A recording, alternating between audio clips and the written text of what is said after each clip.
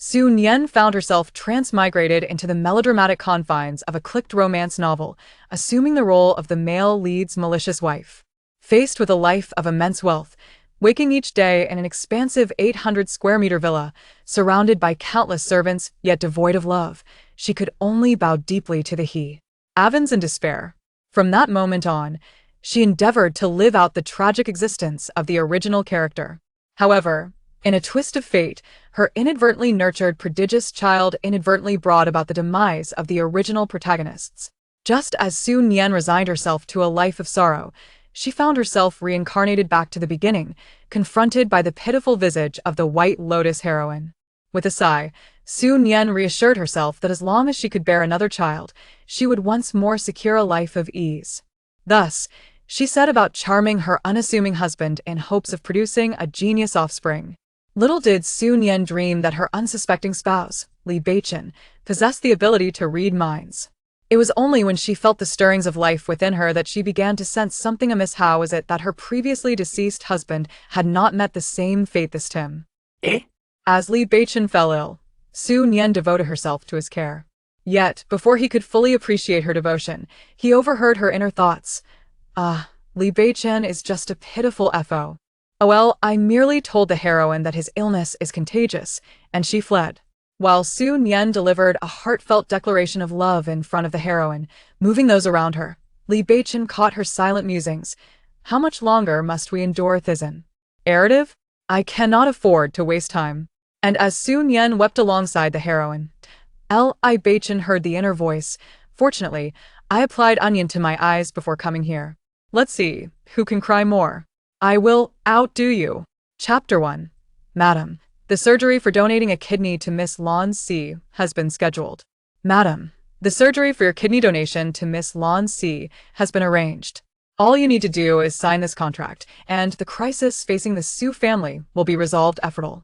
SSLY, with a pale complexion, Su Nian took the document handed to her and managed a few hollow laughs.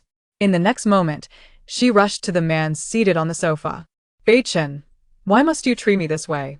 Is your love genuine while mine is not? The man remained unmoved, his expression as frigid as ice. Beichen, what makes me inferior to Lan Si? Just tell me, and I will change. I will comply with your wishes.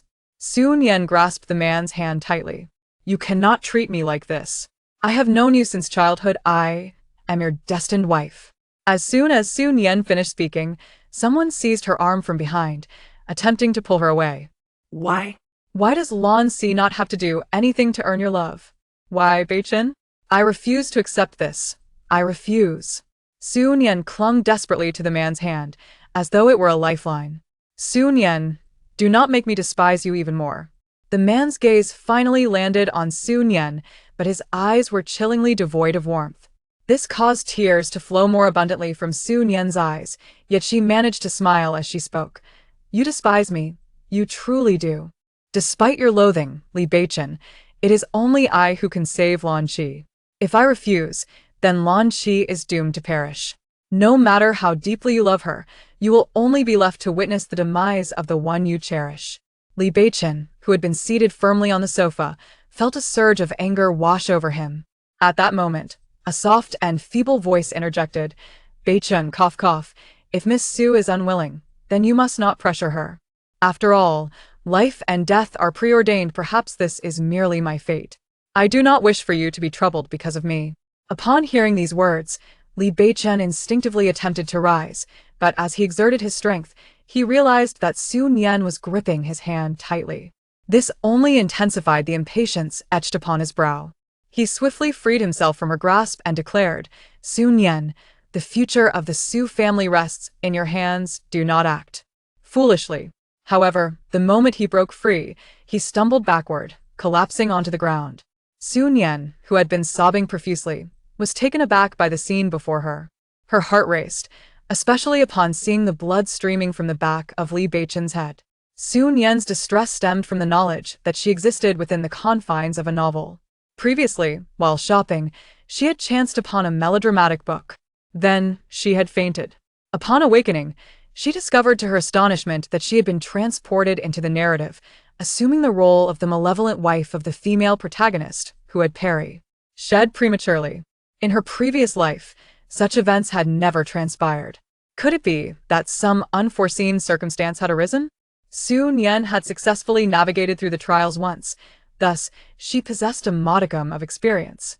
Immediately, she seized the opportunity to embrace Li Beichen before Lan Ji, the leading lady, and with an unwavering resolve, declared, "Lan Ji, this is all your fault. Should anything happen to Beichen, I shall hold you utterly accountable." Su Nian contemplated that regardless of any unforeseen events, maintaining the persona of the malicious supporting character would undoubtedly serve her well. Chapter 2. He seemed to hear Su Nian's inner voice. "Miss Su, what do you mean by that?" "It was clearly you who caused Beichen to fall," Lan Ji remarked, her words punctuated by a series of coughs. Su Nian regarded the woman before her, who bore an uncanny resemblance to Lin Daiyu, and could not help but sigh inwardly. In her previous life, she often fretted that Lan Ji might faint mid-conversation.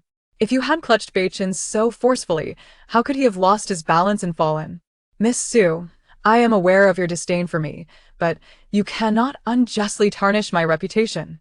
The notion of losing one's balance and falling, Su Nian thought. When did this melodramatic Mary Sue world become so meticulously logical? Fortunately, having traversed this realm once before, Su Nian swiftly recalibrated her stance. "No, it is you who instigated this entire debacle. Ever since you emerged by Beichen's side, everything has spiraled into chaos.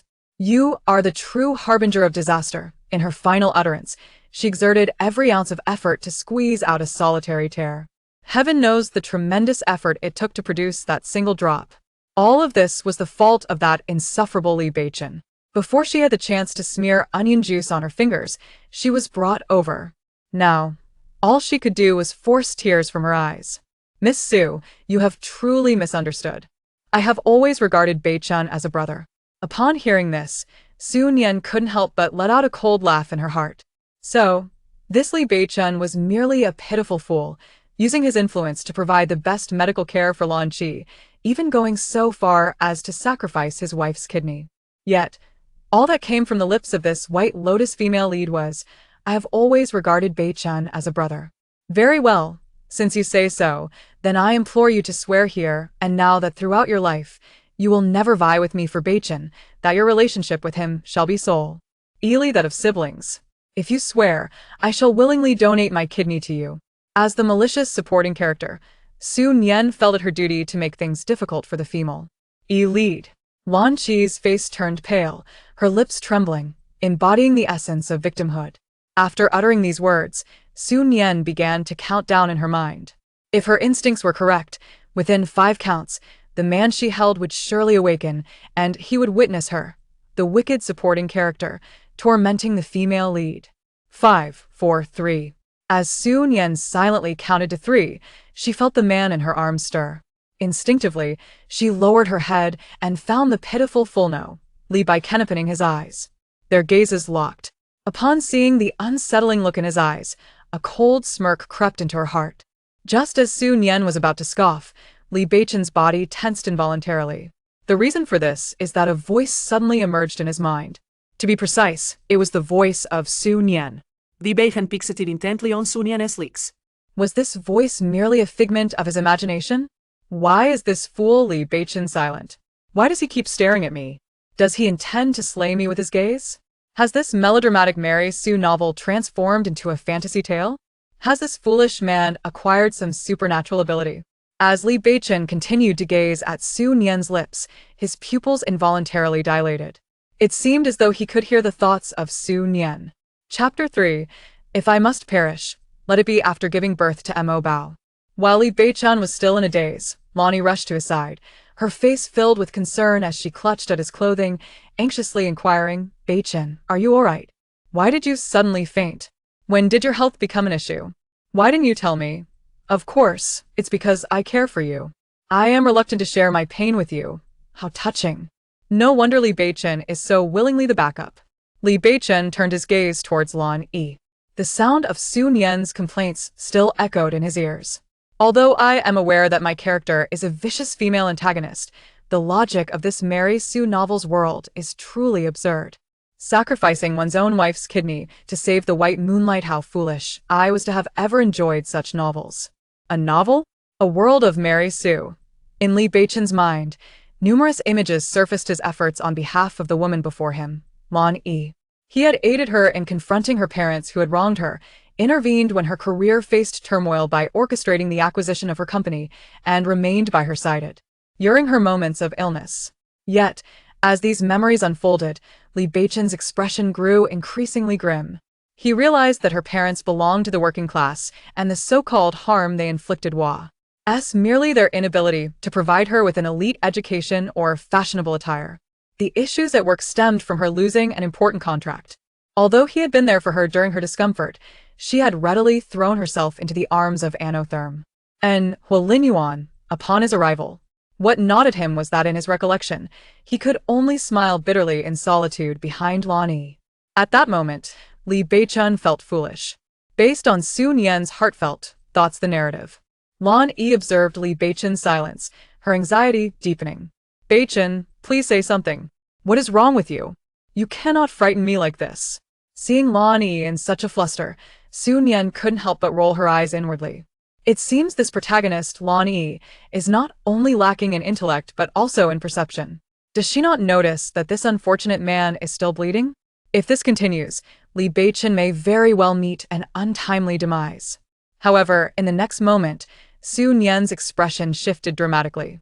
Without hesitation, she forcefully pushed Lan Yi aside. The action was quite brusque, nearly causing Lan Yi to stumble. He turned directly to the butler standing nearby and exclaimed, "What are you still dawdling for? Can't you see that Beichen's head is bleeding? Are you not ready to fetch the car for the hospital?" Upon hearing this, the butler hastily departed. At that moment, Li Beichen began to feel the throbbing pain in his head, and the world around him seemed to blur into a surreal haze. He realized he needed time to gather his thoughts. Li Beichen stood up and began to walk forward. However, he had taken only a few steps when he was intercepted by Su Nian. "Beichen, I am unsure what you are contemplating or where you intend to go, but you must go to the hospital immediately." Li Beichen halted, gazing at Su Nian who had blocked his path. The voice from his mind echoed once more. "Damn it, I almost forgot I am not yet pregnant. Li Beichen cannot die now. If fate must take a turn, it must be after I conceive and give birth to Mo Bao." Li Beichen. Chapter 4. Wow, Li Beichen is truly a dedicated supporting character. Pregnant? What is this all about? Li Beichen stared at Su Nian, realizing that his suspicions were indeed correct. He instantly grasped her hand and pulled her into his embrace. Su Nian winced from the pressure, her pupils widening instinctively. What does this guy intend to do? Is he going to strike me? This Li Beichen is already a great fool, and now he resorts to violence against women. This is utterly outrageous. At present, Li Beichen's mind was already in turmoil, and the cacophony of Su Nian's chaotic thoughts only exacerbated his vexation. Thus, Li Beichen coldly commanded her, "Silence. Su Nian. This utter fool dares to silence me. What have I said to warrant such an order? Is it a transgression for a wicked female antagonist like myself to even breathe? This is utterly intolerable." Li Beichen's head throbbed painfully from the clamor of these intrusive thoughts. He instinctively opened his mouth to speak again, only to recall that it was Su Nian's thoughts that disturbed him. What good would it do to tell her to be quiet? Would it truly quell her musings? In the next moment, darkness enveloped him, and he collapsed directly onto Su Nian. Unprepared, Su Nian was suddenly knocked to the ground by this adult man.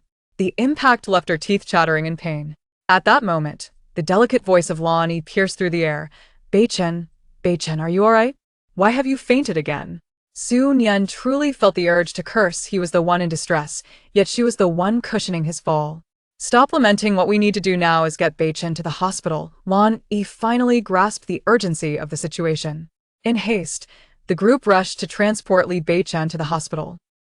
From the moment Li Beichen was wheeled into the emergency room, Lan Yi began to weep, and there seemed to be no end to her tears. Su Nian had been observing for quite some time, pondering that if this clicked Mary Sue author were any more foolish, she might write that the heroine's tears would transform into earls. In that case, standing there for just a moment could potentially make her a millionaire in an instant.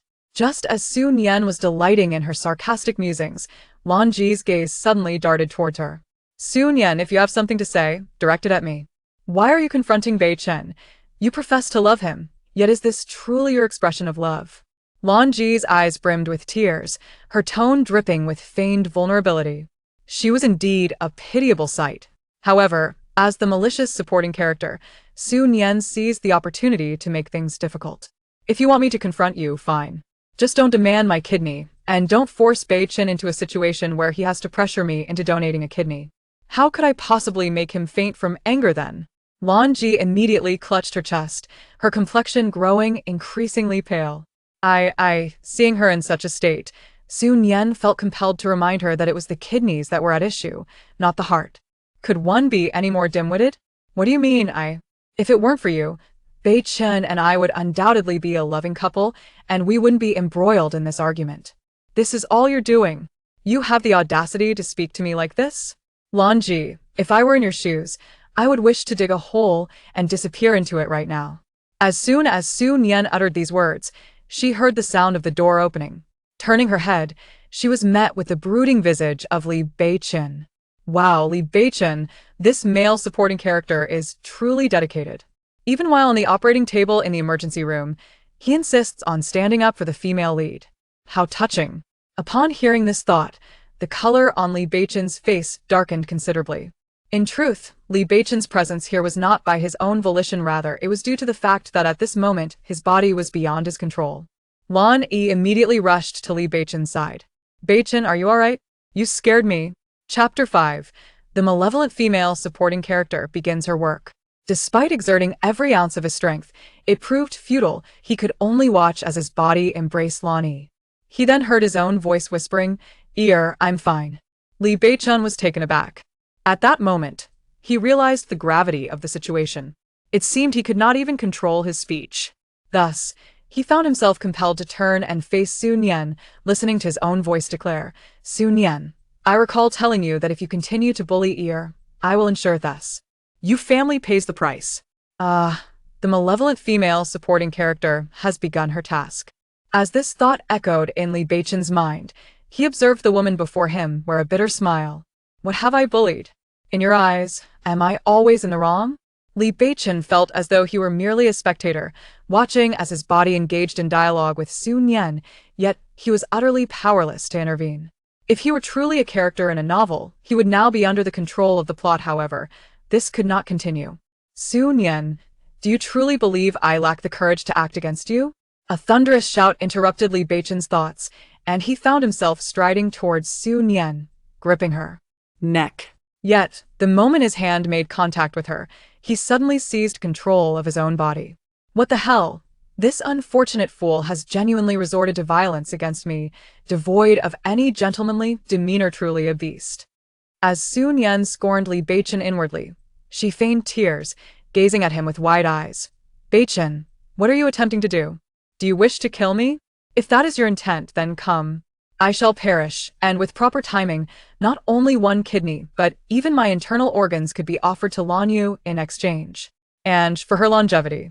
Although Li Beichen was rendered speechless by Su Nian's inner thoughts, he showed no intention of releasing her.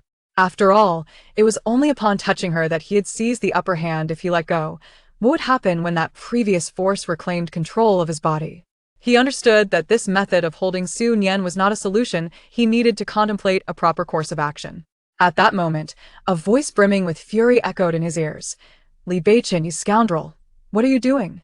Upon hearing the voice, Su Nian recognized that her savior had arrived, for the owner of that voice was none other than Li Beichen's father. In the next moment, Li Beichen was forcibly pulled away. He lifted his gaze to behold his father's countenance, brimming with fury. Li Beichen, are you truly a man? How dare you lay hands on your wife? Are you not afraid of becoming a laughingstock? Having uttered these words, his father turned his attention to Su Nian, his expression instantly transforming into one of warmth. Nian, do not fret. Father is here. This scoundrel shall not harm you. It seemed that this rebirth was far from a mere replay of a completed game. What had gone awry? Could it truly be the butterfly effect at play? Chapter 6. Miss Su is merely lacking a kidney. Upon seeing Li's father, Lan Si displayed a flicker of concern in her eyes. The reason for her unease stemmed from the fact that Li's father had never taken a liking to her from the very first encounter and was utterly infatuated with Su Nian. The sole reason Su Nian was able to marry Li Beichen was due to his father's insistence. He had declared that with He marrying Su Nian, Li Beichen would be ineligible to inherit the Li family legacy, thus forcing Li Beichen into an unwilling union with Su Nian. With a determined grit, Lan Si stepped forward. Uncle Li, please do not blame Beichen. It is entirely my fault. If it were not for me, Beichen would not have quarreled with Miss Su, nor would he have fainted. If blame must be assigned, let it fall upon me. Do not cast it upon Beichen. I do not blame you. Who else could I possibly blame? Moreover, Miss Lan, I must remind you that there is no Miss Su here, only Madame Li. Please be mindful of your words, Li's father retorted coldly. Lan Ji took a few steps back, frightened by the fierce gaze of Li Fu, and glanced at the currently subdued Li Beichen. I'm sorry. He began to struggle against the mysterious power within him. However, to outsiders, all they could see was Li Beichen's face, which was an unmistakable portrait of Despa. Especially for Lan Ji, witnessing such a countenance from him bolstered her confidence considerably. Lan Ji, I am unaware of the nature of your relationship with this beast, and frankly, I have no desire to know. What I do know is that Nian Nian is my daughter-in-law, and thus is as good as my own daughter. Although I am merely an old man, let me be clear. As long as I am here, no one shall lay a finger on Nian Nian, Li Fu declared, his expression grave as he fixed his gaze upon Lan Ji. This left Su Nian momentarily speechless. Dad looks so handsome right now, exuding such masculinity. If it weren't for that wretched author casting Dad with a son like Li Beichen, he would undoubtedly have never produced a resentful offspring. Uncle Li, you must be mistaken about me. You do not truly understand my situation, Lan Ji asserted. Li Fu scoffed dismissively. What misunderstanding could possibly exist? You are entangled with my son. Is it not evident that you are manipulating him, using my foolish son to your advantage, even to the extent of coercing his wife into donating a kidney? What grounds do I have for misjudgment here? But Miss Su is merely short a kidney, yet she has the power to save my life. Have you not heard that saving a life is worth more than the construction of 7 pagodas? Su Nian remarked, a cold smile forming within her mind. Indeed, the quintessential Mary Su protagonist excels in moral coercion. However, fortunately for Su Nian, she possesses no such moral constraints, rendering her immune to such manipulation. In this narrative, it is established that Li Beichen's father stands unconditionally by his side, thus Lan Tang's attempts at eliciting sympathy from him are futile. As anticipated, upon hearing these words, Li's father unleashed a torrent of invective upon Li Beichen. You foolish boy, do not tell me you share this sentiment. The notion that saving a life surpasses the merit of constructing a grand pagoda is utterly absurd. I have lived for quite some time, and I have never encountered a scenario where one is coerced into saving another. I distinctly recall conducting thorough examinations when I brought you into this world. Why, then, have you suddenly become so devoid of sense? Chapter 7. Indeed, the older ginger is the spicier one. Beside her, Su Nian couldn't help but applaud. Truly, the older ginger is indeed the spicier one. The art of insinuation is quite impressive. However, Su Nian understood that this was her moment to shine. She promptly darted in front of Li Beichen, blocking his path. Dad. You've misunderstood Beichen. I wasn't coerced, it was my own choice. At that instant, Su Nian suddenly felt a weight on her shoulder. Oh no. Is this poor soul going to faint again? Last time, he nearly crushed me. What do you mean by your own choice? Your health is already fragile. I wouldn't allow you to make such a choice, Li father shouted angrily. Yet, after his outburst, upon noticing Li Beichen leaning against Su Nian, concern flickered across his face. Beichen, what's wrong? Why can't you stand? Of course he can't stand. It's a peculiar situation when a hero descends from the emergency platform to rescue the damsel in distress and remains steady. The moment Li Beichen made contact with Su Nian, he felt himself suppressing the tumult within him. However, her repeated inner thoughts of poor soul did little to improve his complexion. This woman is truly intriguing. I'm fine, just a bit dizzy. That's all, he replied. The doctor hurriedly emerged from the emergency room. As he met Li father's piercing gaze, an involuntary shiver ran down his spine. What happened to my son? Tell me everything in detail. The doctor promptly stated, "We have conducted a thorough examination of Mr. Li and found no apparent injuries." However, upon his arrival, his heart rate was notably elevated. It appears he may have encountered a distressing situation, leading to his fainting. "Is there any treatment available?" He continued, "I must inform you. Should anything happen to my son, I will ensure that your entire hospital bears the consequences." Upon hearing this, the doctor's face drained of color. Su Nian gazed at her father with admiration sparkling in her eyes, thinking, "Wow, Dad is so impressive and handsome, far superior to that unfortunate Li Beichen. He truly embodies the essence of a powerful CEO." Li Beichen, however, mused to himself, yet the woman he has chosen seems to lack common sense. Does he not worry that a child born to such a woman might possess diminished intelligence? At this thought, he couldn't help but glance at Su Nian from the corner of his eye. Just then, the doctor reassured Mr. Li, "Please do not worry, Mr. Li is in no serious condition. He simply requires ample rest to avoid stress and agitation, and he will be just fine." Su Nian, her face etched with concern, declared, "Dad, you can rest assured, I will wholeheartedly take care of Beichen from now on. I will ensure he receives the best care." Yet, Li Beichen's inner thoughts were quite different. The malicious supporting character relishes this. Just a few clever words here and there suffice. After I voice my objections, that unfortunate Li Beichen will undoubtedly refuse firmly. If I merely feign vulnerability, perhaps the old gentleman will reward me handsomely, allowing me to avoid being a servant to that unfortunate soul while still reaping the benefits. Uncertain of what benefits the old man might bestow upon him, whether it be exquisite jewelry of immense value or real estate, Li Beichen could not suppress a disdainful snort upon hearing such words. How could he possibly allow this woman to succeed? "It seems I must trouble you these few days, Su Nian," he stated. At this, all present turned their gaze towards Li Beichen. Chapter 8.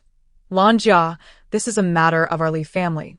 Su Nian's first reaction was to think that this fellow must have suffered a blow to the head.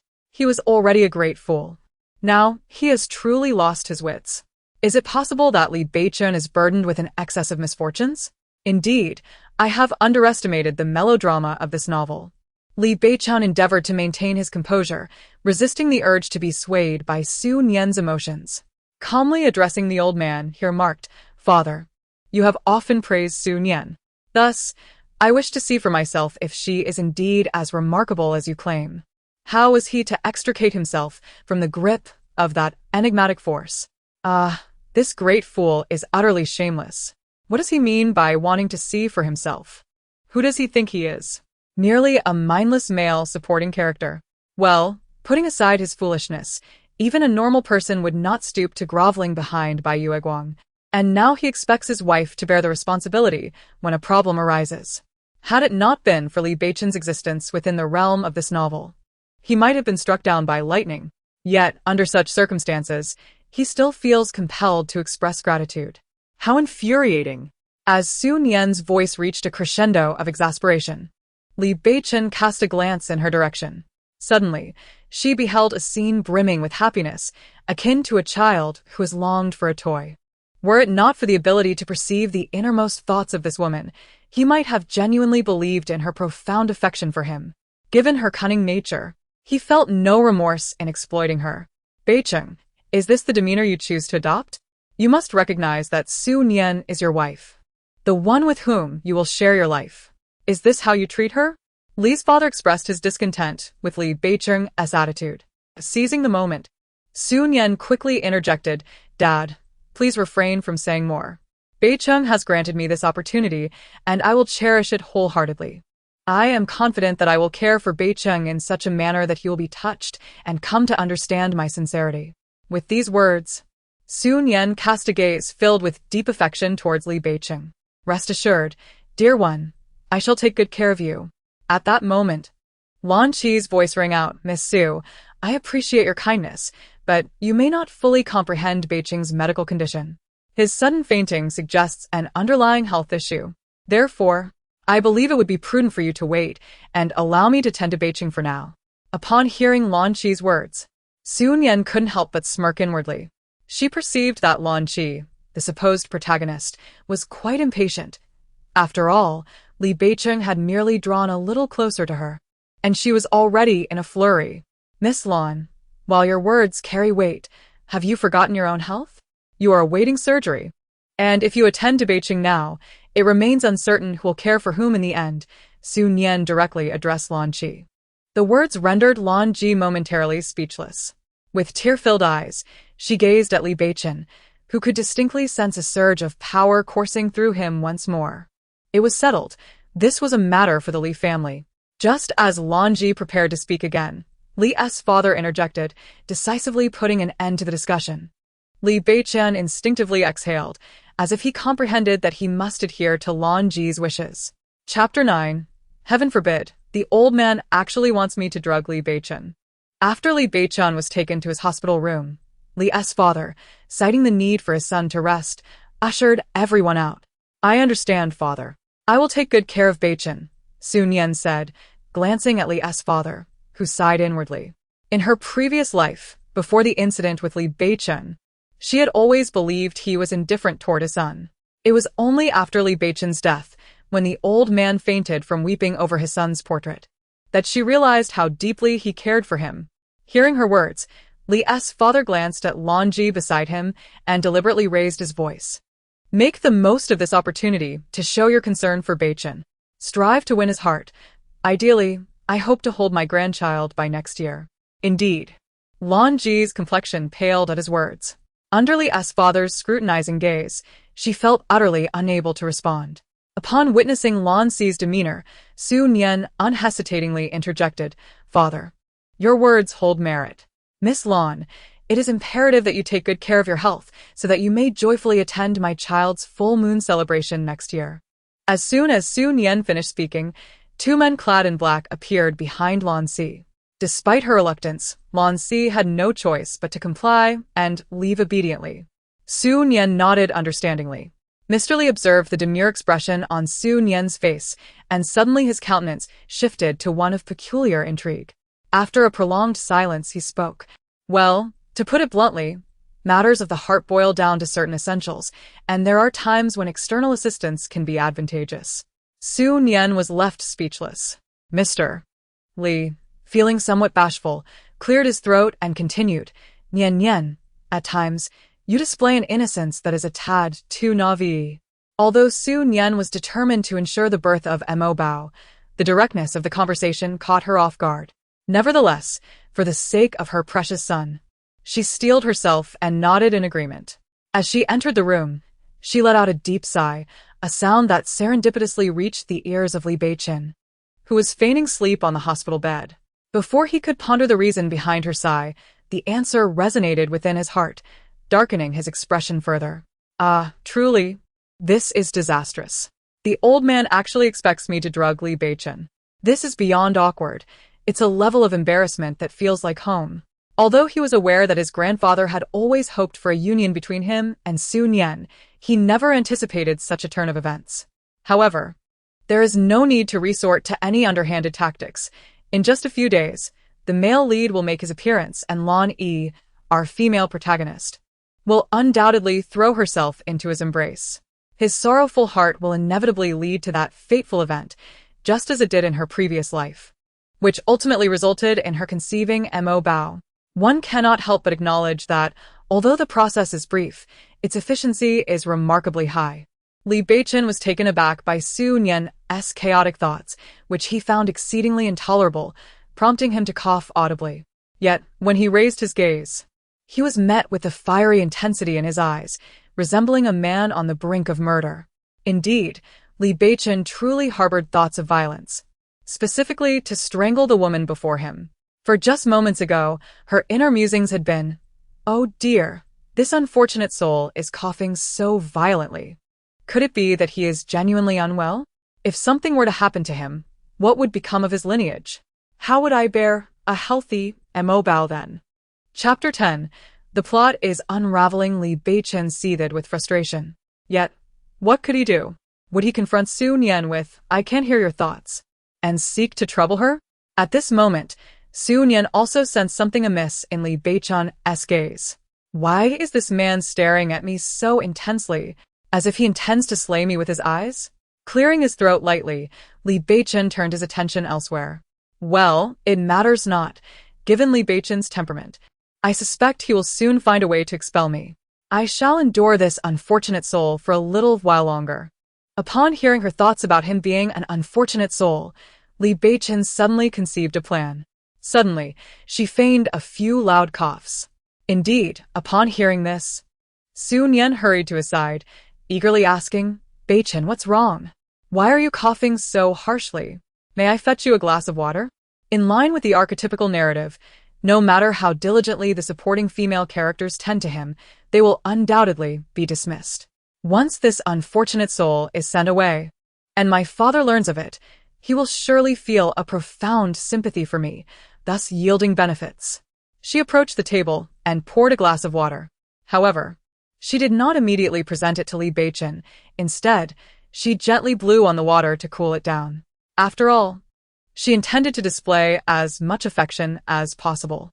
Having already navigated this scenario, she was well acquainted with the plot. Once the water was sufficiently cooled, Su Nian brought it before the man. "Beichen, I have cooled this water for you. It is now just perfect for drinking." "Oh, unfortunate soul. Do spill the cup from my hands, swiftly." Listening to Su Nian's inner thoughts, it would be a wonder if Li Beichen had allowed her to succeed. He reached for the cup, and under Su Nian's fervent gaze, he furrowed his brows and looked up at her. "Su Nian, do you have feelings for me?" "Su Nian. What does he mean by that?" Why bring this up at such a moment? Indeed, if I profess my feelings, this unfortunate soul might just throw water at me. It follows the script. Su Nian promptly donned a look of deep affection. "Beichen, why do you say such a thing? We have grown up together. My feelings for you are evident to all. Why can't you see them? Is it possible that, given my current state, I can drink such cold water?" Li Beichen coldly interrupted Su Nian's performance, leaving her bewildered. What was this absurdity? The atmosphere dampened. I'm sorry. I'll refill it right away." Su Nian hurriedly snatched the cup from Li Beichen's hand and poured a new drink. She gazed at the man before her, questioning when he had become so delicate. Indeed, Li Beichen was doing this on purpose. With such a talented actress in front of him, it would be a disservice not to provide her with a stage to shine. As time passed, Li Beichen continuously directed Su Nian, insisting that she maintain a smile and feign astonishment no matter the task. The relentless demands left her utterly exhausted. When Su Nian finally collapsed onto the sofa, a singular thought occupied her mind. The plot had gone mad. Observing her state, Li Beichen felt a sense of satisfaction. Chapter 11. Look at how considerate and understanding this female lead is, as portrayed by Lan Qi. Exhausted from the night's antics, the two spent a tranquil evening together. The following morning, Su Nian awoke feeling as if her body were in disarray. "Oh, dear," she sighed. Li Beichen, awakened by her inner thoughts, heard her lament. "I finally understand what it means for the student to surpass the master. My little treasure is so adorable and understanding. Why is his father like this?" It seemed her genes were indeed superior. Li Beichen should genuinely be grateful to her for altering his genes and giving him such a clever and charming son. Li Beichen, upon hearing the cacophony of sounds, could not help but press his forehead in exasperation. It is worth noting that he had not enjoyed a restful night, consumed by thoughts of what to do next. At this moment, his worldview lay in disarray, yet he could ascertain one thing. Whenever he faced Lan Jiao, he would be swayed by that enigmatic force. However, as this thought crossed his mind, his gaze fell upon Su Nian. Under his scrutiny, Su Nian suddenly froze, her body stiffening. To be stared at like this so early in the morning, it frightens me to death, she thought. Li Beichen lowered his eyes, pinching the space between his brows. If only this woman could quiet the tumult of her thoughts. "What would you like to eat this morning, Beichen?" Su Nian mused for a moment before regaining her composure. After all, lamenting over life served no purpose. Life must go on. Observing Su Nian's demeanor, Li Beichen let out a cold snort internally. This woman certainly knew how to feign innocence. Just then, a knock echoed through the room, and Su Nian's eyes brightened instantly. Li Beichen watched as she nearly skipped to the door. Such a hypocritical woman. When Su Nian opened the door and beheld Lan Jiao, especially the lunchbox in her hand, her eyes sparkled with delight. Not only had Lan Jiao arrived, but she had also brought breakfast. This meant Su Nian would not have to trouble herself with preparing a meal for the hapless Li Beichen. Haha. Lan Jiao has not only come, but has brought breakfast as well. I can now be lazy and avoid making breakfast for Beichen, she thought gleefully. Li Beichen's body tensed at that moment. Indeed, that mysterious force had re-emerged, causing his nails to involuntarily dig into his flesh. Miss Su, has Beichen awakened? I have prepared his favorite dishes, Lan Ji said earnestly. Although Su Nian felt a surge of happiness within, she remained resolute in fulfilling her obligations. For a delightful day for a villainess begins with overshadowing the protagonist. Miss Su, Lan Ji, did you not hear your father's words? How dare you still address me as Miss Su? Lan Ji instantly bit her lip, appearing utterly aggrieved. Miss Su, if you were to gain Bei Chen's acknowledgement, I would naturally address you as sister-in-law. After all, in my heart, Bei Chen is akin to my own brother, and I follow his wishes in all matters. Upon hearing these words, Su Nian could not help but applaud. Look at how considerate and understanding this protagonist has made Lan Ji. No wonder Li Beichen. This unfortunate soul is so blindly infatuated. Li Beichen, enough. Miss Su, I kindly ask you to step aside. Should you continue to obstruct my path, the food in my hands will grow cold. You must understand, Beichen's health is already precarious, and if he remains hungry, his condition will deteriorate further. As she spoke, Lan Ji squeezed past Su Nian and entered the hospital room. Chapter 12. Unpalatable fare. Lan Ji approached Li Beichen with an expression of excitement, opening the lunchbox as she spoke. Beichen, I specifically consulted the doctor yesterday, and he informed me that you must replenish your strength. Upon seeing the lunchbox, Li Beichen felt as though a swarm of crows had taken flight above his head. At this moment, Su Nian's inner voice resonated in his mind. If I am not mistaken, then the dish prepared by Lan Qi must be exceedingly unpalatable. Yet, in a display of affection, Li Beichen, the unfortunate soul, would consume it without a hint of discomfort. Li Beichen. Before commenting on the taste, he gazed into the black mass within the lunchbox, utterly unable to discern its nature. Just as he was at a loss for words, an inexplicable force suddenly seized control of his entire being. Li Beichen. At this very moment, he found himself bereft of autonomy, compelled to consume the unsightly mass before him. As this thought flickered through his mind, he heard his own voice exclaim, "Cheer, your thoughtfulness is truly commendable. Thank you for your concern for my health. Your cooking smells divine. Just the sight of it ignites my appetite. And I am certain that partaking in your culinary creation will restore my vitality." Upon hearing these words, Su Nian could not help but feel a surge of curiosity. She then leaned closer to Lan Qi. Upon seeing the dish, had she not exercised restraint, she might have burst into laughter. Ha ha ha. In the past, when reading novels, I found it touching when the male protagonist or supporting character consumed the unpalatable dishes made by the female lead. It is genuinely amusing now. However, to play such a significant role in a Mary Sue novel is no ordinary feat were a normal person to eat this. It would be impossible not to suffer for 3 days and nights. I am genuinely curious about what it would be like for a man like Li Beichen, valued in the billions and exuding an air of divinity, to experience such a predicament. Would he coldly declare, "Come forth and face it"? Ha ha ha. Li Beichen, already vexed by the loss of autonomy over his own body, found himself even more troubled upon hearing those words. He couldn't shake the thought that consuming that item might indeed result in an upset stomach. Reflecting on Su Nian's inner musings only deepened his discontent. At that moment, Su Nian's thoughts echoed in his mind once more. Oh, never mind, I shall handle it. After all, the old man instructed me to stay close to this unfortunate soul. If he truly does suffer from diarrhea, it is I who will bear the brunt of the unpleasantness. Su Nian deliberately let out a cold laugh, adopting the demeanor of a quintessentially malicious supporting character. Lan Ji, do you genuinely wish for Beichen's health, or are you secretly hoping to poison him by offering this? Miss Su, how can you say such a thing? Lan Ji's eyes brimmed with tears. How can I not, Lan Ji? Just take a look at these concoctions you've prepared. Can you enlighten me on what vegetables they once were? Su Nian boldly seized the lunchbox, striving to avert her gaze from its contents, fearing that she might falter. Upon witnessing Su Nian's audacious act, Li Beichen instinctively exhaled in relief. Yet, his body was inexplicably compelled by an unseen force to step forward, seemingly intent on reclaiming the lunchbox. However, as Li Beichen's hand reached towards Su Nian, she leaped back with remarkable agility, a distance of at least 3 meters. This distance. The arrogant voice of Su Nian echoed in his mind. Humph. As a wicked supporting character in a Mary Sue novel, everything is perfect, including sports. Li Beichen. This is entirely unnecessary. Chapter 13. This is undoubtedly a moment of brilliance. Su Nian, if you dare to trample on the feelings of Lan Qi, you shall bear the consequences. Upon hearing this domineering proclamation, Su Nian silently cursed the foolishness in her heart and continued with the plot. What feelings?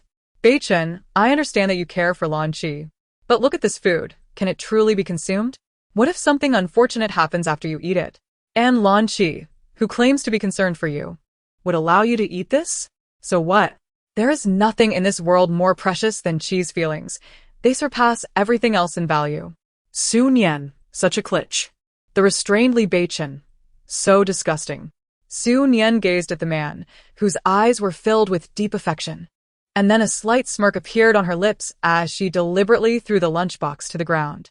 As a professional wicked supporting character, how could she not ruin the protagonist's feelings? The restrained Li Beichen instinctively exhaled in relief, grateful to avoid consuming that detestable meal. However, he quickly regained his composure and looked at his hands, ready to confront Su Nian. To his surprise, Su Nian simply sat on the ground, feigning tears. Beichen, I know you are very angry, but your health is of the utmost importance. What if something goes awry with your body after eating? Lan Qi timidly spoke. Forget it. Beichen. Although I spent an entire night preparing this meal, Miss Su is right. Your health is of utmost importance. Rest assured, I will surely present a feast that delights both the eyes and the palate next time.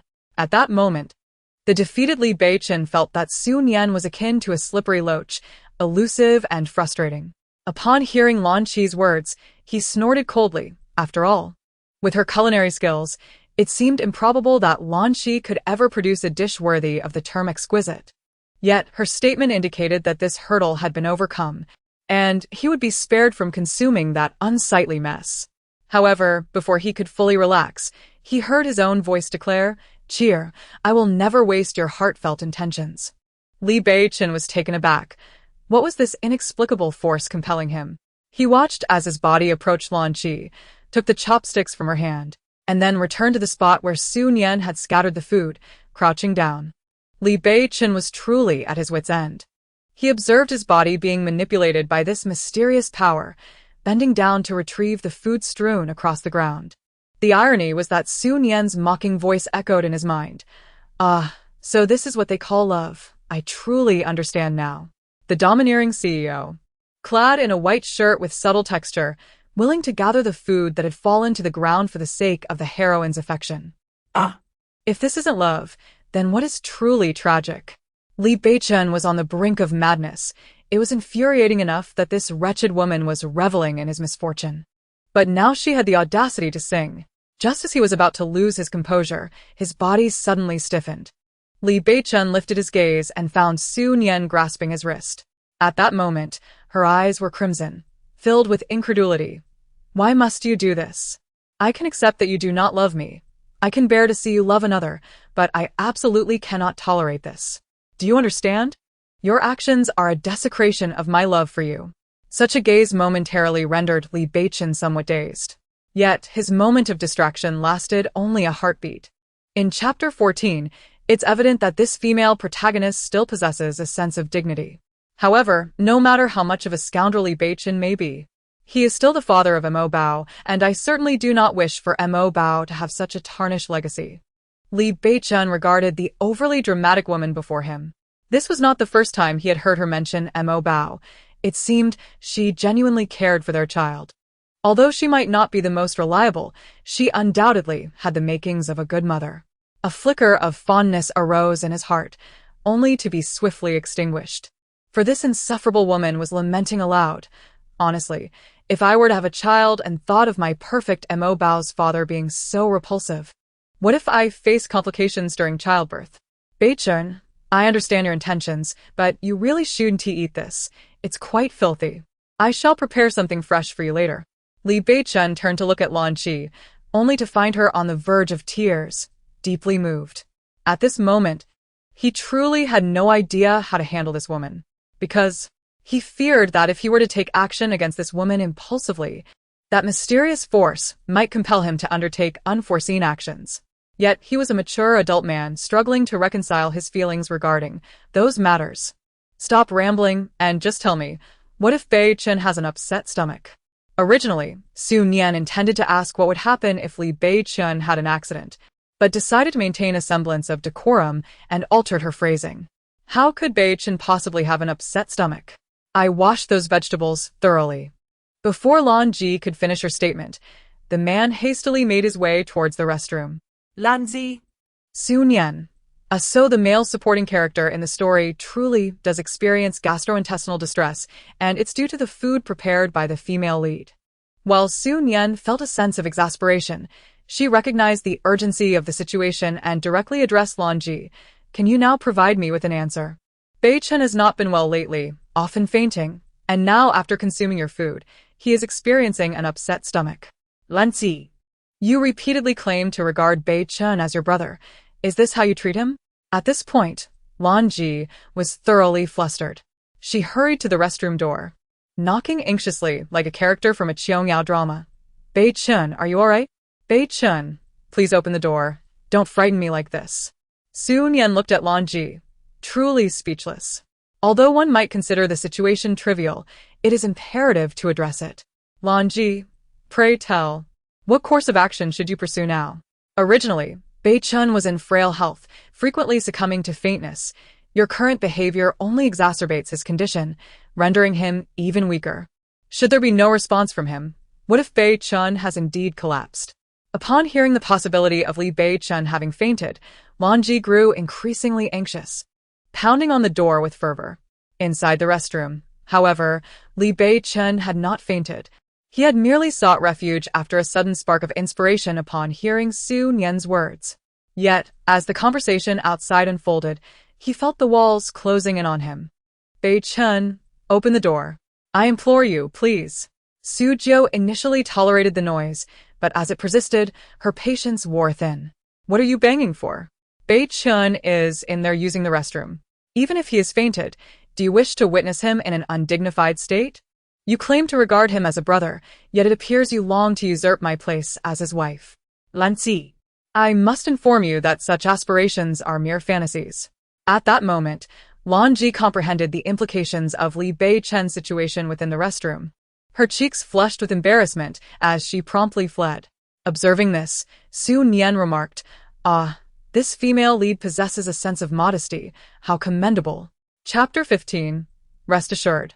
Young madam, we are professionals. However, once Lan Ji departed, Su Nian regarded the restroom door, pondering whether that rascal, Li Beichen, had indeed succumbed to her jest and fainted within.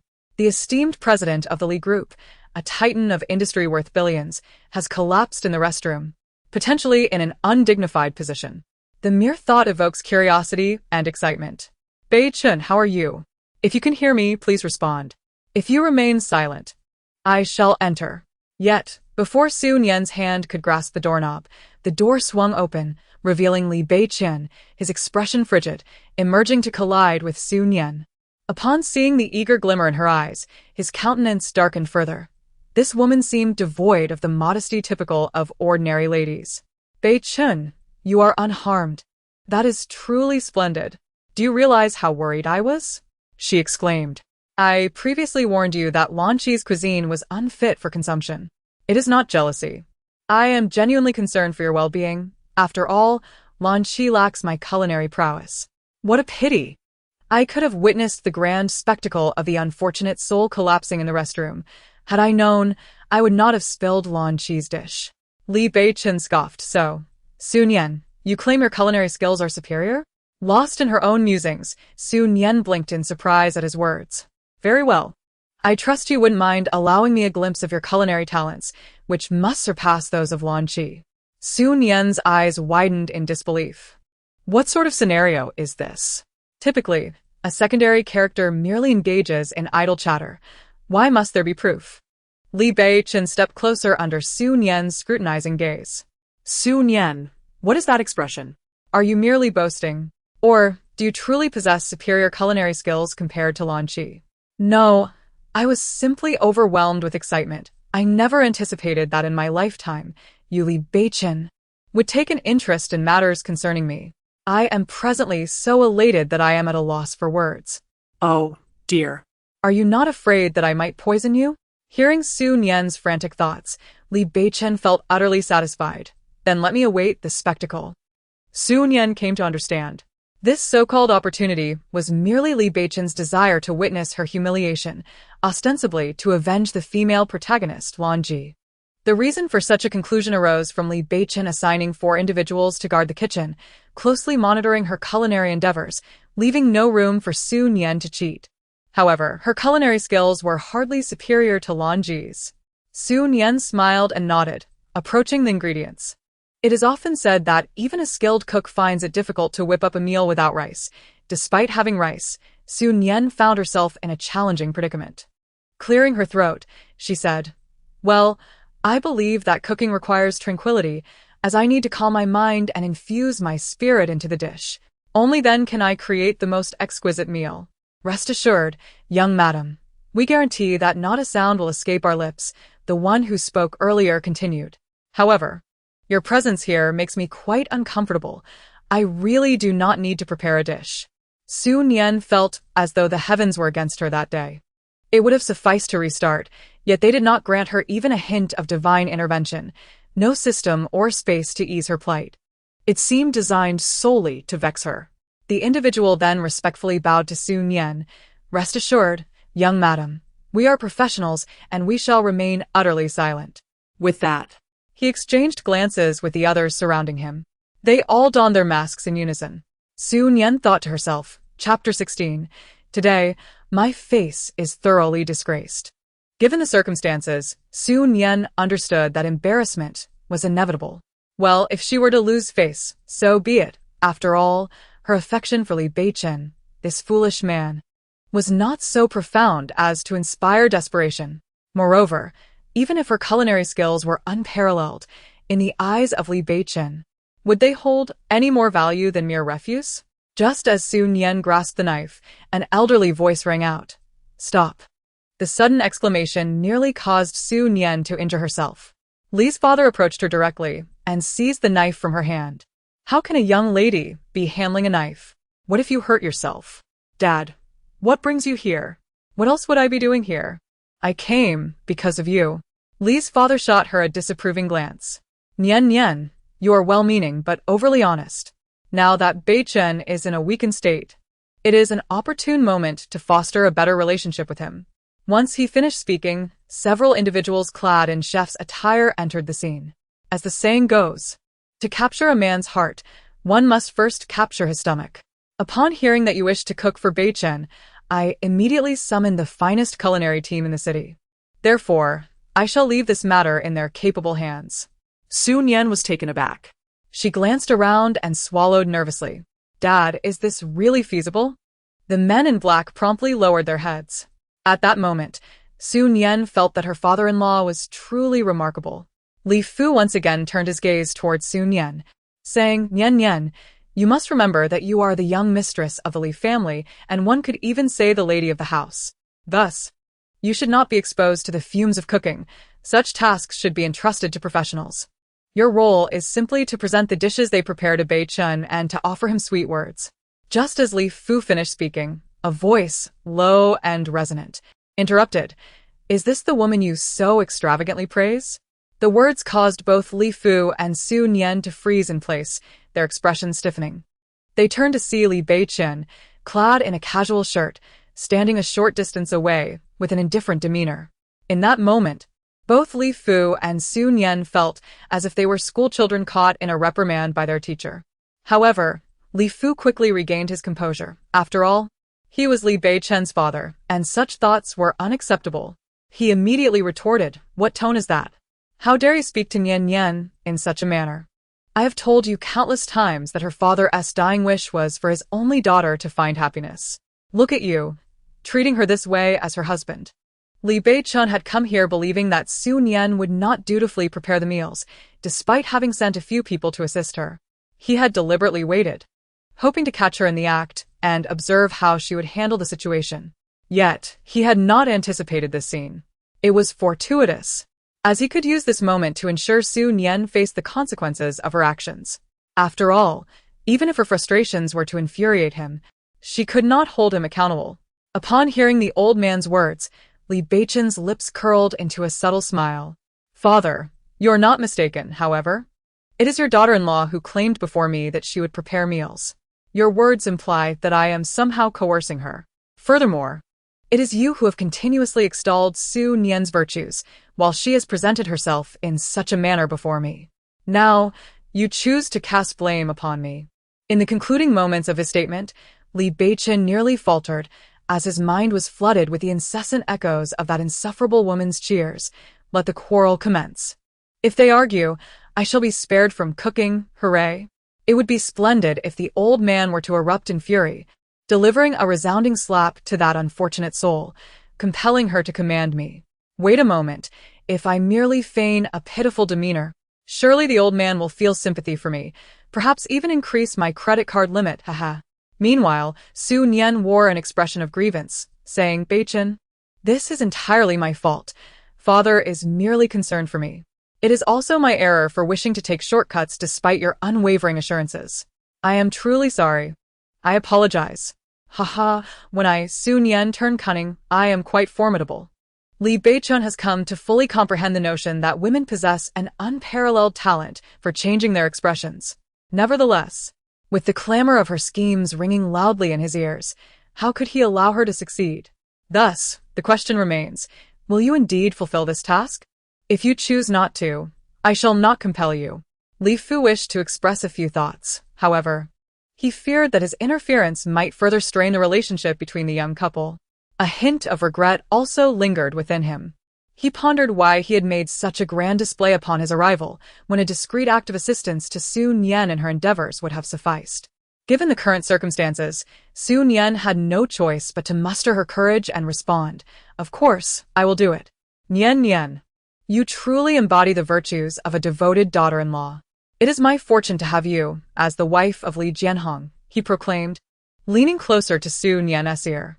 "Rest assured, whatever you prepare, I shall declare it delicious, and I guarantee that Beichen will echo my sentiments." Su Nian felt a swell of emotion at this moment. Though she was aware that in her past life, the old man had treated her as his own daughter, she couldn't help but feel touched. "Ha, since father has assured me that no matter the flavor of my cooking, the big fool will eat it, then I shall not hold back." At that instant, Li Beichen, who was about to take a seat nearby, nearly missed the chair in his surprise. He found himself questioning who, between him and Su Jiu, was truly the old man's biological child. He then observed Su Nian casually selecting a few ingredients and chopping them together with a vigor reminiscent of rural life. Turning to the old man, he was taken aback when Li Jianhong, with an affectionate expression, remarked, "Nian Nian's knife skills are truly impressive." As Su Nian tossed the vegetables into the pot, Li Jianhong continued, "Her nimble hands reveal she possesses the makings of a great chef. Beichen, you are indeed fortunate to have such a wife." Su Nian poured half a bottle of vinegar, causing Li Jianhong's expression to shift slightly. "Nian Nian, this is excellent. I recently heard a nutrition expert say that we should consume more vinegar for our health." Su Nian then added half a bag of salt, prompting Li Jianhong to clear his throat a few times. "Nian Nian, your control over salt is quite impressive." In truth, Su Nian was not particularly keen on this. She had genuinely never set foot in a kitchen. How is this so difficult? In my previous life, Mo Bao was already cooking for me at the age of 5, which indicates that cooking should be simple. Why does it become so challenging when it is my turn? Li Beichen, a 5-year-old child. If Su Nian's statement about her past life were true, and they indeed had a child then, He couldn't help but feel a twinge of sympathy for that unborn child, having such an unreliable woman as a mother. Ultimately, the dish presented before Li Beichen was not much better than what Lan Yi prepared. If one were to find a silver lining, at least Li Beichen could discern some green vegetables amidst the chaos. Chapter 18. The cooked duck flies away. Li Jianhong surveyed the plate before him, struggling to express any form of praise. It was truly inedible. The pivotal issue was that Li Beichen was watching him, eagerly awaiting the spectacle. As Li Jianhong contemplated his words, Su Nian suddenly picked up the plate once more and unceremoniously discarded the dish she had just prepared. Nian, what are you doing? Su Nian chose to disregard Li Jianhong's words and turned her gaze towards Li Beichen. Beichen, I apologize. I deceived you. I truly cannot cook. The reason I misled you was to prove that I am superior to Lan Yi. I never anticipated that you would genuinely expect me to prepare a meal. I am sorry for squandering your trust in me. Su Nian's motive stemmed from her own apprehension. She knew that consuming her culinary creation would undoubtedly lead to discomfort. Moreover, she was acutely aware that, regardless of the outcome, the old gentleman would inevitably partake. The crux of the matter lay in her own perception of her culinary disaster. How could she possibly serve it to him? What if he were to suffer any ill effects? If it weren't for my concern for my father's well-being, I would certainly employ a provocation to compel that fool Li Beichen to eat it. Li Beichen regarded Su Nian, realizing that this foolish woman was not entirely devoid of merit. Observing Su Nian's considerate nature, Li Jianhong swiftly approached her, his eyes brimming with compassion. Nian, how can you be so understanding? You are far too accommodating, which is why you have been subjected to such treatment. I have told you countless times that your disposition cannot remain so gentle. Li Beichen, overhearing this, let out a silent scoff in his heart. If the old man could perceive the true sentiments of this woman as he did, he would undoubtedly possess a different perspective.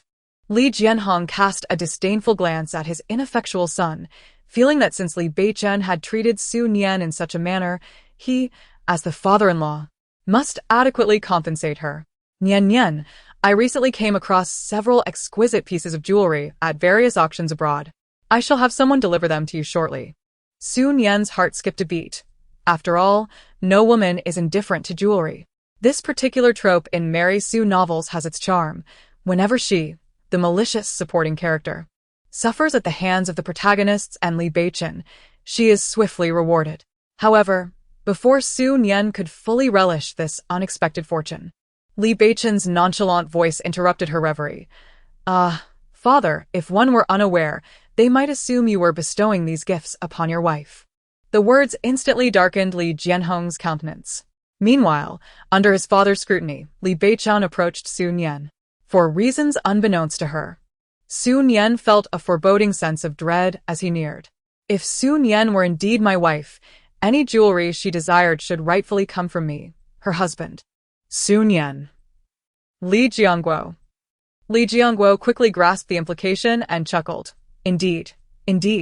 If Nian is truly lacking in anything, it should certainly be provided by you, Beichen, as her husband. How foolish of me. This remark nearly drove Su Nian to madness. After all, the notion of Li Beichen purchasing such gifts for her was utterly ludicrous. In Mary Sue novels, a secondary male character like Li Beichen exists solely to serve the female lead. The idea that she might benefit from this was nothing short of absurd. This unfortunate fool, who has caused my cooked duck to fly away. He bought it for me? What nonsense! Listening to Su Nian's frantic voice, Li Beichen felt an even greater sense of delight. I shall fulfill the duties of a husband.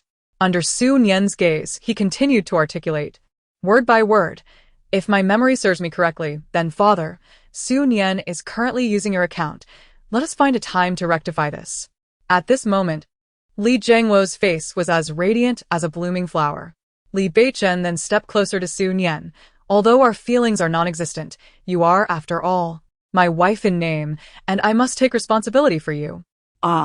Who asked you to take responsibility? You foolish man should go seek the leading lady for that. Why impose any responsibility on me? The wicked female supporting role. The more Li Beichen listened to Su Nian's desperate outcry, the more amused he became. What is this? You seem rather displeased. Chapter 19.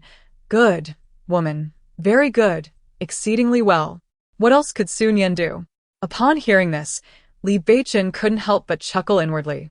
Even without the influence of that mysterious force, he found this woman disingenuous. Just then, his father's voice echoed, Beichen, look at the sincerity Su Nian holds for you. You consistently squander this sincerity, and mark my words, you will regret it sooner or later. Li Beichen turned to the old man, immediately noticing the excitement etched on his face. Seizing this opportunity, Su Nian hurriedly began to showcase her true self. I feel utterly nauseated. Such overly sentimental words might even make Li Beichen shudder, and they certainly make me feel queasy. Mr. Li approached Su Nian and said, Nian Nian, you mustn't say such things. When your father was alive, you were his treasured jewel. If you feel wronged, then when I meet your father in the afterlife, he will surely hold me accountable. Su Nian quickly shook her head, insisting, No, my father wouldn't blame you. I understand him well. He would be immensely happy to see me engaged in activities that bring me joy. Su Nian genuinely believed that if there were a competition for devoted admirers, she would undoubtedly claim the championship, as no one could flatter more than she. After all, she had consumed countless Mary Sue novels. Su Nian, are you implying something? Li Beichen remarked languidly. Su Nian instinctively turned to respond, but before she could utter a word, he continued, By your expression, it seems not. In that case, father, I shall take responsibility for all matters concerning Su Nian. Even if there are no romantic feelings between us, I must still fulfill my duties as a husband. Upon hearing this, a sense of foreboding washed over Su Nian. As anticipated, by the afternoon, her various bank cards, jewelry, and clothing had all been cleared out. Everything that had been purchased by the elderly was gone. Su Nian was on the verge of exploding with frustration. Had she diligently played the role of the villainous female lead solely for this outcome? Meanwhile, Li Beichen observed the woman, who was nearly ready to pounce like an agitated cat, with an air of calmness. What a hypocritical woman. Is this not just a performance? He was indeed curious to see how this woman would perform. Su Nian, if you are reluctant to part with it, you may speak up, and I can command them to cease. Li Beichen, without hesitation, added fuel to the fire. Su Nian took a deep breath, striving to compose her emotions. New beginnings do not come without letting go of the old, although Li Beichen, the secondary male lead, may appear rather foolish. He embodies the classic archetype of a domineering CEO. Since he has spoken, he will undoubtedly provide himself with something new, indeed. But given his disdain for me, would he genuinely invest? As this thought crossed her mind, Su Nian turned her gaze toward Li Beichen. Realizing that this plot diverged from her previous life's narrative, this scene had not existed before. In her past life, she had hardly interacted with this foolish secondary male lead.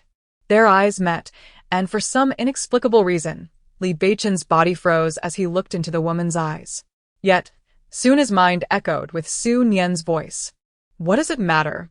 He will soon meet his demise, and when that time comes, his wealth shall be mine. Why should I fear a lack of good fortune? A deeper smile graced Li Beichen's face. Excellent, woman. Splendid. Truly splendid. Chapter 20. It feels as though the past 30 years have been in vain. Nevertheless, Su Nian believed she could not simply suffer this loss. She needed to take action. Beichen, how could you think this way?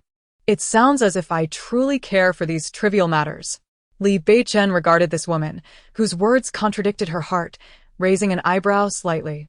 Although he had promised the old man to take responsibility for her, however, it was never stated that one would take immediate responsibility. It hardly matters.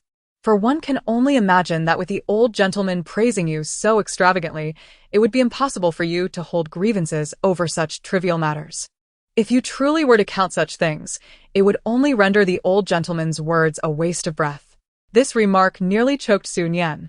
This fellow is being intentional. He is certainly doing this on purpose to provoke me. Listening to Su Nian's frantic inner voice, Li Beichen felt a sense of relief. Just then his assistant entered the room. Li Beichen rose from the sofa, stating, I have a matter to attend to. I shall retire to my study. With that, he leisurely departed amidst Su Nian's exasperated thoughts. However, Li Beichen's good mood did not last long, for upon receiving the documents from his assistant, a multitude of memories flooded his mind. He recalled how he had purchased a plot of land in the city center to please Lan Qi, subsequently constructing an art museum. To ensure Lan Qi's comfort, he had built a villa within the mountains, and for her culinary satisfaction, he had summoned chefs from around the globe. Particularly after Lan Qi's renal issues arose, he had expended a considerable fortune and initiated numerous projects. Yet, the company's accounts were evidently in a state of significant deficit, a fact he had previously overlooked. As Li Beichen sifted through his memories, he felt akin to a marionette, and suddenly, it dawned upon him that the past 30-odd years of his life appeared to have been lived in vain.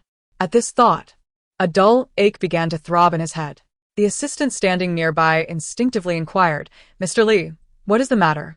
Your complexion appears rather unwell. Shall I summon a doctor for you?" Li Beichen raised his hand. "It's nothing, Zhou Su. Please leave.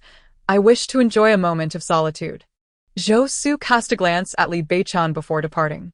Once the study was left with only Li Beichen, he closed his eyes and leaned back in the executive chair, his face etched with weariness and despondency. Time ticked away, each second dragging on. After an indeterminate period, Li Beichen finally opened his eyes. Upon doing so, his gaze was as sharp as a wolf prowling in the night. Decades of illusions may have passed, yet what did it matter? Rather than wallowing in despair, it was far better to seize control of his own destiny. At that moment, Li Beichen picked up the documents before him. He scrutinized the papers, fully aware that the foolish actions taken for Lan Qi would undoubtedly pose significant risks. His immediate task was to address these threats, for Li Beichen would not allow Lan Qi to manipulate him any longer. He resumed his examination of the files, seeking to comprehend the current state of the Li Corporation and contemplating various solutions. Before he realized it, the clock struck midnight. Li Beichen set down the documents and pinched the bridge of his nose. At that moment, a knock echoed through the room. Come in. Chapter 21. You don't even trust me with this? Li Beichen lifted his head, and at the instant the woman entered his line of sight, he instantly froze. The reason for this is the woman standing a short distance away, clad merely in an oversized shirt, her slender legs exposed to the cool night air. It is a tranquil moment in the early hours, as if an inexplicable atmosphere permeates the air. Although Li Beichen is aware that this woman is unlikely to remain composed, he is taken aback by her swift demeanor. "What are you wearing?" he inquires. Su Nian has been anticipating this question. She feigns innocence, casting her gaze downward. "What's wrong? Is there something inappropriate?" She pauses momentarily, adopting a bashful expression. "Beichen, is it because this garment I'm wearing is from your wardrobe? I admit I didn't seek your permission, but I only realized after my shower that I had no clothes." As she approaches Li Beichen, a subtle fragrance of her post-bath essence wafts through the air, accompanied by her inner thoughts. "Ha ha ha, I am utterly repulsed by this foolish second male lead. And yet, after this, he'll have to buy me new clothes. Truly, I am a genius for devising such a brilliant scheme." A slight smile graces the corners of Li Beichen's mouth. Silly woman. In matters between men and women, can he truly be at a disadvantage? Yet, just as this thought crosses his mind, he swiftly alters his perspective. "Nevertheless, my beauty is here. Even if his primal instincts awaken, it matters not. My aspirations for creating exquisite works shall only advance further." Li Beichen muses. "Regardless of whether this fellow succumbs to his base desires, I shall prevail. How could an imbecilic second male lead possibly pose a threat to me? He is but a pawn in my hands." Amidst the applause, Li Beichen chuckled softly to himself. He was eager to observe who was truly in control. Without hesitation, he pulled her into his embrace. Completely unprepared, Su Nian's pupils dilated in surprise. Li Beichen felt a sense of satisfaction at her reaction. "What are you thinking? You believe I am unaware? Ha! As if you truly understood. How could you know? I have cursed you in my mind countless times. Can you truly discern that?" However, Su Nian soon found her composure slipping away as the man edged closer. The unique scent of cedar emanating from him seemed to weave around her like delicate threads, ensnaring her senses. With a low murmur, Li Beichen quickened her heartbeat. "For the sake of the ink treasure, I must not falter." He gently caressed her hair with his long fingers. In the tranquil darkness, every movement was amplified, and the air was thick with intimacy. Soon, their lips were but a mere finger's breadth apart. Why is this man so slow? Fine, I shall take the initiative. He professed his love, yet only hours later. He grew impatient. His affection seemed trivial. Su Nian was taken aback, believing Li Beichen would reprimand her for enticing him or command a servant to fetch her new attire. Why was the conversation veering towards trust? Just as she was mulling over her frustrations, she found herself suddenly lifted from the ground. Su Nian gasped. She knew her beauty had its allure. Yet, in the next moment, she was gently placed upon a chair. Your presence here, deliberately donning my shirt, is merely to remind me to procure items for you, ensuring your needs are never unmet? Do you not trust me even in this regard? Chapter 22. With my trousers already shed, you approach me with this? Su Nian's only thought was, how could it come to this? Despite her alluring figure. This is the reaction from Li Beichen. It is evident that Li Beichen is intentionally provoking her. However, upon hearing Su Nian's inner turmoil, he finds himself somewhat vulnerable. No. No, Beichen, you are gravely mistaken. I am not hinting at anything. I simply wish to remind you that it is quite late and you are still working. Su Nian sighed, her expression reflecting hurt. Why is it that in everything I do, you assume I harbor ulterior motives? Is your concern for me genuine? I truly worry about you, Su Nian asserted with unwavering conviction. Even if I do not prepare those items for you? Su Nian replied affirmatively. Upon hearing her words, Li Beichen immediately retrieved his phone and made a call. There is no need to purchase those items I previously instructed you to acquire. Su Nian. How can he say he won't buy them? Not even the clothes? Damn it, I have truly underestimated this man's audacity. After a long evening observing Li Beichen, her mind was initially weary and fatigued. Yet now, listening to Su Nian's exasperated thoughts, he surprisingly felt invigorated. After he finished speaking, Su Nian finally spoke up. Beichen, you can do as you please, but may I make a small request? What is it? Li Beichen was curious about what other tricks this woman had up her sleeve. Su Nian replied, I don't mind much else, but wearing your shirt allows me to better savor your scent. At this point, Su Nian abruptly shifted her tone. However, my intimate apparel is somewhat inconvenient. Li Beichen. Observing the dark expression on Li Beichen's face, Su Nian couldn't help but chuckle. Yet, she continued, although it may be a bit inconvenient, you would certainly find it advantageous, Beichen. Is that what you meant? She feigned a look of sudden realization. Li Beichen gazed at the woman before him, realizing he had truly underestimated her audacity. How could she speak to a man in such a manner, especially at this hour? He couldn't help but think that if he weren't standing there before Su Nian, she would likely suffer greatly. Is this the kind of upbringing the Su family instills? As Li Beichen uttered those words, he inwardly cursed himself.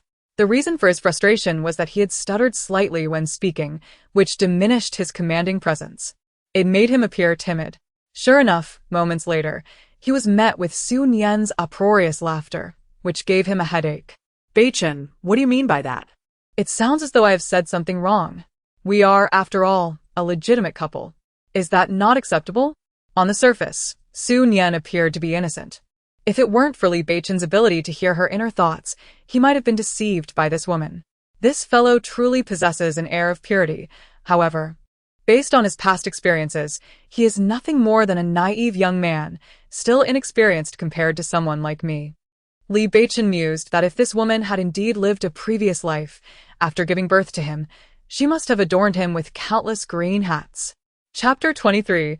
True Love. When Su Nian beheld the new intimate garments, her mood soared.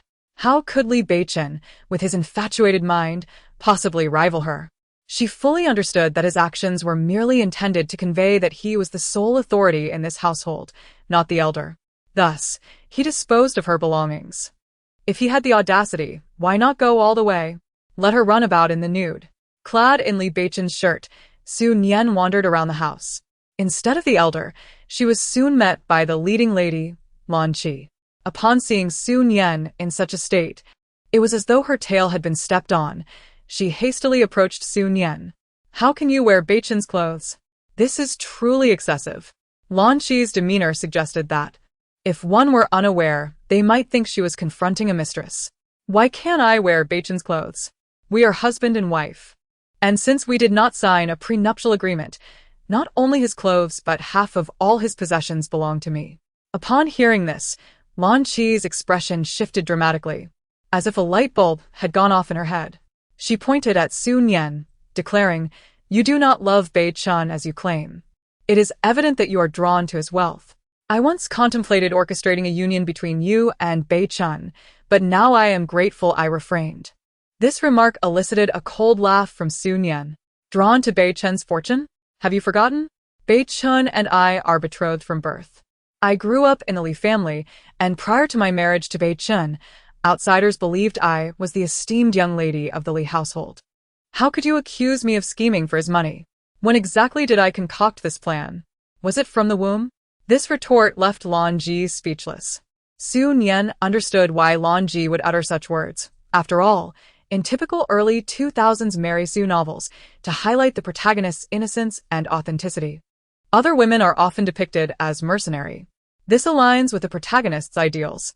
However, Su Nian found value in Lan Ji's current demeanor. "Miss Lan, why have you fallen silent? Have you come to realize your folly? If you have acknowledged your mistake, should you not offer me an apology?"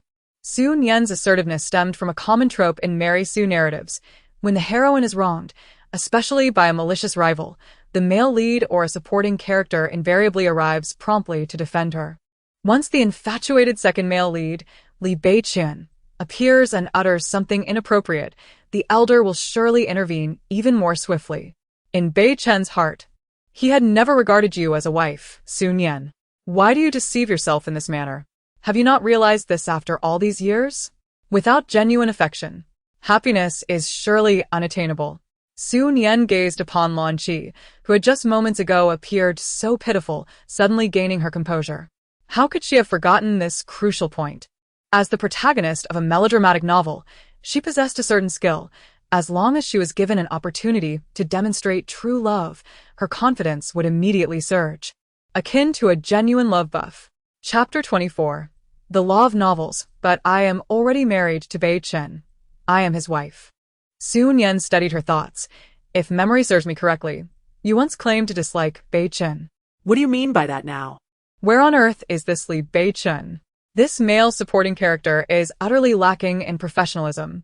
Little does Su Nian know that Li Beichen is watching from a distance, keenly attuned to her innermost thoughts. Does she truly believe I am unaware? This Lan Qi, who seems so concerned for Li Beichen, is simply afraid her fish might escape from her pond. Where has this foolish male second lead gone? Engaging in endless discussions with Lan Qi about the topic of true love is becoming rather tedious. Li Beichen observed the two from afar. The reason he had not made his presence known was that he was mastering control over his own body.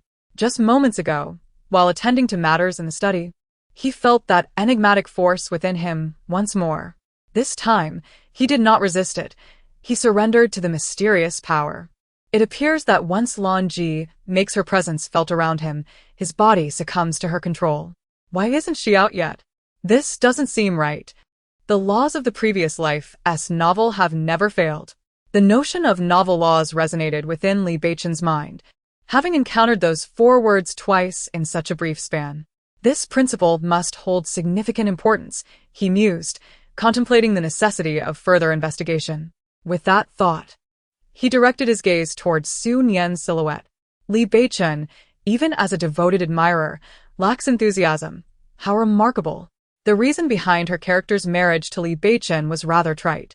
It stemmed from the old man's sudden illness 2 years prior, where he teetered on the brink of death, and his final wish was to witness Li Beichen wed. Thus, the union materialized. Curiously, on the very day after they obtained their marriage certificate, the old man inexplicably recovered. A man, once bedridden, was up and about within 3 days, brimming with vitality. Indeed, the entire sequence of events was rather banal. Su Nian's words effectively caused Lan Ji to clutch her chest, retreating several steps in shock.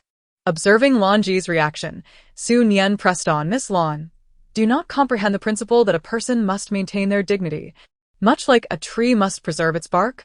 If you truly fail to grasp this concept, feel free to let me know. I would be glad to enlighten you. After all, You mentioned that you and Beichen are siblings, which makes me your sister-in-law. It is only natural that I should impart this knowledge to you. Upon the conclusion of Su Nian's remarks, Li Beichen, standing a short distance away, felt the mysterious force within him intensify abruptly. This power surged like a tsunami amidst a tempest, leaving no room for a reaction.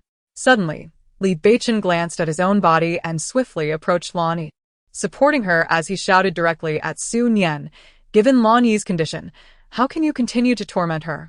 Su Nian, how could you be so cruel?" Chapter 25. Su Nian is about to unleash her power. With all the crucial characters present, it was time for Su Nian to exert her influence. "What cruelty do you speak of? It was she who inexplicably intruded into my home and criticized my attire. I merely stated that we are married. And yet here we are. I truly do not comprehend how I have been cruel. You are fully aware of Lan Yi's fragile health, yet you provoke her so. Do you think is oblivious? Am I blind to your malice?" Tears streamed down Lan Yi's face as she nestled in Li Beichen's embrace. "Beichen, you may be mistaken. Miss Su would never treat me this way." Li Beichen lowered his gaze to Lan Yi. At that moment, her expression filled him with discomfort, for her face was etched with calculation. He then heard his own voice. You are far too innocent and kind-hearted, which is why you are subjected to such bullying. However, rest assured, no matter what transpires, I will protect you and ensure you remain unharmed." Ugh, I truly feel nauseous. Can Li Beichen be any more repugnant? Li Beichen. Though reluctant to admit it, he found his own words somewhat distasteful. It seemed imperative that he devise a means to break free from that enigmatic force swiftly. However, it turned out that Su Nian's words were indeed prophetic. Lan Ji was deeply moved by this statement. "Beichen, Lan Ji, did you forget that I once told you? In this world, your matters are of utmost importance to me. Even if you were to lose a single hair, I would feel immeasurable pain." This guy truly knows how to speak nonsense. I refuse to believe that Lan Ji doesn't lose hair while combing it daily. Li Beichen. Li Beichen could no longer endure it. Just as he was about to seek an opportunity to approach Su Nian and regain control over his body suddenly moved. To be precise, it lifted Lan Ji into its arms. Li Beichen. What on earth does this mean? Su Nian. You had better pray that Lan Ji remains unharmed. Should anything happen to her, not even the old man could save you. Upon hearing his body utter these words, Li Beichen watched as his gaze turned towards the outside. This force sought to control his body and lead him away from here. As the distance from Su Nian increased, Li Beichen felt his body slipping further from his command. Thus, he was manipulated by this mysterious power, arriving at the hospital. Upon entering the hospital's main entrance, he was compelled to shout like a madman, "Doctor, doctor," as if Lan Ji were on the verge of death. Trapped within his own body, Li Beichen scoffed at this thought. He then saw Lan Ji being placed onto a hospital bed. While he watched his own body gaze at the hastily arriving doctors, he yelled at the doctor, "If anything happens to her, I demand that every individual in this hospital pays the price." Li Beichen was taken aback, pondering the absurdity of such a demand. What did it mean to threaten the lives of all hospital staff? Surely, there must be laws governing such matters. However, he understood that dwelling on this issue was not his priority at that moment. He needed to regain control over his own body. Only then could he prevent this enigmatic force from continuing its foolish actions. The sight of the doctors before him, rendered mute by fear, only deepened his discomfort. Chapter 26. Yet, Li Beichen refused to succumb to fate. After conducting a thorough examination of Lan Ji, the doctor respectfully approached Li Beichen. "Mr. Li, Miss Lan is merely a bit agitated, which has led to her physical distress. Given that she already has kidney issues, it is akin to every body having its limits. Surpassing those limits will naturally trigger alarms." Upon hearing this, Li Beichen recalled that after Lan Ji was diagnosed with kidney failure a few months prior, the doctors had advised a kidney transplant without delay, or else her life would be at risk. Therefore, it was imperative for Miss Lan to manage her emotions moving forward. Should she fail to do so in a timely manner, her life could be in jeopardy. After the doctor finished speaking, Lan Ji reached out and tugged at Li Beichen's clothing. Beichen. "Dear, have you forgotten your current condition? You are well aware of the malevolence harbored by that woman, Lan Qi. Why engage in a dispute with her? What would you do if anything were to happen to you? Lan Qi gazed at Li Beichen with a pitiful expression. Yet, inwardly, she breathed a sigh of relief. Upon encountering Su Nian clad in Li Beichen's attire earlier today, a pang of fear gripped her heart. She was terrified that Li Beichen might truly be captivated by Su Nian. In this world, she had no family left, and she had no desire for death. Lan Qi understood that her sole hope rested with Li Beichen. If he were indeed swayed by Su Nian and refused to allow her to donate a kidney, Her fate would be sealed.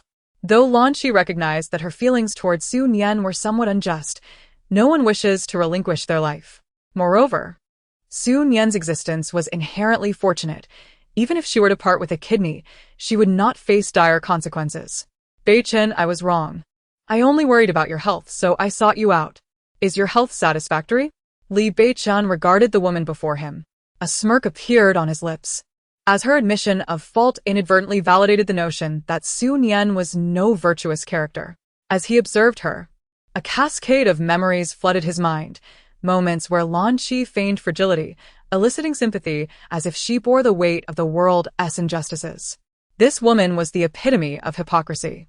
In contrast to Su Nian, who, although rather naive, was at least preferable to this duplicitous individual. No problem, Lan Qi. You are truly remarkable. Even in your current state, you still express concern for me. It is rather foolish of you, indeed. Why must you be so naive? In my heart, you are like an elder brother. How could I possibly remain unconcerned upon witnessing your discomfort? At this moment, Li Beichen recalled the distasteful thoughts he had sensed from Su Nian. This was genuinely repulsive. He felt a wave of goosebumps enveloping his entire being. Then, he heard his own voice. All right, Cheer, let us refrain from discussing such matters. What is most crucial now is your health. You have heard the doctor's words. We must swiftly arrange for your kidney transplant so that you can regain your health in the shortest time possible and no longer suffer. Upon hearing this, Lan Qi's heart tightened. This was precisely the reassurance she yearned for. However, the controlled Li Beichen felt a sense of foreboding. Setting aside the mysterious force's potential impact on Su Nian, it was evident that he had to remain close to her to gain the upper hand. Should anything happen to Su Nian, he might forever lose control, remaining a mere puppet to this enigmatic force. Perhaps, as Su Nian had sensed, he would meet his demise in the near future. No, he must devise a way to alter this fate. Even if Li Beichen's so-called destiny had been inscribed, he would not resign himself to it. Chapter 27. Truly akin to a dog. Previously, he had overheard Su Nian describe himself as a sycophant in her thoughts. Li Beichen felt a profound discomfort within himself, yet he could not confront Su Nian, which only intensified his frustration. However, he began to perceive a semblance of truth in Su Nian's words. At that moment, under the influence of a mysterious force, he truly felt akin to a mere dog. For instance, when Lan Ji gently caressed his head, she immediately inquired with concern. If Lan Ji's expression faltered, she would hastily summon a doctor. Within a mere 2 hours, medical assistance had been called upon 3 times, which only served to infuriate Li Beichen, trapped within his own body. Thus, upon hearing Lan Ji say, "Beichen, you really need not worry about me. I'm perfectly fine. Attend to your own matters," he scoffed internally. How could he leave with peace of mind when she was in such a state? Rest assured, Jier, there is nothing else. Li Beichen, confined within his physical form, observed this farce with a bitter smile. He noticed that when his body nearly brushed against Lan Ji's hand, she instinctively recoiled. Despite his numerous sacrifices for her, he could not even touch her. Did this so-called Lan Ji truly regard him as a brother? At that moment, the ward door swung open. An assistant entered, respectfully announcing, "Mr. Li, we have received urgent news from the company regarding a significant project issue that requires your immediate attention." Get out. Li Beichen Bayuba. Causing the assistant to tremble in fear.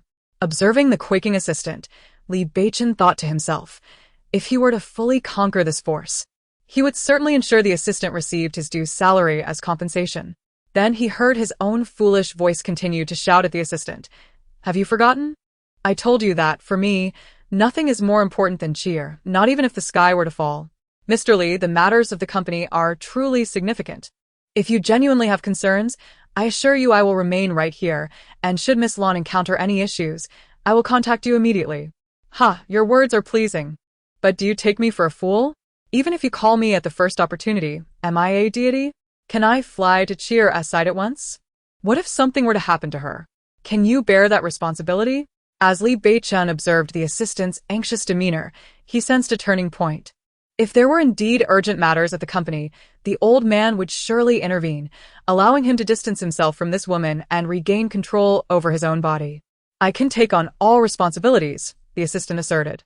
Li Beichen glanced at Lan Qi, her expression one of overwhelming emotion. Ha, this woman truly is something else.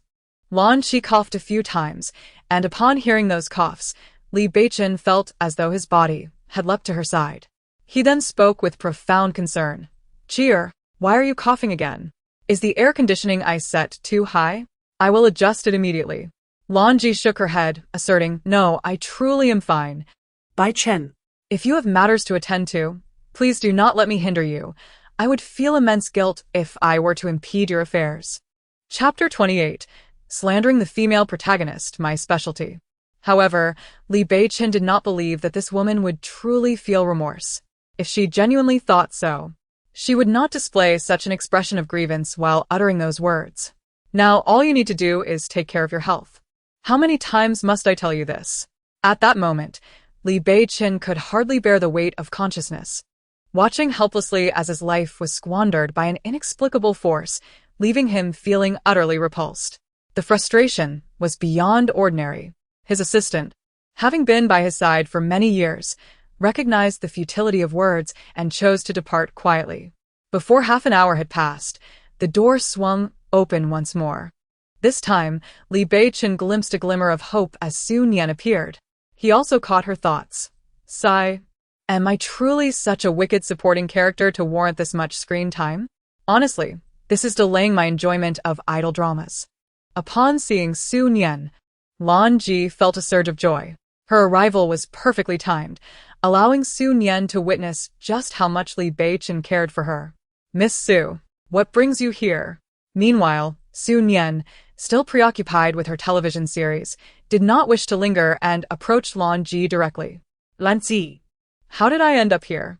You used to monopolize Beichen, and now that the company is in crisis, why do you still cling to him? What exactly do you intend to do? You repeatedly claim to treat Beichen as your brother. Do you wish for your brother to fall from a great height? Enough of the nonsense. Let us rally and watch me wreak havoc. Lan Ji promptly tugged at Li Beichen's sleeve. I just told Beichen that I'm fine and urged him to go to the company. But he wouldn't listen to me. Hearing her plaintive tone, Su Nian let out a cold laugh. If I'm not mistaken, this fellow surely used the same dainty voice to persuade Li Beichen to leave. With a tone like that, it's no wonder a devoted admirer would refuse to go. Li Beichen. Although Su Nian's words were somewhat harsh, He couldn't deny it. Lan Ji, Beichen is worried about you. He stays by your side to care for you. Su Nian paused deliberately at this point. Are you quite certain you're not doing this intentionally, merely to buy time for Huolin Yuan? At the mention of Huolin Yuan, Lan Ji's expression shifted dramatically, and Li Beichen sensed her change as well.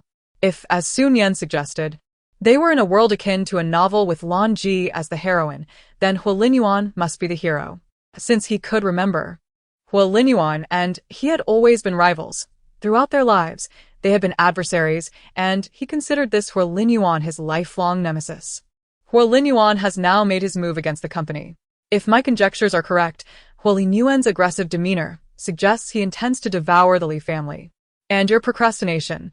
Are you perhaps an undercover agent sent by Huolin Yuan to facilitate his ulterior motives? Indeed, after Su Nian finished speaking, Lan Ji appeared flustered, releasing her grip on Li Beichen's attire. Chapter 29. Why do I feel that I could flatter better than this fellow Li Beichen? As soon as Li Beichen sensed Lan Ji's hand loosen, he realized his opportunity was near. However, before he could seize the moment to approach Su Nian, Lan Ji grasped his sleeve once more. Li Beichen, why did you just let go? Only to grab me again? Beichen, I truly didn't do anything. You must believe me. I genuinely didn't. What Su Nian was waiting for was precisely this. If you didn't, Then why is Beichen here instead of at the company? Are you aware that the stocks of Li Corporation are plummeting as if on a free-fall ride? Do you understand how much wealth will evaporate with this decline? As she spoke, Su Nian found herself increasingly agitated. The reason for her frustration was that if this devoted fool, Li Beichen, were to perish, all his assets would become hers. Having learned from her previous life how to manage the aftermath of Li Beichen's demise, she felt confident that this time would be much easier. Yet, who would ever turn down an abundance of wealth? It seems I must adopt a more serious demeanor and urge Li Beichen to hasten to the company.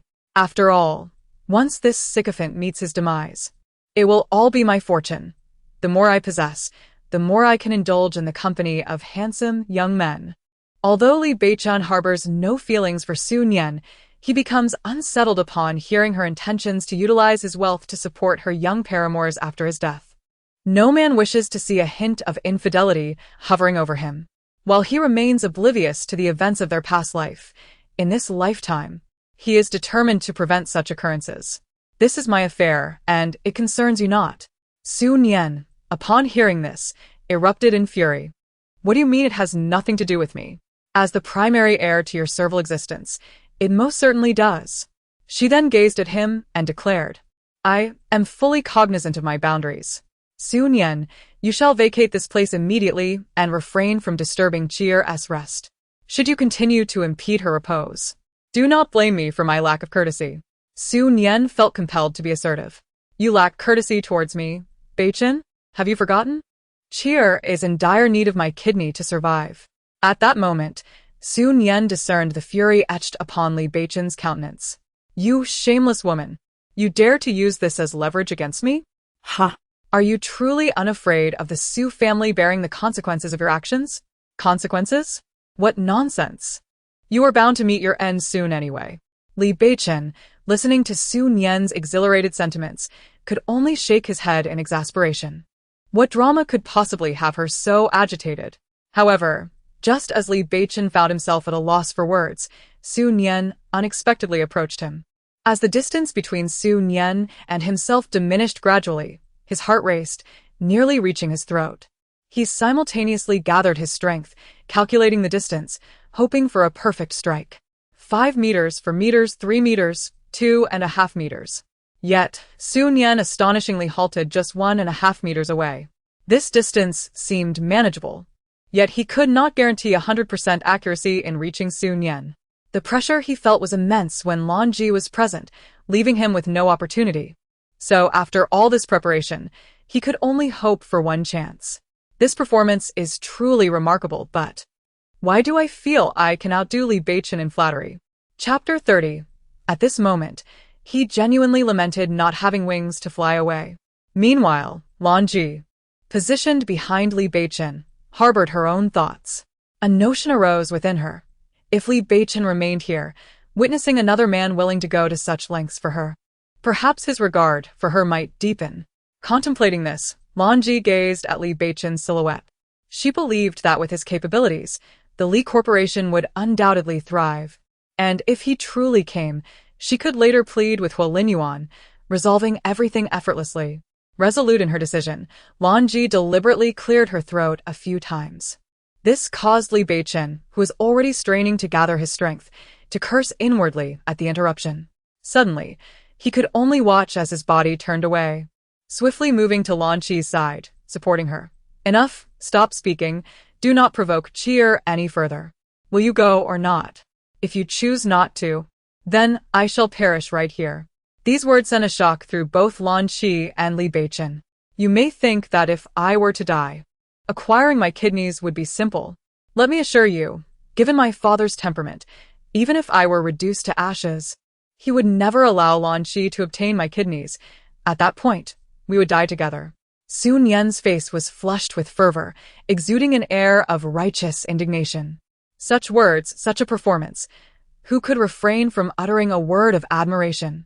If only she could have tempered her emotions while speaking, avoiding nearly choking on her own words. It would have been even better. Cough, cough, cough, I nearly choked on my own saliva. Next time, I must speak less. Li Beichen.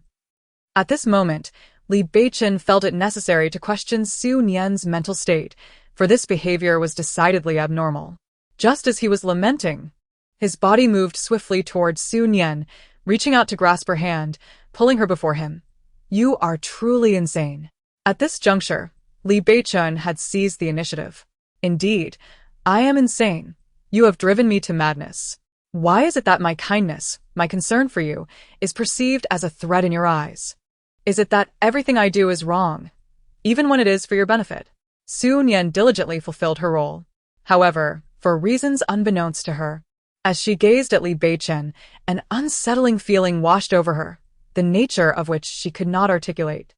In the very next moment, she found herself being forcibly pulled outside by Li Beichen. Su Nian's eyes widened in astonishment. What is happening? Surely, this man cannot genuinely wish for my demise. It would be utterly deranged of him. Although Su Nian had experienced reincarnation, given the current circumstances, she was uncertain whether Li Beichen could indeed end her life before he himself met his fate. What should I do now? Should I struggle? If I do, wouldn't he that ruin this entire act? Wasn't he that last mouthful of water I choked on in vain? At that moment, desperate to distance himself from Lanji, Li Beichen, despite hearing the chaotic turmoil within Su Nian's mind, could not help but declare, I am going to the company with you. Where are you going, Beichen? Came Lanji's pitiful voice once more. Upon finishing the statement, Li Beichen quickened his pace, loathing himself for not having wings to simply fly away. Chapter 31. Such behavior. Su Nian was entirely bewildered as she was dragged along by Li Beichen. Her confusion only deepened as they arrived at the Li Corporation. The speed at which this man changed his demeanor was astonishing. Upon reaching the company, Li Beichen finally exhaled in relief. After all, the distance between the company and the hospital was considerable. He should be free from the influence of that woman. The pain is unbearable. One might mistakenly think this fellow is dragging a dead pig, utterly oblivious to the essence of cherishing the delicate. Ugh. How can one liken it to dragging a dead pig? If that is the case, then I would merely be a lifeless swine. Su Nian's tumultuous thoughts left Li Beichen utterly unable to concentrate. He immediately cast a sharp glare in her direction, but Su Nian, upon receiving his piercing gaze, lost her composure. What was Li Beichen just doing? Did he really glare at me? This insufferable sycophant. Not only does he disrupt my precious time for binge-watching, but he also dares to glare at me. Humph. Just wait until this fellow meets his end. I shall have my way with his memorial portrait. Li Beichen. If it were possible, he would wish for this wretched woman to vanish. Yet, despite having temporarily distanced himself from Lan Yan, he still found it preferable to have Su Nian by his side, even if her mind was constantly occupied with such chaotic musings. Meanwhile, Su Nian was preoccupied with thoughts of continuing her show. Beichen, now that you have arrived at the company, my task is complete. If that is the case, I shall take my leave. Off to binge watch I go, Su Nian declared, promptly turning on her heel towards the exit. Did I permit you to leave? However, before Su Nian could reach the door, Li Beichen's voice resonated through the air. She halted, a look of resignation on her face. Oh, dear. Am I merely a villainous supporting character, destined for such excessive drama? Why can't I simply enjoy my shows in peace? Li Beichen listened to Su Nian's chaotic thoughts. Inwardly, she chuckled coldly, thinking it would be so easy to escape. Absolutely not. Li Beichen believed he could leverage the old man as an excuse to keep this woman by his side. Upon hearing Li Beichen's words, Su Nian truly wanted to slap him. The way he speaks, as if he is bestowing a favor upon me. TCH, were it not for this absurd plot device, I would certainly make this sycophant understand what it feels like to be thoroughly humiliated. However, given the constraints of her role as the wicked supporting character, Su Nian could only suppress her fury. Meanwhile, Li Beichen leisurely approached Su Nian, unceremoniously adding fuel to the fire. Why are you so still? Do you truly adore me to the point of being rendered speechless? Su Nian. What is this sycophant talking about? What does he mean by being too excited to speak? As Li Beichen stepped closer, Su Nian instinctively glared at him. Realizing this, she quickly shifted her gaze to one filled with affection. Su Nian, I have never truly understood your actions, but I just had an epiphany and now comprehend. Su Nian gazed at Li Beichen, observing the man before her with a faint smile gracing his lips. How could she think that such a dog could possibly speak wisdom? Indeed, she soon heard him utter, "Isn't such behavior what one would call a sycophant?" Chapter 32.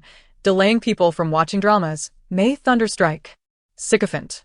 Upon hearing these two words, Su Nian felt as if she were about to explode. What? This insufferable sycophant dares to call me one? What has he done to earn such a title? Despite her evident infatuation, she still labeled others as love-struck fools. Listening to these exasperating thoughts, Li Beichen felt a wave of amusement wash over him. Was this woman not scolding him inwardly? Thus, he decided to voice it outright. Just as Su Nian contemplated severing ties with this man, she was reminded of her reincarnation. In truth, Su Nian had long realized that her rebirth was likely a consequence of Mo Bao inadvertently causing the demise of the protagonists, thereby disrupting the narrative of the novel. Hence, from the moment of her rebirth, Su Nian resolved to lead a tranquil life with her child, far removed from the entangled fates of the ill-fated couple. Even when her emotions boiled beneath the surface, Su Nian knew she must conceal them. After all, what if she disrupted the storyline and it reset once more? Thus, she had no choice but to stifle her indignation. Love-struck fool, Beichen. How can you label me thus? I merely love you. What fault lies in that? How have I become the love-struck fool in your eyes? Li Beichen, observing Su Nian's gaze that seemed to harbor murderous intent, found amusement in her sweet nothings. Whether it is true or false, you know in your heart. Regardless, I believe the old man hopes you remain by my side. If you wish otherwise, what do your words signify at this moment? Su Nian was left speechless. With Li Beichen's words hanging in the air, she found herself with little recourse. This is ruining my viewing experience. May heaven strike me down. All she could do was take a seat on the nearby sofa. Why is this sofa so unyielding? It offers no comfort at all. After all, Li Beichen is a CEO, and in the novel, it is depicted that he and the male protagonist each hold half of the world's wealth. Surely, he could afford a more sumptuous sofa. Su Nian sat atop the uncomfortable seating. Her character in the novel is that of a wealthy young lady, thus she must maintain the poise befitting her status. After a brief moment, she casually remarked to Li Beichen, "Beichen, this is merely a formality. After all, how could the deeply infatuated male Li touch anything given by another woman?" No sooner had she spoken than Li Beichen replied, "Very well. Please fetch me a cup of coffee at a temperature of 7 parts hot." Su Nian thought to herself, I was merely being polite. This fellow is utterly devoid of manners. And what a specific request for the temperature. Li Beichen lifted his gaze, and upon seeing Su Nian's forced smile, the corners of his mouth curled slightly. He believed it was indeed necessary to assign her some tasks, otherwise, her chaotic musings would become rather irksome. As he observed the coffee that Su Nian extended towards him, he showed no intention of accepting it. What is it, Beichen? Are you not aware? I only drink hand-ground coffee. Su Nian thought, is this guy akin to Su Daqiang? Only hand-ground coffee? But I'll just say it is hand-ground. He likely has no idea. You were away from the office for no more than 10 minutes to fetch the coffee. It cannot possibly be hand-ground. Chapter 33. The male protagonist arrives. Su Nian was no fool. She discerned that this man was deliberately putting her in a difficult position. However, what recourse did she have? Did this wicked female antagonist possess the right to resist? I'm sorry, I will change immediately, she stammered. Li Beichen casually flipped through the documents, then spoke in a nonchalant tone. If I recall correctly, you once professed your undying love for me, claiming to know all my habits. It seems your words may not hold true. Su Nian was taken aback. What is he talking about? Did I ever say that? Even if I did, it was merely a jest. She couldn't believe he was throwing her words back at her. Since that is the case, do not blame me for being impolite. Upon hearing this ungracious sentiment, Li Beichen paused. He then lifted his gaze to see Su Nian approaching him with a radiant smile. Beichen, what does that mean? Does it imply that you have truly listened to me? I knew that as long as I remained by your side, you would eventually notice me. Su Nian deliberately adopted an exceedingly sweet voice, one that even she found nauseating, but she was determined to make it unbearable for Li Beichen. Rest assured, I will strive to be my best. I will ensure you understand that I am the one most deserving of you in this world. No one else is worthy. And I feel that my purpose in life is to be your wife. However, after Su Nian babbled on for quite some time, Li Beichen's expression remained as calm as still water, seemingly oblivious to her words. It was only when Su Nian's throat felt parched from speaking that Li Beichen finally spoke. It's merely pouring coffee. Your dramatics are rather excessive. Su Nian could only respond with a mix of frustration and disbelief. What else could she do but resign herself to the situation? The coffee was either scalding hot or lukewarm, or perhaps the grounds were not finely enough ground. Was this not sheer torment? Just as Su Nian was about to voice her thoughts, Li Beichen coolly remarked, "If you do not wish to pour coffee for me, feel free to say so. I will not compel you." With those words spoken, what choice did Su Nian have but to obediently endure Li Beichen's whims? As she poured coffee countless times, the office door suddenly swung open.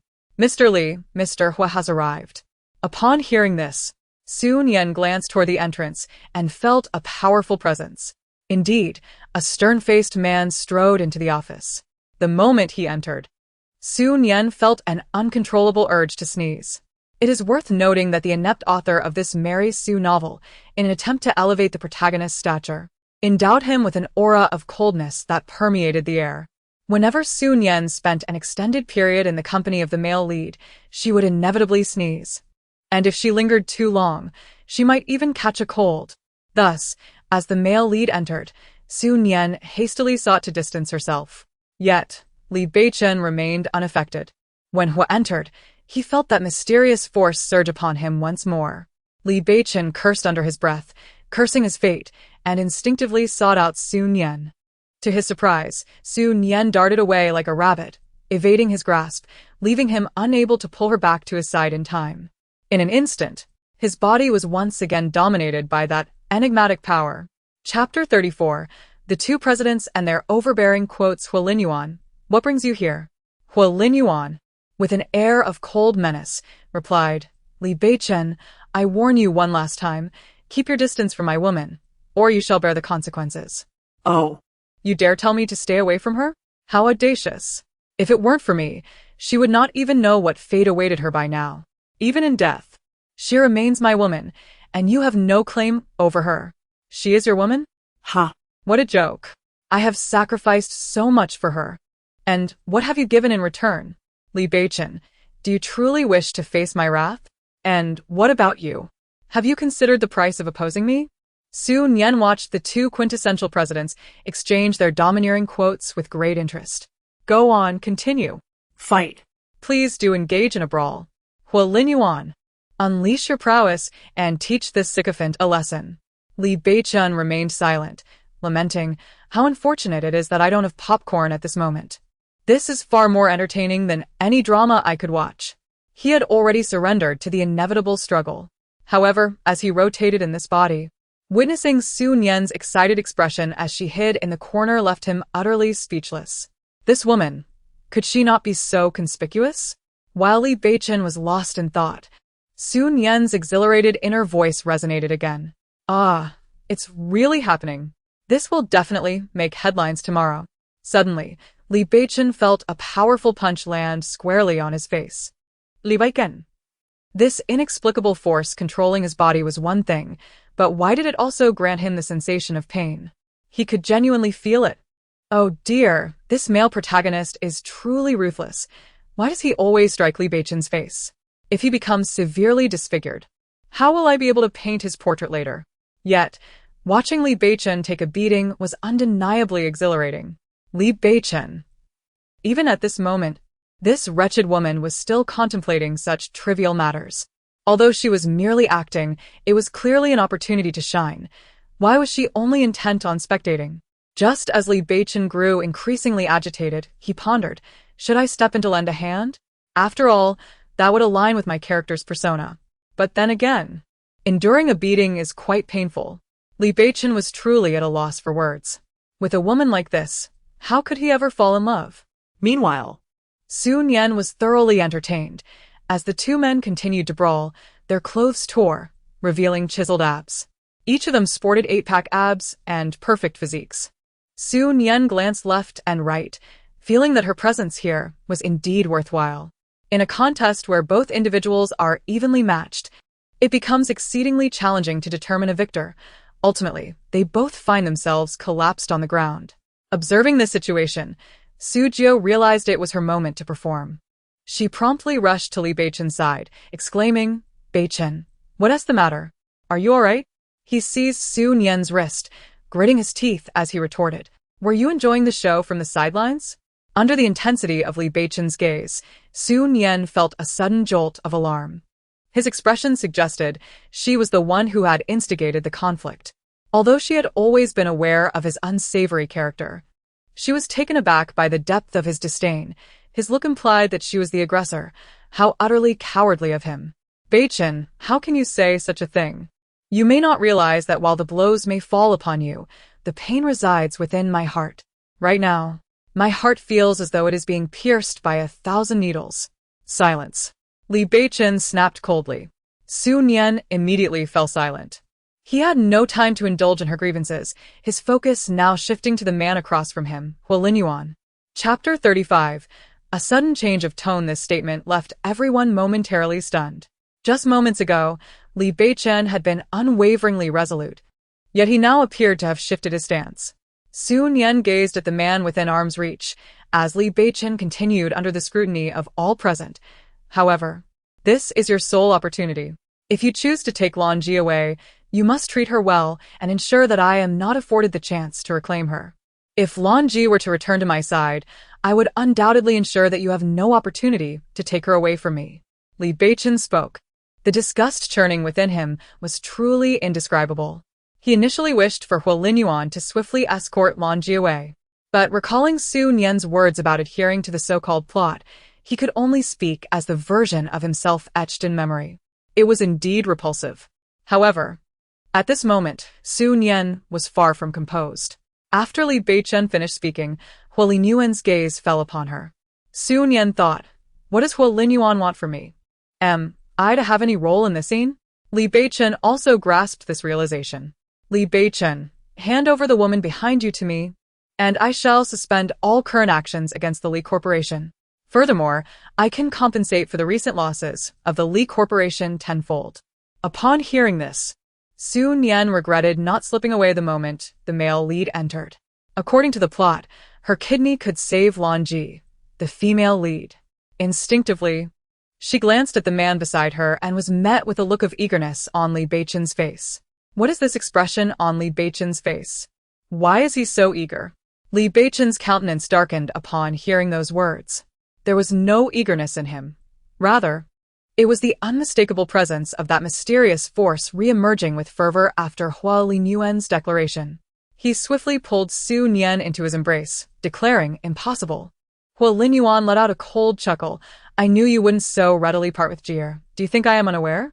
You seek to employ the woman behind you as a means to threaten me. How ironic it is that you proclaimed your intentions to protect Lan Qi, yet now, as she stands on the brink of peril, you still contemplate using her as leverage. Do you genuinely wish for her demise? Are you suggesting that I should barter my woman's life for another's?" When Li Beichen pulled Su Nian into his embrace, the enigmatic force dissipated, leaving one to ponder. Do you not find this utterly ridiculous? This revelation sparked a glimmer in Su Nian's eyes. So, this infatuated fool possesses some understanding of this principle? Yet, she was acutely aware that this was merely Li Beichen's pretext, viewing him as someone who treated her as a mere pawn. After all, according to the narrative thus far, only her kidney was compatible with Lan Qi. Indeed. Upon Li Beichen's utterance, Su Nian sneezed. Goodness, has this wretched author bestowed upon the male lead a chilling aura? How could it suddenly become so frosty? If this incompetent writer cannot craft a coherent story, must they write so haphazardly? As Su Nian voiced her disdain, her gaze inadvertently fell upon the male protagonist, Huolinyuan. She nearly burst into laughter upon witnessing the broad grin that adorned his lips. Is this what they call the charming, enigmatic smile exclusive to the domineering CEO? Chapter 36. Li Beichen, I grant you one final opportunity. Li Beichen, I present you with one last chance. Yet, he remained unwavering. Despite Su Nian's somewhat unreliable nature, He could not allow her to come to harm over this matter. Apologies, but it seems I must squander this opportunity. Li Yuan was not particularly surprised by Li Beichen's behavior and simply departed. After Li Yuan left, Li Beichen finally exhaled a sigh of relief. It seemed that, given Li Yuan's temperament, he would not allow Lan Yan to appear before him. However, before Li Beichen could fully relax, the voice of Su Nian echoed in his mind again.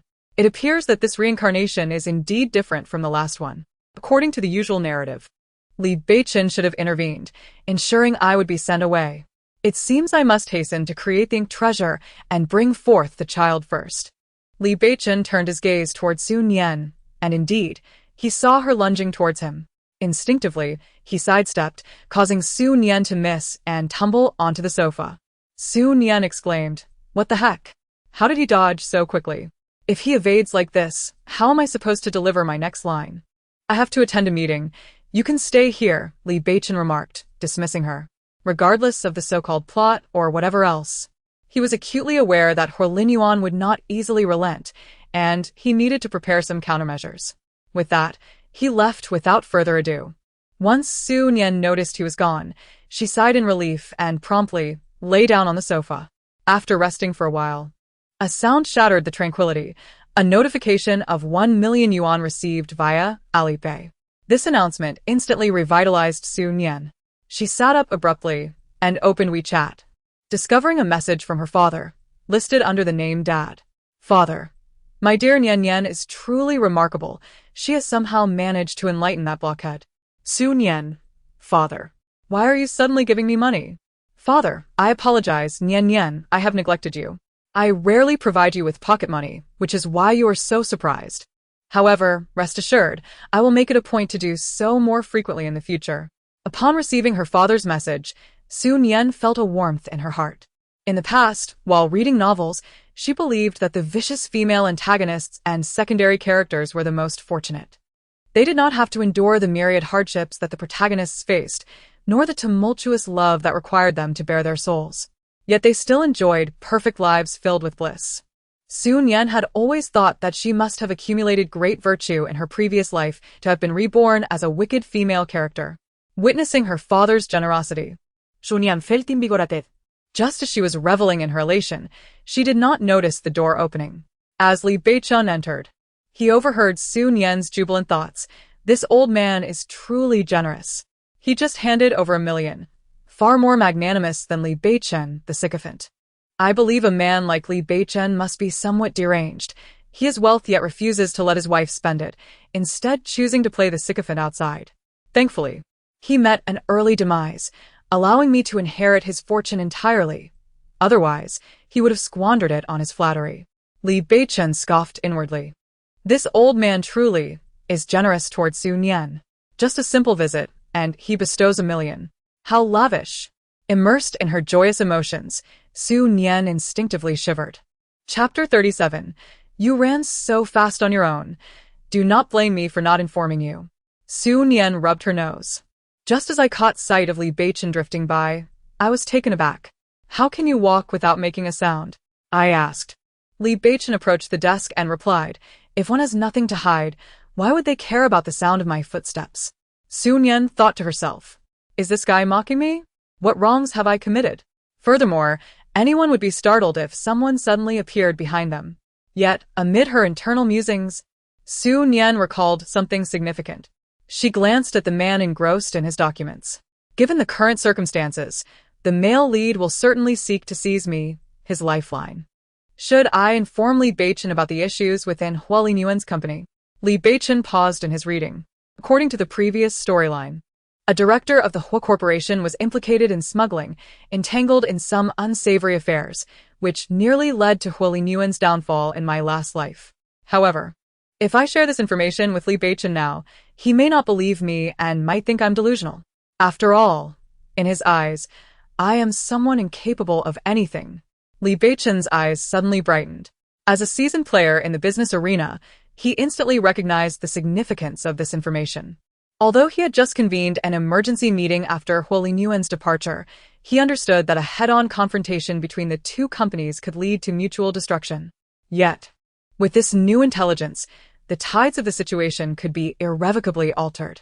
Li Beichen immediately rose to his feet, yet in the next moment, he halted his actions.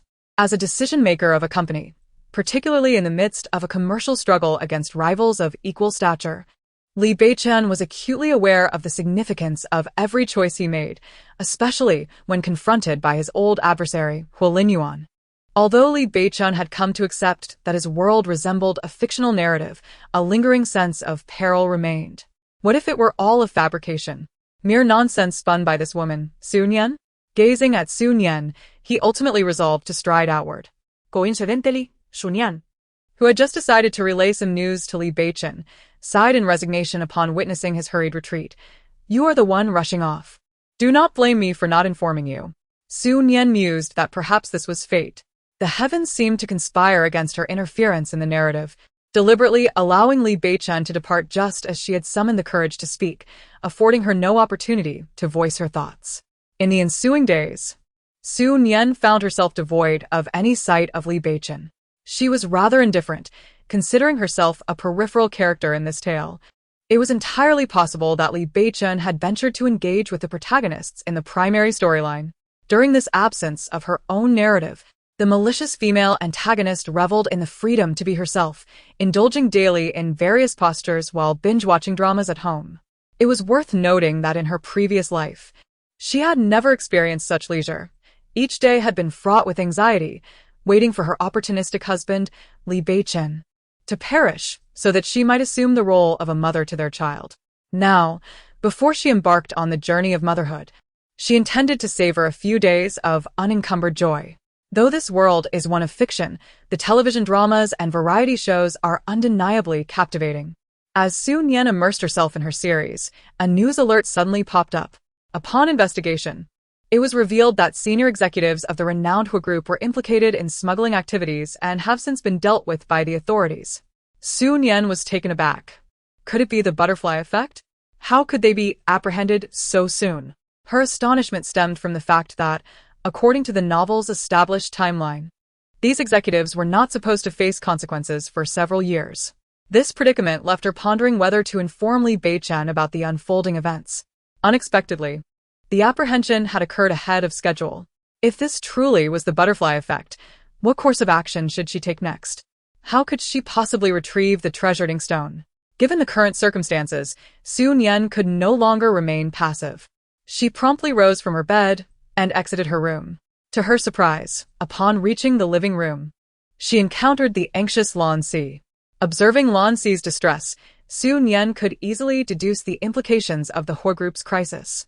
Naturally, with the two companies in a standoff, the Li Group would swiftly gain the upper hand, leaving the Hu Group in jeopardy. As Lan Si shared a genuine bond with the male protagonist, she could not simply stand by and watch such a situation unfold.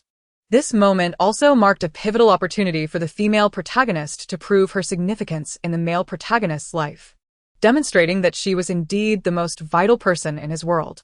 At that moment, Lan Ji caught sight of Su Nian and hurriedly approached her, inquiring, "Su Nian, where has Beichen gone?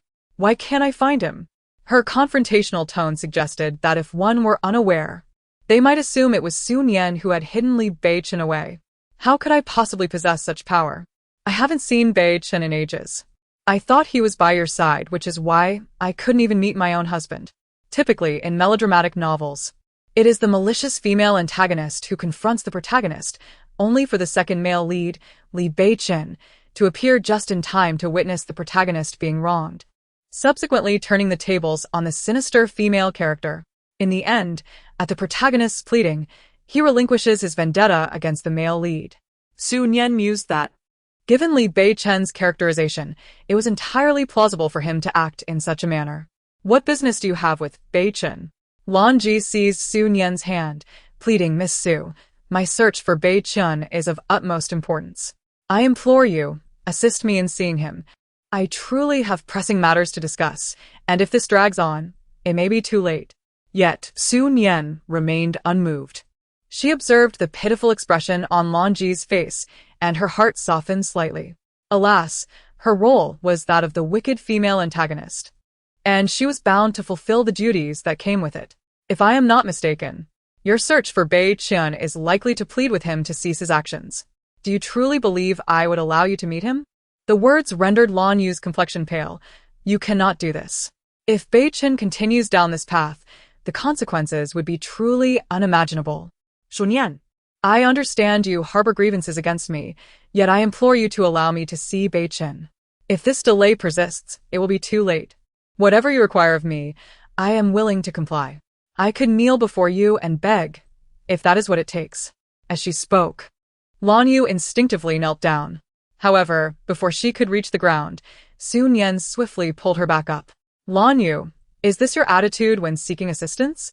Tears welled up in Lan Yu's eyes. Su Nian, what do you mean by that? Do you believe that kneeling and pleading is insufficient? Of course it is. You are older than I am. Such an inexplicable gesture could jeopardize my longevity. If you are to plead, do so without risking my life. Is there a way to beg like this? Lan Yu was nearly pushed to her breaking point. It was unexpected for Su Nian to respond in such a manner. After this exchange, Lan Yu found herself at a loss for words. Observing her teetering on the brink of tears, Su Nian felt an inexplicable sense of delight. So, do you believe I would still assist you? Lan Yu was rendered speechless. Su Nian, in a buoyant mood, called over a servant. Please fetch me a cup of milk tea, with sugar.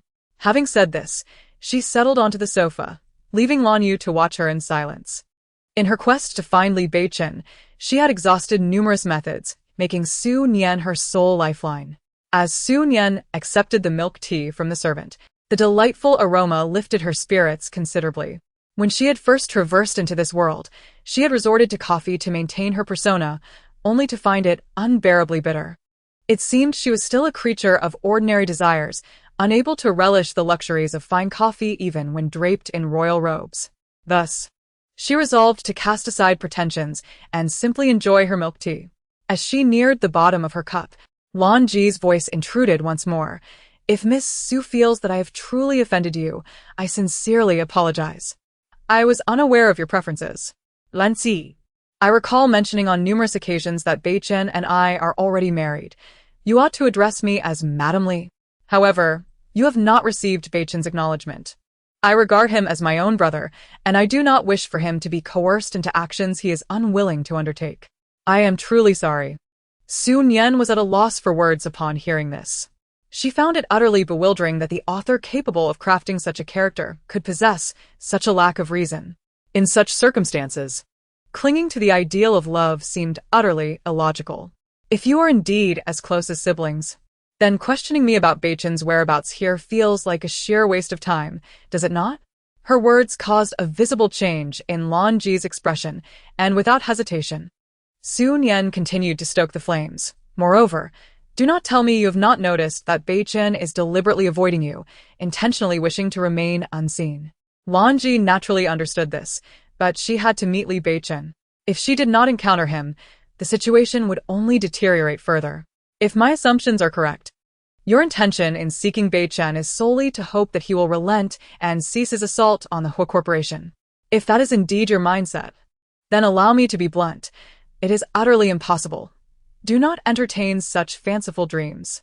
Upon hearing these words from Su Nian, Lan Ji, who had previously appeared pitiful, instantly adopted a resolute demeanor. Su Nian, you may not comprehend the dire consequences that would ensue if this continues. I am aware that you despise me and would rather avoid my presence, yet this is no jest. I must see Beichen.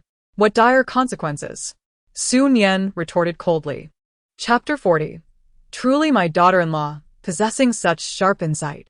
Lan Ji's expression was now one of righteous indignation. The Li Corporation is on the brink of collapse. If this persists, countless innocent individuals may lose their jobs, and without their livelihoods, they cannot shoulder their familial responsibilities. Can you truly bear to witness these individuals become displaced? At that moment, Su Nian felt as though the Lan Ji before her radiated a sanctified light. In truth, Su Nian had always harbored a curiosity. If the protagonist, resembling a paragon of virtue, were to confront her, how would she react? Seizing this opportune moment, Su Nian certainly would not let it slip away. Thus, as the architect of all this turmoil, Lan Ji, what are your sentiments? Lan Si pressed her hand against her chest and spoke. I understand. I truly do. The discord between Beichen and Lin Yuan stems from my involvement, which is precisely why I am here, to find Beichen and to intervene. But what am I truly stopping? Competition among companies is a natural occurrence. To speak candidly, this market is limited. If I were to impede Beichen now, allowing the Hu family a moment's respite, it would ultimately lead to a backlash. At that point, it would be Li's family and Li Beichen who would suffer the consequences. Would you beseech Lin Yuan under such circumstances? Would you implore your beloved, risking his perception of your loyalty, even fearing he might think you a traitor, to spare the Li group and the Li family? Lan Si asserted this with unwavering conviction, and Su Nian harbored no doubts. After all, it was commonplace for a character akin to a saint to undertake such actions. Ha! You would, wouldn't you? Your single assertion would squander the efforts of countless individuals, wasting their relentless toil day and night. Lan Si, your audacity is truly excessive. Lan Si felt a surge of urgency. She simply could not afford to engage in a futile verbal spar with Su Nian at this moment. Su Nian. I lack the energy to argue with you right now. What do you mean by argue? I am merely stating the facts.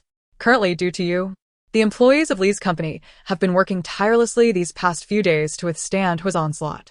Perhaps Hu's present advantage is a direct result of the relentless dedication of Li's countless employees. Yet now, because of you, because you sought out Li Beichen and uttered a few words before him, you threatened to render their hard work meaningless. As Su Nian reached this point, her tone elevated several degrees. Lan Si, do enlighten us on the extent of your supposed superiority over them. This remark rendered Lan Si utterly speechless.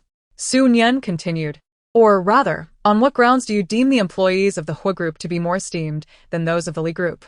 As soon as she finished speaking, applause erupted. Well said. Truly deserving of being my daughter-in-law, your insight is razor-sharp. Li Jianhong approached Su Nian's side. Uncle Li, must we truly descend to this level? Li Jianom skufa nonsense. Do you think this is merely child's play? Chapter 41. A dog can never change its nature. Su Nian observed the pitiful female protagonist.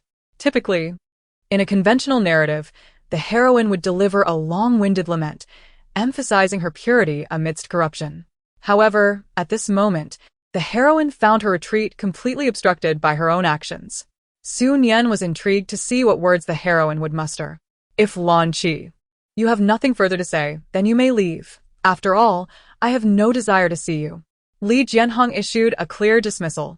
Lan Si's face was painted with anxiety, yet she found herself at a loss for words. What could she do? She could only suppress her emotions and address Li Jianhong. Then I shall not impose further. If you truly wish to avoid disturbing me, then do ensure that you do not appear before me again, Li Jianhong stated bluntly. This effectively altered Lan Si's expression yet again, but what could she do? She had no choice but to depart obediently. Su Nian gazed at the silhouette of Lan Si. In truth, Lan Si simply had not located Li Beichen. Were she to find him, even if her words lacked substance, the infatuated Li Beichen would blindly acquiesce, and all dilemmas would effortlessly resolve themselves. At this moment, Li Jianhong's voice resonated. I truly cannot fathom what that worthless fellow sees in this woman. No curves, an unremarkable appearance, and a feeble intellect. The most disheartening aspect is that this woman appears to hold him in disdain. He has utterly tarnished my reputation. Upon hearing this, Su Nian couldn't help but chuckle at the candidness of his remarks. Indeed, a dog can never cease its penchant for filth. The more Li Jianhong spoke, the more he lamented the shortcomings of his son. However, jesting aside, he knew it was time to address serious matters. As a father, Li Jianhong was acutely aware of his son's shortcomings. Whenever Lan Si encountered that young man, a mere display of tears would likely compel his son to obediently follow her whims. It was a rare opportunity for the Hu family to suffer such misfortune. He must not allow that young man to jeopardize this favorable situation. No, I must locate that fellow at once. I need to convey to him that if he dares to indulge Lan Si, I shall unequivocally expel him. Su Nian understood then. A dramatic scene was about to unfold, where the lovesick second male lead would defy his parents for the sake of his beloved. At this moment, Su Nian should undoubtedly add fuel to the flames. She promptly adopted a tone steeped in feigned innocence, addressing her father. Dad, you cannot say that. Beichen possesses a sense of propriety. Propriety? What nonsense!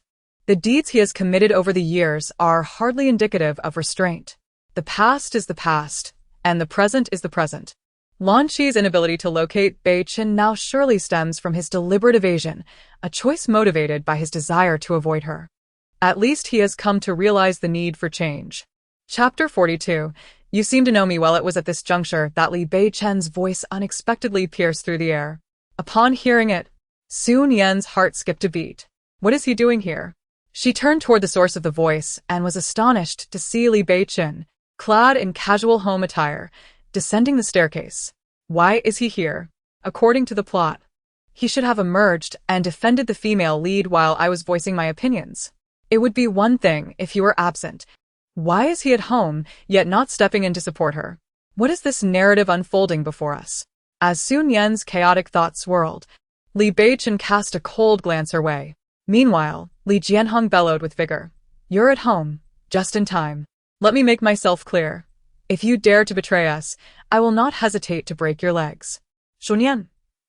If he were to break this guy's legs, he would be left with only a third leg, and then I could act with impunity. Li Beichen. At present, Li Beichen is increasingly questioning the mental state of this woman, who constantly indulges in fanciful thoughts. The crucial point is that she has begun to contemplate various methods of manipulation. Li Beichen truly cannot endure this any longer. He intends to turn and leave at once. However, in his current demeanor, it would only appear to Li Jianhong that he disregards his words entirely, which ignites his anger. Li Beichen, I know you have never taken my words to heart, but do not forget that this Li family is not solely yours, nor is the company solely yours. You cannot act recklessly due to your selfish desires.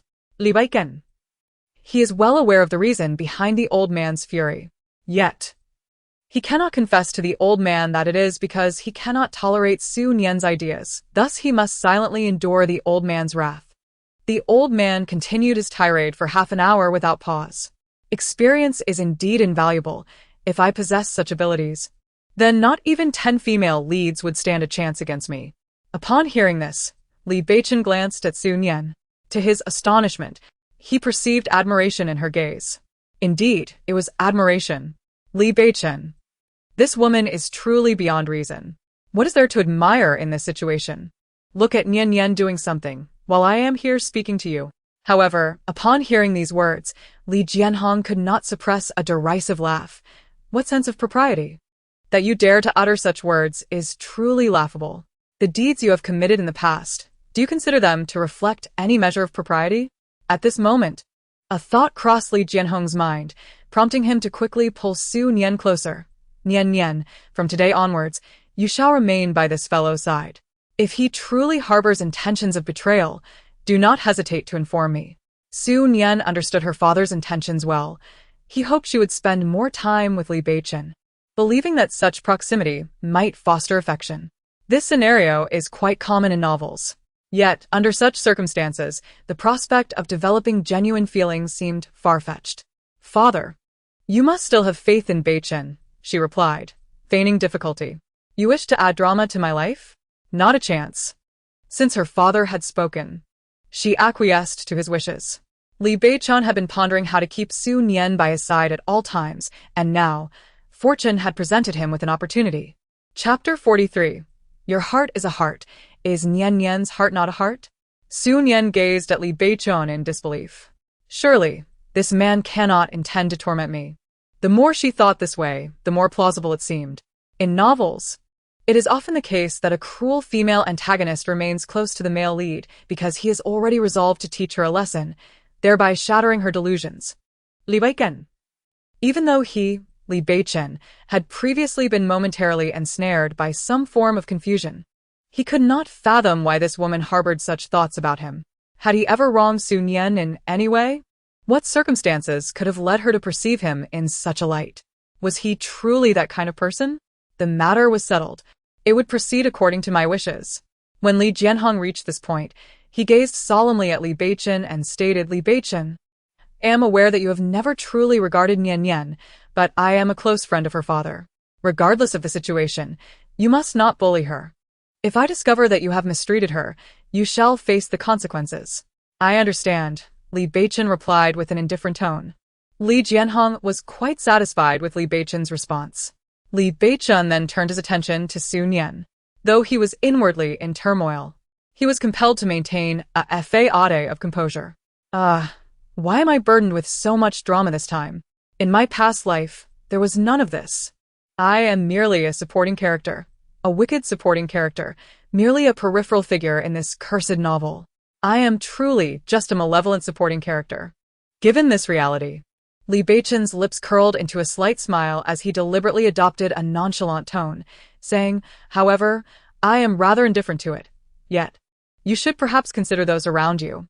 I can't help but notice that your companions do not seem particularly eager to remain by my side. Su Nian, Caught off guard by his insight, could only respond with a stunned expression. Upon hearing these words, Li Jianhong unhesitatingly turned his gaze toward Li Beichen and reproached him directly. Is it any wonder that Nian Nian is unwilling, given how you treat her? Do you not comprehend the essence of human emotions? Is your heart truly a heart, while Nian Nian's is not?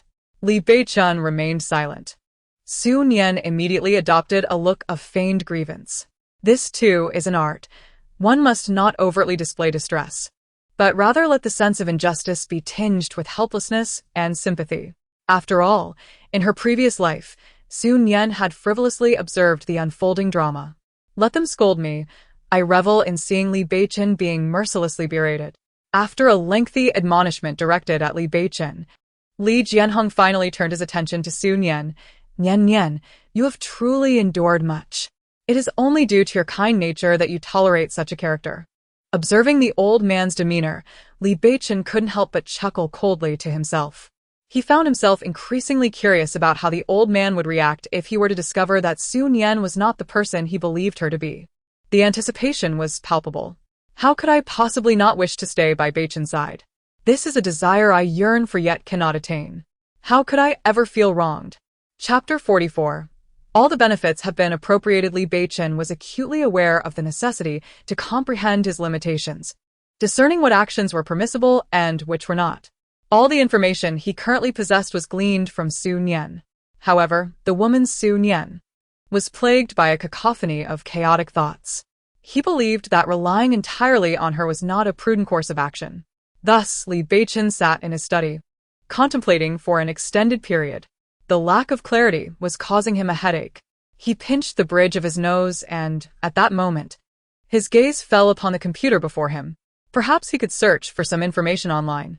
The instant this thought crossed his mind, Li Beichen straightened his posture and powered on the device. Yet, after a few keystrokes, he halted, for he was at a loss regarding what to search for. He lingered in silence for a considerable time before resuming his typing. After all, one must try even the most desperate measures.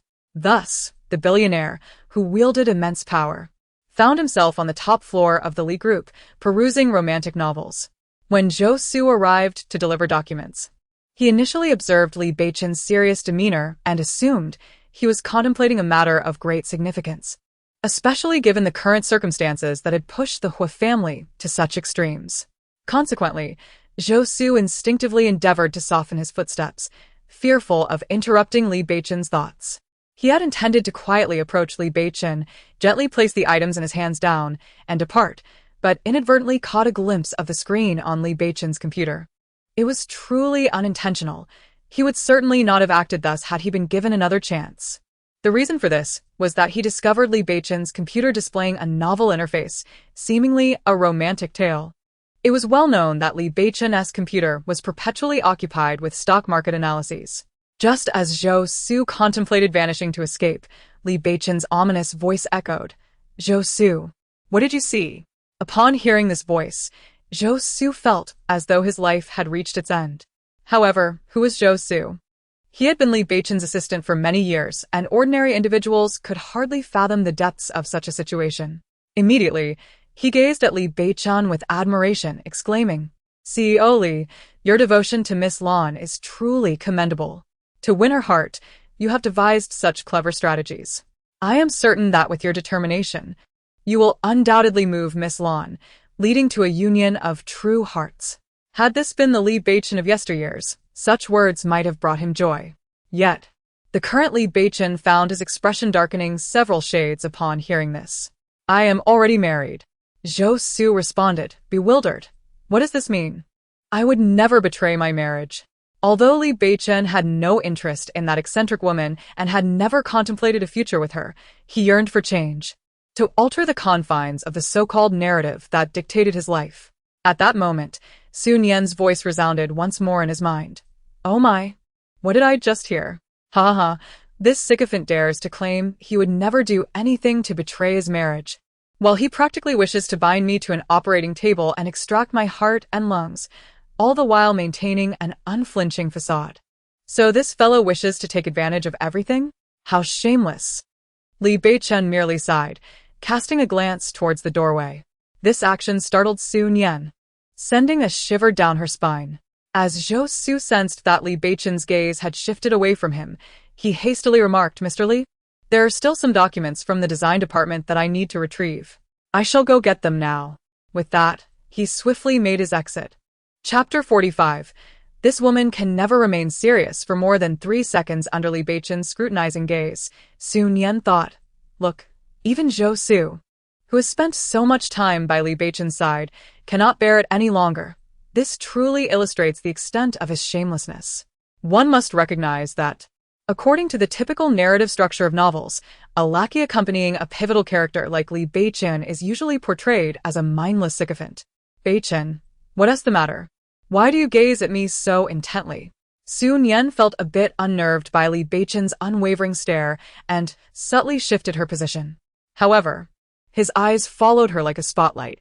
Su Nian pondered, could it be that he has realized I overheard his nonsensical remarks? Is he embarrassed? Ha! This hopeless sycophant is capable of such antics and yet fears my awareness? Li Beichen eventually averted his gaze. Just then, he caught the faint sound of Su Nian exhaling in relief. Though the sound was nearly imperceptible, he detected it nonetheless. Li Beichen recalled his recent online search. Although he understood that if he were indeed in a fictional world, researching methods within this narrative would be futile, he found himself devoid of alternatives. Li Beichen truly despised this passive state. He desperately needed to find something to occupy his mind. According to his findings, the characters within the novel are under the dominion of a so-called plot, a mysterious force that strips them of their bodily autonomy. As Li Beichen pondered the matter, the office door was suddenly thrust open. That enigmatic power surged forth once more. Beichen, I have finally located you. Where have you been these past few days? I have searched for you tirelessly. Li Beichen thought. How did this woman gain entry? Why was there no barrier? Meanwhile, Lan Yan strode directly toward Li Beichen, poised as though to leap into his embrace. However, just as she was about to do so, she halted upon noticing Su Nian beside her, brandishing a phone, seemingly prepared to capture the moment. What are you doing? Just filming. If you're going to leap, do it quickly. No, wait. Take a few steps back and start over from the entrance. That way, my shot will flow seamlessly, Su Nian explained candidly. Lan Yan was momentarily speechless. Su Nian's actions were merely an attempt to create an entertaining scene. As the malicious supporting character, her primary objective was to wreak havoc. So, why not add a touch of flair? Lan Yan, have you come here to feign vulnerability before Beichen? To compel him to relent? Have my previous words been in vain? Do you truly wish to sacrifice Beichen for your love with Huolin Yuan? Upon hearing Su Nian's words, Lan Yan silently cursed her misfortune. How could Su Nian be here? She knew she could not contend with her. At that moment, Li Beichen stepped forward, shielding Lan Yan behind him. Presumptuous! Who granted you the right to speak to Yan in such a manner? Am I not qualified? As your wife, as the president's spouse of the Li Group, I should not speak to Lan Jian in such a manner. At this moment, Su Nian felt an overwhelming sense of authority. Ah, how powerful I am. Unfortunately, no one recorded this moment. If it had been captured, I would surely watch it repeatedly. Li Beichen, who had lost control of his body, was momentarily taken aback by Su Nian's demeanor. However, he soon realized that this woman could never maintain her seriousness for more than 3 seconds. Chapter 46. Perhaps this is an opportunity for Li Beichen to draft a will. Every situation has a solution. I merely hope that both parties can sit down and discuss matters amicably. Sit down? Do you not understand that Li Yuan's motive for targeting the Li group is to coerce Beichen into handing me over? Hand me over, so I can donate a kidney to you at Li Yuan's behest. Tell me, how can you sit down and negotiate properly? Ugh. What a ridiculous plot crafted by a foolish author. However, it becomes evident that this novel's storyline can indeed descend into further absurdity. When Su Nian uttered these words, Lan Jian seemed to grasp something significant. So, it follows that sacrificing you alone could quell this matter. Su Nian, what kind of logic is this? Lan Shi approached Su Nian, her eyes glistening with tears. I told you, this predicament arises from a misunderstanding. Since you have already promised to save my life, all that remains is for you to explain yourself before Lin Yuan, and everything will be resolved. Her words nearly shattered Su Nian's resolve. Do you wish to retract your promise?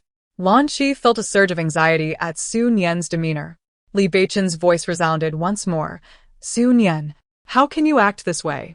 You instill hope in Lan Shi, only to behave so callously. A woman like you, regardless of the passage of time, will never capture my heart. Upon hearing his own words, Li Beichen yearned to strike himself. What a wretched narrative this is. Why can't I regret my actions? Everything I have done has been of my own volition. I shall not be coerced into matters I wish to avoid. Indeed, I have entered the realm of tragic sentiment, Su Nian declared, her voice heavy with anguish. The reason I agreed to save this woman is not due to your threats against the Su family, nor because of your intimidation, but because I love you. I love you so deeply that I would do anything for you. I have never wished for this woman to live. Su Nian spoke with a heart-wrenching intensity. Ah, all those melodramatic dramas were not in vain. Look how poignant my words have become. Li Beichen observed Su Nian navigating this narrative with such ease, realizing that he truly needed to learn from her. Previously, Su Nian had mentioned that in their past life, their son disrupted the narrative, confronting the so-called protagonists, which ultimately led to her rebirth. Hence, Li Beichen felt he could not recklessly alter the storyline and needed to find a point of equilibrium. Since you love me, then you should obediently adhere to the original plan. Li Beichen's train of thought was interrupted by his own voice, which he found utterly repulsive. It was genuinely nauseating. At this moment, he wholeheartedly agreed with Su Nian's earlier perspective.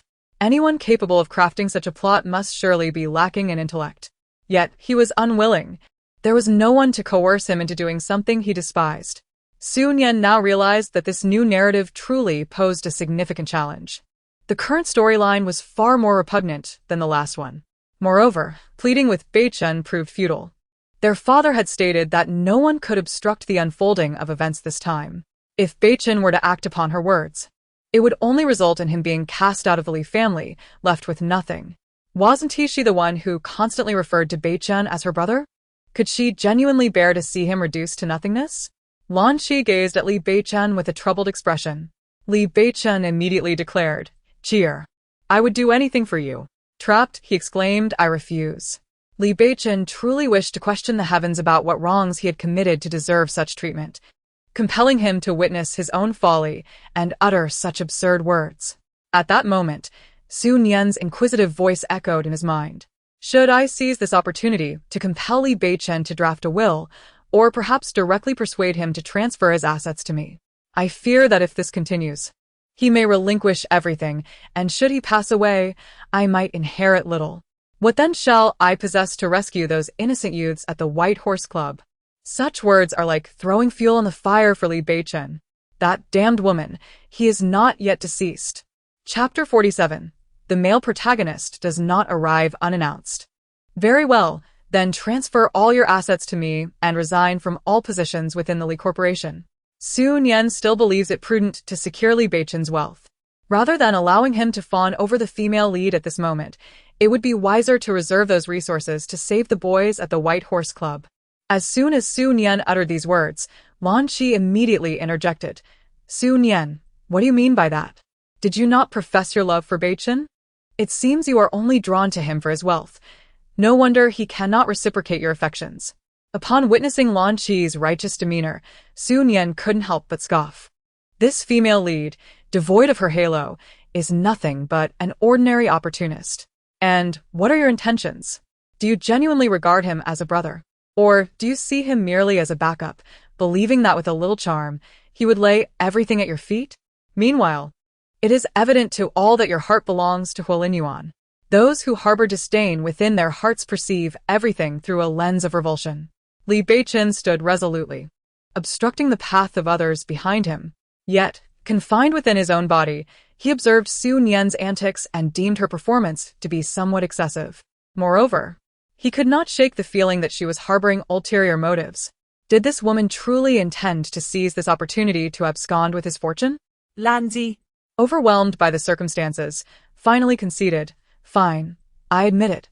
My heart is indeed captivated by Beichen. I have developed feelings for him. Are you satisfied now?" Su Nian gazed at Lan Ji in disbelief, then retreated a few steps, exclaiming, "Impossible. how could this be? Did you not repeatedly assert that you regarded Beichen merely as a brother, that your bond was purely fraternal? Why is this happening?" Why? With a sense of regret, she mused, what a blunder. I should not have uttered such words here. One must understand that in novels, when the female protagonist expresses even a hint of affection toward the male supporting character, the male lead invariably appears, leading to misunderstandings. In more severe cases, a confrontation might ensue. But here, within the confines of the Li Corporation, how could the male lead possibly show up? If only I had chosen a different venue for this farce, what a waste this has been. How delightful it would have been if I could have exploited this opportunity to see Li Beichen endure a beating. Li Beichen, upon hearing Su Nian's lamentation, vowed never again to be ensnared by the superficial allure of her appearance. He was resolute in this conviction. Yet, the reality unfolded to reveal that Su Nian had significantly underestimated the melodrama of the novel's plot. As soon as Su Nian finished her exclamation, the office door was abruptly thrust open with a resounding bang. Could it be that the male protagonist has arrived just like that? Su Nian turned her head, and indeed saw Lin Yuan. In that instant, Su Nian felt invigorated. This was undoubtedly a battleground of emotions. She then heard Li Beichen's voice. "Chair, you have no idea how many years I have waited to hear those words from you. Now that I have finally heard them, even if it costs me my life, I, Li Beichen, would willingly give it." With the male protagonist now present, Li Beichen's words were nothing short of pouring fuel on the flames. Li Beichen is in for a rough time, huh? After all, Lin Yuan possesses the aura of the male lead. How could he possibly compete with that? Li Beichen. He was aware of this predicament. Chapter 48. Infuriated to the point of bloodshed by this detestable woman, Su Nian decisively turned her gaze towards Lan Qi. Indeed, the expression on Lan Qi's face was nothing short of spectacular. Lan Qi had not anticipated Lin Yuan's presence here, especially given the stringent security of the Li Corporation. How could Lin Yuan be here? Instinctively, Lan Qi began to approach Lin Yuan. However, Li Beichen had a firm grip on Lan Qi's hand, insisting, "Chair, could you please repeat what you just said? Tell everyone that you hold me in your heart. If you say it, then even if the entire world wishes to separate us, it would be impossible." Su Nian sighed internally. It is truly touching, alas, in this trio's narrative. Li Beichen's role is that of a devoted admirer. Indeed, this presents a perfect opportunity for me to orchestrate a reckoning for Li Beichen, that wretched scoundrel who has enslaved me. If I do not seek vengeance now, when shall I? Suddenly, an ominous premonition washed over Li Beichen. Then, he heard Su Nian's voice. "Ha! I knew you were deceiving me, Beichen. Do you see? The one you love harbors no feelings for you. You are sacrificing your company for her while inflicting pain upon me, your legal wife." At that moment, Lan Ji noticed the increasingly grim expression on Lin Yuan's face and felt a surge of anxiety. However, she was acutely aware that if she were to break free from Li Beichen's grasp now, Su Nian's scheme would succeed. With this thought in mind, Lan Ji turned her gaze towards Su Nian. Yes, it was undoubtedly Su Nian who had deliberately brought Lin Yuan into this predicament, resulting in such a scenario. Indeed, it must be her doing. Su Nian felt a sudden chill as Lan Ji's intense gaze fell upon her. What in the world? Why is Lan Ji looking at me like that? Could she possibly suspect that I orchestrated this? If only I had anticipated this turn of events. As Li Beichen absorbed the gravity of the situation, he instinctively glanced at Lan Ji. However, to his dismay, the next moment brought a sharp pain to his head. To be precise, he had just been struck. Li Beichen instinctively wanted to retaliate, yet he found himself devoid of any control over his own body. All he could do was endure the blows. Li Beichen was utterly at a loss. While the narrative dictated his actions, he could not even defend himself. He distinctly recalled that in past confrontations with Huolinyuan, he had never felt so passive. At this moment, Su Nian's voice echoed once more in his mind. Why isn't Li Beichen fighting back? Oh, I see. This guy is deliberately putting on a facade of weakness in front of the female protagonist. Surely, upon witnessing this, she will be overwhelmed with compassion, which would undoubtedly earn him her sympathy. Let us not deny it. Although Li Beichen is indeed a sycophant, he is investing quite a bit into this act. Li Beichen exclaimed, what on earth is this absurd scenario? Although he currently lacked control over his own body, the punches delivered by Huolinyuan were painfully tangible. At this moment, Li Beichen felt as though the heavens were conspiring to torment him, forcing him to endure such beatings. Meanwhile, Su Nian, watching the spectacle unfold, was utterly exhilarated. Huolinyuan is being rather ruthless, but I must admit, it's quite satisfying to watch. Hey, Can this guy be a bit more careful?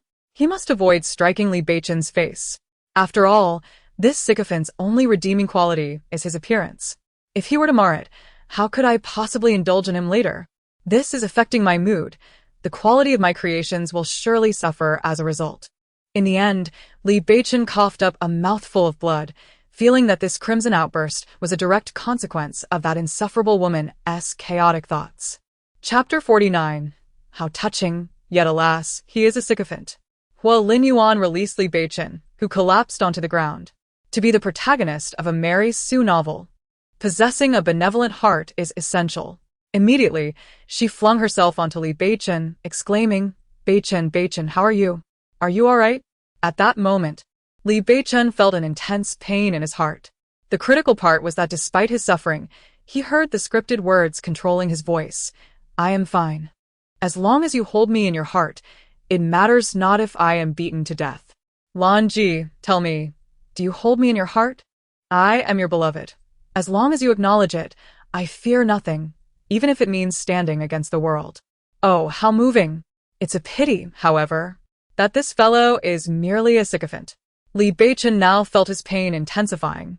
For the male lead, Huolinyuan, this scene was akin to pouring gasoline on a fire. His voice erupted in anger. Speak, Lan Ji. Now is your chance to say whose woman you are. He wore a troubled expression. Ultimately, Lan Ji directed her gaze towards Li Beichen. I'm sorry, Beichen, but I believe you wouldn't want me to be put in a difficult position. As the malicious supporting character, Su Nian knew she had to seize this opportunity. She immediately chimed in, I knew you were deceiving me. Haha, Lan Ji, your heart does not belong to Beichen. Beichen, do you see this? This woman is plotting against you. In this world, there is only me. Only I am truly sincere towards you. Do you understand? At these words, Lan Ji's heart sank. She had forgotten that Su Nian was still present. However, at this moment, Huolinyuan remained present. Even though her relationship with Li Beichen was amicable, she could not allow herself to harm the one she cherished for his sake. Suddenly, Li Beichen's vision darkened, and he fainted. Just before losing consciousness, he heard Su Nian's inner voice remarking, this man is truly infatuated. He has fainted out of anger. With a wry smile, Li Beichen felt that this wretched woman had indeed cause to swoon. Lan Ji did not anticipate that Li Beichen would faint so abruptly, and she immediately felt a surge of anxiety. At that moment, Su Nian pushed her aside and protectively cradled Li Beichen in her arms, declaring, do not touch him. You lack the standing to do so, Lan Ji. I know you look down on me, but you do not truly love Beichen, yet you behave this way.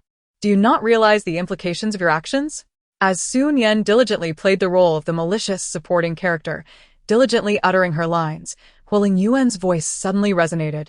Who gave you the audacity to treat my woman in such a manner? Su Nian was taken aback, pondering, why, in such circumstances, does the male lead care about this? She then witnessed the domineering male protagonist, with an imperious expression, grasping Lan Qi by the arm, stating, "Since you have chosen me, it is best that you do not waver." In a pitiful tone, Lan Qi replied, "But I wish to help you. I cannot bear to see you so overwhelmed because of me. The predicament arose due to my actions, so let me bear the consequences." Hearing these words, Su Nian let out a sigh. Li Beichen truly embodies the essence of a tragic fool. Ultimately, the domineering male protagonist, Huolingyuan, seizes the female lead and departs with her. In Chapter 50, titled Do Not Smile, under any circumstances, the doctor's response incites a flurry of emotions within Su Nian. She is not at all taken aback, for the premise of this novel has been established thus. However, what astonishes her is the revelation that Huolingyuan was intentionally introduced by the elder. Li Jianhong gazes upon the examined Li Beichen and muses. Now that this disappointing wretch has beheld the woman's true visage, he shall no longer be ensnared by deception. Upon hearing this, Su Nian can't help but chuckle inwardly. It is worth noting that Li Beichen's characterization is that of a mindless devotee, thus it is unlikely that he'll change. If her intuition serves her correctly, upon regaining consciousness, he might still ponder the unspoken burdens of the female lead, Lani. Nevertheless, while she may jest in her thoughts, she maintains a fade of understanding towards the elder, stating, "Father, you may find solace now, for Beichen has witnessed the woman's true nature. Thus, he shall not engage in foolishness again." Li Jianhong turns his gaze to Su Nian, hoping that this holds true. Nian, this truly is a source of distress for you." Su Nian shakes her head, "Not at all distressing. For me, simply being by Beichen's side is more than sufficient." These words only serve to deepen Li Jianhong's affectionate regard for Su Nian, prompting him to contemplate a course of action. Li Jiansong pondered for a moment before lightly tapping his head. "Alas, my memory seems to be deteriorating by the day. I completely forgot something significant. A few days ago, I attended an auction and fortuitously came across some exquisite jewelry that would suit you perfectly. After winning the bid, I intended to present it to you. Yet here I am, having completely forgotten about it for so many days." Su Nian exclaimed, "Dad." Li Jiansong, mistakenly believing Su Nian was about to decline, quickly interjected, "You are the only daughter in our family. If you do not want them, what use do they serve me? Besides, must you be so polite with your father?" "Thank you, Dad," Su Nian replied obediently. "Rest assured, I will take good care of Beichen. I have complete faith in you. When has your father ever doubted you?" At that moment, neither Su Nian nor Li Jiansong noticed that the person who had been lying in bed had already sat up. Li Beichen was engulfed in pain. Su Nian's inner voice echoed in his mind, "I suddenly feel far happier than this guy, Li Beichen. Though we are both infatuated, I continuously reap the benefits, while he only endures the male protagonist's punches." Upon hearing this, Li Beichen felt an intensification of his discomfort. Suddenly, feeling a chill run down her spine, Su Nian slowly turned around, only to find Li Beichen gazing at her with piercing eyes. Su Nian thought, "What is with this insufferable infatuation? Why is he looking at me like that? Please don't tell me he is blaming everything on me." In general novels, I, the malicious supporting character, am often the one to bear the blame. Li Beichen. What else can Li Beichen do but avert his gaze from this woman? Humph. Li Jianhong has also noticed that Li Beichen has regained consciousness, and thus lets out a cold snort. "I believe you should see the true nature of that woman. If you still cannot discern it, I shall have to conduct a paternity test to ascertain whether we indeed share blood ties." This statement nearly elicited a laugh from Su Nian. Fortunately, having lived a lifetime in her previous life, she possesses a certain level of composure. Otherwise, she might have truly lost her composure. "No, I must not laugh. I must not laugh at all. However, this old man certainly has a wicked tongue." Chapter 51. How can this fellow lie with such ease? I am aware. I have a clear understanding of everything in my heart. Li Beichen's voice is notably hoarse. Su Nian. How can this man lie so brazenly? What does he truly know? If it weren't for me, this fellow might have brought the entire company to Lan Xiang's doorstep. What knowledge does he possess now? It is evident that Li Jianhong does not trust his own son either. If you truly know, then you would not cause me such worry. Can you not see my age? Please spare me some trouble. If you continue to stir up chaos, what shall become of my frail old bones? After speaking, Li Jianhong coughed heavily several times. Seeing this, Su Nian hurriedly approached to comfort the old man. However, at that moment, the indifferent voice of Li Beichen rang out, "Dad, even if you truly wish to put on an act, why not do so convincingly? Your current demeanor is utterly insincere." Li Jianhong. Su Nian's smile faltered slightly. Although the old man's performance was indeed rather contrived, there was no need for this fellow to be so blunt. In the typical narrative of a novel, a character like Li Beichen, the devoted second male lead, would be preoccupied solely with the heroine. It was truly heartless. Listening to these unspoken thoughts, Li Beichen was on the verge of dragging this insufferable woman before him to confront her. What did she mean by heartless? If only the old man's acting were a tad more convincing, it would not have come to this. As a father, being so openly criticized by his own son left him feeling utterly humiliated. He coughed several times and said, "Well, Nian Nian, I must trouble you to take good care of this little rascal. I have a mountain of mess awaiting my attention, so I shall take my leave." With that, he hurriedly departed. Su Nian empathized with the old man's current predicament.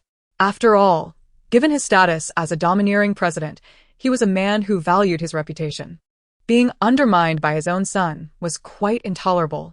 Suddenly, she was startled by the intensity of Li Beichen's gaze. If one were unaware, they might assume she owed this fellow money.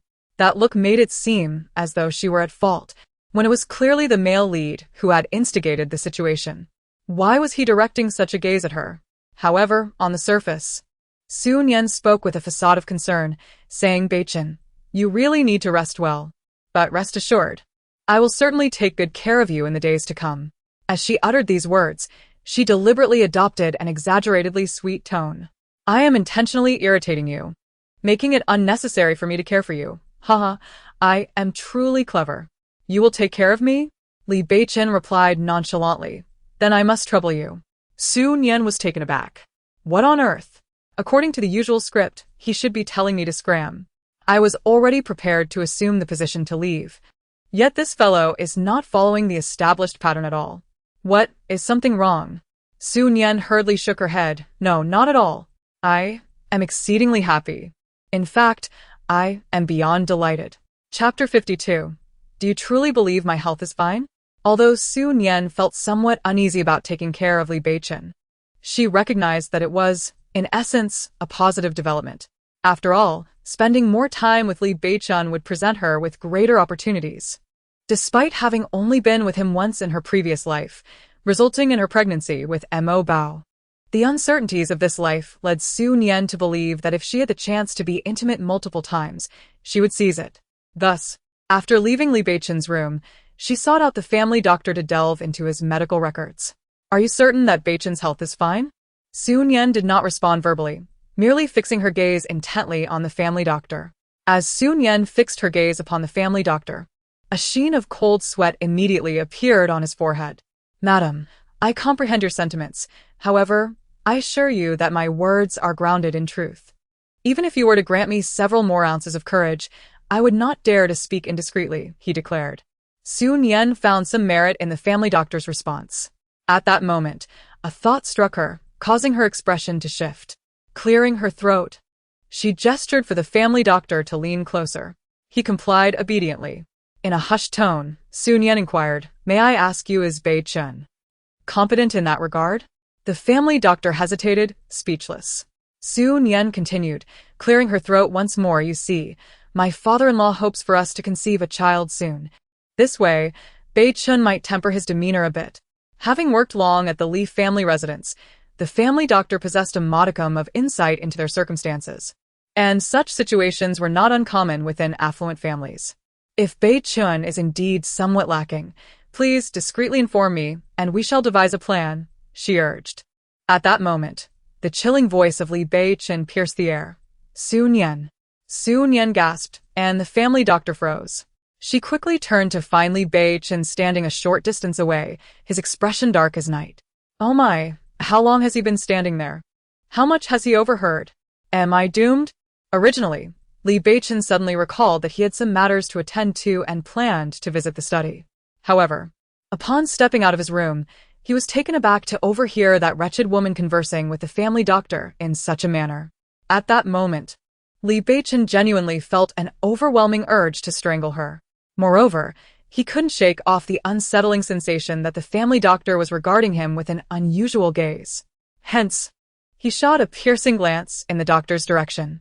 Instantly, the doctor, feeling a chill run down his spine, instinctively lowered his head, silently diminishing his presence, as if to convey that he was utterly oblivious to everything, having heard nothing at all.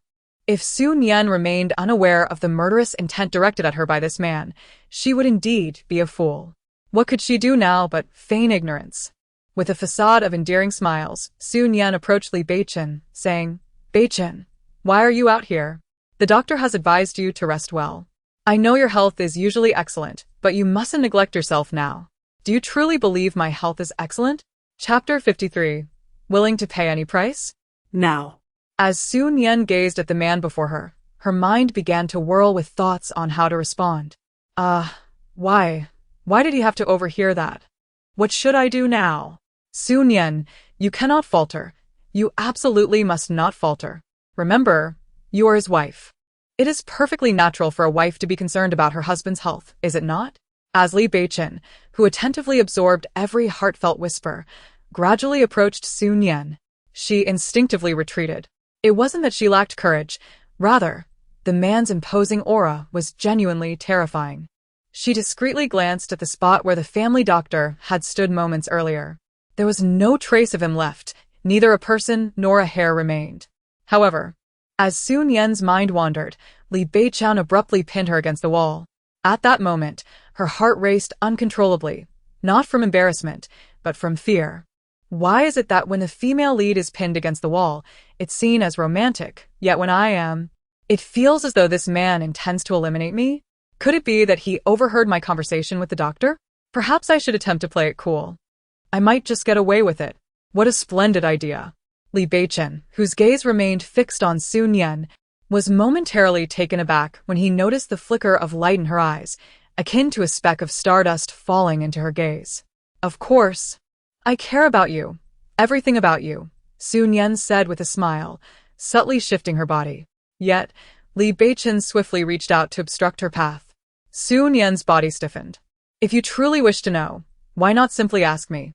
After all, regarding that particular matter, even if you consult the doctor, he may not possess the answers. This statement left Su Nian incredulous as she stared at Li Beichen, bewildered by his intentions. Does he really mean that? Such a private matter would be so much easier to discuss directly. Su Nian's pupils widened in realization. This man undoubtedly intends to silence me.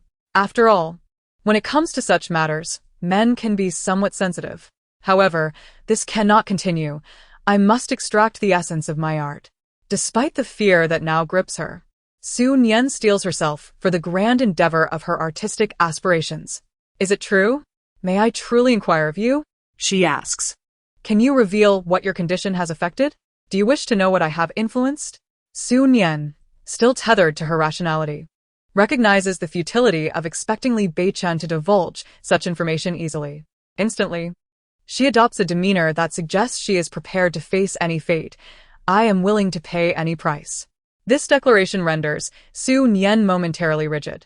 What is he planning? Does he intend to take advantage of this opportunity to eliminate me? She muses. Yet, given his frequent fainting spells and the inherent vulnerability of men in such matters, it is clear that if he were to encounter any difficulties now, he would likely be overwhelmed with frustration.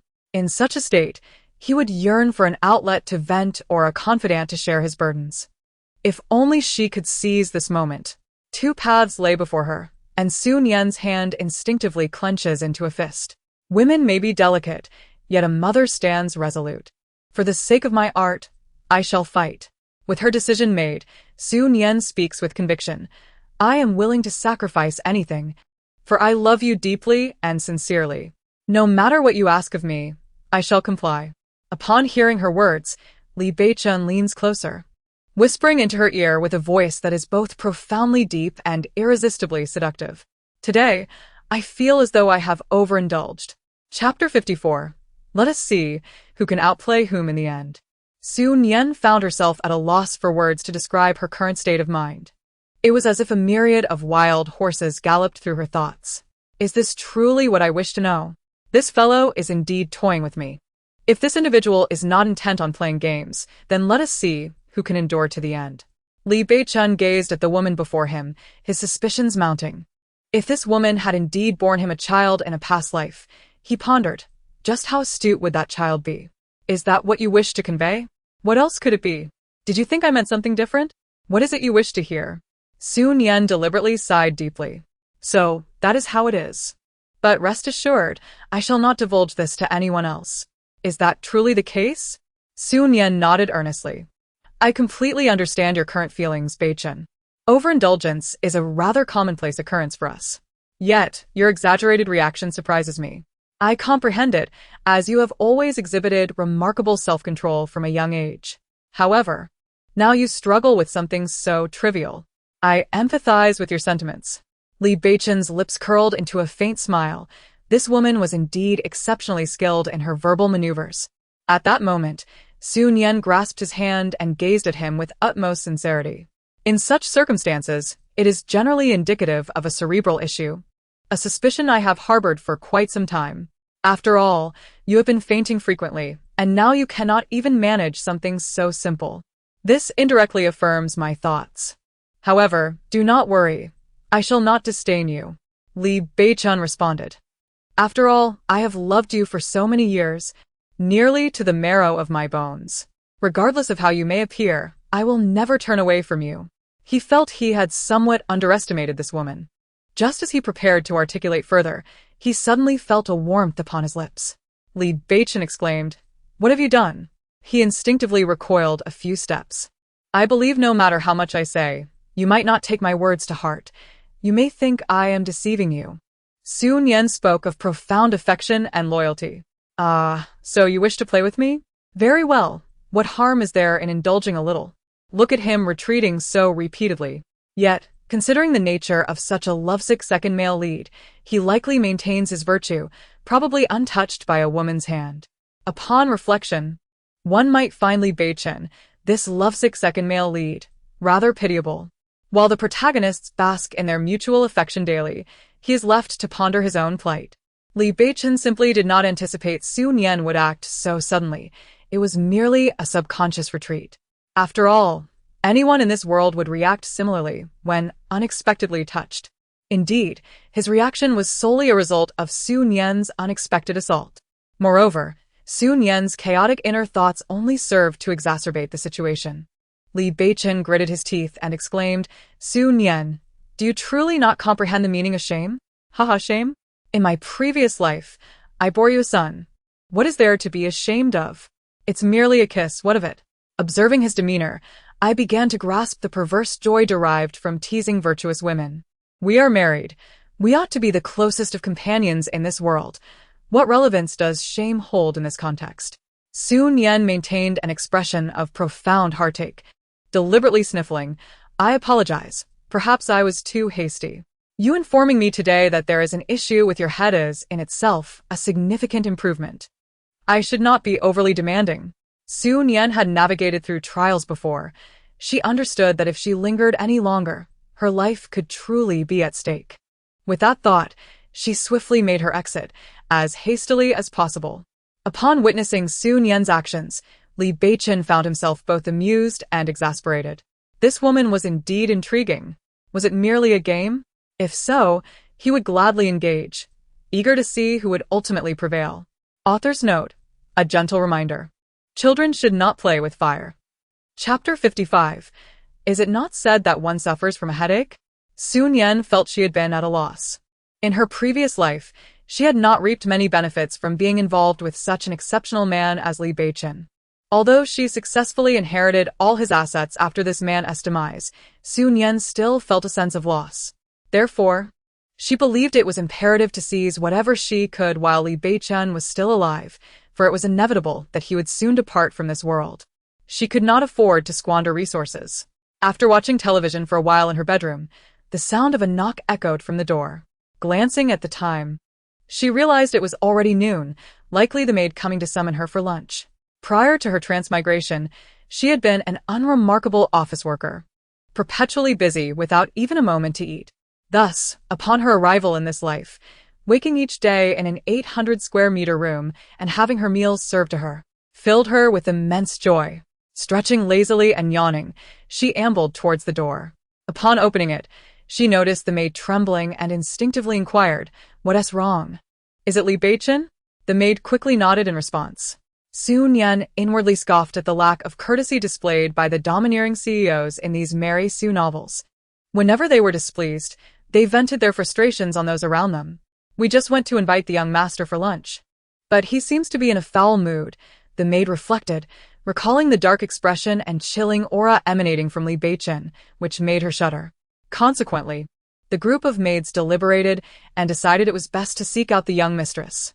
Recognizing the hopeful glimmer in the maid's eyes, Su Nian, not being foolish, understood they were urging her to intervene. If it were any other time, she would have gone without hesitation. However, having just tarnished Li Beichen's reputation, she could only imagine that he might harbor a desire to end her life. To approach him now would be akin to courting death. Just as the servant was about to suggest that she seek out Li Beichen, Su Nian pressed her hand to her forehead. Perhaps it is due to Beichen's current malaise that he has lost his appetite and does not wish to dine. "I have a slight headache myself. I shall wait until I feel better before I go." "Young madam, are you unwell?" the servant inquired with concern. "Shall I fetch the family doctor?" Su Nian weakly shook her head. "No, it is nothing serious. I merely need to rest for a moment. Once I feel a bit better, I will go." Having spoken thus, Su Nian left no room for the servant to argue, who could only comply and depart obediently. As for whether Li Beichen chose to eat or not, that was of no concern to her. In truth, Su Nian believed that he must be so infuriated by her actions that he had no appetite left. After all, in the realm of Mary Sue novels, a devoted male counterpart like Li Beichen is expected to maintain an immaculate demeanor, which she, as the nefarious female antagonist, had now sullied. The impact of this betrayal was undoubtedly profound. Just as Su Nian was amusedly lost in thoughts inspired by the drama, a chilling voice suddenly interrupted her reverie. "Did you not claim to have a headache? Yet you appear quite well to me." Su Nian slowly raised her head, only to find Li Beichen standing at the door, a cryptic smile gracing his lips. Chapter 56. The standard of a male supporting character is to maintain innocence. Could it be that he truly intends to eliminate me simply because I thought of giving him a peck? Perhaps this is indeed the case, for a sycophant like him values his purity above all else. In the melodramatic world of Mary Sue novels, the quintessential male supporting character is defined by his steadfast innocence. Li Beichen. Li Beichen certainly did not wish to confront Su Nian. However, upon hearing the servant mention that this woman was experiencing a headache, he immediately discerned that she was feigning. He intended to expose her charade, yet now he regretted his decision to come. "Are you truly unwell?" Su Nian sighed. "I apologize, Beichen. I do not understand why I have a headache. I did not mean to trouble you. But were you just rolling around on the bed?" "Su Nian." For a moment, the atmosphere grew somewhat awkward. Nevertheless, Su Nian had weathered many storms. Her thick skin was her only talent. At that moment, Li Beichen genuinely believed that if this woman did not pursue a career in acting, it would be a significant loss. She was truly exceptional. "So you were rolling about in pain?" Su Nian nodded. "Very well, I shall call the old master at once." Li Beichen was curious to see how far this woman could maintain her ruse. Su Nian was genuinely astonished that he intended to do so. Instinctively, she wanted to refuse, but just as the words formed on her lips, she considered a notion. If I can seize this opportunity to feign illness, perhaps I would be spared from serving this Li Beichen. Li Beichen paused his movements. Then I feigned being frightened by Li Beichen. Perhaps the old man would feel pity for me, allowing me to gain some advantage once more. Ha ha ha, I truly am clever. Li Beichen immediately hung up the phone. He could not allow this woman to succeed, since she had repeatedly declared her intention to care for him in front of the old man. She must hold true to her words and genuinely take care of him. "Beichen, I am sorry.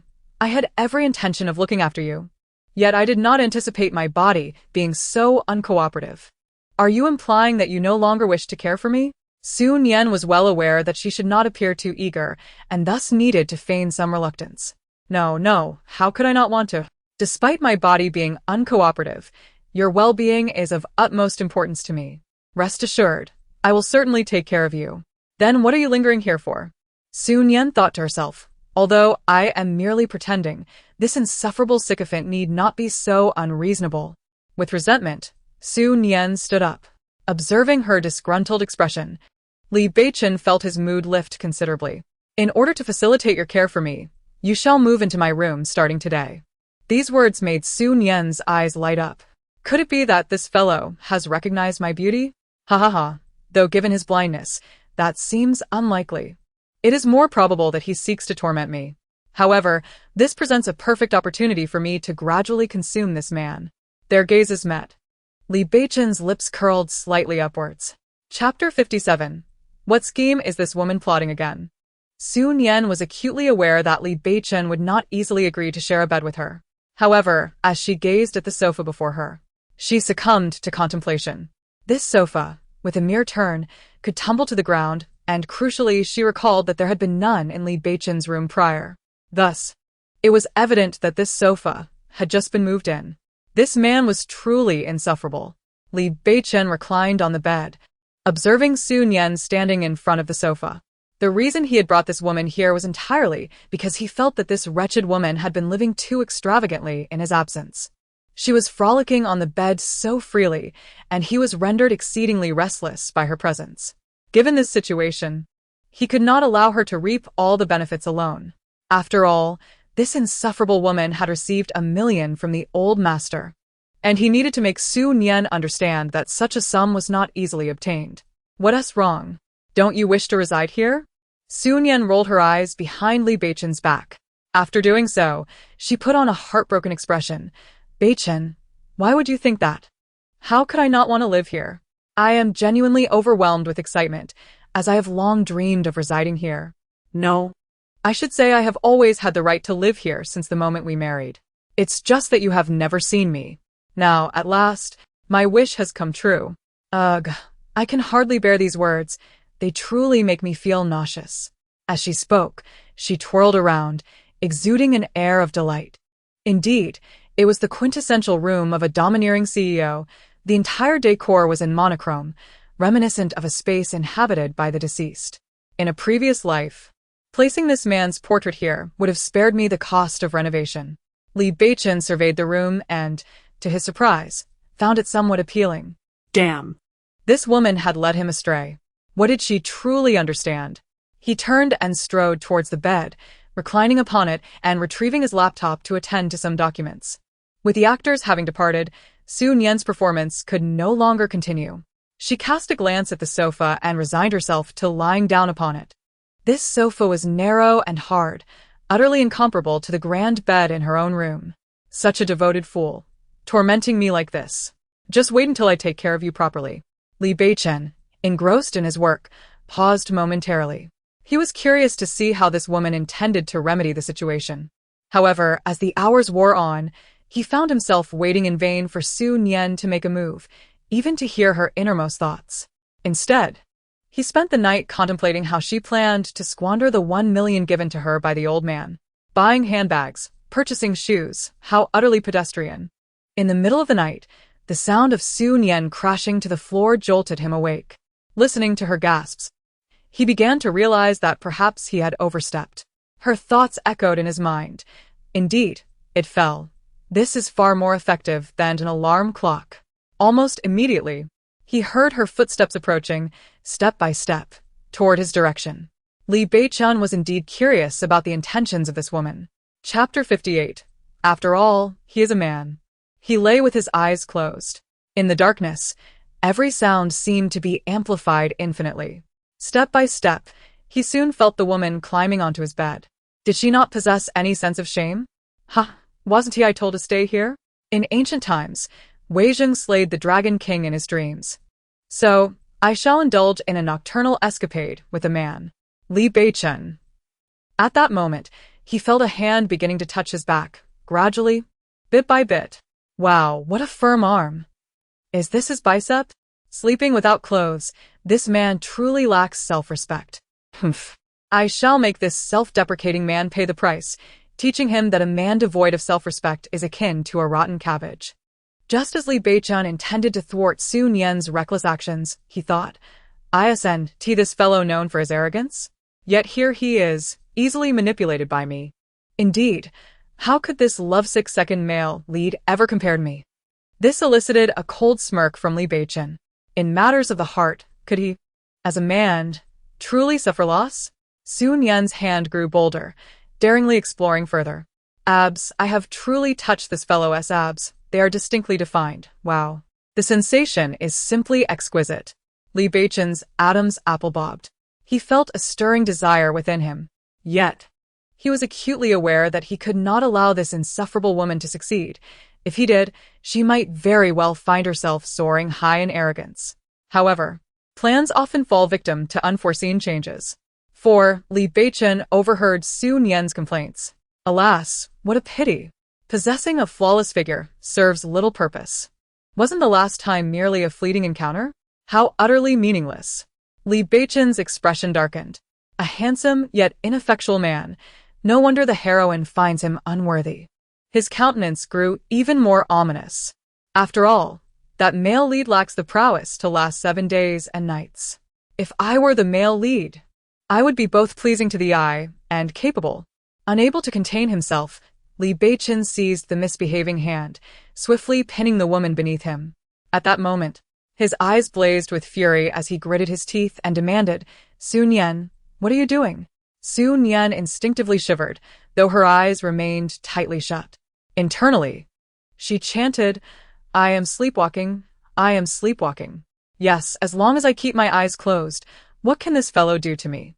Observing the tightly shut eyes of the woman, Li Beichen let out a cold smirk. He was curious to see just how far this woman would go to maintain her facade. Slowly, he leaned in closer, while Su Nian sensed his presence, her body tensing further. On such a night, does he intend to do something to me? Then again, I possess ample curves, although this fellow's endurance may be brief. He is still a man and cannot remain entirely unresponsive. Li Beichen found himself in a true quandary.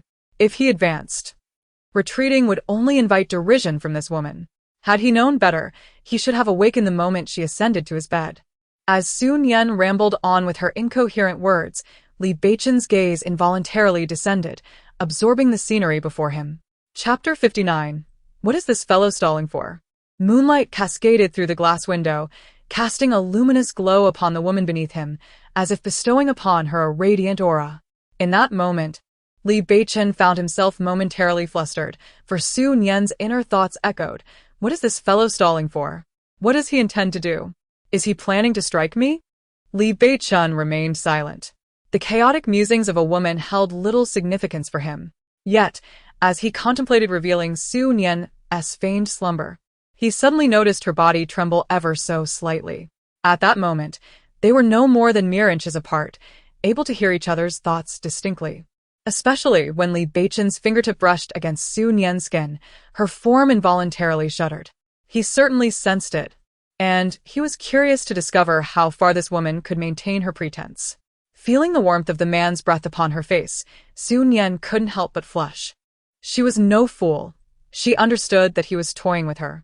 After 3 minutes, when Su Nian finally opened her eyes, she was met with an unexpected reaction from Li Beichen, whose body stiffened at the sight of her gaze. "Where am I?" Su Nian mumbled, her dazed expression resembling that of someone just awakened from slumber. "What do you mean, where are you?"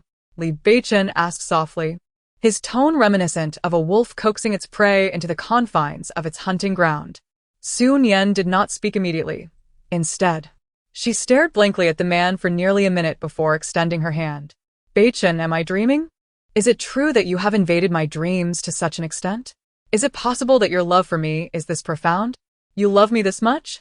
Li Beichen followed her words, intrigued to see what this woman intended to concoct next.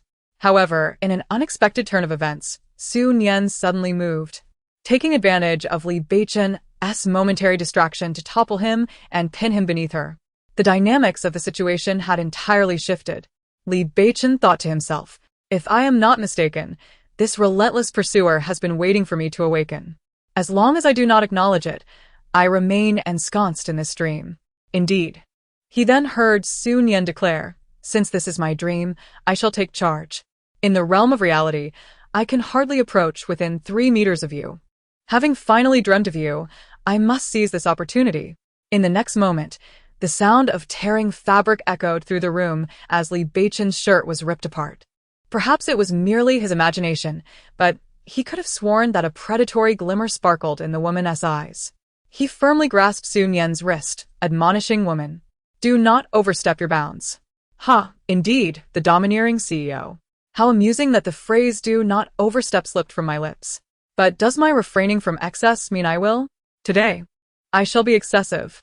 Su Nian responded, "Beichen, remember, this is my dream. Rest assured, even if you scream until your throat is raw, it will be of no consequence." After Su Nian uttered those words, she directly leaned in to kiss Li Beichen. He turned his head to evade her, yet his expression remained far from pleasant, as he could feel the softness of her body pressing against him, a collision of iron and cotton. However, at that moment, the woman who had been so audaciously imposing upon him suddenly rose and departed, like a tempest that had vanished without a trace, leaving Li Beichen no time to react. Chapter 60. It appears he has been played again. Li Beichen lay on the bed, momentarily at a loss for words. It took him a considerable time to gather his thoughts as he surveyed the disarray surrounding him. It seemed he had once again been toyed with by that insufferable woman. In a fit of frustration, he ripped off his clothes and hurled them to the floor. That detestable woman. He then reclined back onto the bed. But for some inexplicable reason, images of Su Nian, that wretched woman, riding atop him and uttering audacious remarks, flooded his mind. Consequently, Li Beichen spent the entire night tossing and turning, unable to find rest. The following day, his countenance was darker than ever.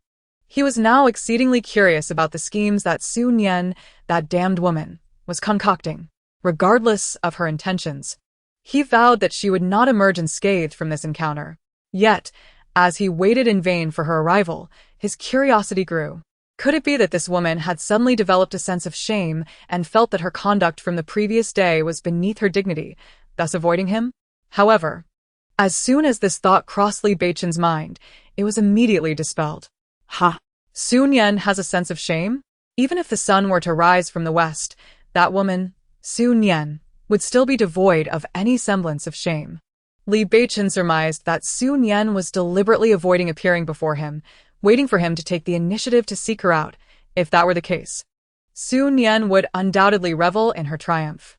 Thus, Li Beichen spent the entire day in restless agitation. Finally, as evening approached, he resolved to find Su Nian. He justified this decision by recalling how she had promised to care for him meticulously the day before.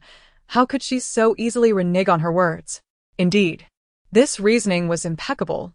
When Li Beichen, armed with a legitimate motive, returned to Su Nian's room, he sensed something was amiss.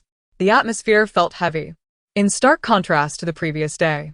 Approaching the bedside, he discovered Su Nian curled up beneath the blankets, her complexion pale, with a hint of anguish etched across her features. "Su Nian," Li Beichen called out. He settled himself at the edge of the bed, hoping to discern her thoughts. Yet this time, he could not even hear her inner voice. At last, Su Nian slowly opened her eyes, and upon noticing a flicker of vitality in her expression, Li Beichen breathed a sigh of relief. "Hold on, I will take you to the hospital immediately." However, just as Li Beichen uttered these words, Su Nian grasped his hand, halting him, and declared, "I'm fine. I don't need to go to the hospital.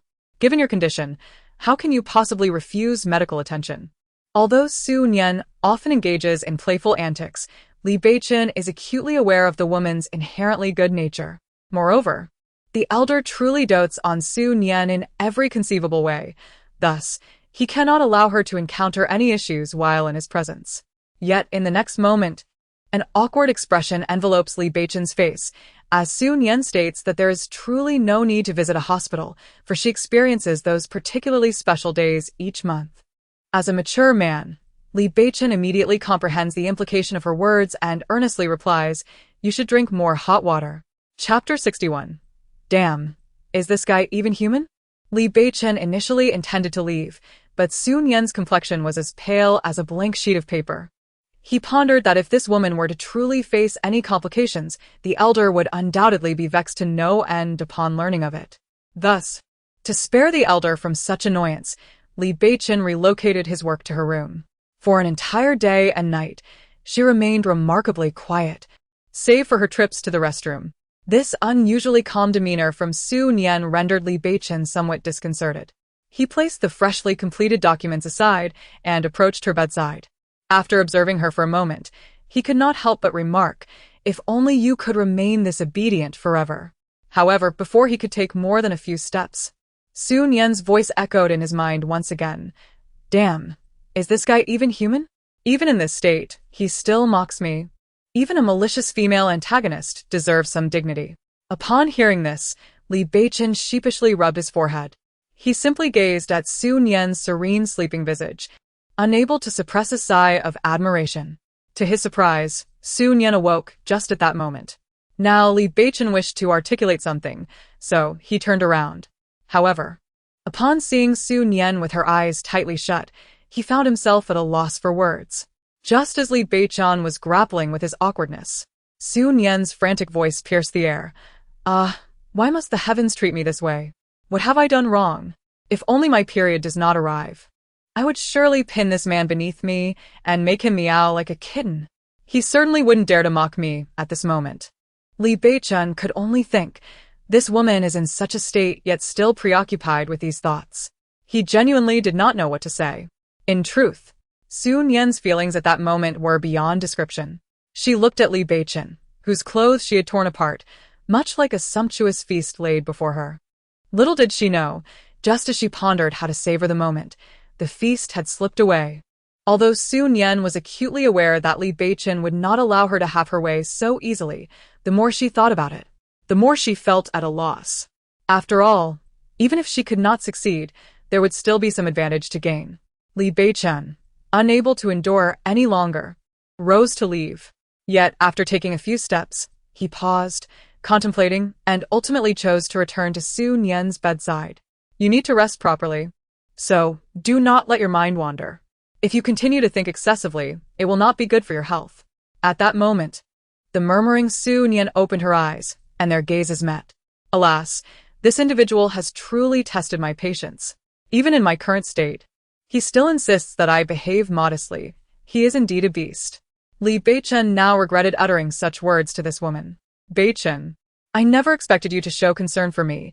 Your present demeanor is genuinely heartwarming. I am grateful to your ancestors for generations, but alas, I must not speak so. The elder has always treated me well. Nevertheless, I must express my gratitude to this fellow, Li Beichen. Please take good care of yourself." Li Beichen felt that if he were to linger any longer, this woman would not find her rest. Thus, after voicing his concern, he departed. In the following days, Su Nian quietly remained in her room. The entire villa seemed to have fallen into an unexpected stillness. Chapter 62. Have you committed any sinful acts? 4 days later, Su Nian felt as though she had been rejuvenated. She meandered into the garden and stretched languidly. "Have you committed any sinful acts to elicit such a reaction from me?" Li Beichen remarca nonchalantly. This statement unsettled Su Nian. What reaction? Who wouldn't be startled by such a towering figure suddenly appearing? If it weren't for this absurd plot, I would certainly ensure he comprehends the perils of this world. What could Su Nian do but feign shyness? "It has been 4 days since I last laid eyes on you, Beichen. As the saying goes, a day apart feels like 3 seasons. We have not met for several days. And now your sudden appearance before me. Well, I require your company this evening for a social gathering." Li Beichen interrupted her words, and Su Nian began to comprehend. The plot seemed to unfold before her eyes. She truly could not fathom how her character, a villainess with only a few scenes in the original narrative, could possess so much screen time. Did she not wish for this? No, how could she possibly decline? Despite her resentment, Su Nian had no choice but to acquiesce. Soon, her ensemble arrived. Under the cold light, Su Nian languidly settled into the makeup chair, her long black hair cascading carelessly around her. The thin silk robe draped over her body slipped slightly, revealing hints of her delicate shoulders. akin to an exquisite piece of white porcelain, as the makeup artist adorned her visage. "Madam, you are truly the most beautiful woman I have ever encountered. Today, you are destined to be the focal point of the crowd. Amongst all, how is it that you radiate such beauty? When Mr. Li sees you like this, he will undoubtedly be captivated, unable to tear his gaze away." Listening to such flattery, Su Nian felt a surge of joy, yet, even in her elation, she was acutely aware that no matter how she adorned herself, she would always be eclipsed by the leading lady. For in novels, characters like hers were often deemed mere superficial adornments, mere artifacts fashioned by cosmetics, exuding an essence of falsity. Upon seeing the maid bring forth the gown, Su Nian rose to change into it. An hour later, when Su Nian appeared before Li Beichen, his eyes widened in surprise. Dressed in a flowing crimson gown that reached her ankles and perched upon slender high heels, she glided slowly towards him. At this moment, Su Nian exuded a mature charm that was a stark departure from her usual whimsical demeanor, captivating all who beheld her. "Beichen, I apologize for keeping you waiting," she said. Li Beichen averted his gaze, yet images of her straddling him flooded his mind. This thought caused an involuntary scratch in his throat, prompting a soft cough. However, this sensation was fleeting, as he soon heard Su Nian's inner musings. As expected, the makeup artist was right. It is no exaggeration to say that Li Beichen would be stunned by my appearance. It is well known that his eyes are solely for the female lead, rendering him blind to others. Yet, my beauty cannot go unrecognized. I should seek a target. Once Li Beichen is no longer in the picture, I must act swiftly. Li Beichen approached her, his voice edged with tension as he declared, "You must remain by my side tonight, never straying from me." The audacity of her even considering another man while he was alive made his blood boil. Rest assured, he would not allow this woman to entertain such thoughts. His words startled Su Nian, who had been lost in her own reverie. Chapter 63. Damn it, this woman cannot genuinely be interested in another man, can she? Li Beichen had brought Su Nian here because he was keen on pursuing a significant project. He hoped to extract something useful from her chaotic thoughts, much like the last time that had yielded him a profit. Thus, Li Beichen and Su Nian appeared as a pair of golden children, seemingly destined for greatness. Wherever they go, praise follows them.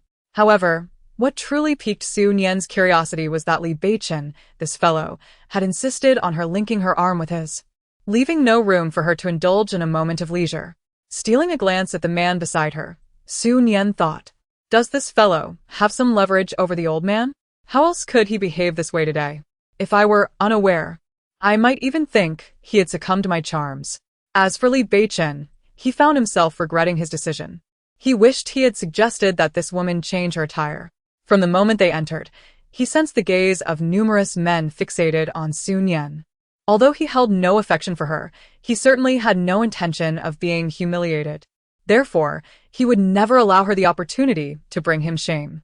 Given his esteemed position, many approached him to greet him, resulting in Li Beichen managing pleasantries while simultaneously enduring Su Nian's commentary. This Mr. Li was diligent in his past life, turning his company into a thriving enterprise. Yet, tragically, his son turned out to be his brother's. Mr. Zhao. I truly wish to remind him that his mother will surprise him with a sister in 5 years. Alas, he suffered in his previous life, losing hair at a tender age.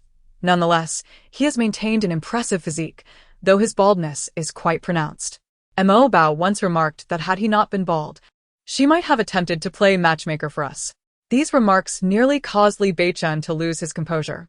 Nevertheless, he could not resist casting another glance at the person Su Nian mentioned, their so-called son, a member of a Sun family. From a young age, his mind seemed to be rather rigid, approaching every task with an unwavering adherence to rules. He had previously collaborated with this individual, who had deftly manipulated him without his realization. Those under Li Beichen's gaze could not help but shudder. Afterward, Su Nian exhibited a bashful demeanor, while Li Beichen held this individual in even lower regard. What on earth was his son thinking? Even if he were to seek a stepfather, one would expect him to choose someone of reasonable caliber. Yet, upon realizing his thoughts, Li Beichen cursed under his breath, cursing himself for entertaining such notions. It was all Su Nian's fault for leading his thoughts astray. At that moment, he turned to the woman beside him and witnessed Su Nian's eager expression as she gazed in a different direction. Li Beichen's countenance darkened instantly. Heaven forbid. Was it possible this woman was genuinely interested in someone else? Just then, Su Nian's voice echoed in his mind. Wow. Those pastries over there look delightful. I bet they taste as good as they look. When will this infuriating fellow ever let me go? No. When will the female lead make her appearance? The wicked supporting character. Need this scene wrapped up quickly, so I can enjoy my food. It turned out her intentions were purely culinary. Li Beichen's expression softened considerably. However, this evening, Su Nian's wishes might remain unfulfilled. As far as he knew, Li Yuan would not be attending tonight, nor would that woman make an appearance. This evening, it is certain that Su Nian will not indulge in the delectable pastries. Every man harbors a clandestine, malevolent thought, and Li Beichen is no exception. Consequently, as time progressed, he would inadvertently guide Su Nian past the banquet-esque culinary displays, ensuring she was well aware of the array of delicacies available. As moments slipped away, Li Beichen observed Su Nian gradually succumbing to frustration. What on earth is wrong with me today? Did I neglect to consult the almanac before stepping out? There is an abundance of drama this evening, she mused. The desserts are truly exquisite. I shall capture some photographs and accompany them with eloquent captions for my social media, surely garnering countless likes. In a particularly buoyant mood, Li Beichen inquired, "Are you enjoying yourself this evening?" Yet, at that moment, Su Nian felt as though her feet might shatter. 7-centimeter stilettos. How could anyone endure such discomfort while keeping pace with Li Beichen? My feet ache terribly. Had I known the evening would be so eventful, I would have chosen more sensible footwear. Upon hearing Su Nian's lament, Li Beichen suddenly realized he had overlooked her choice of heels. He reached out to encircle her waist, intending to offer her a place to lean against him. However, just as Su Nian was about to lean in, she turned her head. The moment Li Beichen noticed her movement, he instinctively averted his gaze. Li Beichen, would you care to dance a piece with me? Li Beichen was taken aback by her request. After all, she had just been mentally bemoaning her aching feet, and now she wished to engage in a dance. It seems he truly worried in vain. Su Nian, in her demeanor, clearly exhibited a lack of pain. Beichen, given the duration I have accompanied you in social engagements, would you be so kind as to dance with me for a moment? Su Nian spoke with a hint of playful coaxing, even tugging at Li Beichen's sleeve. Although I am uncertain of your thoughts. The mere fact that you brought me here indicates that you wish for others to recognize our marital bond. If you accompany me in a dance, onlookers may perceive our relationship as harmonious. Li Beichen turned around and was met with a sparkle in Su Nian's eyes, reminiscent of a child's longing for a cherished toy. Such a gaze rendered him momentarily speechless, unable to utter a refusal. Yet, just as he contemplated acquiescing, Su Nian's excited voice echoed in his mind. The female lead has arrived. If I can dance with this sycophantic second male lead and shine in the spotlight, the female lead will surely panic at the thought of losing her prize catch, thus leading to a delightful confrontation. Upon witnessing this, the sycophantic Li Beichen will undoubtedly rush to curry favor with the female lead, leaving me unbothered. Then I shall be free to roam. Li Beichen. He mused to himself, so that was the source of Su Nian's sudden exuberance. Before he could articulate a response, Su Nian had already dragged him into the dance floor. Chapter 65. Completely satisfying Su Nian's vanity baby, I promise you, as long as you accompany me for a dance, I shall certainly refrain from appearing before you for an entire week, Su Nian pleaded, her voice imbued with a sense of desperation. The humility in her tone was palpable. However, upon hearing her words, Li Beichen merely scoffed. Observers might have felt pity for Su Nian, the illustrious daughter of a wealthy family, reduced to such a humble state for love. Yet, if they could fathom Su Nian's true thoughts, their sympathy would surely dissipate. For her inner voice echoed, I am truly clever. I am compelling Li Beichen to descend with me, leaving him no opportunity to refuse. This way, I can indulge in a week of leisure. Ha ha ha. Li Beichen would never allow Su Nian to achieve her aims so effortlessly. Yet, before he could voice his refusal, she took the initiative to clasp his hand, guiding it to her waist. The back of Su Nian's gown was intricately designed, leaving her skin exposed like satin. As his hand brushed against her smooth back, a tightness gripped his throat. Beichen, I implore you, just this once. If you grant me this, I shall never request such a thing again. The space between them shrank, their whispers resembling the intimate murmurs of lovers. Su Nian could distinctly sense a gaze upon her, affirming that her scheme had succeeded. Li Beichen uttered a single word, then leaned closer to her ear. Those were your words. I hope you can uphold your promise. Su Nian. Her words seemed to imply that she was the kind of person who did not keep her promises. However, I assure you, I am one to speak and act with integrity. I shall certainly not show my face before that fellow for an entire week, for I am off to travel. Upon hearing Su Nian's thoughts, Li Beichen's lips curled into a slight smile. He acknowledged Su Nian's ability to follow through, yet he made no such claim for himself. Listening to Su Nian's excited musings, he found himself somewhat eager to witness her reaction when faced with heartbreak. As the music began to play, Li Beichen and Su Nian took to the dance floor. After a few steps, he realized how remarkably in sync they were, with each movement executed to perfection.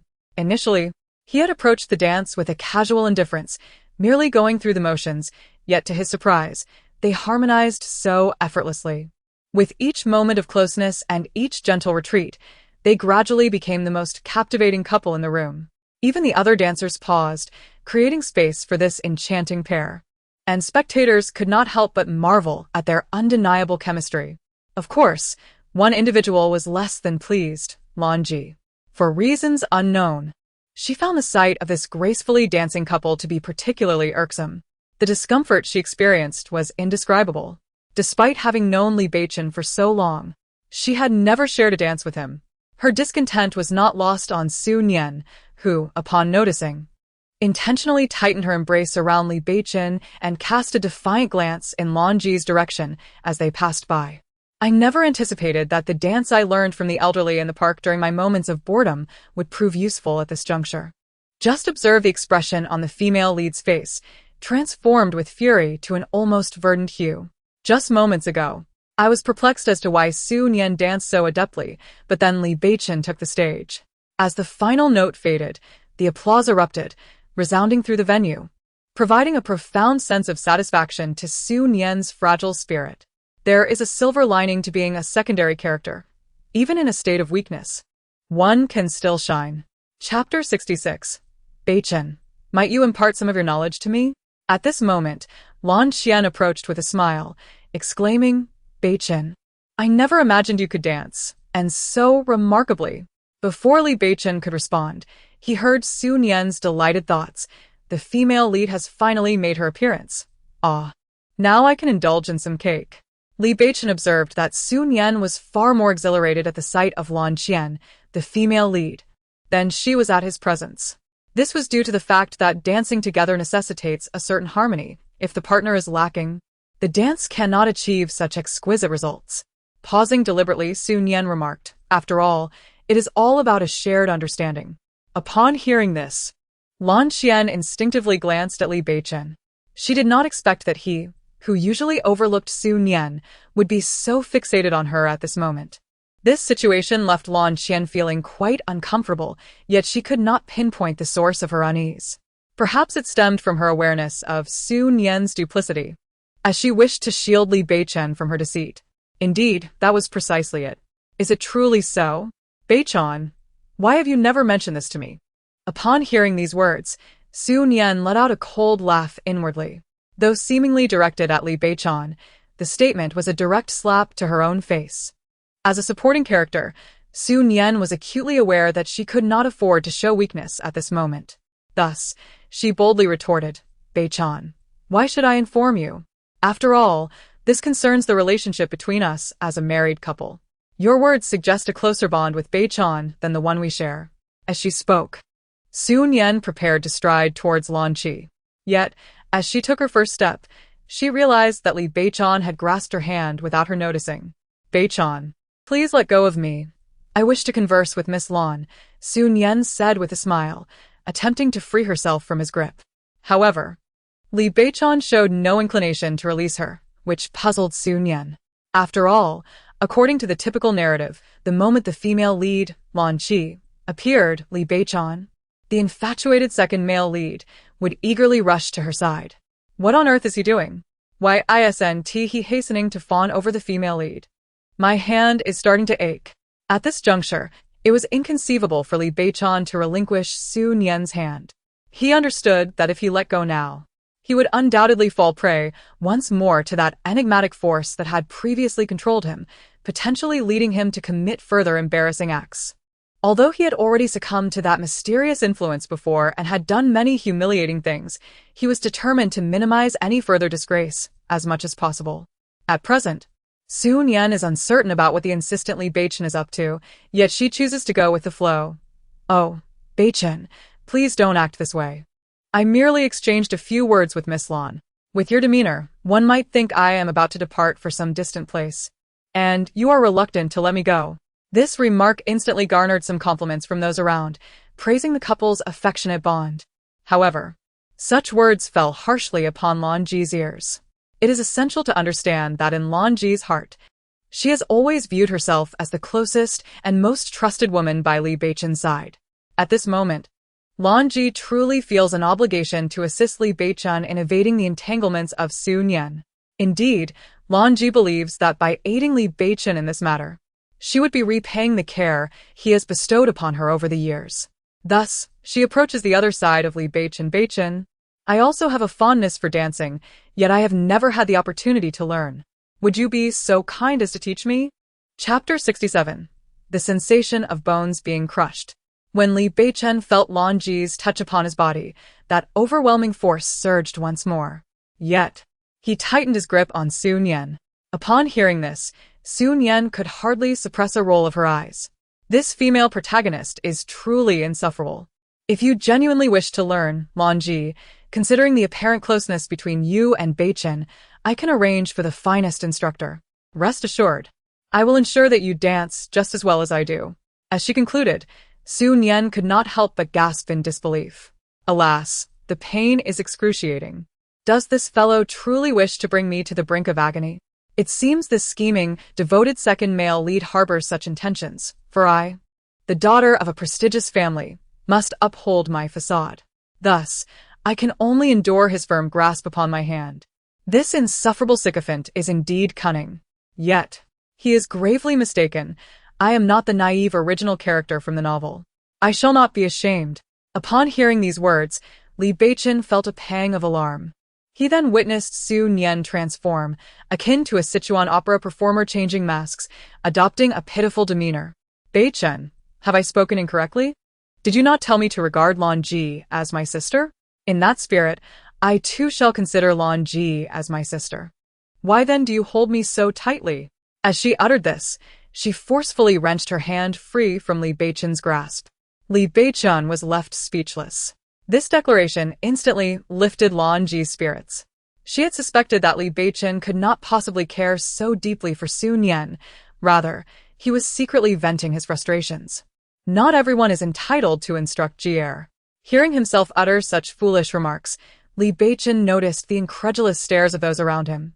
Any adult, or indeed anyone possessing their own reasoning, would be driven to madness in such a predicament. Li Beichen was truly on the verge of insanity, all the while subjected to the mocking laughter of Su Nian. Yet a more dire circumstance awaited him. The plot dictated his movements, compelling him to lead Lan Ji into the dance floor, all under the watchful eyes of the crowd. Lan Ji was fervently stepping on his foot, and one must understand that she, too, was adorned in high heels today, with soles that were rather unforgiving. Each step was painfully excruciating. I'm so sorry. I truly apologize, Beichen. I did not mean to, Lan Ji exclaimed anxiously, beads of sweat trickling down her face. It appeared so simple when I watched the dance. Why is it turning out like this? It's all right, Jier, he reassured her. For your first attempt at dancing, you have done remarkably well. This statement was enough to infuriate Li Beichen. He found the entire situation to be profoundly unfair. Despite having his body under control, why must he endure such pain? Meanwhile, Su Nian's gaze was fixated on the feet of Li Beichen and Lan Ji. Observing Lan Ji's relentless stepping, she noted that rather than exhibiting anger, Li Beichen's expression bore a hint of indulgent affection. This prompted a soft chuckle from Su Nian. No wonder women are enamored with Mary Sue novels. Who wouldn't he desire a devoted admirer like this? Even as his shoe suffered, Li Beichen remained unfazed, as if he were devoid of sensation. Li Beichen. How could he be devoid of sensation? At that moment, he acutely felt as if his bones were being crushed beneath Lan Ji's relentless steps. Indeed. It felt as though they were being shattered. Chapter 68. How do you know I have not tasted this twisted fruit? However, Su Nian had little time to indulge in the spectacle, as numerous affluent ladies approached to offer her consolation. She had a role to play. Mrs. Li, do not be overly sorrowful. This man is simply that way. Even the refuse outside seems delectable to him. One lady began to offer her words of comfort. Indeed. If one were to be a respectable woman, how could she possibly lack a sense of shame? It is well known that the upper echelons of society, despite occasional conflicts, generally exhibit a certain exclusivity. Moreover, women of standing truly look down upon those like Lan Ji, who cling to men for support. Su Nian listened with great interest.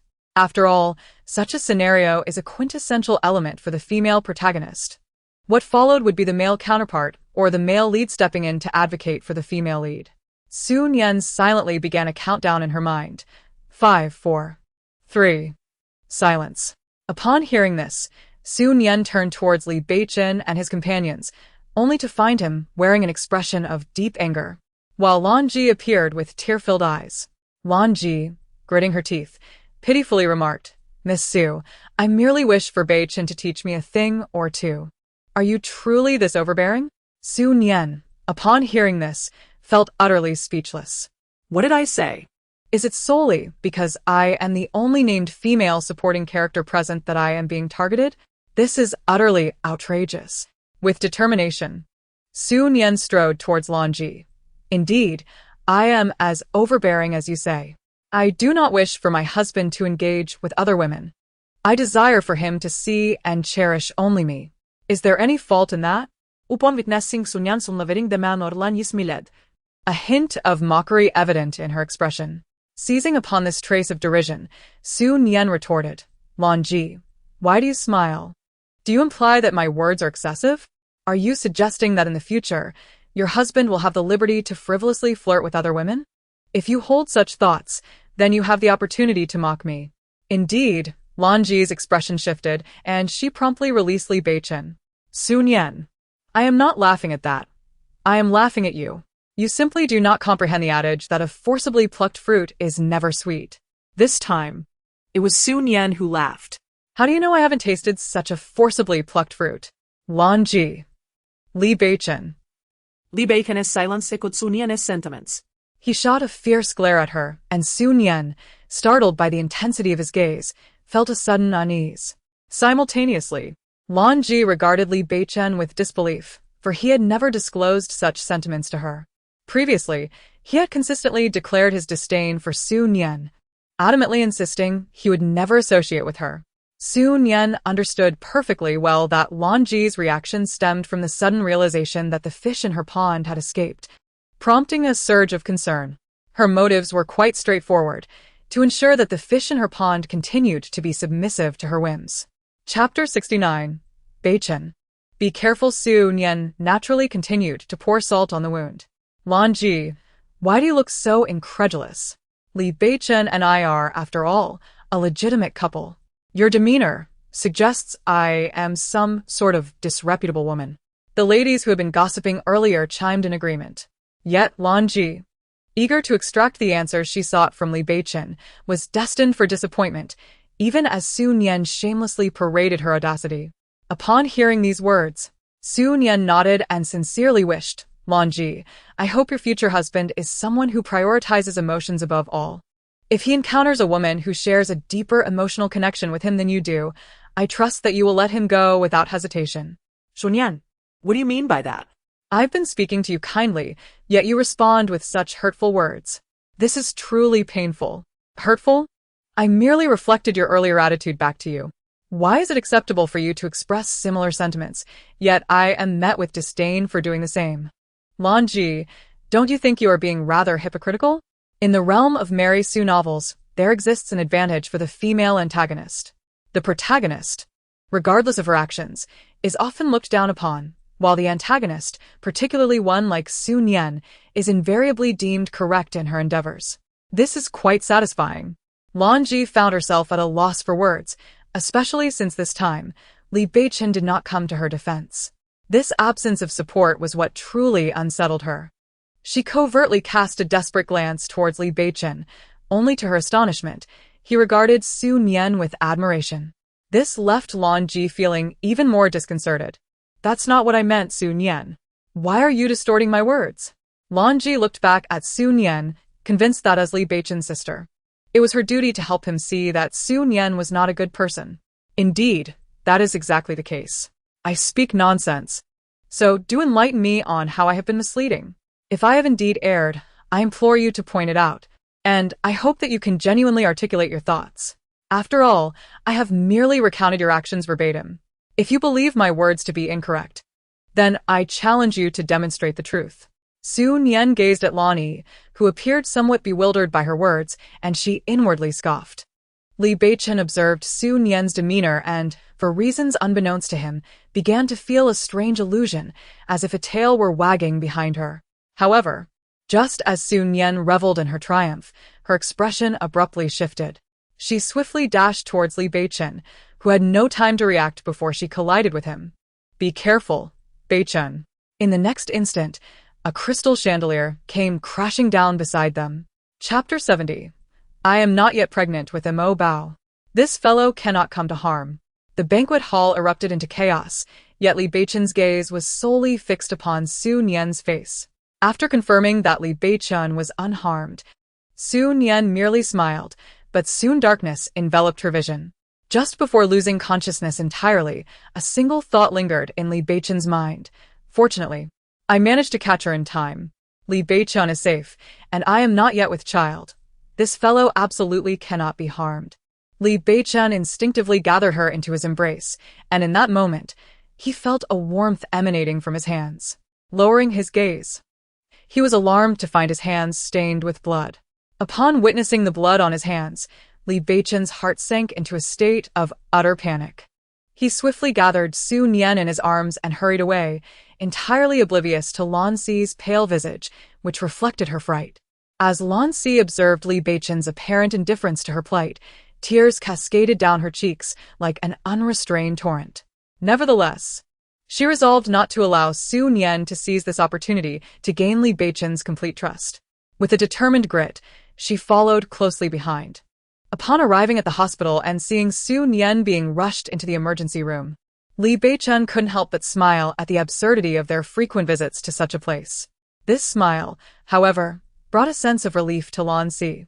She understood the essence of Beichen's character and knew that he could not be easily swayed by a woman like Su Nian. Approaching Li Beichen, she said, Beichen, I believe this incident is far from simple. It is likely the result of someone's premeditated scheme. At her words, Li Beichen turned his gaze toward her. And for some reason, Lan Xi felt an unsettling sensation, though she could not pinpoint its source. Do you suspect that Su Nian is feigning this for sympathy? Li Beichen inquired directly. Lan Xi nodded in affirmation, prompting Li Beichen to recall Su Nian's words just before she fainted, which made him chuckle once more. This smile restored Lan Xi's confidence as she expressed, Beichen, I was truly terrified earlier. I still feel a lingering fear about what might have happened if something had befallen you. However, this time, Li Beichen did not respond. Instead, he pulled out his phone and dialed Zhou Su. Soon, Zhou Su arrived with news which, unsurprisingly, was orchestrated by Huolin Yuan. When Lan Ji heard this revelation, she recalled that earlier that day, Huolin Yuan had warned her not to venture outside. At the time, she had assumed he was attempting to exert control over her. But now it appeared that Huolin Yuan indeed had ulterior motives. It seemed he sought her demise. Li Beichen remarked coolly, his mind beginning to churn with thoughts. He then recalled what Su Nian had mentioned about their child vanquishing Huolin Yuan in a past life. If a son could achieve such a feat, surely he, as the father, could accomplish it as well. Lan Ji sensed the chilling aura emanating from Li Beichen and instinctively said, Beichen, there must be some misunderstanding. Indeed, a misunderstanding. Lin Yuan would never resort to such actions. There must be a mistake. As she approached, Li Beichen instinctively retreated a few steps. Misunderstanding? Is there truly a misunderstanding? Unperturbed by the unfolding drama, Li Beichen easily discerned the emotions flickering across Lan Ji's face. Chapter 71. I do not wish to be your brother. These words left Lan Ji feeling aggrieved. Beichen, what is wrong? You have never spoken to me in such a tone before. What is truly bothering you? At this moment, Li Beichen felt a growing disdain for the very presence of Lan Ji. He pondered that had he not been ensnared by the so-called narrative, he would undoubtedly not allow Lan Ji to linger before him for even a moment. Yet, despite his discomfort, he mustered the patience to articulate, Jir, there is no misunderstanding regarding this matter. My relationship with Lin Yuan has always been one of life and death. If I were presented with an opportunity to eliminate Lin Yuan, I would certainly seize it without hesitation. These words caused Lan Ji to retreat a few steps, her face a mask of incredulity. If it truly comes to that, whose side will you take? Will you aid me in bringing about his demise? No. I would not do such a thing. Lan Ji instinctively shook her head. Why must you men insist on this? Can we not coexist peacefully? Must it always be a matter of life and death? Although Li Beichen understood the necessity of adhering to the prescribed narrative, he could not suppress a derisive laugh upon witnessing Lan Ji's distress. Beichen, what has become of you? You were never like this before. Why must you change? Lan Ji, Hearing his mocking laughter, was filled with disbelief. Has Su Nian said something to you? Do our bonds mean less than those with Su Nian? Beichen, tell me what she said to make you treat me this way. If you reveal it, I can provide you with an explanation. As Lan Ji's emotions surged, Li Beichen found himself once again under the influence of that enigmatic force. At that moment, Li Beichen realized that he had brought Su Nian to the hospital. And despite their earlier quarrel, he had not been immediately overtaken by that enigmatic force. It was only now that he felt his grip on control slipping away. Was this a breakthrough? The narrative seized his body, compelling him to grasp her arm firmly. I do not require your explanations. I merely need you to acknowledge that you hold me in your heart. Only then can I do anything for you. Jenner, do you comprehend? Li Beichen observed the woman before him, whose face was alight with fervor, suddenly transforming into a picture of tranquility. I am determined to make you, and the entire world, aware that I am the one who treats you the best, that I am the man most deserving of you. That fellow, Lin Yuan, holds no significance for me. I can provide him with all he desires, for what I truly want is you. If you choose to be with me, I assure you that I will cease all else. Lan Jian immediately began to struggle. Beichen, have I not already told you? In my heart, I regard you merely as a brother. Please do not do this. But I do not wish to be your brother. I long to be your husband, your man. Jenner, tell me what I must do to earn your love. Just speak it, and I shall make it happen. Li Beichen gazed at Lan Jian, suppressing a laugh. At that moment, she resembled someone being coerced into compliance. It was evident that the slight improvement in his relationship with Su Nian had left her feeling uneasy. Yet she now appeared so hesitant and conflicted. At that moment, Li Beichen recalled Su Nian's sarcastic remark about him resembling a sycophant. He found himself ensnared by this so-called plot, and indeed, he bore an uncanny resemblance to a devoted follower. Ultimately, Lan Ji broke free from Li Beichen's grasp and said, I'm sorry, Beichen, I only regard you as an older brother. Given your current state, I think it best I take my leave. After uttering these words, Lan Ji fled. As Li Beichen regained control of his faculties and observed her retreating figure, a cold smile crept across his lips. Chapter 72. Your friend Li Beichen has liked your post. When Su Nian awakened, she felt a pervasive ache throughout her body. Summoning considerable strength, she managed to sit upright and surveyed her surroundings, only to find the hospital room empty. This did not surprise her in the least. After all, in such narratives, the supporting characters often reap what they sow, while the protagonist enjoys the privilege of constant companionship. As she lamented this state of affairs, she retrieved her phone and opened WeChat. In light of recent events, it would be a travesty not to post a melodramatic update. Indeed, for those unloved, no matter their sacrifices, even to the point of giving their lives, they remain utterly inconsequential in the eyes of those who truly matter. I constantly remind myself not to care. Yet the more I do, the more I suffer in the end. Alas, I find myself unable to suppress this discomfort. She promptly clicked send. As anticipated, her post garnered numerous likes and comments. Satisfied, Su Nian mused that her suffering must not go unacknowledged. Hence, this post was intended for the old gentleman. Given the rapid dissemination of information within the realm of fiction, it is likely that everyone is now aware of her injuries sustained while protecting Li Beichen. With her latest social media post, it is certain that the old man would feel a profound sense of concern. Thus, her own advantage would undoubtedly manifest. Su Nian believed herself to be quite astute. However, in the next moment, her expression shifted dramatically. She had noticed the notification. Your friendly Beichen has liked your post. Su Nian. She quickly rubbed her eyes to confirm, and indeed, it was Li Beichen's approval. Yet, she soon regained her composure. What did it matter if Li Beichen liked her post? Did this man possess no sense of shame? She had risked her life to save him, and such a significant debt of gratitude warranted his presence by her side. Was this not the epitome of ingratitude? The more she pondered, the more justified she felt in her reasoning. Unbeknownst to her, the door was being opened quietly at that very moment. Li Beichen lingered in the doorway, observing the woman seated on the hospital bed. What was merely alike? Why should he fear such a triviality? Moreover, this heartless fool, if one were to consider ancient times, such a monumental favor could warrant a life in return. It was Li Beichen who lacked compassion. Why should she be concerned? Yet, for reasons unknown, Su Nian suddenly sensed something amiss. She turned her head discreetly. Upon seeing Li Beichen leaning against the doorframe, her complexion paled. Heavens, how did he end up here? Surely, he did not overhear everything I just said. Is this a mistake? I just posted on my moments, and this guy appeared out of nowhere. Has this sycophant developed some extraordinary ability? At this thought, Su Nian's expression suddenly changed. Li Beichen calmly articulated what Su Nian was about to say. I apologize. I received a phone call just now. The doctor advised you to rest well, so I was concerned about disturbing you and stepped outside to take the call. I did not expect you to wake up so soon. Su Nian. My moments. Realizing this, Su Nian turned to look at Li Beichen. She quietly reached for her phone, intending to delete her post. Chapter 73. This guy is mocking me. However, just as Su Nian touched her phone, a hand pressed down on hers. Su Nian. After all this time, how could Li Beichen let her go so easily? The doctor mentioned that your injury was somewhat serious, hence you need to rest properly. You've just awakened, so it's better not to look at your phone just yet. Li Beichen's tone was exceptionally gentle, a softness Su Nian had never encountered in her 2 lifetimes.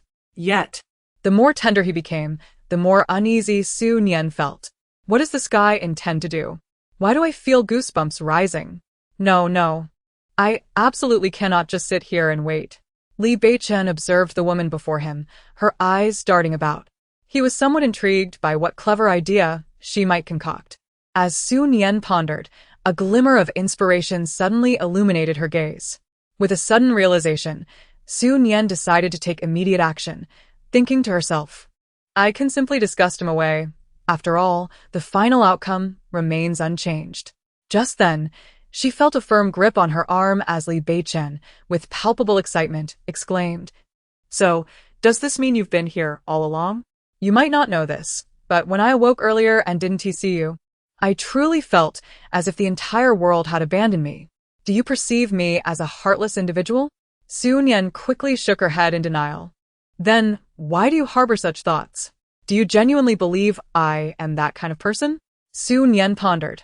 This fellow is certainly mocking me. He must be. What should I do now? The atmosphere in the hospital room became palpably awkward. At that moment, the door was forcefully swung open. Nian, do not be disheartened. Father will certainly bring that ungrateful wretch before you at the earliest opportunity. You endured such suffering for him. And yet this heartless scoundrel isn't even here to stand by your side. I am beginning to doubt whether this fellow is truly my biological son. How could I have given birth to such a callous creature? Li Jianhong stormed in, visibly enraged. However, upon noticing Li Beichen in the hospital bed, The atmosphere in the room grew even more peculiar, an indescribable oddity enveloping them. At that moment, Su Nian yearned to find a crevice to hide within. In contrast, Li Beichen remained remarkably composed, even displaying a hint of amusement. To understand, Su Nian has always maintained a fade of virtue before the elder. Thus, in the elder's mind, she is the epitome of a well-behaved woman. Moreover, she has effectively demonstrated that the woman he favors is far from ordinary. Li Jianhong, having traversed the vicissitudes of life for many years, quickly discerned her intentions. It was evident that Su Nian employed a tactic of provocation, aiming to keep Li Beichen close to her side.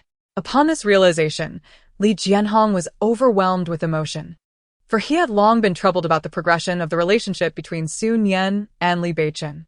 Now, with Su Nian's remarkable intellect, their bond is bound to flourish, and he shall once again have the opportunity to reconnect with old friends. Beichen, this time Nian has suffered greatly for you. I have taught you well since childhood. You must treat her with utmost care, do you understand? Li Jianhong said with a grave expression. After all, if you do not tend to her properly and word gets out, others will only ridicule us. Chapter 74. Why does it feel like a trap? Upon hearing these words, Li Beichen turned his gaze to Su Nian and warmly inquired, Su Nian, rest assured, you are my savior, and I shall treat you with the utmost respect. Su Nian thought to herself, why do I suddenly feel so cold? What is with that look in his eyes? Does he intend to hold me accountable for something? What have I done recently to deserve such misfortune? However, what can Su Nian do now? She can only brace herself and continue to act. Beichen. You mustn't say such things. It seems as though I have ulterior motives for my actions. The truth is, I do this solely because you are my beloved, and I am entirely willing. At this moment, Su Nian truly felt regret. If it weren't for Mo Bao, I wouldn't care about this fellow's life or death. I must find a way to retrieve my Mo Bao quickly. What if some so-called accident occurs again? Perhaps I should seize this opportunity to demand that he pledge himself to me. That is a splendid idea. Meanwhile, Li Jianhong, overhearing Su Nian's words, immediately interjected. Beichen, look at how deeply Nian feels for you. If you continue to mistreat her, you will indeed be heartless. So, according to your interpretation, Su Nian, you wish to use this opportunity to demand something from me, even threaten me? Li Beichen, amused by Su Nian's aspirations for his devotion, relished the thought of extinguishing her hopes. Indeed, he could see her smile freeze on her face, which brought him a measure of delight. Ah, this insufferable sycophant, how heartless can one be? I saved his life, and he treats me this way, this wretched flatterer. How detestable. At that moment, Li Jianhong's voice, tinged with anger, rang out. Beichen, listen to what you are saying. Li Beichen, with a nonchalant tone amidst Su Nian's frantic murmurs, remarked, Father, since you have extolled Su Nian to such heights, surely she would not engage in such behavior. I was merely jesting. Do you truly wish to pursue such a course? Su Nian? His words struck a chord of frustration within her. This insufferable sycophant is truly detestable. Under Li Beichen's gaze, Su Nian wore a gentle expression, replying, I have never considered such actions. After all, the mere opportunity to sacrifice for one's beloved is already a profound happiness for me. I have truly underestimated this fellow's shamelessness. Ah, shameless indeed. When this insipid sycophant meets his end, I shall not, as in my previous life, dutifully burn paper offerings for him. Let him languish in the netherworld. Li Beichen remained silent. Li Jianhong wished to interject. Yet, he understood that meddling in the affairs of a couple could yield adverse effects. Thus, he offered a few words of caution before hastily departing. Initially, Li Jianhong's presence was a comfort, but once he left, the atmosphere in the hospital room grew palpably awkward. Naturally, it was Su Nian who felt the weight of this discomfort. Li Beichen calmly settled onto the sofa, regarding her with a bemused expression that sent shivers down her spine. She could not shake the feeling that he had laid a trap, waiting for her to leap into it. Chapter 75. I refused to believe he would screenshot this. Su Nian deliberately cleared her throat several times, her voice resonating loudly. After she finished coughing, she immediately lay down, turning her back to Li Beichen. Indeed. The only strategy that came to her mind was to feign death. After all, I am the savior of this insufferable sycophant. If he possessed even a modicum of humanity, he would not treat me poorly. However, at this thought, Su Nian's mood soured further. For in this Mary Sue novel, the male protagonist and supporting characters always exhibit humanity solely towards the female lead, leaving no room for compassion towards the supporting female characters. Well, regardless of how this insufferable sycophant treats me, I shall endure. All that matters is bringing Meng Bao into the world. Yes, just bringing Meng Bao into the world. For Meng Bao, I shall persevere. Sitting on the sofa, Li Beichen couldn't help but smile at Su Nian's self-reassurance. Meng Bao. It seemed she truly cherished that child, constantly murmuring about it. Wait, if I feign sleep now, given this sycophant's nature, he will surely not linger for long. Once he departs, I can simply delete my moments. I refuse to believe this fellow would take screenshots. Li Beichen raised an eyebrow slightly, then took out his phone, opened WeChat, clicked on moments, and silently took a screenshot. After a while, he rose and walked to the bedside, deliberately stating, "Finally asleep." With that, he moved towards the door, opened it, and closed it again, though he did not exit. Indeed, shortly after he closed the door, the woman lying on the bed abruptly sat up. The fellow has finally departed. Had he lingered any longer, I would have suffocated. Yet. Why is it that he deviates from the script this time, opting to remain here rather than by Li Nian's side? Su Nian, feeling quite vexed, took out her phone and began to erase her moments from the social network, while Li Beichen stood by the door, observing her. Deleting now serves a dual purpose.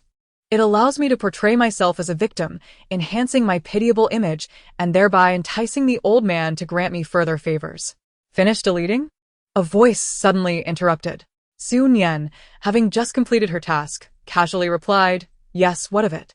However, as the words left her lips, she felt an unsettling shift and instinctively raised her gaze. Upon encountering Li Beichen, a chill ran through her entire being. Oh no, how is he here? Wasn't he supposed to leave? Li Beichen, witnessing Su Nian's reaction, found his spirits lifted. How could this woman ever hope to rival him? He stepped closer. Bending down to her level, "Something's amiss. You were just asleep. How is it you awoke so swiftly?" Su Nian, not being a fool, quickly grasped the situation. This man was deliberately provoking her. What an insufferable sycophant, resorting to entrapment. The truth is, my sleep has always been rather light, and having already rested for an extended period, I find myself not at all weary. Moreover, I believe that an excess of slumber could be detrimental to my health. As Su Nian spoke, she gradually edged her body away, attempting to create distance between herself and Li Beichen. However, for every slight retreat she made, Li Beichen would advance a step closer. Is that so? Yet, during the times I was unwell, you frequently advised me to take care and rest. Now, As you speak to me in this manner, which of your words holds true? Chapter 76. Just endure a little longer soon.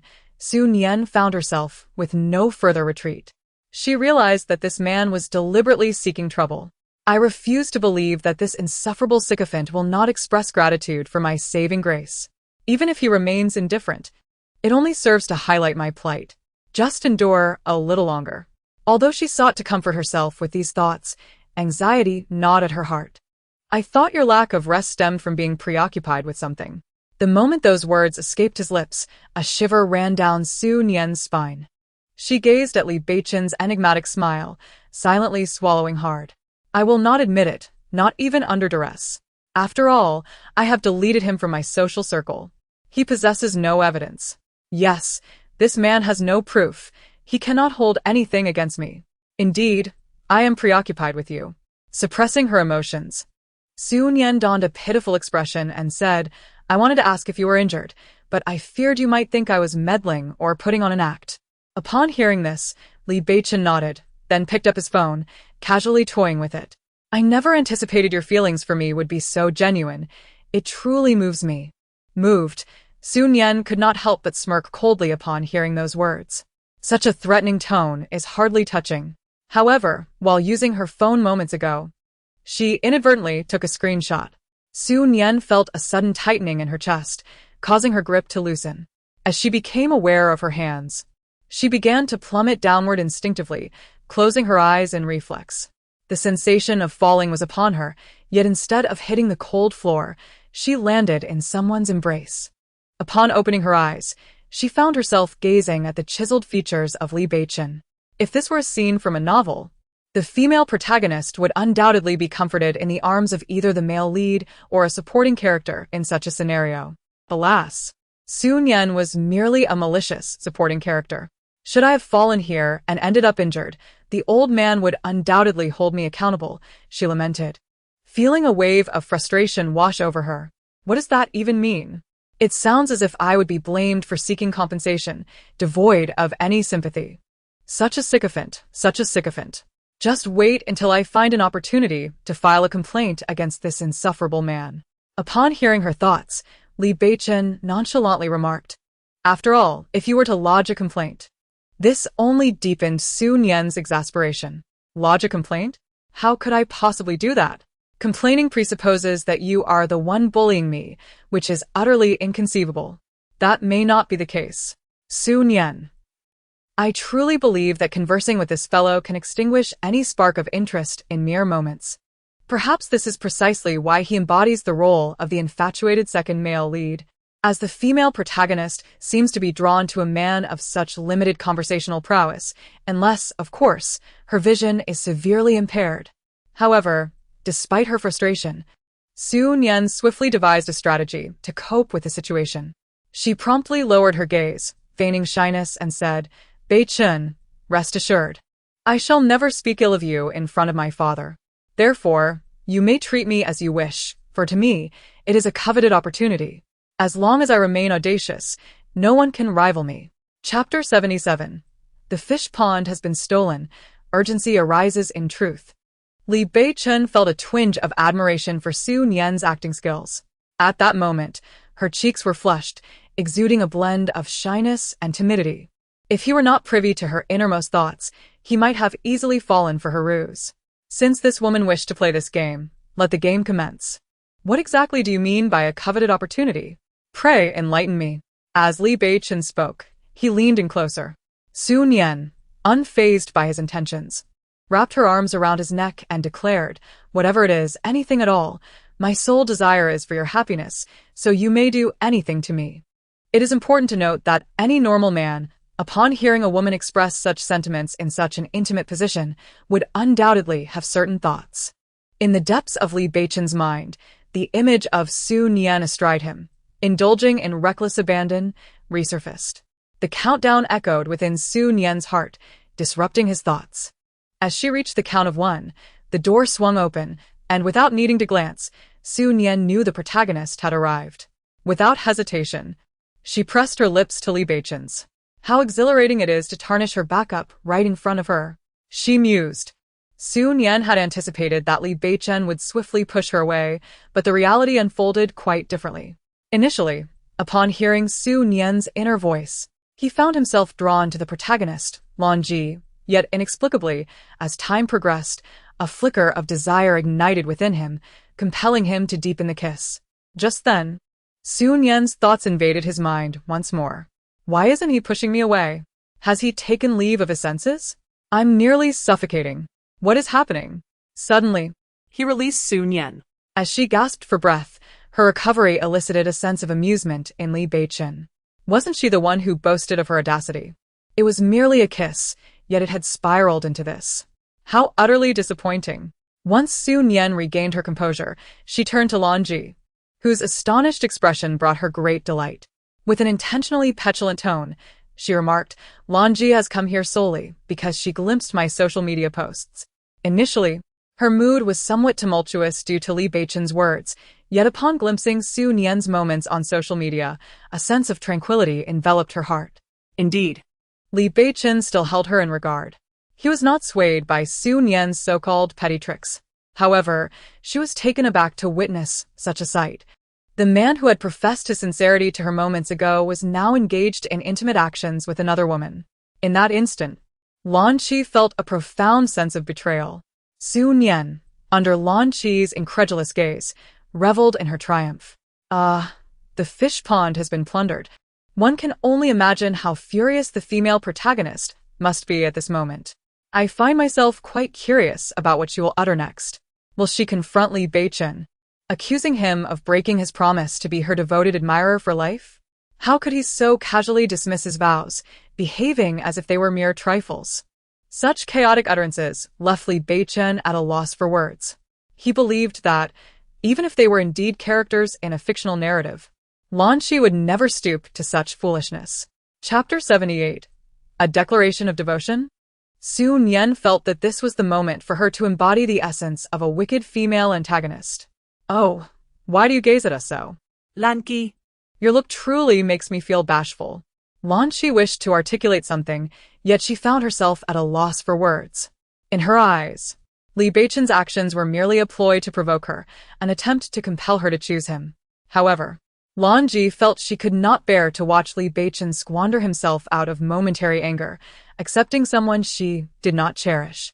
She feared that, in doing so, Li Beichen might end up regretting it for a lifetime. Upon this realization, Lan Ji felt justified in her thoughts. Beichen, is this truly your intention? Upon hearing these words, Su Nian immediately comprehended Lan Ji's implication, that Li Beichen's actions were merely a means to provoke her. Thus, Su Nian decided to feign ignorance of Lan Ji's remarks and intended to rise from her bed to approach Lan Ji. Yet, as she made her move, Li Beichen promptly pulled her into his embrace. What are you doing moving around in your condition? Although Li Beichen had recently immersed himself in several novels, his previous experiences allowed him to deduce that if he were to be manipulated by the so-called plot, it would inevitably lead to engaging in repugnant actions and uttering distasteful words. Beichen, is this your way of showing concern for me? Su Nian continued in a sweet, melodious tone. I always knew that if I put my heart into it, you would eventually see my feelings. I never expected that day to arrive so soon. I am truly overjoyed. With that, she nestled against Li Beichen's chest.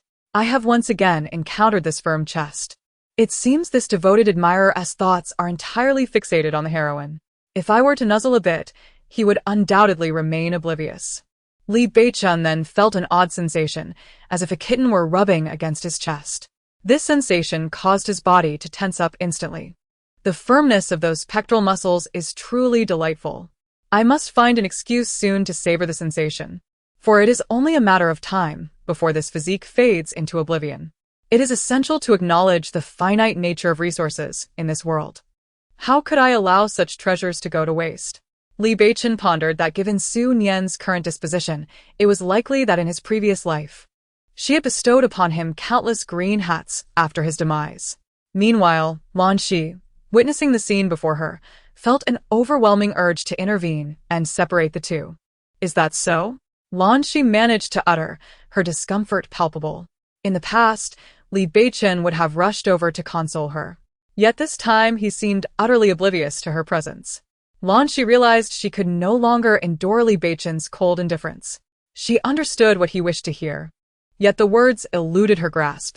Taking a deep breath, she expressed, Su Nian, I truly appreciate your help this time. If it weren't for you, Beichen would have been the one to suffer. This is a gift I've chosen for you, hoping it will help you recover your health. If you were to be left with any lingering ailments, Beichen and I would carry the weight of guilt for a lifetime. Upon hearing this, Su Nian chuckled. Is this a proclamation of loyalty? A declaration of the devoted servant's claim? Su Nian glanced at the exquisite items Lan Shi had presented, recognizing the extent of her generosity. Clearly, Lan Shi, as the protagonist, had spared no expense to ensure her devoted admirer was well taken care of. However, it was imperative that these gifts were purchased with her own funds rather than those of Huolinyuan. Su Nian cast a fleeting glance at the man beside her, thinking, such a sycophant. After treating me that way just now, he has no idea what's coming. She then nonchalantly inquired, Lan Shi, did you purchase these items? Or are they bought with Huolinyuan's money? Chapter 79. Mr. Li, the film has been arranged for you. Lan Shi's complexion instantly turned ashen. Without hesitation, Su Nian rose and snatched the items from Lan Shi's grasp, hurling them to the ground with fervor. Even if it costs me my life, I will never accept anything bought with Huolinyuan's money. Su Nian, how can you speak like that? Lan Shi's face was a portrait of grievance.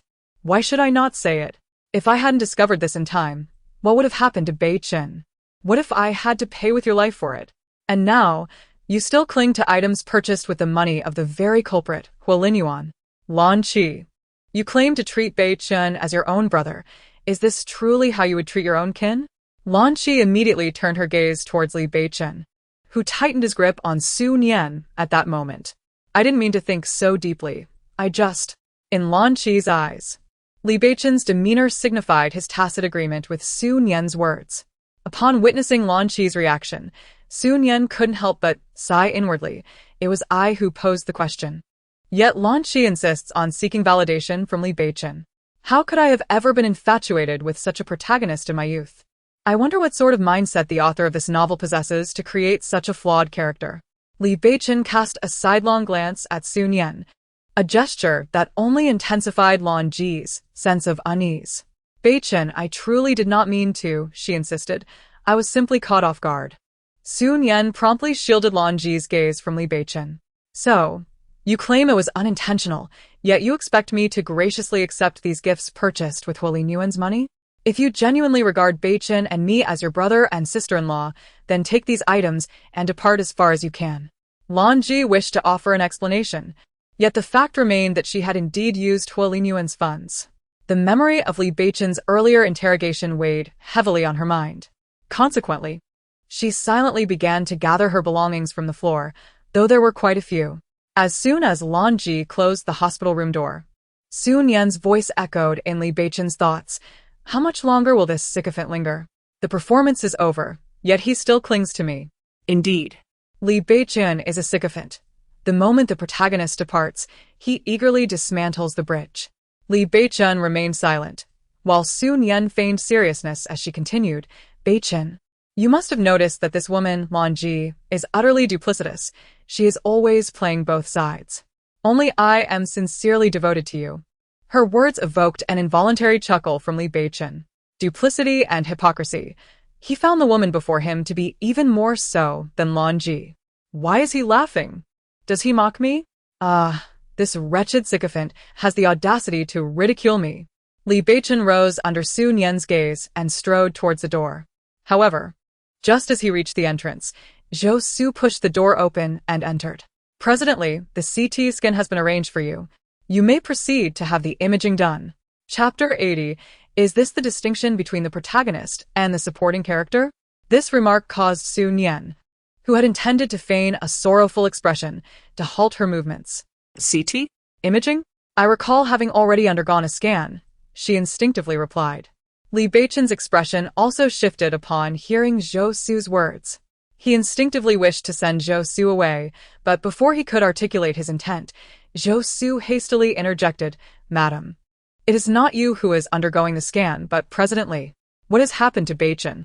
President Li has indeed sustained an injury to his foot, but due to your prolonged unconsciousness, he has not gone for an immediate examination, Zhou Su respectfully explained.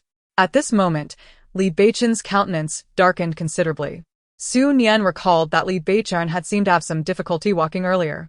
Yet she did not foolishly assume it was due to concern for her well-being that he chose to forego the examination. Instead, she pondered another possibility. Given the circumstances, it was unlikely that Li Beichen had injured his foot in any significant manner. Instinctively, Su Nian glanced towards Li Beichen's foot. He hastened his steps, but it was too late. Before he could exit the hospital room, he overheard Su Nian's unspoken thought. Could this foolishly devoted man have sustained an injury while dancing with a female lead? Li Beichen. In an instant, he quickened his pace. However, once a woman's curiosity is piqued, it can become rather terrifying. Immediately, Su Nian called the old man, pouring out her grievances about how it seemed that Li Beichen had sustained an injury, expressing her deep concern. The old man, while he could overlook many aspects concerning his son, could never disregard his health. No matter how much Li Beichen attempted to conceal the situation, the truth would inevitably be revealed. Ultimately, upon discovering that Li Beichen's foot had been unintentionally broken by Lan Qi, Su Nian felt utterly at a loss.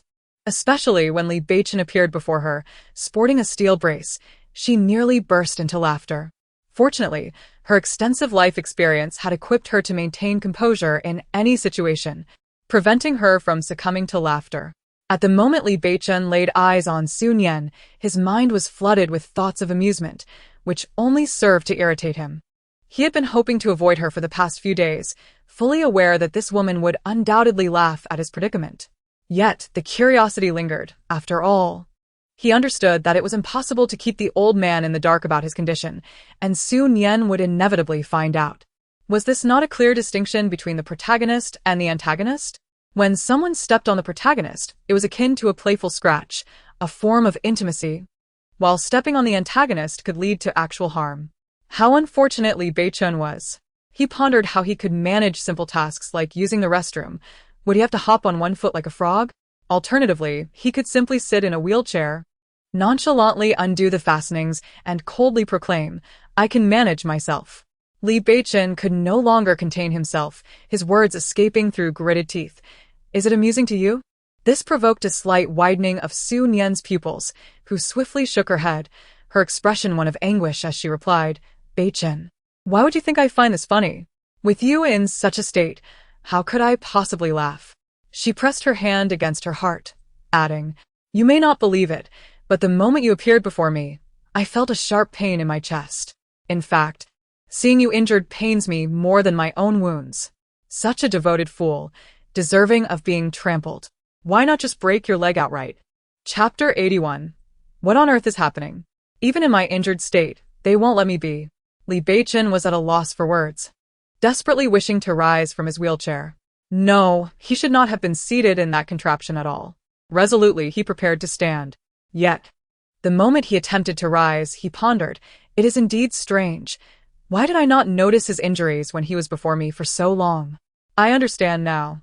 The secondary male character truly lives up to his role, able to endure such pain. No. The injuries he bears are merely tokens of a love bestowed upon him by the heroine." This realization weighed heavily on Li Beichen's heart.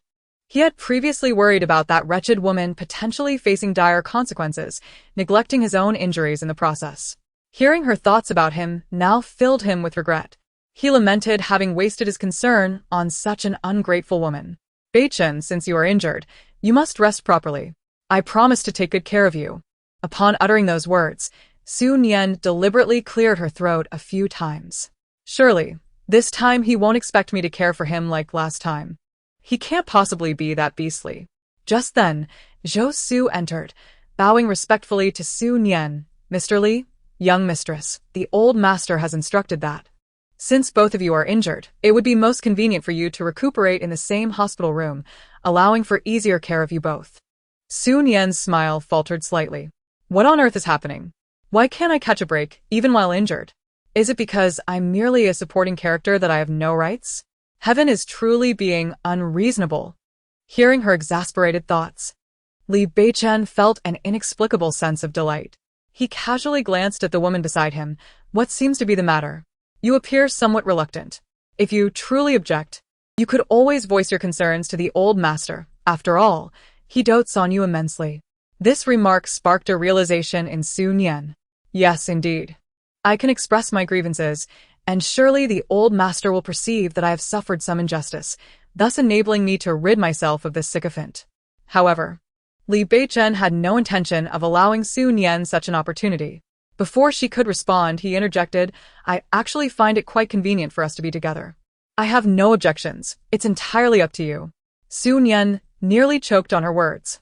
She turned to Li Beichen. Did the protagonist Lan Qi truly step on this guy's foot? Why do I feel as though she has crushed his pituitary gland instead? Regardless of the fury simmering within Su Nian, she was compelled to don a smile and declare, "This is something I have longed for.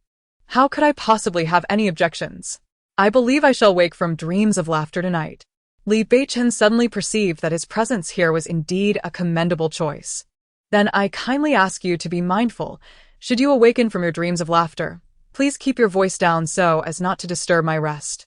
Su Nian could only respond with silence, contemplating, this infatuated fool deserves to have his foot crushed by the female lead. No. How is it that he has not been utterly obliterated by her? It was indeed a marvel that he could pursue the female lead with such poor conversational skills. Shortly thereafter, Zhou Su promptly arranged the hospital room, adding an extra bed along with Li Beichen's preferred office amenities. Even relocating a vanity for her use, completely transforming the space into something unrecognizable as a hospital room. Observing this, Su Nian once again marveled at how wealth truly permits one to act with impunity. Even a mere hospital stay could be orchestrated with such grandeur. It is no wonder that everyone aspires to be affluent. Chapter 82. One should seek a specialist in mental health. As night fell, Su Nian found no joy in her laughter. Given the injury to her back, no position brought her comfort. The pain was akin to fire coursing through her. She buried herself beneath the covers, clinging desperately to the fabric. Oh dear, the pain is truly unbearable. Were it not for the sake of Mo Bao, I would not even spare a glance at that despicable Li Beichen, even if he lay dying before me. Goodness, this wretch must not perish. I have yet to conceive Mo Bao, and should he die, where would I find the seed? Thinking of Mo Bao and of him, she dismissed the pain as inconsequential. In Su Nian's mind, the image of her newborn self emerged vividly. Indeed, such thoughts were warranted. After all, if that rascal Li Beichen were to perish, how could she ever bring Mo Bao into the world? If it weren't for Mo Bao, she would never have allowed herself to be hurt by this slender and delicate fellow. What a loss. Li Beichen, who had been feigning sleep, couldn't help but glance at the bed beside him. Despite the dimness of the hospital room, he could discern the woman's form trembling slightly. Su Nian, he called softly. As he approached her bedside, he realized she was curled up, a fine sheen of sweat glistening on her forehead. This sight recalled the doctor's words to him. Young madam, although there is no immediate danger to her life, the shards that struck her have caused significant injury to her back, and she may endure some suffering. His brow furrowed as he contemplated saying something, but the echo of her thoughts regarding their future child lingered in his mind. Some sentiments remained unutterable. As long as Mo Bao is born, everything will be all right. Yes, everything will indeed be well. Li Beichen gazed at the woman before him. He had never truly contemplated the matter of children. Did he genuinely wish to follow the original narrative and bring a child into existence? Would a child born to a loveless couple truly find happiness? Author's note: fear not. You shall one day yearn for the esteemed status that comes with children. Li Beichen lingered for a considerable time, ultimately choosing to sit by Su Nian's bedside, gently running his fingers through her hair. It seemed that his tender gesture provided her with some solace, and her body instinctively relaxed a little. Thus, a night passed. The following morning, Su Nian was awakened by the sound of the ward door opening. Upon regaining consciousness, she remained still, her gaze clouded with confusion. Li Beichen, emerging from the restroom, overheard her murmurs. He turned his attention to Su Nian's bed and observed her gently touching her head, as if seeking a sense of reassurance. In this room, it is only me and that infatuated fool. Surely, he wouldn't be so perverse as to treat me like a pet in the middle of the night. Well, it is indeed a possibility. However, even if I were a dog, there exists no creature more adorable than I. Li Beichen watched as Su Nian nuzzled into her pillow, resembling a pitiable figure unlike the woman she had been curled up into the night before. He felt that he should not have hastily instructed Zhou Su to summon specialists. He ought to have waited. Had he done so, witnessing her current state, he could have directed Zhou Su to not only bring in medical experts, but also seek out specialists in mental health to thoroughly assess her condition. Chapter 83. The insulting thief. As Su Nian sat up, she was startled by the presence of someone standing at the bedside. Goodness, you startled me to the core by merely standing there in silence. Good morning, Beichen. I did not expect to open my eyes and see you. It brings me a sense of joy for the entire day ahead. Su Nian immediately donned a smile. You opened your eyes 10 minutes ago, so it doesn't count as seeing me upon waking. Su Nian's smile faltered slightly. Ah, what does this incessant flattery mean? Is this fellow entirely uneducated?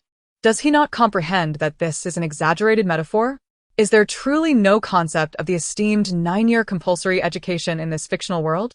Li Beichen, Listening to this irritable voice, continued in a nonchalant tone. What do you mean by looking at me like that? Are you unaware of my meticulous nature? Su Nian nearly lost her smile. Meticulous? What utter nonsense.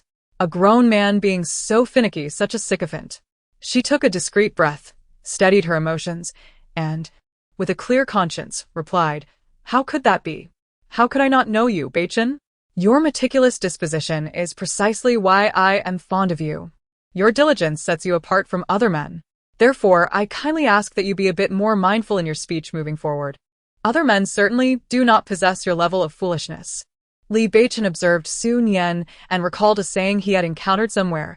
"I relish the way you disdain me yet find yourself unable to rid me from your life." Strangely enough, that sentiment was undeniably gratifying.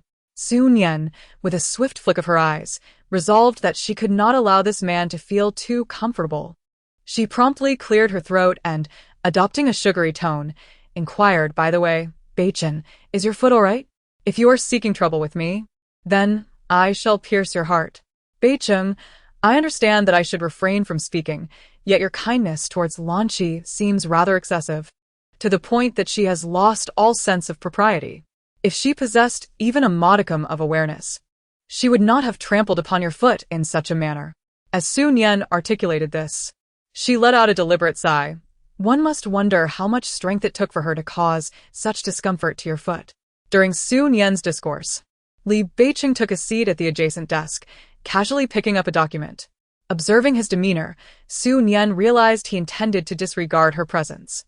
"Perhaps it was because Lanqi did not share my deep concern for you, Beichen. I believe that regardless of how well you treat Lanqi, your own well-being remains paramount. Should anything happen to you, both my father and I would be profoundly distressed." Su Nian spoke at length, leaving her parched and somewhat exasperated. Just as she was about to change the subject, Li Beichen unexpectedly interjected, "If you are thirsty, do drink this glass of water and continue." Su Nian was taken aback, blinking in disbelief. "Why do I feel as though he is treating me like a fool?" Li Beichen, aware of her thoughts, couldn't help but smile slightly. His intentions unmistakably clear. Su Nian felt the sting of insult in his words. She could not continue the conversation any further. Chapter 84. Apart from that visage, she possesses no virtues. Seeing Su Nian sulking beneath the covers, Li Beichen's spirits lifted even more. How could he possibly be unable to handle this woman? He casually shifted his gaze to the document in his hand, a spark of inspiration igniting within him. If Su Nian had indeed lived a full life, he could leverage this insight to glean certain truths and effortlessly resolve various matters. The current conundrum revolved around how to extract valuable information from Su Nian. Deep in thought, Li Beichen rhythmically tapped his fingers against the file. He reasoned that since he endured Su Nian's incessant stream of nonsensical chatter daily, why not make the most of it? The cacophony of her chaotic musings resurfaced in his mind. Initially, he believed he had grown accustomed to her disarrayed thoughts, yet reality proved he had underestimated this woman. Li Beichen, this man possesses little beyond his handsome visage. Yet, the female protagonist is formidable herself. How could she discern his attributes, slender and brief as they may be? No, he does possess a modicum of merit, accuracy, for instance. It took but one night in a previous life for me to conceive a child with Mo Bao. Indeed, there exists a saying, short but powerful. If he were not so formidable, how lamentable that would be. Such a jumble of thoughts. How could he be that way? What on earth occupies Su Nian's mind each day? Li Beichen rose, intending to speak, but just as he was about to utter a word, he realized he had no idea what to say. Should he confront Su Nian with, "I can hear your thoughts," and hold her accountable? Clearly, that was out of the question. This predicament lodged itself uncomfortably in his throat. Strangely, Su Nian suddenly sensed a chill creeping down her spine. She could not help but turn around and was met with Li Beichen's chilling gaze. What a gaze! It feels as though he wishes to devour me. This insufferable sycophant, what madness is he indulging in now? Li Beichen felt as though his head was about to explode, promptly pressing his fingers to his temples. Su Nian, not lacking in intelligence, quickly noticed his discomfort and recognized that this was her moment to shine. Without hesitation, she rolled up her sleeves, threw aside the covers, and stepped out of bed. "Beichen, what is the matter? You appear unwell. Is there anything I can do? Should I summon a doctor at once?" "Just be quiet," Li Beichen instinctively retorted. Upon hearing this, Su Nian's composure shattered. "What do you mean by just be quiet? Clearly wasn't he speaking just now. This sycophant is becoming increasingly intolerable. Surely even my mere breathing is wrong in his eyes. Oh, woe is me. This wicked female supporting character is truly pitiful. Li Beichen. At this moment, Li Beichen felt an overwhelming urge to escape. He could no longer bear to remain in that place. He swiftly rose and headed towards the door, yearning for fresh air. However, just as he reached the entrance, the door swung open, revealing Li Jianhong entering from outside. Upon seeing Li Beichen striding away, his expression immediately darkened. Beichen, where do you think you're going? Nian is in this condition, and you choose not to stay by her side? Have you forgotten the reason she was admitted to the hospital? You might have overlooked her before, but in light of the current situation, abandoning her is simply too much. Li Beichen. Has he truly gone too far? Chapter 85. In search of the elusive solution. The unexpected arrival of the elder startled Su Nian. However, as someone who has lived a second life, Su Nian swiftly regained her composure, immediately adopting a look of feigned innocence. Once her expression was suitably altered, she earnestly addressed him. Dad, you may have misunderstood. Beichen is not as you perceive. He simply has some matters to attend to. Haha, wasn't he I just told to be quiet? Now, here I am, getting scolded by the elder. Serves me right. Li Beichen turned around, and indeed found Su Nian appearing utterly dispirited. He realized he needed to devise a strategy to reveal her true self to the elder. He was curious to see if, in such a scenario, the elder would still regard Su Nian favorably. Upon witnessing Su Nian's demeanor, Li Jianhong, filled with compassion, approached her. Nian, how can you be so understanding? It is precisely this nature of yours that leads to your frequent misfortunes. After uttering these words, Li Jianhong cast another glance at Li Beichen. His tone carried an air of authority, unyielding and formidable. Seeing Li Beichen's expression only fueled his ire. Li Beichen, what do you mean by this? Do you even acknowledge me as your father? At that moment, Su Nian recognized it was her turn to step forward. Dad, please do not be agitated. I am quite grown up now. There is no need for such grand gestures. I am perfectly capable of taking care of myself. One must not allow this wretched sycophant to linger here, as it disrupts my precious time for indulging in my dramas. As a malicious supporting character, her plight is truly lamentable, and yet she must endure the so-called storyline. The more Li Jianhong observed Su Nian's considerate demeanor, the more his heart ached. At that moment, however, Li Beichen's calm voice resonated. Very well, I shall no longer concern myself with the company's affairs, nor will I involve myself in the recent bidding project. Father, you may manage it on your own. If you deem it appropriate, I can arrange for the documents to be delivered to you immediately and facilitate a swift handover process. Li Jianhong was left speechless. Li Beichen cast a nonchalant glance at the elder, discerning the answer from his countenance. After all, a last-minute change in leadership is a grave taboo. Meanwhile, Su Nian felt quite discomfort by Li Beichen's smug expression. I cannot stand the sight of this insufferable sycophant, nor can I bear to see the elder suffer. Let me contemplate how I might subtly alert him to certain matters. Upon hearing this inner voice, Li Beichen's body froze. It appeared that some matters truly are found without effort, akin to finding a treasure hidden in plain sight. He had been pondering how to extract information from Su Nian, and now the opportunity was presented to him effortlessly. Let me reflect on what I can do to assist the elder. It seems that in my previous life, there was a significant price increase in construction materials, which had quite a substantial impact. Hearing this, Li Beichen raised an eyebrow slightly, and then spoke. By the way, Dad, I just remembered something. It seems there are rumors about a potential increase in construction material prices. This matter is rather troublesome, and given your experience, you would be better suited to handle it. Chapter 86. Author, please provide me with the script. Su Nian's pupils dilated slightly. How does he know about this? Does this guy have such capabilities? Has he received news already? The Feng Group, a leading enterprise in the construction industry, appears to be facing internal issues. I have recently learned that the Feng family is experiencing some problems, Dad. As you know, we have a significant focus on real estate. I have been contemplating how to navigate through this situation smoothly, and now that you are taking over, I trust you will manage it far better than I could. This revelation left Su Nian utterly astonished. Li Beichen actually knows about this. Could it be that Li Beichen has been reborn? Is he aware of future events? No, based on his current behavior, he doesn't seem to be. It appears that Li Beichen, this domineering CEO, is indeed formidable, with such powerful connections. However, no matter how capable Li Beichen is, he cannot possibly know that the issue is caused by the embezzlement of the Feng family's matriarch's brother. If he were aware of this, I would eat dirt while standing on my head. Li Beichen glanced at Su Nian and then offered her a knowing smile.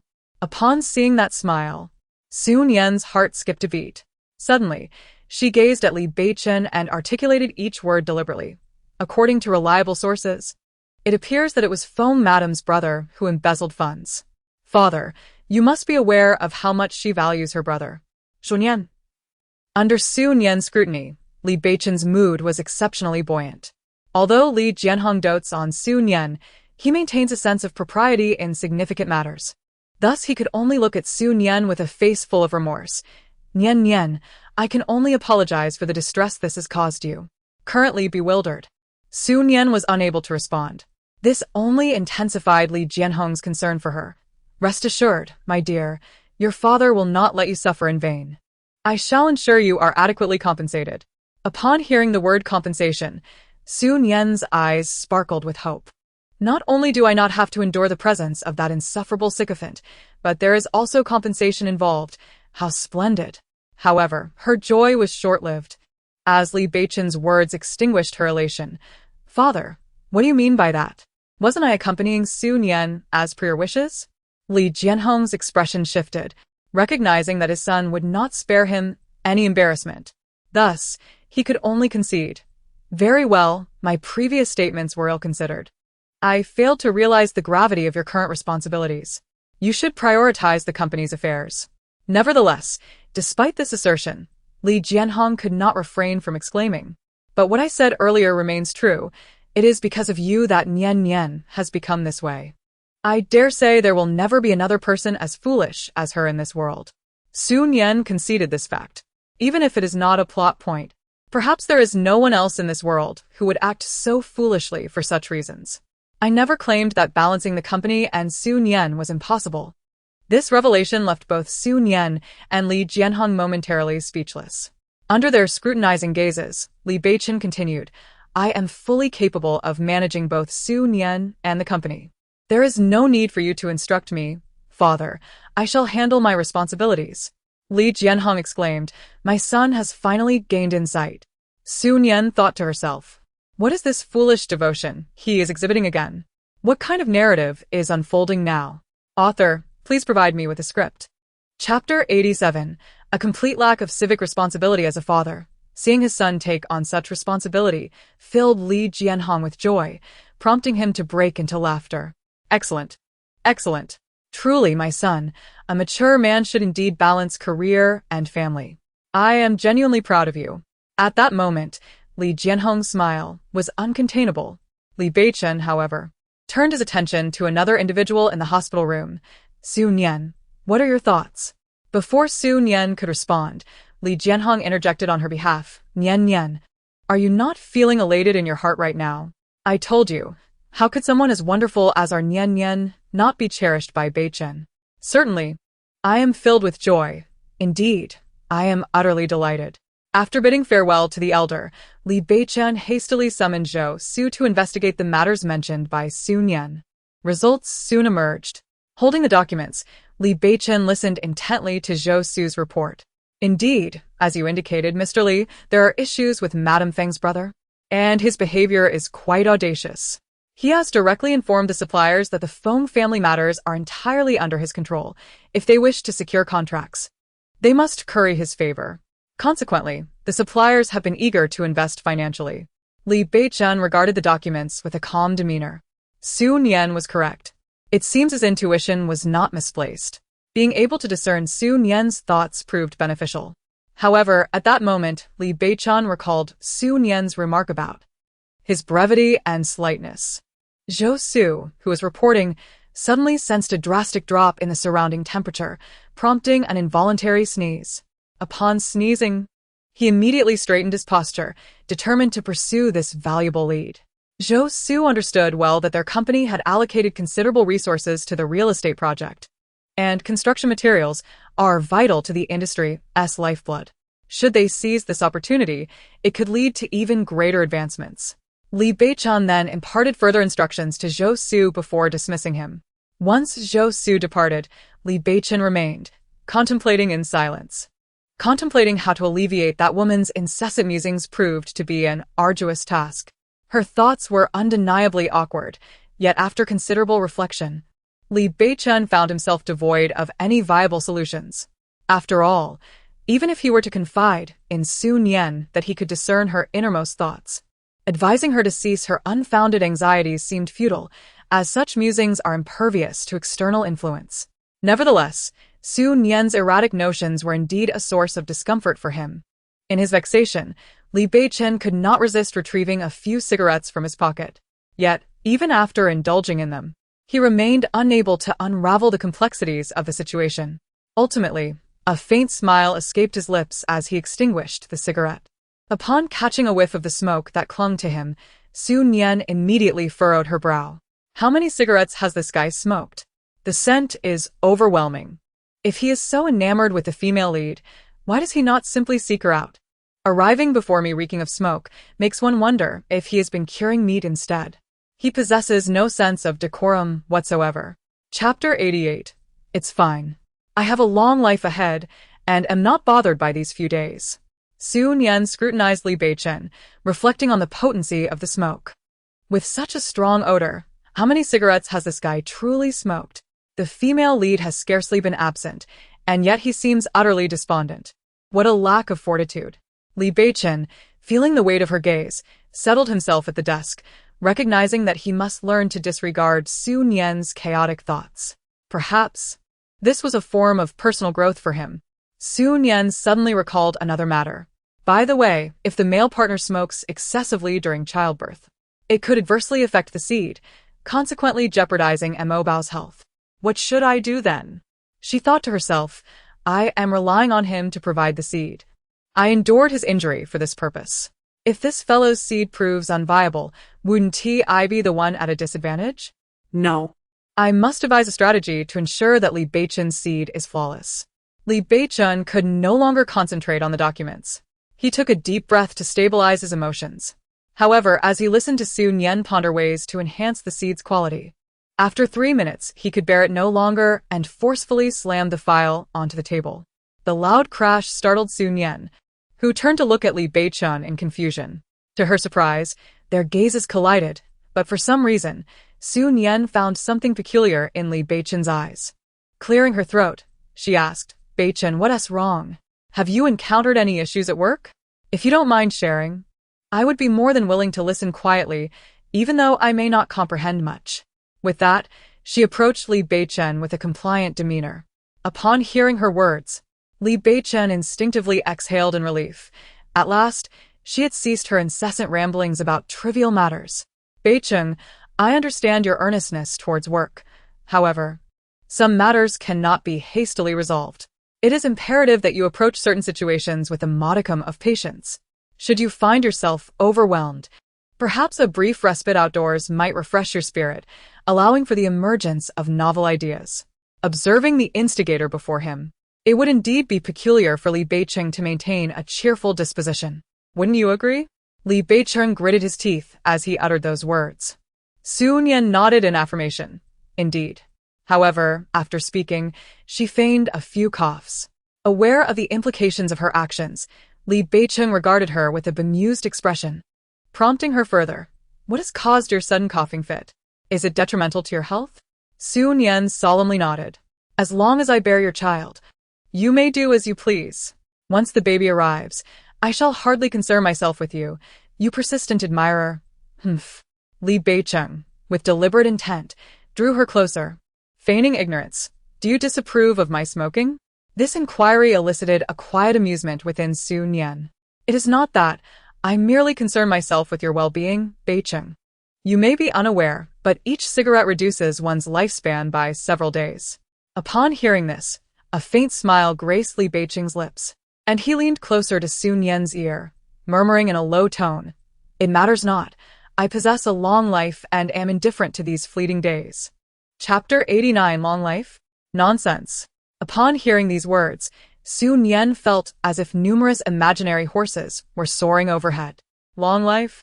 Your very nature is that of a short-lived individual. Under Su Nian's frantic gaze, Li Beichen continued. What is it? Why that look in your eyes? Do you not believe I shall live long, or is it that you do not wish for my longevity? If you profess your love for me so fervently, do you truly love me, or is it something else you cherish? Li Beichen, infuriated by the chaotic thoughts swirling within Su Nian's mind, pondered how he could allow this woman any semblance of ease. How could you think such a thing, Beichen? I could never believe you to be short-lived. Su Nian, Suppressing her conscience, replied, No, I misspoke. Just looking at you, it is evident that you are destined for a life of prosperity and longevity. Moreover, you may not be aware that whenever I find a moment's respite, I pray to the deities, wishing that any misfortune may befall me instead. Oh, dear. Is it permissible for me to speak with such disingenuousness? Long life? Humph. You certainly appear short-lived, and as for loving anything else about you, this sycophant, without a bit of wealth, you possess not a single redeeming quality. You are arrogant and conceited, and do I truly love anything else about this fellow? Regardless, if he were to perish, all that he possesses would ultimately be mine. Li Beichen observed Su Nian's exaggerated reaction to her own disingenuous remarks. If that was the case, then it was certainly fitting to allow this woman to continue in her falsehoods. Upon contemplating this, a faint smile crept upon Li Beichen's lips. It seemed as though he had discovered a way to handle this woman. Do you truly believe that? Su Nian fervently nodded, desperate to navigate through this situation. Then let me hear you swear, he challenged. Su Nian was taken aback, exclaiming internally, Oh no, this is the end. What has gotten into him? How was I unaware in my previous life that male supporting characters become unhinged after prolonged separation from the female lead? She thought, just because I uttered a few words. He demands a vow. Surely, he must be out of his mind. The more she resisted, the more Li Beichen was compelled to hear her oath. One uttered with great insincerity. Why are you hesitating? Could it be that I have hit the nail on the head? Are you merely toying with me? I don't know what to swear. Su Nian chuckled awkwardly, attempting to break free from Li Beichen's grasp. Yet, the amusement on his face only deepened. Very well. Allow me to guide you. You need only echo my words. Thus, Li Beichen articulated slowly, I, Su Nian, swear that in my heart, I wish for Li Beichen to enjoy longevity and great wealth. If this is to be true or false. Just as he was about to finish, a warm pair of lips pressed against his. The kiss was clumsy and inexperienced, tinged with a hint of panic. In that moment, Li Beichen, already in a playful mood, had not anticipated Su Nian's boldness and was caught off guard. As he savored the sweetness of her lips, an unexpected desire to deepen the kiss arose within him. However, amidst this intoxicating moment, Su Nian's inner thoughts resurfaced in his mind once more. This morning I didn't brush my teeth, just to discuss this fellow. I swear. I can only imagine what might escape from the lips of this insidious sycophant. Li Beichen. At this moment, it would be a miracle for Li Beichen to entertain any romantic notions about this woman. Chapter 90. A Vow. With a dark expression, Li Beichen pushed her away. Beichen, I cannot swear an oath, for above our heads, there are deities. If I were to carelessly make a vow, it would not bode well for you. Su Nian presented a wry smile even before Li Beichen spoke. You may think I am merely making excuses, but I am guiltless. After uttering these words, Su Nian turned and departed. The instant she turned, she breathed a sigh of relief within her heart. The reason she refrained from swearing was that Su Nian genuinely feared the divine judgment that hovered above. It was already miraculous enough that she traversed into the pages of a book, and to find herself reborn was beyond comprehension, though the reasons behind it eluded her. Su Nian was genuinely apprehensive. Let those who wish to swear do so. Above us are deities. If I were to recklessly make a vow and provoke divine wrath, what if it adversely affected the birth of Mo Bao? This thought immediately drew Li Beichen's gaze towards Su Nian, who had climbed onto the bed. At worst, I would endure the cold mockery of this sycophant. It wouldn't cost me anything, as long as nothing untoward happens to my Mo Bao. Initially, Li Beichen merely intended to tease Su Nian, hoping to provoke her a little, but he never anticipated her reaction. In that moment, a wave of guilt washed over him. He could only gaze at Su Nian's silhouette, ultimately deciding to rise and apologize to her. However, upon approaching, he discovered that Su Nian had already succumbed to slumber.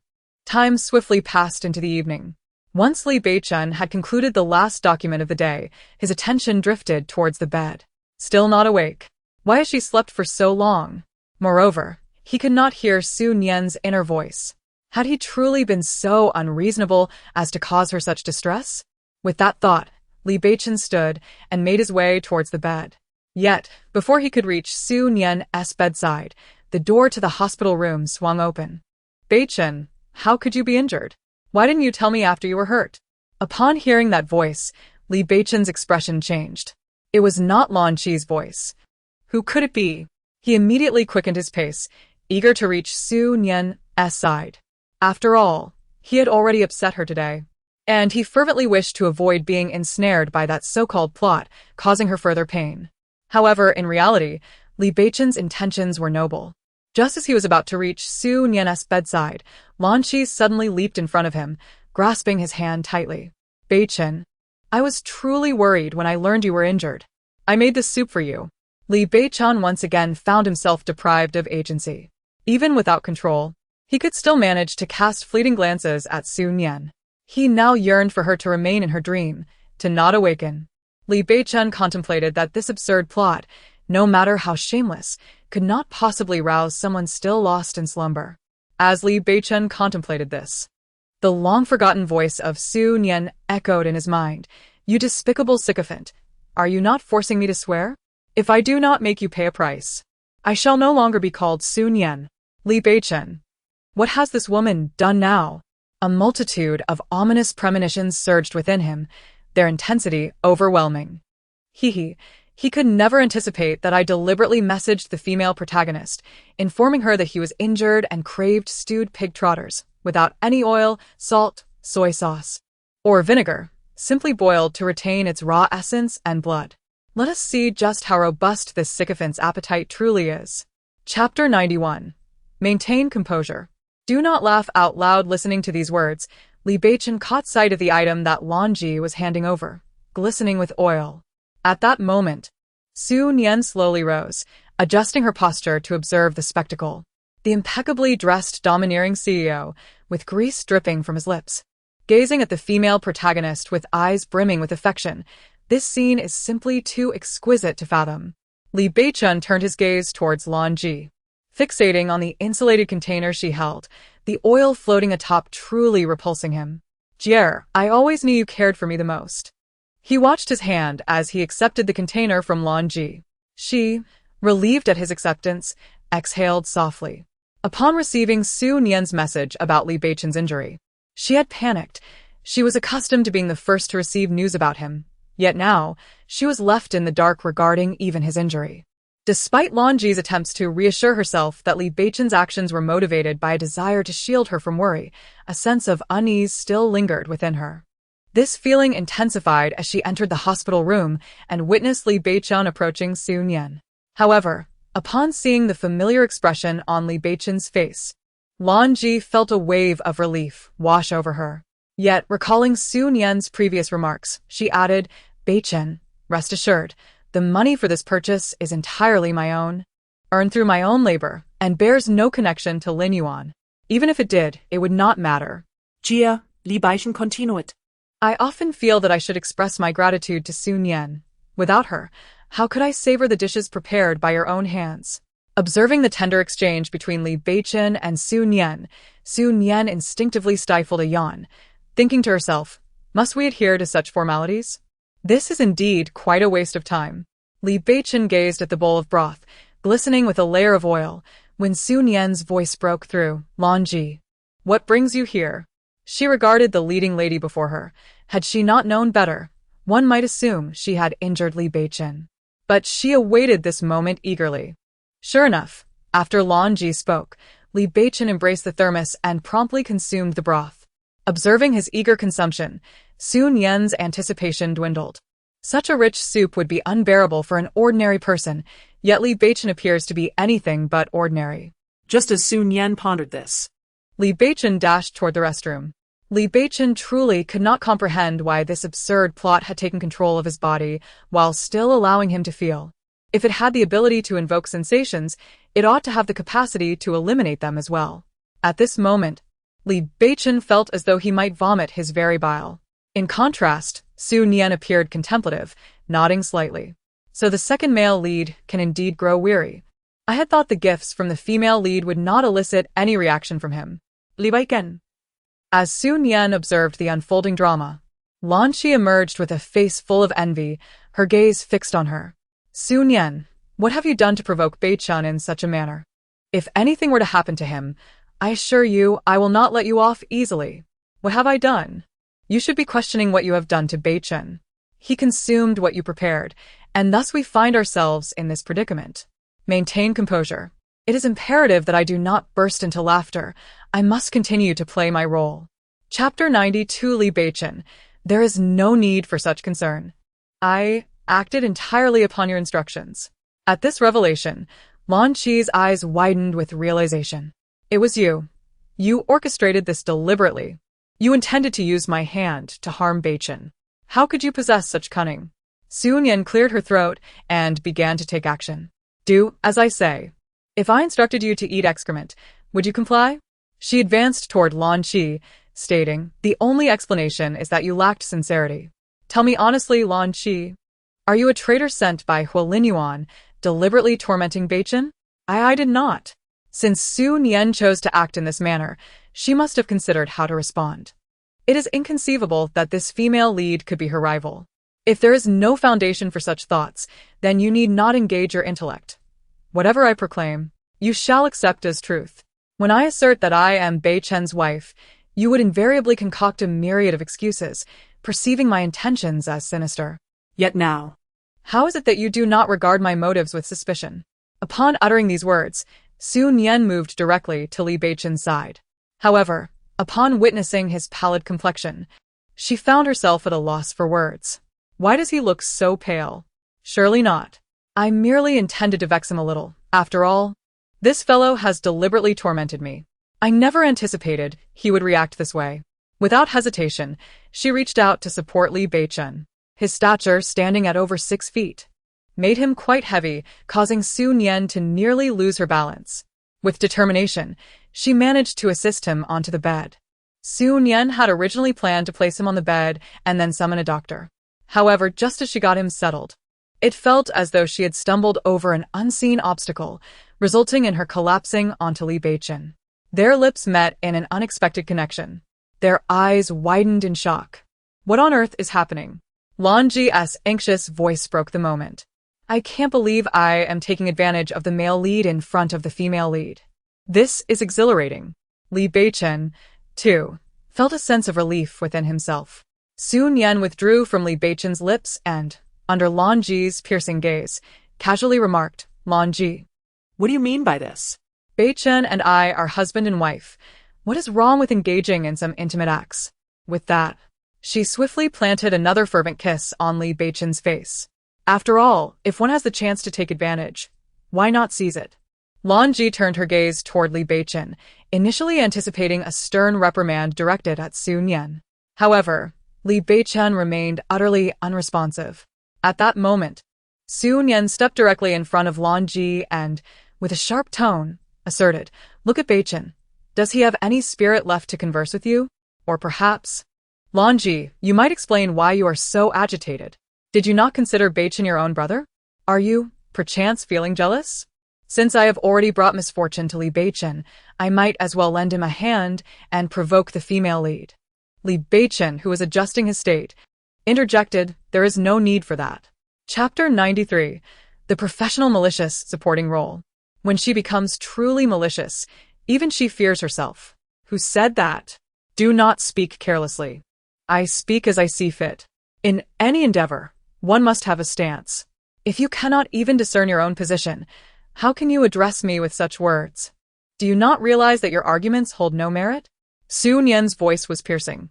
The professional malicious supporting role, when she turns vicious, Even she fears herself. She observed Lan Ji, noticing the slight tremor of her lips.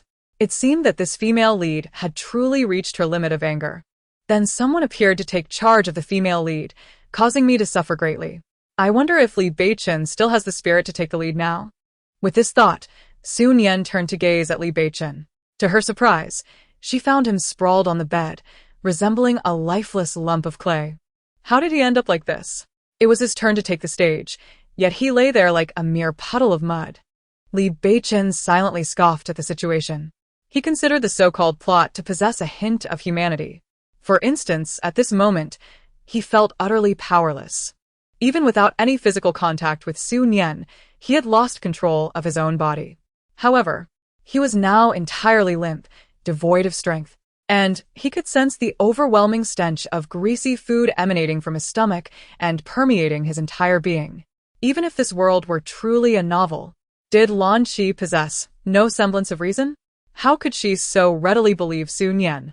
Logically, it was unfathomable for her to trust Su Nian. Regardless, whoever decided to take charge of Su Nian would do so, as he had no strength left to resist. Su Nian glanced at Li Beichen a few more times and, noticing his lack of movement, leaped onto him. Beichen, do not listen to Lan Ji's nonsense. I accidentally saw something and inadvertently sent it to her. I had no idea she would believe it and prepare such things for you.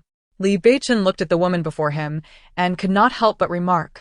If you were to shed a few tears at this moment, the effect might be even more potent. Su Nian, who was earnestly acting, was momentarily taken aback by his words. She lifted her gaze and locked eyes with Li Beichen for 3 seconds. Tears, this is manageable. Since you, my devoted admirer, have made this request, I shall certainly oblige. ISN to just tears? Can this truly daunt me? I am, after all, a professional antagonist. Soon, tears began to well in the corners of her eyes. Li Beichen. There is no need for such expertise. My dear Beichen, having spent every moment together these past days, do you not perceive my feelings for you? If one were to inquire who in this world wishes for your swift recovery, it would undoubtedly be me. Hasten your healing. Once you are well, I shall no longer have to endure your incessant devotion. The scent emanating from him is overwhelming. I can hardly bear it. Su Nian discreetly shifted her body, yearning to distance herself from Li Beichen. Yet, How could Li Beichen possibly allow Su Nian to escape his grasp? He immediately pulled her into his embrace. Su Nian's eyes widened in astonishment. In the melodramatic realms of cliché romance novels, the domineering CEO, worth billions, could rival nations, wielding power with ease, would still find even the richest indulgences tiresome. Especially now, as he exuded a distinctly meaty aroma. This fellow has an incredibly potent scent, with the current odor surrounding him. A stray dog would undoubtedly gaze at him with longing. This is unbearable. With such a strong scent, why not embrace the heroine instead of me? Chapter 94. Thankfully, this devoted admirer does not kiss me. Nevertheless, Su Nian could still sense the heroine's gaze burning with intensity. If Su Nian's conjecture is correct, then Lan Ji must be yearning to extricate her from Li Beichen's embrace. Although this fellow currently resembles a lump of greasy fat, I surmise that the heroine wishes fervently to pry me away from him, desiring instead to be held by Li Beichen herself. Listening to Su Nian's jibe about his corpulence, Li Beichen felt a twinge of annoyance. Yet, upon hearing her words, he instinctively turned his gaze toward Lan Ji, only to find her eyes filled with a mournful longing. In response, he tightened his hold on Su Nian. What on earth? Why is he gripping me even more tightly? Is this insufferable sycophant attempting to suffocate me with his embrace? This wretched flatterer is utterly malicious. Observing their intimate embrace, Lan Ji felt an indescribable pang in her heart. Could it be that Beichen truly believed that woman's words? Had their years of camaraderie been eclipsed by this newcomer? Determined not to allow Su Nian to prevail, Lan Ji inhaled deeply, suppressing the grievances within her. Beichen, I acknowledge that I was in the wrong this time. My excessive concern for you clouded my judgment regarding your true state. Rest assured, I shall prevent such occurrences in the future. However, after her lengthy exposition, Li Beichen paid her no heed, not even casting a glance in her direction. His focus remained solely on Su Nian.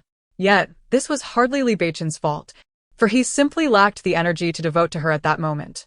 The reason for this is that Su Nian silently remarked, "Fortunately, this sycophant will not kiss me." Considering his current demeanor, how fortunate, I am the wicked female counterpart. Li Beichen, having overheard her words, displayed a hint of amusement in his gaze. If that is the case. Just as Lan Shi approached, noticing that Li Beichen was ignoring her, she inadvertently caught sight of him leaning down towards Su Nian, appearing as if he intended to kiss her. Lan Shi's eyes widened in disbelief. Of course, Su Nian's eyes were equally wide. After all, Li Beichen's lips were. She instinctively recoiled. "Do you disdain me?" Su Nian's body instantly stiffened. Since Su Nian was so adept at acting, it was only fitting that Li Beichen was as well. Otherwise, his long eavesdropping on her innermost thoughts would have been in vain. Subsequently, Li Beichen spoke, "I suddenly find you rather agreeable." For if one truly invests their feelings in another, it can be discerned through the minutiae. His words caused both women present to change their expressions. This detestable sycophant must be doing this on purpose. It sounds as if he implies that if I do not kiss him, I do not love him. Wait a moment. I never liked this sycophant in the first place. According to this logic, I indeed have no need to subject myself to the disgust of kissing him. How fortunate that I am the wicked female counterpart. Truly, how fortunate. Lan Shi was also taken aback that Li Beichen could behave this way towards her because of this matter. "Beichen, I truly realize my mistake." Li Beichen finally turned his gaze towards Lan Shi. "The ice does not freeze in a single day. Your previous attitude, juxtaposed with the current situation, has truly left me disheartened. Is there only Lin Yuan in your heart?" Upon uttering these words, Li Beichen suddenly felt that confronting Lan Shi, the so-called heroine under the plot's control, was rather agreeable. Voicing it made it even more repugnant. Chapter 95. Quite impressive, a novelty. This statement left Lan Shi momentarily speechless. "I have warned you countless times. It always ends up like this. You constantly find excuses to distance yourself. Everyone has their limits, and I sincerely hope you can provide me with a resolution." As Li Beichen finished speaking, an uncomfortable sensation stirred in his chest. That bowl of meat soup had indeed been rather overwhelming. The mere thought of it now made him feel nauseous. "Beichen, why must you treat me this way? Can't we simply be siblings? Weren't we just fine before? Why the change?" Lan Shi said, tears streaming down her face. Upon hearing this, Su Nian couldn't help but sigh. There is nothing new in this. If I am not mistaken, Lan Shi will undoubtedly continue with, "I have always regarded you as my brother, the closest person in this world to me, the one I care for the most. Why are you forcing me like this? I have always considered you my brother. Even though we share no blood relation, yet I still hold you as my closest person in this world, the one I cherish the most. Why must you pressure me so?" Su Nian raised an eyebrow slightly upon hearing these words. How refreshing. Not bad, there is a semblance of innovation. These chaotic murmurs caused the usually stern Li Beichen to struggle to maintain his composure. "Lan Ji, I shall grant you one final opportunity. Should you seek excuses to depart or employ any means of procrastination, I shall assert my words here. This is your last chance. If you fail to cherish this moment, we shall never cross paths again," Li Beichen declared, his expression grave. He pondered the possibility that should Lan Ji and the so-called male lead, Lin Yuan, make their appearance, perhaps her absence would prevent him from being influenced by her. Tears streamed down Lan Ji's face as she pleaded, "Why do you always pressure me, Beichen?" As her sobs resonated, Li Beichen felt a dull ache in his chest, gradually intensifying. Damn it, what is this narrative? This world encompasses more than mere romance. Must our story be confined to such limitations? Su Nian observed Lan Ji, recognizing that this so-called female lead truly redefined her understanding. Although she was aware that she resided in a melodramatic, cliché-filled realm, it need not be so excessively trite. A modicum of restraint would suffice. Contemplating this, she glanced at the man beside her. In that moment, her heart tightened and her expression grew somber. The characterization of Li Beichen is that of an obsessively devoted admirer of the female lead, utterly mindless in his adoration. Why is it so? Why has it changed? If Li Beichen truly undergoes a transformation, what ought I to do? At that moment, Su Nian began to feel a surge of panic. For if the plot were to deviate too significantly, despite having lived through it once and having familiarized herself with the narrative of this novel, she could not guarantee what would transpire next. Upon hearing Su Nian's words, Li Beichen let out a cold scoff in his heart. This woman has finally realized that he is beginning to change. He felt compelled to seize the opportunity to make this insufferable woman aware that he was no longer the Li Beichen of yore. From this day forth, the man who would appear before her would undoubtedly be a wholly transformed Li Beichen. Chapter 96. The look of a dog encountering excrement. Li Beichen felt a surge of elation at Su Nian's words, affirming his conviction in his current path. He cast a cold gaze at Lan Qi, intending to continue speaking. Yet, before he could articulate his thoughts, it felt as though a knife had plunged deeply into his chest, and that confining force returned with a vengeance. At this critical juncture, how could Li Beichen allow the narrative to ensnare him once more? He promptly grasped Su Nian's hand tightly. However, before he could even breathe a sigh of relief, he lost control of his body once again. This time, the loss felt distinctly different from before. At that moment, he experienced a searing pain in his chest, as if an invisible hand was squeezing his heart. Not only did Li Beichen endure this acute agony, but he also witnessed himself release Su Nian's hand, rushing uncontrollably towards Lan Qi. "Dear, please do not cry. I was merely jesting with you. My affection for you is profound. I thought perhaps I could coax a confession of your feelings for me. However, I never anticipated that my actions would lead to this. I sincerely apologize. I was mistaken. Please do not be upset. Li Beichen."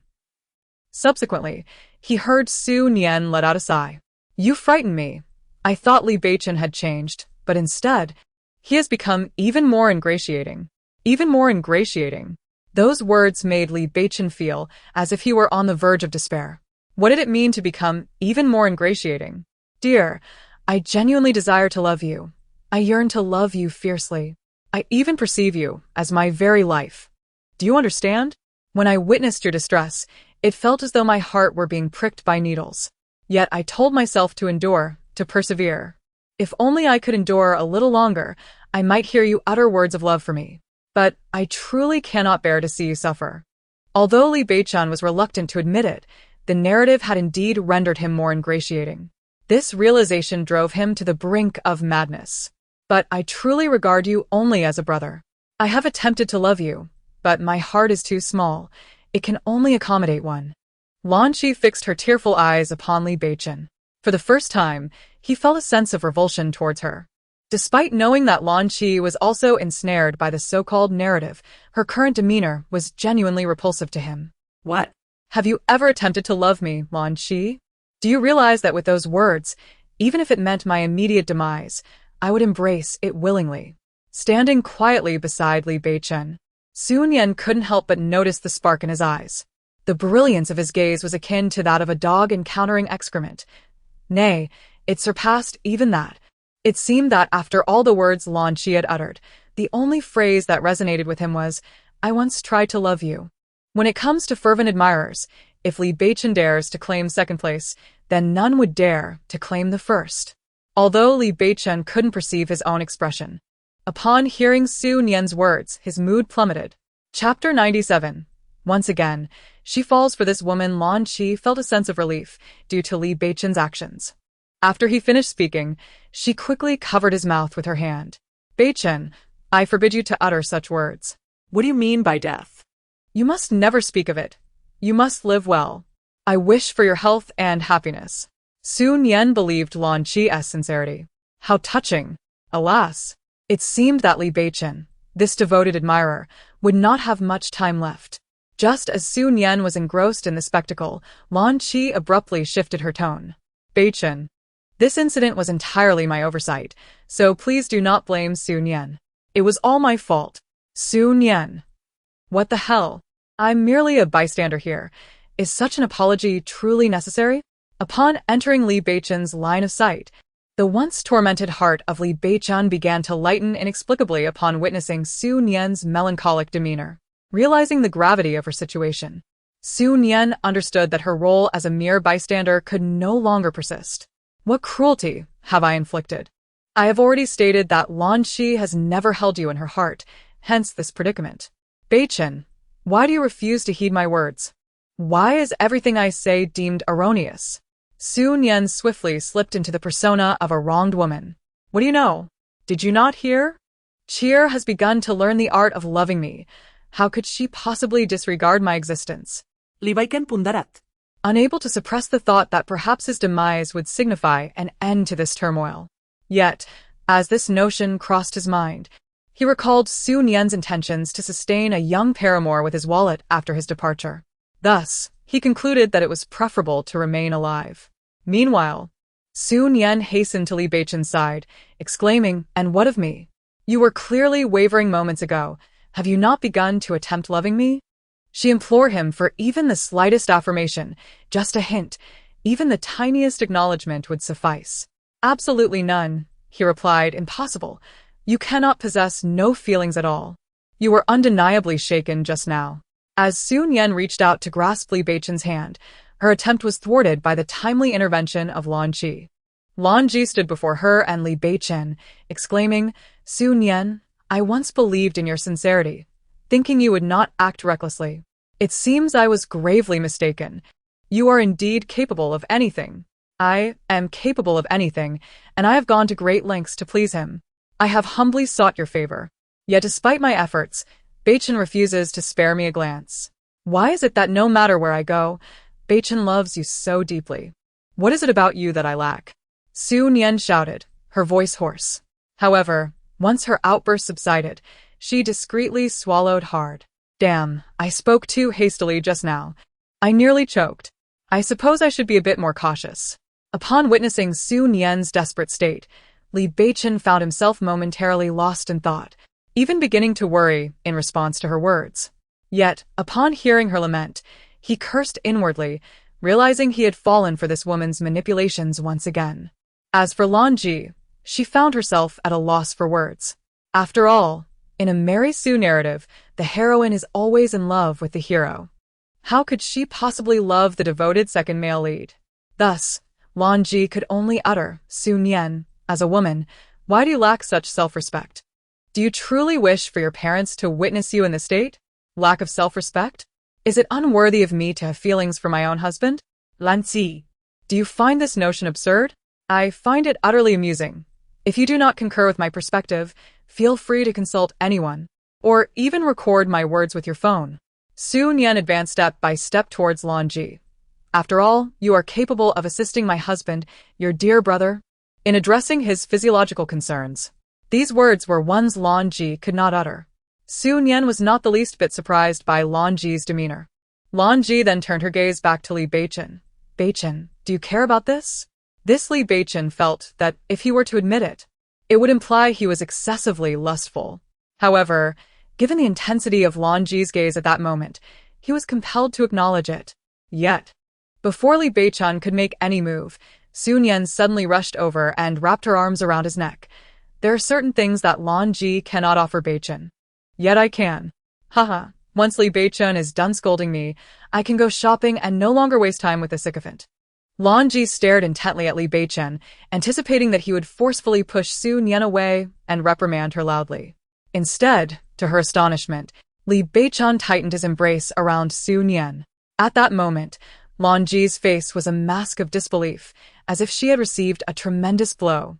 "Beichen, I never imagined you could be this kind of person.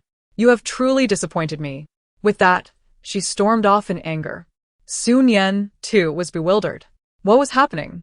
Under normal circumstances, would not Li Beichen be loudly reprimanding her? Su Nian looked at Li Beichen in confusion, but soon, a sudden realization dawned upon her. "I understand. I comprehend. It must be that this fellow is playing hard to get. TSK, why not orchestrate a scene where Lan Ji directly confronts Li Beichen, questioning him about whether he is indeed toying with her emotions, preferably cornering him against a wall?" Li Beichen. He realized that Su Nian often had a tendency to think inappropriately. Whenever he heard her nonsensical remarks, images involuntarily surfaced in his mind. Coughing heavily, Li Beichen cleared his throat. However, when she caught sight of him again, her eyes instantly sparkled. Regardless of whether this man was indeed playing hard to get, I can seize this opportunity to showcase my artistic talent. Before Li Beichen could react to her words, he noticed Su Nian had already approached him closely. Beichen, rest assured. You may treat me however you desire. Even if you wish to ravage me, it is permissible. For I am not Longji. I can wholeheartedly do anything for you, as long as it brings you joy. Li Beichen. In an instant, he pulled Su Nian before him, gradually leaning closer. With a low, resonant voice, he remarked, "You have quite the imagination." Chapter 100. It turns out the overbearing CEO can indeed suffer from diarrhea. Plans often do not keep pace with changes. Originally, Su Nian had prepared an array of assertive strategies, intending to bring Li Beichen to justice right then and there. However, over the past few days, she had observed him making numerous trips to the restroom. As she witnessed this scene, a realization dawned upon her. The overbearing CEO can indeed suffer from gastrointestinal distress. Moreover, observing Li Beichen's condition, it appeared as though he was suffering from a bout of gastrointestinal distress. This elicited a twinge of guilt within Su Nian, as she genuinely believed that this domineering CEO was unlike others. After all, she found herself within the pages of a novel, not the realm of reality.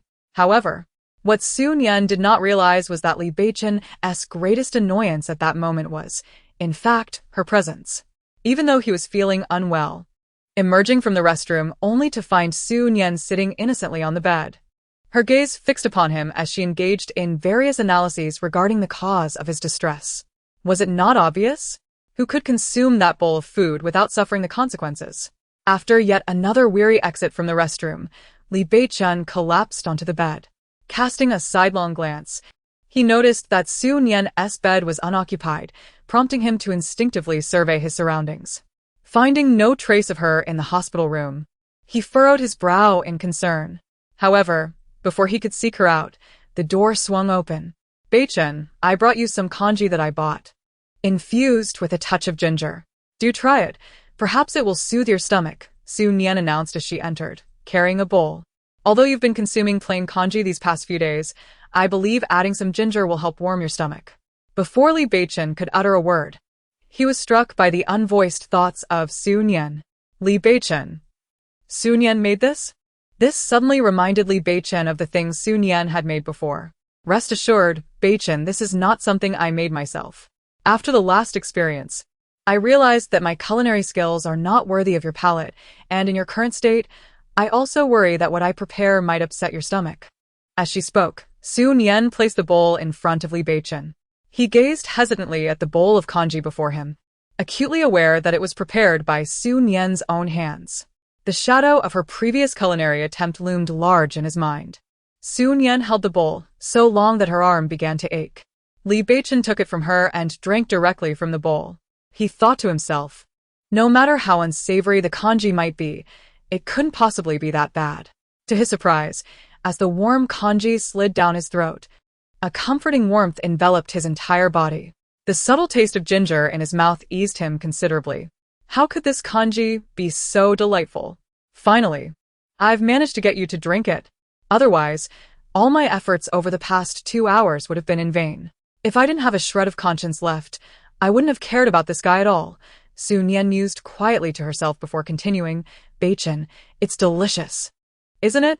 If one didn't know better, they might think I was trying to poison you with that expression you had just now. The chef's skills are quite commendable. As long as you find it enjoyable, that is all that matters. My culinary skills are indeed impressive. I have been practicing specifically for this." Chapter 101. The Desperate Admirer Who Likes to Overstep Boundaries. "Could you perhaps help me by reserving a few more days in the future?" As Su Nian basked in the delight of Li Beichen's words, she remarked, "The price is not an issue. I find this quite delectable, warming my entire stomach." Li Beichen thought to himself that since Su Nian was so pleased within, it would be a waste not to act upon it. Sure enough, after he expressed this sentiment, he was met with Su Nian's exasperated voice. What is this guy saying? "One serving isn't enough. He expects me to do this for several days. How can this insufferable sycophant be so audacious? This is utterly infuriating." Is that so? Is it unacceptable? Li Beichen replied nonchalantly. What choice did Su Nian have? With him gazing at her expectantly, could she truly refuse? Thus, she could only smile and nod. Then I shall trouble you with this. Su Nian shook her head, saying, Beichen, how can you say that? If I can assist you even a little, then that brings me great joy. At worst, I can simply purchase some plain congee to pass off as a meal. After all congee taste the same. I refuse to believe this insufferable sycophant could distinguish between them. If he truly could, then I, Su Nian, would take his surname. After finishing the congee, Li Beichen reclined on the sofa, contemplating. Given Su Nian's demeanor, if he did not indulge her modest wish, he would be unworthy of the effort she put into making the congee. He had initially intended to reveal her subterfuge upon tasting the congee she had bought, to catch her in a moment of embarrassment. Yet, in the following days, he found himself relishing the congee she had meticulously prepared. Even later, he accompanied his meals with several delectable side dishes each day. However, daily, he could hear Su Nian's various grievances within her heart. I'm so tired. This is such a hassle. Fortunately, I didn't let this sycophant know I can cook. The notion that the way to a man's heart is through his stomach must surely originate from a man. I'll endure a few more days. Once Li Beichen's stomach is well, even if this household were to beg me on its knees, I would refuse to cook for him. Indeed. To continue cooking for him would be akin to serving him as a grandson. Listening to these inner musings, for reasons unknown, Li Beichen felt his mood lighten considerably. He couldn't help but glance at the space beside him. Upon seeing Su Nian lying on the bed, a smile unconsciously crept onto his face. Fortunately, I am clever. The impression I left before Li Beichen was that of a kitchen fool, so after this, I shall not need to cook again. With this thought, Su Nian felt her spirits lift significantly, and she promptly sat up to stretch her body. Noticing Li Beichen eating beside her, she felt that her efforts in preparing this meal should not go to waste. Otherwise, it would indeed be a loss. Hearing her thoughts, Li Beichen lifted his gaze towards Su Nian. In that moment, Su Nian looked at him earnestly, her expression resembling that of a child eager for a reward from their parent after completing a task. In response to her gaze, Li Beichen spoke with deliberate calmness. I truly must thank you for this. Without your assistance, I would still be suffering. I appreciate you bringing such a talented chef. Su Nian's eyes sparkled with renewed brightness. Although Li Beichen is merely a secondary character, he embodies the essence of a domineering CEO. When he expresses gratitude, one can be assured that his words will not be mere platitudes. In Chapter 102, Feel free to insult me with money, under Su Nian's hopeful gaze, Li Beichen remarked, I wish to extend my heartfelt thanks to you, but I am uncertain how to articulate my gratitude. Allow me a moment to ponder. His words instantly elevated Su Nian's expectations. However, she remained mindful of her position and responded sweetly, Beichen, please do not say that. Have you forgotten that I once expressed my willingness to do anything for you? For me, being able to assist you is a privilege. If my conjecture is accurate, even after receiving my kindness and regaining his health, Li Beichen will surely seek to maintain a distance from me. For a domineering CEO, such boundaries are typically established through financial means. I find this method of humiliation rather appealing. Go ahead, indulge in this form of insult. As Su Nian awaited his response, Li Beichen finally spoke. In that case, I shall not impose upon you. Su Nian was taken aback. Moreover, if I recall correctly, having been by the old man's side for so long and enjoying his affection, you must have received countless treasures that you no longer desire. Therefore, I shall refrain from overstepping. In that moment, Su Nian felt as though she might explode with frustration. That despicable fellow. I am aware that he is a sycophant, yet I never anticipated he could be so obsequious.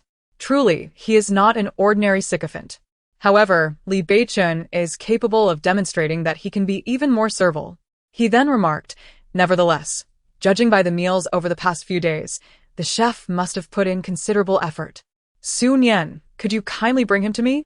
I wish to express my gratitude, for without him, I would still be suffering. At that moment, Su Nian found herself at a loss for words. To publicly express gratitude. Yet I am the chef. How can I find someone for him? Should I randomly select someone and watch them claim my credit? How did the plot twist to this? It is utterly illogical. Li Beichen continued to fan the flames. Why are you silent? Is there a challenge in this? A smile then appeared on Su Nian's face. How could there be a challenge? Of course, there is none. Beichen, you are truly so kind. I find myself loving you even more. With someone like you, how could I ever love another? How could I let you go? Su Nian felt that if she lingered any longer, she would surely be driven to the brink of exasperation by this man. After uttering those words, she cheerfully said, I'm a bit indisposed. So, I won't talk to you for now. She then made her way directly to the restroom, depriving Li Beichen of any opportunity to speak further. Upon reaching the restroom, Su Nian immediately splashed her face with cold water, hoping to regain her composure. She believed that without this action, the performance could not possibly continue. Taking several deep breaths, she managed to stabilize her emotions. It seemed to her that fate was purposely complicating matters, making Li Beichen exceedingly difficult and irksome, merely to thwart her efforts in creating the masterpiece. However, this would not deter her unwavering resolve. Chapter 103. Mr. Li? The executive information you requested. Once Su Nian had adjusted her emotions and emerged again, she discovered the source of her frustration, the culprit, lying on the bed. This revelation made her feel somewhat foolish. Just as her curiosity began to peak, her mood plummeted, and she angrily strode toward her bed. Upon sitting down, she felt something beneath her. Reaching out, she retrieved a beautifully packaged gift box. Upon opening it, she revealed a stunning diamond bracelet. The moment she laid eyes on it, she was captivated. Turning her gaze to the adjacent hospital bed, she saw Li Beichen, his back turned to her. Not one to be fooled. She quickly grasped that his earlier behavior had been intentional, merely a ploy to toy with her. Her initial joy diminished slightly. Meanwhile, Li Beichen, still facing away from her, wore a subtle smirk. This insufferable man, even failing to express his gratitude sincerely, had to make a mockery of her. No. He was nothing but a sycophant and an oblivious male. Any woman who fell for such a man would surely be blind. However, this diamond bracelet is truly exquisite. Listening to these heartfelt thoughts, Li Beichen slowly closed his eyes and resumed his pretense of slumber. Su Nian felt that since she had accepted Li Beichen's gift, she ought to take greater care of him. After all, Li Beichen's lack of ethics did not absolve her of her own. She was constantly devising ways to enhance Li Beichen's nutrition, determined to nurture him into a plump and healthy figure. Yet, as Su Nian passed by Li Beichen's desk, she came to a halt, picking up a document. At that moment, Li Beichen happened to enter from outside, and upon seeing Su Nian's actions, he slowed his pace. The Northern District Reconstruction Plan, should I remind Li Beichen about this? Su Nian's expression was grave as she examined the document, devoid of her usual frivolity. The individual responsible for this plan will, in the future, receive Lan Qi's favor. Consequently, once Li Beichen, the unfortunate soul, is gone, the entire Northern District Plan will be handed over to Lan Qi without hesitation, bringing immense trouble to the company. Li Beichen's brows furrowed instantly. As the executive president of the Li Corporation, he was acutely aware of the significance of the Northern District Plan to the company. He understood all too well the implications if the entire plan fell into Hu Linyuan's hands. No, I cannot afford to waste time here. I must take action. At the very least, once Li Beichen is gone, things will be easier for me. Li Beichen softened his footfalls and stepped inside, focusing on the Northern District's lead. He had been a trusted confidant for many years, someone he deemed reliable enough to entrust with the entire renovation plan for the Northern District. While Su Nian pondered how to gather more information within the constraints of her environment, she remained unaware that the person beside her had already acquired all the necessary materials through a single piece of information. Li Beichen glanced at her, observing her anxious expression, and couldn't help but smile. Just then, Zhou Su knocked and entered. Mr. Li, here are the executive materials you requested. Please review them. He placed a stack of documents on Li Beichen's desk. Li Beichen noted the look of surprise in Su Nian's eyes. However, Su Nian's elation was short-lived. What am I so happy about? The Li Corporation is vast, and there are countless executives. Just this thin stack of papers, it's a wonder if it contains anything substantial. She scolded herself for her naivety. Li Beichen, unfazed, casually tapped the documents with his fingers, embodying the demeanor of a seasoned fisherman, waiting for the willing to bite. Before long, Su Nian hesitantly approached. Documents like these should be classified. They certainly want to be laid out openly for me to peruse. What excuse can I concoct to gain access? She fretted over the possibility of Li Beichen perceiving her intentions as suspicious. Under ordinary circumstances, she might have managed, but now she worried about the repercussions of potentially hindering a crucial matter. Li Beichen cast a glance at the documents he had deliberately spread across the table. Su Nian finally moved closer. Beichen, you've been working so hard for so long. You must be exhausted. You really need to take a proper rest, she said, her face adorned with insincere flattery. My injury is to my foot, not my brain, he retorted, silencing her with a single statement. This guy. If he truly cannot articulate, then he should refrain from speaking and stop being so infuriating.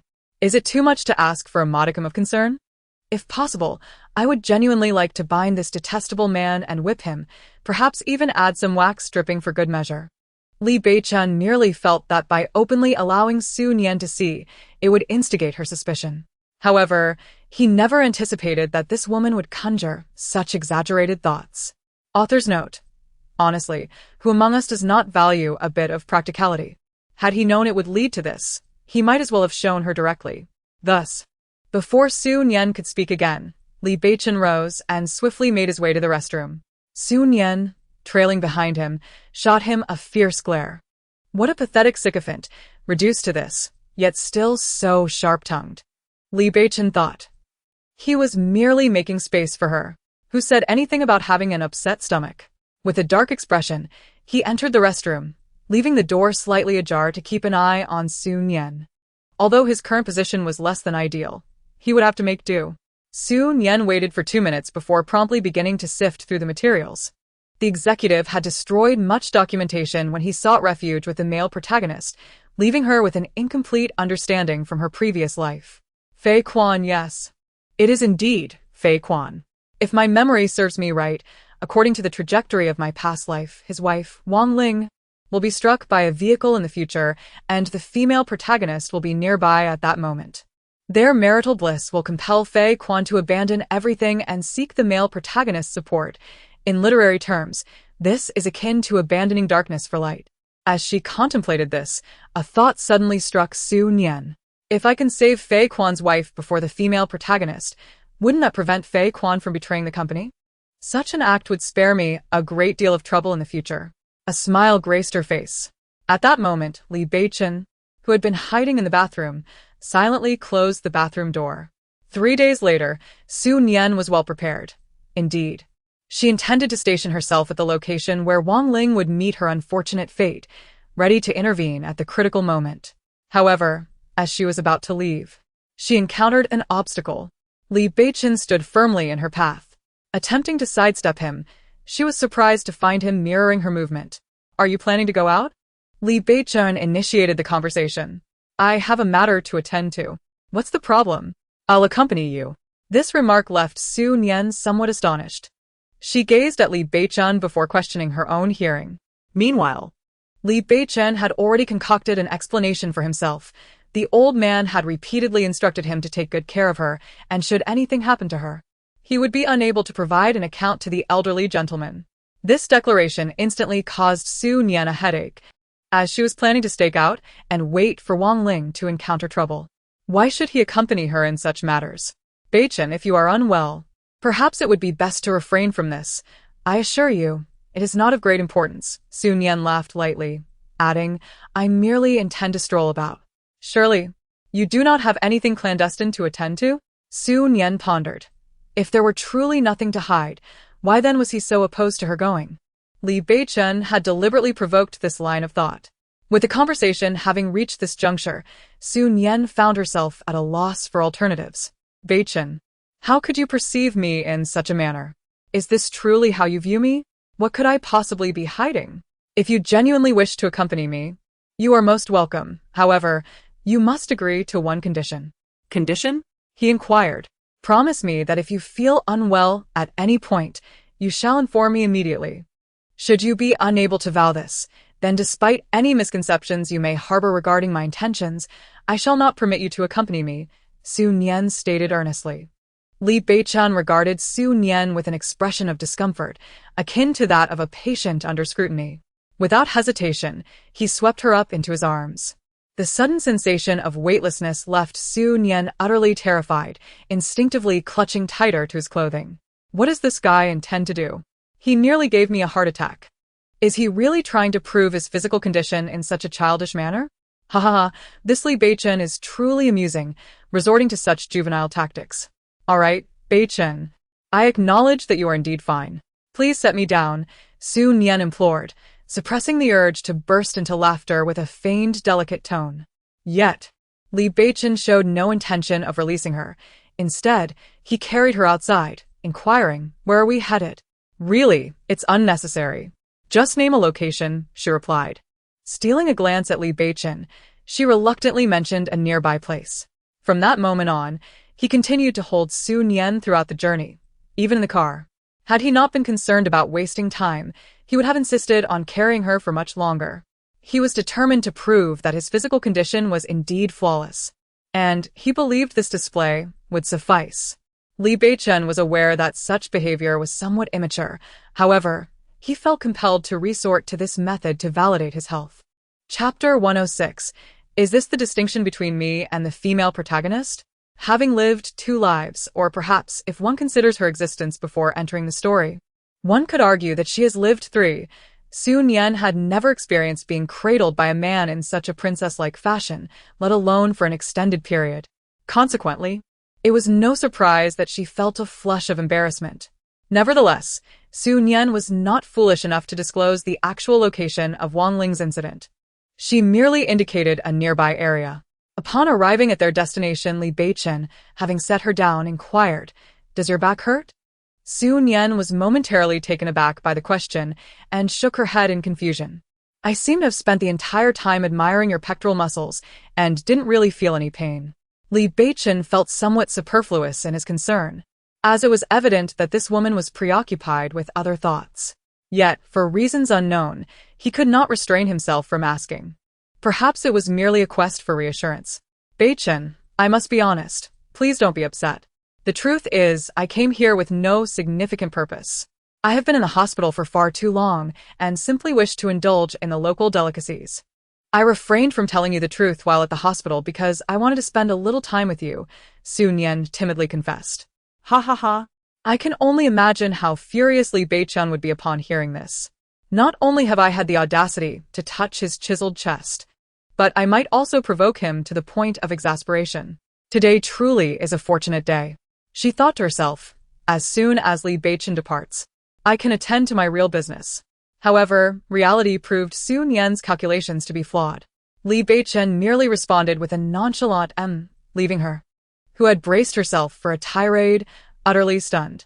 "That's it? Just and nothing more?" Observing the astonishment in Su Nian's eyes, Li Beichen casually remarked, "I have already stated that I simply wish to avoid trouble with the old man. As for your intentions, I hold no interest. You may do as you please." Su Nian. The more Li Beichen heard Su Nian's frantic thoughts, the more he felt compelled to tease her further. "What's the matter? Are you unhappy? I believe you could be considered my savior, so it seems only natural for me to do something for you." His words only served to infuriate Su Nian even more. After all this time, this guy still acknowledges that I am his lifesaver. I thought he was oblivious. If he knows, then why not take some action to express his gratitude? While I may not be able to do much else for you, I can certainly accompany you for a stroll, which I suppose can be seen as my way of repaying you. Is this the difference between me and the female lead? Just accompanying me for shopping counts as repayment for saving his life? This dogged devotion truly feels beneath dignity. At this rate, if he doesn't face consequences, who will? The worst part is that this shameless individual expects me to feign gratitude. I am the wicked female antagonist, not merely an innocent victim. Despite the fury bubbling within her, Su Nian could only articulate her thoughts one word at a time. "I didn't expect you, Beichen, to take such trivial matters to heart. Truly, it is unnecessary. For me, your well-being is enough. Heaven above. How can you bear to witness such shamelessness without striking him down with lightning? Just as this thought crossed her mind, Su Nian quickly spat in her heart a few times. Not right, not right, I haven't even brought out my treasures yet. This fellow cannot die. Heaven! Do not listen. I am merely spouting nonsense. I have said nothing. Li Beichen felt an undeniable sense of satisfaction at making Su Nian suffer. After all, he had been vexed countless times by her erratic thoughts. It was only fitting that she experience a taste of her own medicine. Thus, Li Beichen shamelessly continued, "As long as you are happy, if the old man inquires, remember to tell him I have repaid your life-saving grace, lest he come seeking me." Su Nian could only respond with an exasperated silence. "All right, let us stroll. You may wander as you please." What more could she say? She resignedly accompanied Li Beichen as they ambled along, eyeing the street snacks. Indeed, she found herself somewhat tempted. Yet, she refrained from making a purchase. If it weren't for my concern over Li Beichen's stomach issues, I would genuinely consider buying him some of these treats, using my status as his savior to compel him to eat. Alas, such scenarios are typically reserved for the female protagonist, unlike someone like me, who is rather flamboyant. The intention was to irritate Li Beichen, prompting him to abandon her. However, after several laps around, he showed no sign of annoyance. Su Nian felt as though her legs were about to give out, yet when she glanced at Li Beichen beside her, he appeared as lively as ever. Perhaps it was merely her illusion, but she could not shake the feeling that Li Beichen seemed increasingly intrigued by shopping. "Are you tired?" Upon hearing Li Beichen's inquiry, Su Nian quickly shook her head. After all, her primary objective remained unfulfilled. How could she be weary? Upon witnessing Su Nian's tenacity, Li Beichen felt compelled to cease their aimless wandering. Continuing in this manner would undoubtedly take a toll on her fragile health. This revelation struck Su Nian like a bolt from the blue. Was Li Beichen truly addicted to this wandering? Oh, heavens, what is transpiring? After all, Li Beichen's persona is that of a domineering CEO. Why would he behave in such a manner? Why, oh why, must fate toy with me in this way? Li Beichen could not help but chuckle inwardly, and he resolved to lift Su Nian once more. Yet, before he could lay a hand on her, her attention was drawn elsewhere. Wang Ling, the target has appeared. Soon, they spotted a pregnant woman. Upon seeing her, Su Nian visibly calmed down. No wonder. If Lan Xian merely saved Wang Ling, her husband's betrayal of the Li family would indeed be excessive. However, if Wang Ling is with child, the circumstances change entirely. Li Beichen had previously harbored doubts. After all, such a significant matter in the North District warranted utmost care. Yet at that time, he had attributed it to the whims of fate. Now, however, everything seemed to fall into place.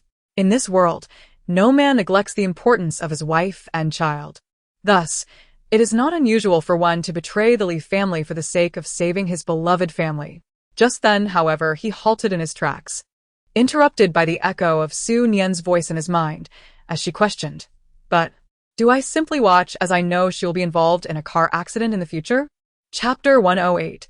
Grateful for the right choice, she had initially planned everything out, even envisioning herself as Wang Ling's savior, allowing her to manipulate her husband. Yet, at this moment, she realized the gravity of her inability to witness Wang Ling face danger step by step. Wang Ling was gradually approaching her. As someone who had experienced motherhood in her past life, Su Nian understood all too well that any occurrences during pregnancy could impact the child, potentially leading to a miscarriage. When Li Beichen observed Fei Quan's wife contemplating her next move, he overheard Su Nian's conflicted thoughts. Am I truly willing to endanger Wang Ling for my own selfish desires? But this calamity was already destined for Wang Ling. I am merely following the narrative.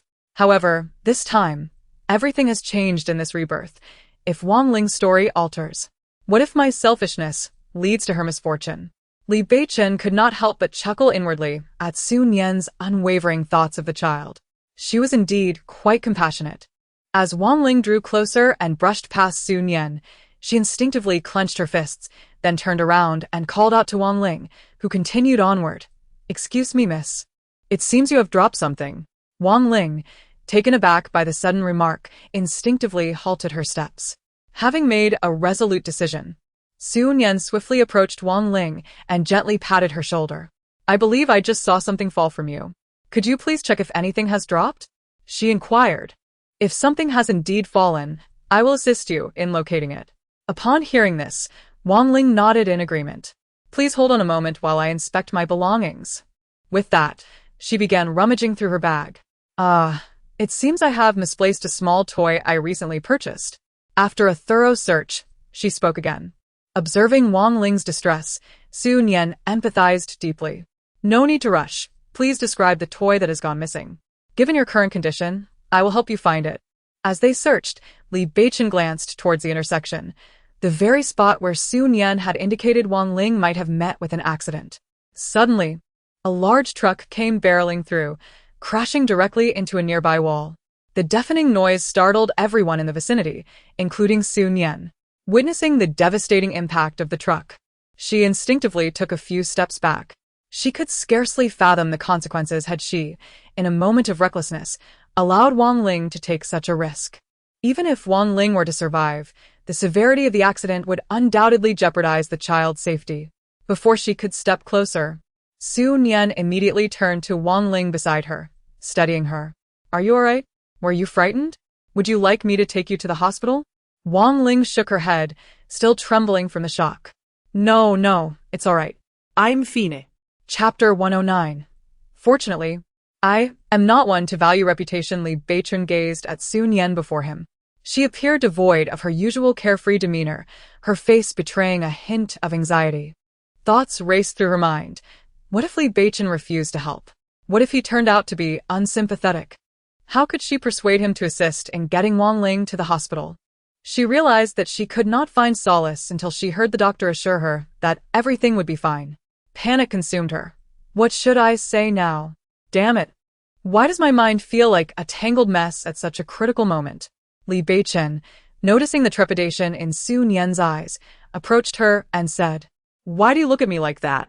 If you didn't know better, one might think I am the sort to turn a blind eye to suffering. His words caught Su Nian off guard. Please wait a moment. I will ask the driver to bring the car around, he added before pulling out his phone to notify the chauffeur. Upon witnessing Li Beichen's actions, Su Nian realized she had been overthinking. Li Beichen proceeded to arrange various examinations. When Su Nian finally heard from the doctor that Wang Ling was unharmed, she felt an immense weight lift from her heart. At that moment, her husband, Fei Quan, hurriedly arrived. With a face full of urgency, he approached the doctor, grasping the man's hand tightly as he anxiously inquired, Doctor, is there a patient named Wang Ling here? How is she? Is she all right? As he spoke, his eyes began to redden, reminiscent of someone on the brink of despair. What is your relationship to the patient? The doctor asked.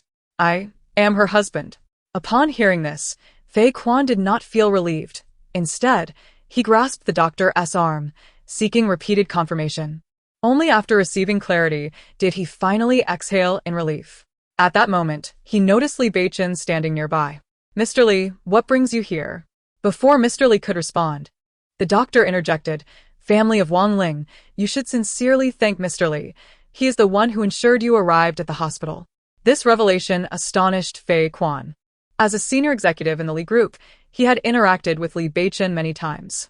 In Fei Quan's perception, this president was almost like a stern, unyielding deity. Each time he reported to the president's office, he felt an overwhelming sense of trepidation, fearing he might err or utter an inappropriate word. He genuinely did not anticipate that Li Beichen possessed such a compassionate side. Immediately, he looked at Li Beichen with excitement. Mr. Li, thank you. Thank you for bringing my wife to the hospital. I truly appreciate it. I am at a loss for words. If it weren't for you, I dread to think of what might have happened to my wife. You are indeed a benefactor to our family. Li Beichen merely nodded indifferently. It's nothing. Just a coincidence. As he spoke, his gaze shifted to the somewhat displeased Su Nian. What is this? Why do the accolades go to the sycophant? It's all my doing, you know. If I hadn't shouted, perhaps Wang Ling would be lying in the operating room right now. Why? Why does all the recognition go to Li Beichen? Is it merely because he is the second male lead? Am I destined to be the obscure, malicious supporting role? The treatment was truly abysmal.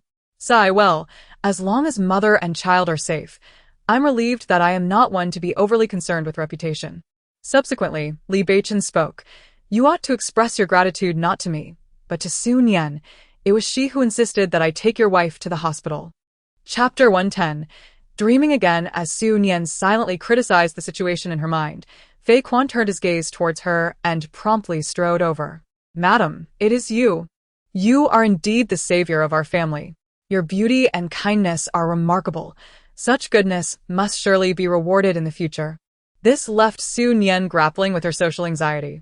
She managed to smile, replying to Fei Quan that no thanks were necessary. Ultimately, it was Li Beichen who, citing Su Nian's discomfort, instructed Fei Quan to take good care of his wife, thus bringing the awkward encounter to a close. Once they departed, Su Nian exhaled in relief. Yet she felt a genuine happiness within. Sigh, I truly envy Fei Quan's wife, being so well cared for during her pregnancy. Unlike my fate as a destined single mother. It is unfortunate. I shouldn't have left so hastily. I ought to visit Wang Ling and bask in her pregnancy glow. Perhaps that would hasten my own journey to motherhood with Mo Bao. This thought elicited a smile from Li Beichen beside her. Even if she were to absorb all the pregnancy aura in the world, it would be meaningless if he did not engage with her. Nevertheless, he could not help but glance at the woman next to him, only to catch Su Nian stealing a glance at him. Upon being noticed, she hurriedly averted her gaze. Looking elsewhere. It appears I must take some action. I need to secure Li Beichen's seed without delay. To avoid prolonged nights filled with unnecessary dreams. Let me ponder and devise a flawless plan.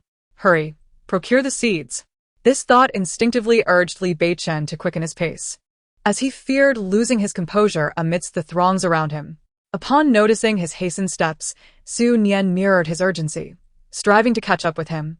Later that night, at 3 a.m, Li Beichen was abruptly awakened from his slumber. He sat up suddenly, and after a moment of contemplation, he gently pressed his fingers against his temples, unable to suppress a light chuckle. Perhaps it was due to the day's events. He had dreamt of Su Nian, heavily pregnant and weeping helplessly, a sight so pitiful that in the dream, he yearned to console her, yet no matter what he did, he could not reach her. Reflecting on it now, he found it rather amusing. Even if, as Su Nian claimed, he had perished in a previous life, then the child within her was indeed his soul bloodline. Given the old man's disposition, he would undoubtedly cherish and care for Su Nian as a precious treasure. How could she possibly be reduced to such sorrow? Li Beichen was perplexed by the absurdity of his dream. Nevertheless, he couldn't help but glance at Su Nian, who was sleeping on the adjacent hospital bed. Due to her position, he could only see her back, yet this sight brought him considerable solace, alleviating much of the dread conjured by his dream. At this moment, sleep eluded him, prompting him to lean back against the pillow and reflect on the day's occurrences. Although Su Nian has intervened and altered the original narrative to a certain extent, she has also achieved her objective. Fei Quan regards her as his savior, which prevents him from betraying the Li family and seeking refuge with Huolin Yuan. In fact, he has not even encountered Lan Shi today. However, Li Beichen finds himself uncertain whether this is a blessing or a curse. Su Nian's transformation raises questions about the consequences it may entail. This contemplation evokes memories of the sensation of being ensnared by a predetermined storyline, causing his fingers to instinctively clench into a fist. Thus, Li Beichen remained in a daze for an entire night. Chapter 111. Slippery footing. While Li Beichen has temporarily ensured that Fei Quan will not align himself with Huolin Yuan, a lingering unease still shadows his mind. To alleviate his concerns, he seizes the opportunity to suggest that Fei Quan focus on caring for his pregnant wife, thereby entrusting him with his responsibilities and maintaining his work benefits during this period. Naturally, Fei Quan cheerfully relinquishes his authority into Li Beichen's hands.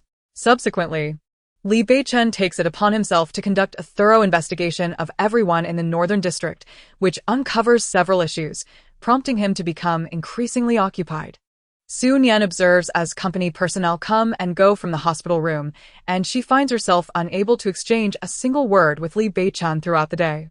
It could be said that this hospital room has transformed into the presidential office of the Li Group, leaving Su Nian feeling as though she is utterly idle, let alone able to attend to other matters. However, Su Nian distinctly remembered that in her previous life, During this time, the Li Corporation had not encountered any significant events, nor was Li Beichen particularly busy. If her memory served her right, at this time in her past life, Li Beichen was devotedly by the side of the female lead, Lan Qi, attentively catering to her every need. This scenario instilled a sense of panic within Su Nian, as she feared that her act of saving Fei Quan's wife might have triggered a butterfly effect. Thus, upon noticing that Li Beichen had relatively few matters to attend to, she felt compelled to take action.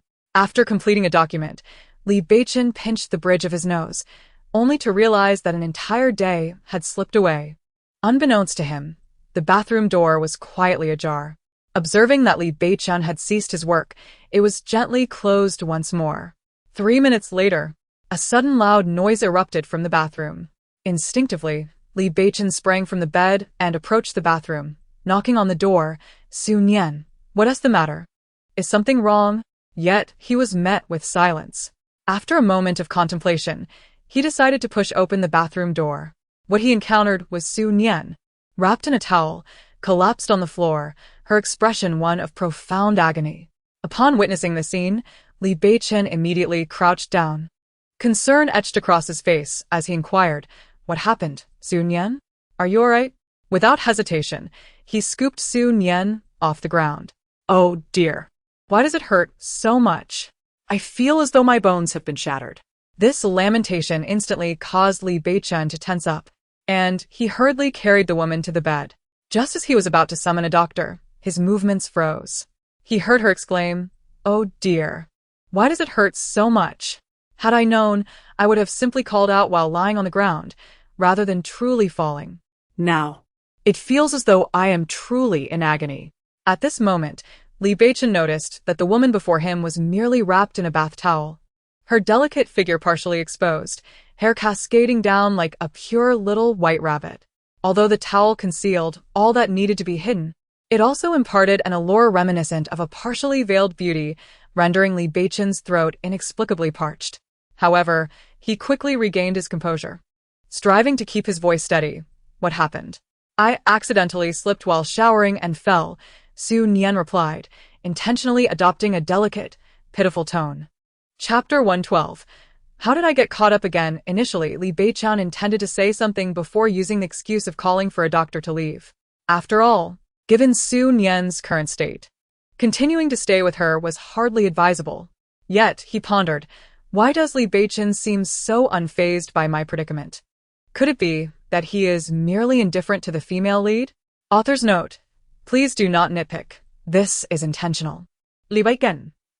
One must understand that even a man of his stature has his pride. Let me give it a try. If such a scenario truly exists, it seems that one can only reach that moment on the night of the last life. Li Beichen mused that if he were to depart just like that, given Su Nian's nature, he would undoubtedly hear her mockery regarding him echoing in her heart over the next few days. He chuckled softly to himself. Since the game was afoot, let us see who can outplay whom. Thus, while Su Nian endeavored to present herself as if she were in great pain, he remarked, "If my memory serves me correctly, you are around 26 years of age. It seems rather untimely for someone of that age to fall while merely taking a bath." Su Nian. This remark instantly ignited her ire. The reason for her indignation stemmed from the fact that Li Beichen spoke in a tone akin to that of a teacher reprimanding a child. What kind of tone is that? I've made myself presentable, and he has no thoughts about it at all? Does he still speak to me as if I were a child? Upon hearing her thoughts, a flicker of delight sparked in Li Beichen's expression. It appeared he had struck the right chord. However, this amusement did not linger for long. No, I must intensify my approach. I have been observing this fellow for several days, and today I finally found the opportunity. Li Beichen gazed at the woman before him, adopting a feeble tone as he said, "I truly did not wish to fall. It was merely an accident. I apologize for the trouble I have caused you," while subtly revealing a hint of his fair legs. "Does it hurt there? It seems I have injured my leg." Li Beichen felt a twinge of relief that he had refrained from summoning a doctor immediately, thus sparing the physician from witnessing her current state. However, he found amusement in the prospect of teasing this woman about the incident. "Where did you fall? Let me assess the severity. If there's bleeding, I should arrange for the doctor to administer a tetanus shot. But typically, in such cases, the doctor will inquire how the injury occurred. Hence, I must inform the doctor that you accidentally slipped in the bathroom while bathing. Su Nian. If the doctor learns of this, it could inadvertently spread. And if it does, the repercussions would be undesirable. Li Beichen deliberately adopted a serious expression, stating, "The eldest daughter of the Su family." The young matron of the Li household injured herself while bathing. Su Nian had not even considered this angle. How could this happen? I hadn't thought of this before. Yet, at that moment, a realization struck her. Damn it, I've been ensnared by this guy. My intent was to elicit sympathy from Li Beichen, not to summon a doctor. Then can I refrain from calling a doctor?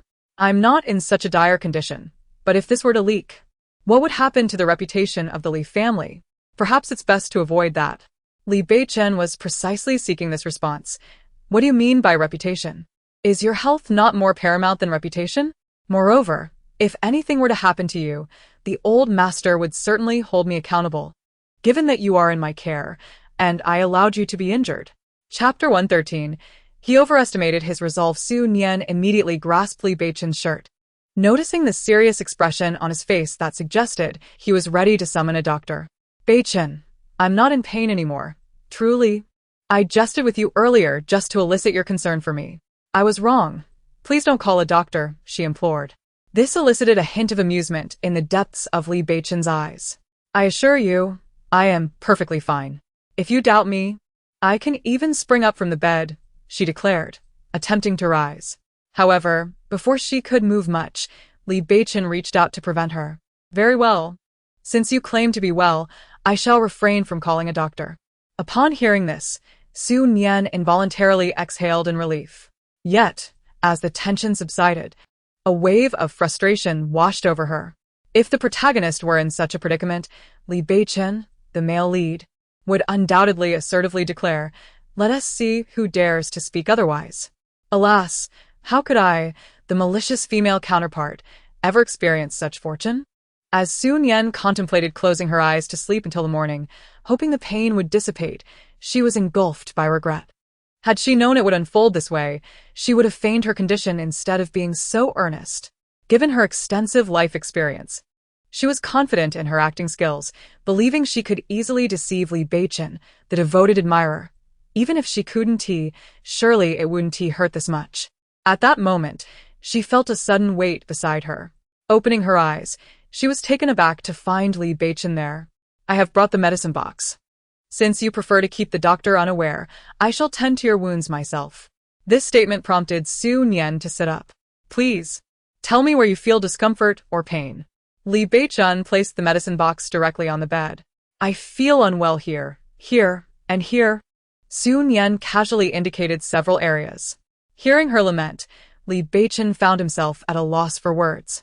A twinge of regret washed over him. Perhaps he should not have concerned himself with this woman.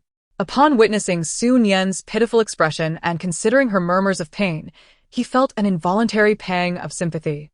Thus, he sought out the medicine box, intending to administer a simple dressing, or perhaps some ointment.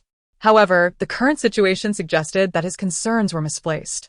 With that realization, Li Beichen promptly lifted the hem of Su Nian's garment. To his surprise, the exposed skin was fair, radiant, and glistening, showing no signs of injury whatsoever. This is where it hurts? You fell here? Yet, I observe no bleeding. It appears to be an internal injury. In that case, I shall apply some medicinal alcohol. We shall see how it fares, but if your discomfort persists, I will have no choice but to summon a doctor for further examination. Su Nian remained silent. Li Beichen's fingers glided delicately across her skin. Before long, he discerned a significant truth. He had perhaps overestimated his own composure. He had never realized that her skin was so exquisitely smooth, akin to the finest silk. Chapter 114. A failed plan. Subsequently, Li Beichen, with his remarkable memory, diligently applied the medicinal liquor to the areas that Su Nian had previously fabricated. Su Nian had hoped to create a narrative during this process. However, upon meeting Li Beichen's earnest gaze, she found herself at a loss for words. She had encountered such a look before, those days when Li Beichen was preoccupied with managing company affairs. In such moments, even her attempts at flirtation fell flat. As he nearly finished applying the remedy, he inquired, "Does your back hurt?" When I entered, I found you lying on the ground. You must have injured your back, right? At this juncture, Li Beichen deliberately paused, adding, "However, you didn't mention that your back was in pain." Li Beichen often found Su Nian's thought processes quite amusing. Despite having seen her sprawled on the floor, she had said nothing about any discomfort in her back. Even without the ability to hear her unspoken thoughts, he could discern the truth. Su Nian, realizing this, quickly devised a response and sighed in Li Beichen's line of sight. "I simply didn't want to worry you." Which is why I kept silent. Without hesitation, Li Beichen turned Su Nian over. He was eager to conclude this ordeal swiftly, feeling that his patience had its limits. Li Beichen initially intended to casually explore a spot on Su Nian's body, pressing a few times and nonchalantly inquiring if it hurt. As long as Su Nian affirmed, he would swiftly complete his task, leaving no room for her to play any tricks. However, upon glimpsing the delicate expanse of her back, he found himself momentarily stunned. The smooth skin bore numerous minuscule wounds, evoking memories of the recent incident when Su Nian had unhesitatingly pushed him away, causing a fallen lamp to strike her. In that instant, her foremost concern had been whether he was unharmed. If he had been injured, it would have thwarted her ability to bring forth that so-called child. Yet, he realized with a pang that he had been oblivious to her pain these past few days. In truth, she seemed to dismiss her suffering entirely, while he, the one saved, had overlooked this crucial detail. Despite this, Li Beichen could not help but inquire, "Does it hurt?" "It doesn't hurt at all. I'm perfectly fine." "Beichen." "Really?" Su Nian responded with an affected tone. "What if I feign pain now and swiftly drop the towel? After all, I possess a curvaceous figure. A standard of perfection. I believe Li Beichen should be moved. If only he were slightly swayed, then my subsequent plans would unfold seamlessly." This time, Li Beichen discerned Su Nian's thoughts, devoid of any mirth. Just as she prepared to make her move, a tailored suit enveloped her, wrapping her securely and thoroughly. As I applied the medication, it took a bit longer than anticipated. "You wear my clothes for now. Once I finish administering the treatment, we can discuss further." Su Nian thought, this offer leaves me no opportunity at all. How could this be? Yet, a sense of reluctance lingered within her, prompting her to consider a struggle. However, in the ensuing moments, Li Beichen granted her no respite whatsoever. Throughout the entire procedure, he maintained a serious demeanor, as if attending to a matter of utmost gravity. In fact, for several consecutive days, Li Beichen meticulously tended to Su Nian's wounds, rendering her plan of feigning injury a dismal failure. Chapter 115. The third dream. Li Beichen found himself dreaming once more. This time, he envisioned Su Nian involved in a car accident, struggling to emerge from the vehicle. Her body was smeared with blood, yet her gaze remained resolutely unwavering. The moment she regained her footing, a crowd swiftly encircled her. Without a hint of trepidation, Su Nian surveyed the onlookers with a cold glare, demanding, "Do you know who I am? Are you aware of the consequences of your actions?" One among the throng replied, "Indeed, we recognize who you are. However, you are without your husband. A woman devoid of her husband's protection is a pitiable sight. You lack the resolve of your spouse. Today serves as a lesson for you, Su Nian. With your capabilities, you cannot safeguard the Li family. You are an astute individual. Surely, you comprehend what the appropriate choice is. Perhaps Mrs. Hua, seeing your child's tender age and need for a mother, may show you mercy. All you need do is apologize to her, and that will suffice." However, upon hearing those words, Su Nian laughed. "Do you think I cannot protect the Li family? I possess many admirable qualities, but I refuse to succumb to defeat. Since you believe I cannot safeguard the Li family, I, Su Nian, shall prove you wrong and demonstrate that I am not an ordinary person. As for apologies, those two words do not exist in my life." As Su Nian spoke, she exuded an air of reckless defiance. Li Beichen felt as though his dream self yearned to intervene, to shield Su Nian, yet inexplicably, his voice seemed inaudible to all. He watched helplessly as those individuals advanced toward Su Nian. "Stop. Stop. Please, I implore you to cease. Su Nian, you must run." Li Beichen awoke from the nightmare. Drenched in a cold sweat, Gasping for breath, his mind still haunted by the vivid scenes of his dream, which refused to dissipate and began to sharpen in clarity. At that moment, a familiar voice echoed in his mind. What is wrong with this fellow, disturbing the peace of the night? Looking at him, it seems he has had a nightmare. I am genuinely curious about what kind of nightmare could haunt a man of his stature, and yet, he is so utterly terrified. These voices gradually dispelled his fear. He turned his gaze to the bedside and found the woman on the bed watching him with one eye open and the other closed.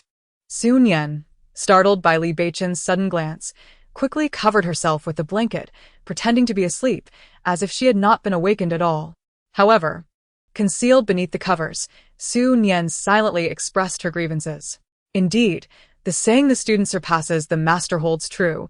My treasures have never been quite like this throughout the years. My treasures are indeed exceptional, having escaped the chaotic bad habits inherited from their father. Li Beichen's mood gradually improved. He rested his hand on his forehead, perplexed. He could not comprehend why, after witnessing Su Nian's injury during the day, he dreamt of her misfortune that very night. The imagery suggested that if Su Nian were truly to encounter such a fate, it would undoubtedly. As this thought crossed his mind, the tranquility he had just found was once again disrupted. His heart began to race uncontrollably. No matter what he did, Li Beichen could not quell his agitation, and ultimately, he rose from his bed and strode towards the balcony. The night breeze was chilling, just the remedy to soothe his restless heart. Chapter 116. Su Nian. Sometimes I ponder a particular question. Perhaps due to the dream, the following day, Li Beichen found himself unable to resist gazing at Su Nian. After several instances, Su Nian not only noticed, but also felt a bit uneasy under his scrutiny. In such a situation, Su Nian certainly had her ways. When Li Beichen looked at her once more, she boldly approached him and asked, "Beichen, why do you keep staring at me today? Am I somehow different?" Li Beichen responded after she finished speaking, "There seems to be something dirty on your face, and I wasn't sure how to bring it to your attention." Upon hearing this, Su Nian immediately reached up to touch her face, but found no trace of dirt. It then dawned on her that she had perhaps been led astray by Li Beichen's words. Today, it seems that Li Beichen is either undermedicated or perhaps has overindulged, as there is an inexplicable strangeness about him that cannot be articulated. It appears that he experienced a nightmare last night. Could it be that the haunting visions of terror in his dreams have cast a shadow over his spirit today? Li Beichen has come to realize that he has been observing Su Nian rather more frequently than is prudent. He recognizes that he cannot continue to gaze at her in such a manner. It is not entirely his fault. Despite being acutely aware that the events of his dreams are mere fabrications, he finds himself unable to resist conflating Su Nian with the figure from his troubled slumber. Feeling somewhat misled by Li Beichen, Su Nian is determined not to let the matter rest. She approaches him directly, saying, "Thank you, Beichen. If you hadn't pointed it out, I truly would have remained oblivious. However, could you assist me in checking for dust in other areas? That way, I can ensure everything is spotless." "Is that all? Just one spot of dust?" "Indeed," Su Nian replies, her eyes brimming with gratitude as she gazes at Li Beichen. "You have become increasingly attentive towards me, Beichen. You even noticed the ash on my clothing. I must admit, I am quite exhilarated by this. Are you not merely teasing me? I must say, you are quite nauseating this early in the morning." As the conversation drew to a close, Su Nian's voice took on a delicate tone. "I always knew that as long as you are with me, you would surely see my merits. Thus, I have long maintained that if you had granted me a chance earlier, perhaps we would have already fallen in love by now." At that moment, Li Beichen's mood lightened due to Su Nian's words. After she finished speaking, he extended his long arms and pulled her close, saying, "Su Nian, sometimes I ponder a particular question." "What question?" she inquired. "I wonder if I should arrange a consultation at a neurology clinic.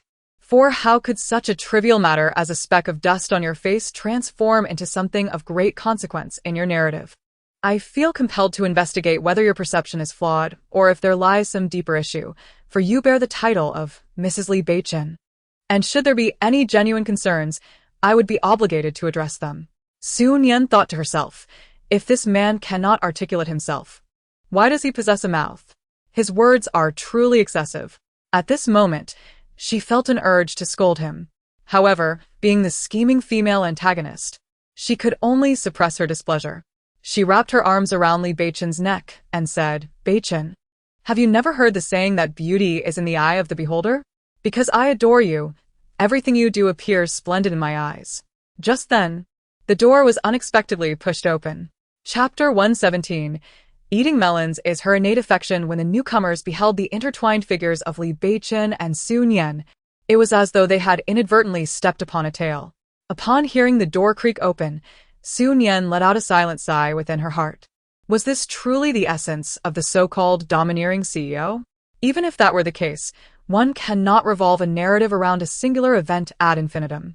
Regardless, she found herself weary of the melodramatic and cliched author's incessant antics. Her fatigue was profound, as deep as one could imagine. Li Beichen thought to himself, could he also voice such sentiments? At that moment, a man's voice resonated. Li Beichen, are you aware of your actions? Do you comprehend the sorrow that Lan Ji has endured in recent days because of you? Yet here you are, neglecting her feelings and indulging in intimacy with another woman. Upon hearing this voice, Su Nian instinctively turned her gaze. She then beheld a man, Lu Jing. In this narrative, if Li Beichen was the female protagonist's luminous star, then Lu Jing was undoubtedly her shadow. When Li Beichen absorbed the weight of these words, his gaze towards Lu Jing inexplicably shifted. Lu Jing, brimming with indignation, surged forward and grasped Li Beichen's garment. "I am speaking to you, Li Beichen, you scoundrel. Are you even listening? Do you realize how much Lan Ji has withered due to your actions?" Su Nian quietly settled herself into a nearby chair. Eating melons is a hobby inscribed in her very DNA, especially now when she can witness two devoted suitors clashing. Such delightful chaos. If this were to be shared in an online forum, it might well stir up a tempest. Particularly since both suitors are worth billions. This adds an extraordinary layer to the spectacle. However, the question remains, which of these two suitors can truly outdo the other in their devotion? Lu Jing continued to shout at Li Beichen.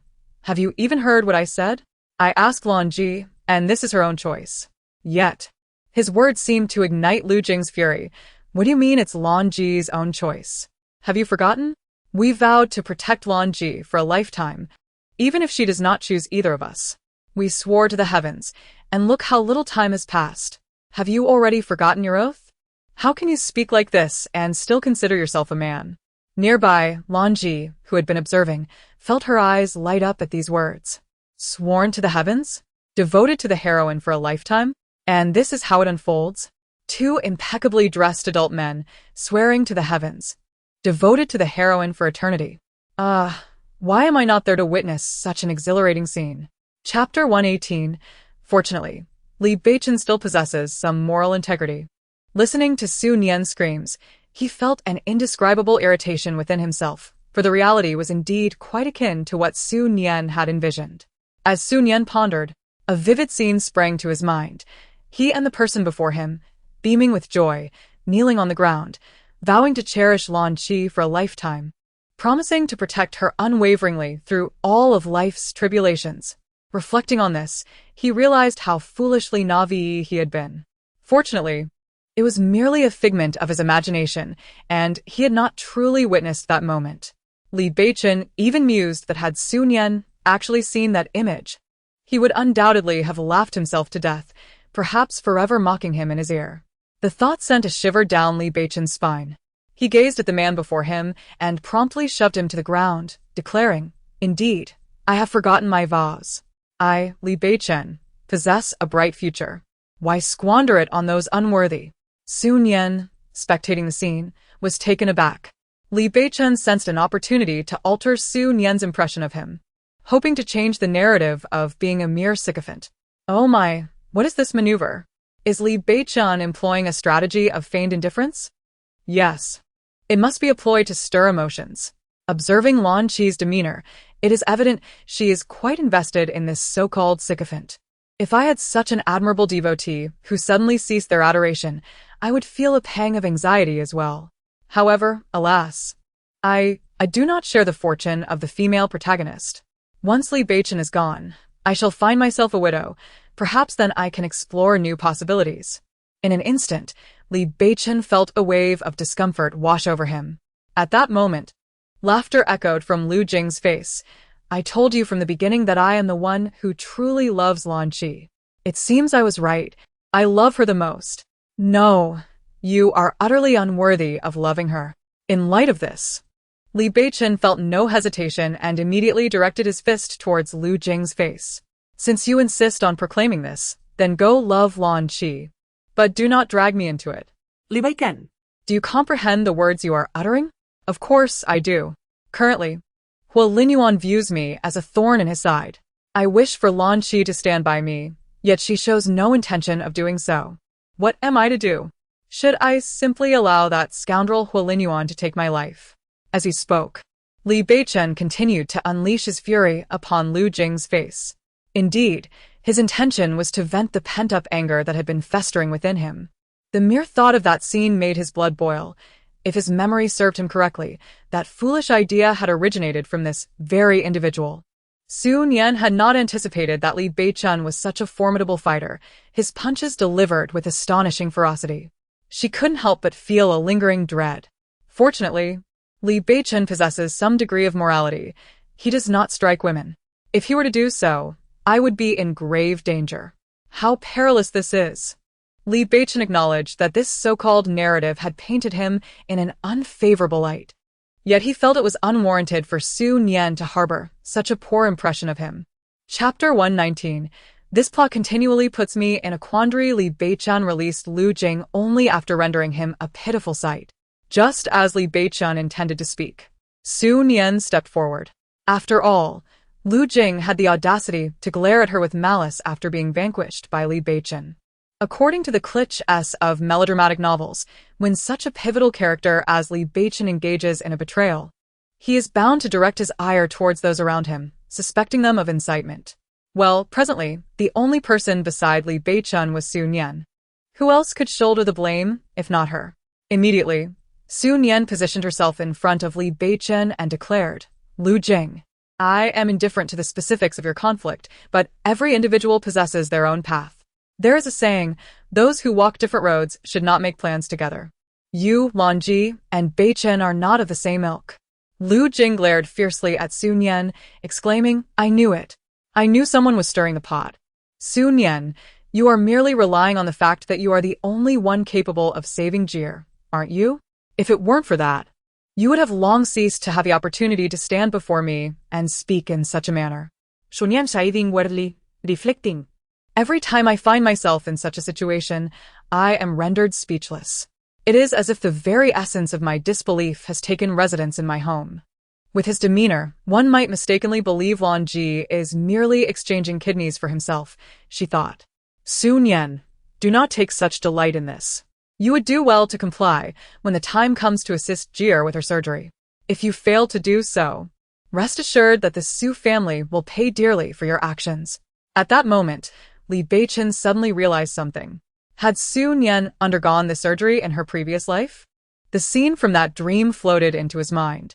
Could it be that Lan Yi and the others desired Su Nian's kidney? Is this the manner in which you plead with me? What am I to Lan Yi? Given what she has done for me, must I then undertake such actions for her? Lu Jing, upon seeing Su Nian's demeanor, grew anxious.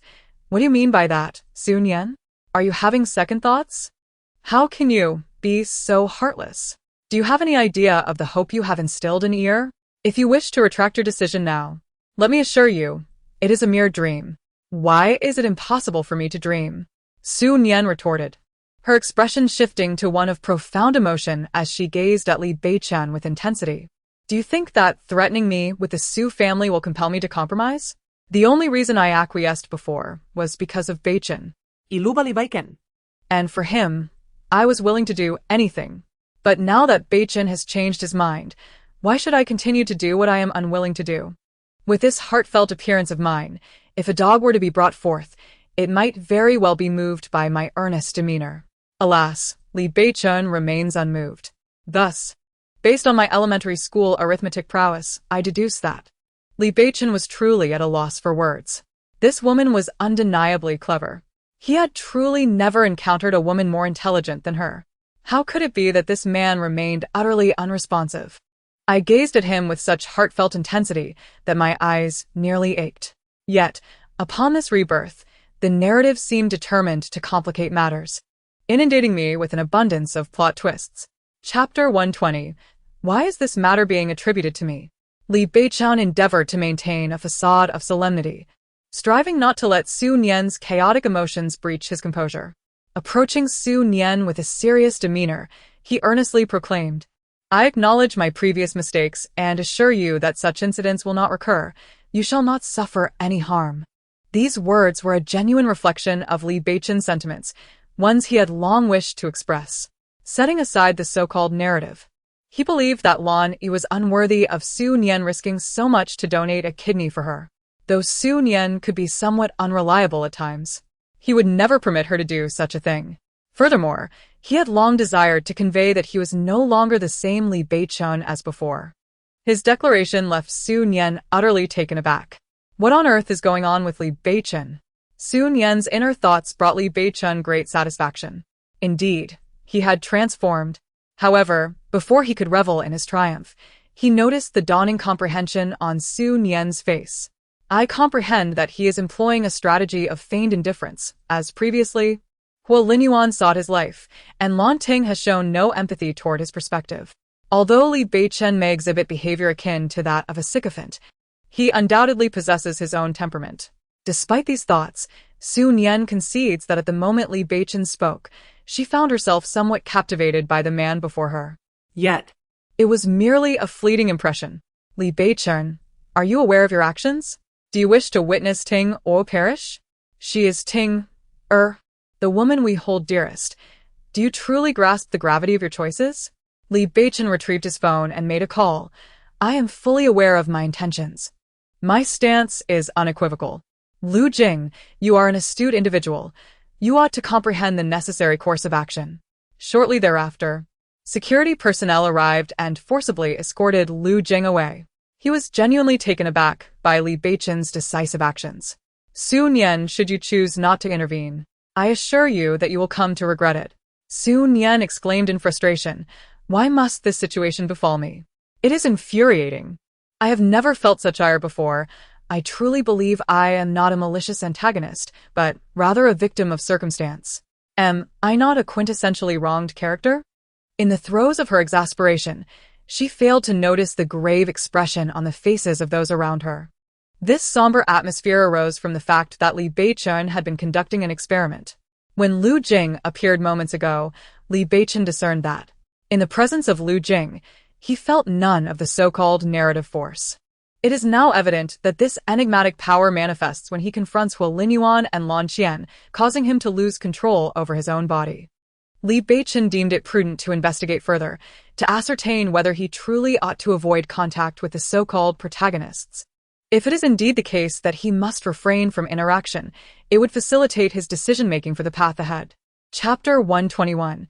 Is there no rights for the malicious female supporting character? Su Nian's gaze settled upon Li Beichen, her eyes brimming with resentment. If it were possible, she would wish to annihilate that detestable fellow with nothing but her stare. At that moment, Li Beichen unexpectedly turned around, catching Su Nian off guard, who hastily concealed her expression of animosity. Nonchalantly, he inquired, "What is the matter?" Alarmed, Su Nian quickly masked her disdain with a facade of gentleness, exclaiming, "Beichen, just now, Lu Jing looked as though he wanted to devour me. However, I trust you. If he truly intended to harm me, you would undoubtedly protect me, right? Is it not outrageous that a malicious female supporting character has no rights? I am the one who bears the brunt for this fellow. Yet I still find myself pleading with him. However, since fate has granted me a second chance at life, I refuse to repeat the mistakes of my past. I shall not wait for this sycophant to meet his demise before seizing power. I am determined to put an end to Lu Jing and make him regret so casually placing the blame upon my shoulders." listening to Su Nian's indignant thoughts, Li Beichen casually remarked, "Protection is acceptable, but I never engage in unprofitable ventures. You must consider how you will express your gratitude." Su Nian exclaimed inwardly, "My goodness! Is there no justice in this world? No sense of law? I am merely shouldering the burden for the sycophant. Does he not possess an ounce of self-awareness?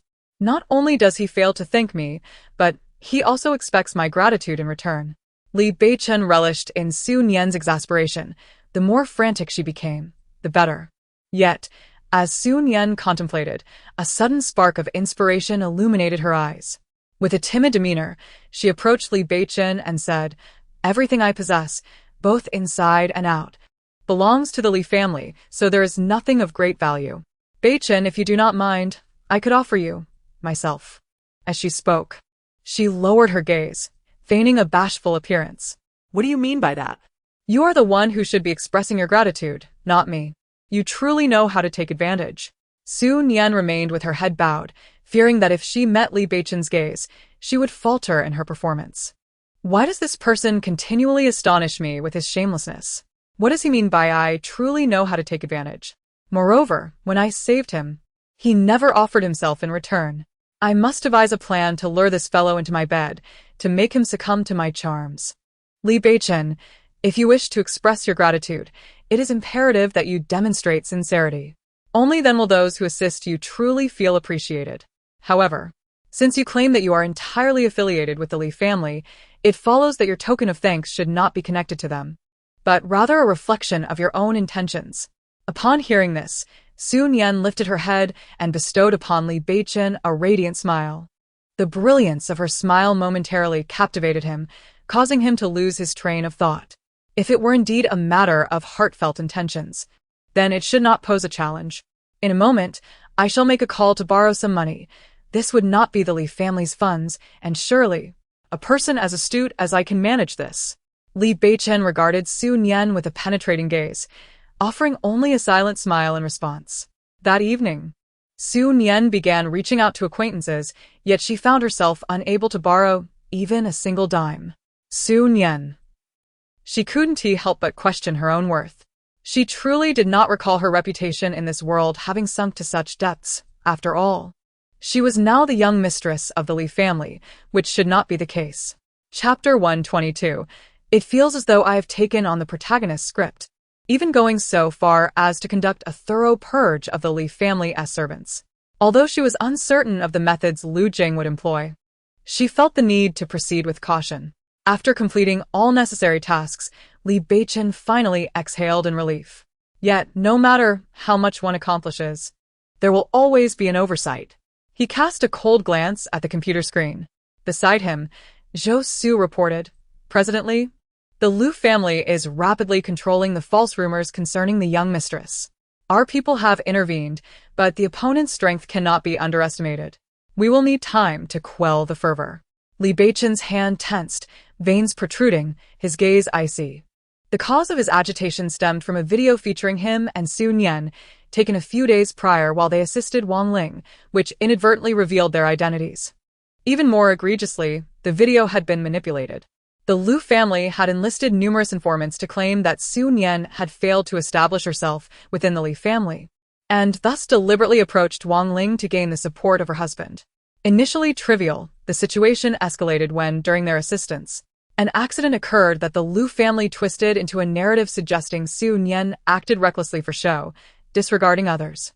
Yet, had he not arranged for the finest doctors to attend to the injured driver? "Remove this at once," Li Beichen commanded coldly. After issuing the order, he rose and made his way towards Su Nian's room. As he walked, a wave of unease washed over him. He wondered how Su Nian would react upon seeing this.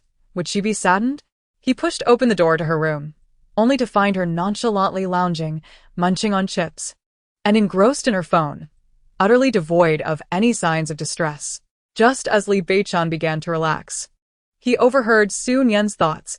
Why does this world harbor such a malicious woman like Su Nian? Does she not have a mother? Is she blind to the misfortunes of others?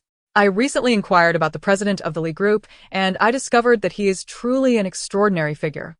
One cannot help but wonder why he chose to marry such a woman. Is he blind?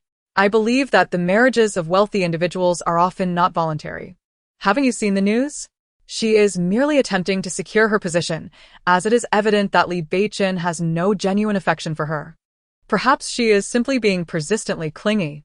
These remarks pierced Li Beichen's heart, for they were the utterances of netizens. Swiftly approached Su Nian, seizing her phone from her hand. Surprised by this sudden action, Su Nian looked up at him in bewilderment. Im Shuri, Li Beichen utarat. His words sending a shiver down Su Nian's spine. Am I still dreaming? Why is this man apologizing to me? Is it related to the events that have unfolded online today? It feels as though I have unwittingly taken on the role of the protagonist in a drama. Chapter 123. It is not too late. Do not pay attention to the online comments. I will handle it. Li Beichen's throat felt somewhat constricted at this moment. This sensation arose from a sudden speculation in his mind. Could it be that Su Nian has encountered similar experiences in her lifetime? After all, she has lived a full life. Indeed, he heard Su Nian's internal lament. However, it must be said that this plot has been somewhat favorable for me.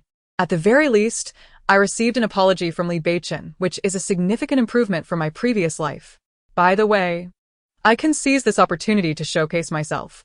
With that, Su Nian embraced Li Beichen, who was momentarily taken aback by her heartfelt gesture. Beichen, no matter what others say about me, I won't let it affect me, Su Nian intended to express in a pitiful tone. Yet, before she could finish her thought, she was abruptly interrupted. But I will take it to heart. I will certainly resolve this matter, and allow those people to reap what they sow. This declaration was directed both at Su Nian and at himself.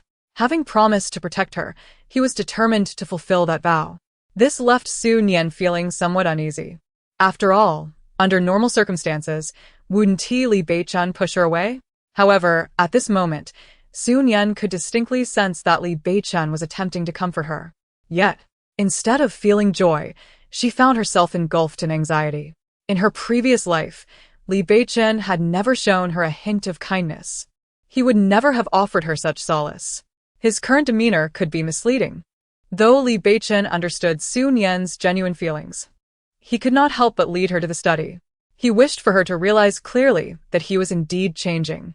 He hoped that Su Nian would witness his commitment to protect her, a promise he intended to uphold unwaveringly. Upon entering the study, Su Nian found Li Beichen issuing a flurry of commands. Are Li Beichen and his team genuinely occupied with their tasks, or is it merely an act? Upon hearing these words, Li Beichen's expression soured slightly. Although he understood that this perception stemmed from the so-called narrative that had painted him in a rigid light in Su Nian's eyes, he had been tirelessly laboring for this woman. Yet, at this moment, her attitude seemed rather ungrateful. Just then, Su Nian's internal thoughts echoed again. I increasingly suspect that Li Beichen is merely putting on a show. If he were not acting, he would be foolish.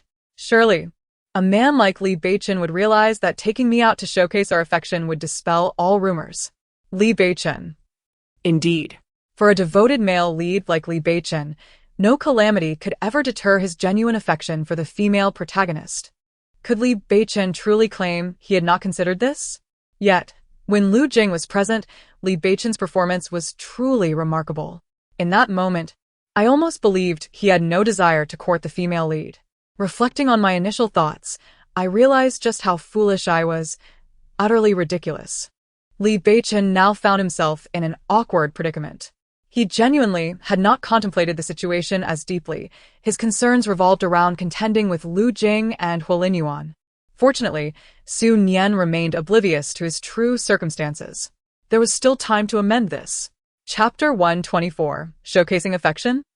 At that very moment, Zhou Su entered, inquiring about matters at hand. Li Beichen immediately spoke up, asking, "How are the preparations I requested coming along?" Zhou Su, having just entered, was momentarily taken aback upon hearing this.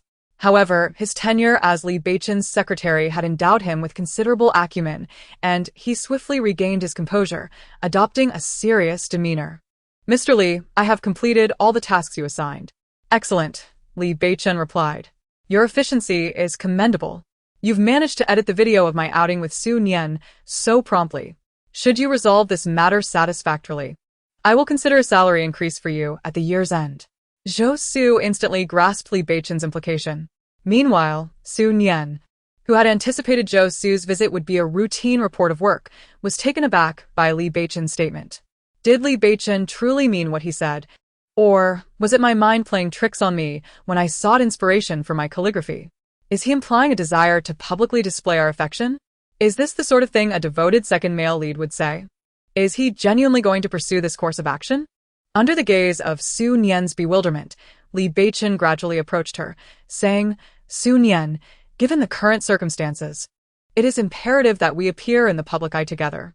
Coupled with the video of our recent outing, everything should fall into place seamlessly. I trust you will cooperate with us. Su Nian nodded in agreement. As Li Beichen conversed with her, Zhou Su retrieved his phone from his pocket and pressed the answer button. Upon hearing the content on his mobile phone, Zhou Su's expression instantly darkened. He then cast a troubled glance at Li Beichen, casually tapping a few times on his own device before respectfully handing it to Li Beichen. President Li. It seems there has been a slight change in circumstances.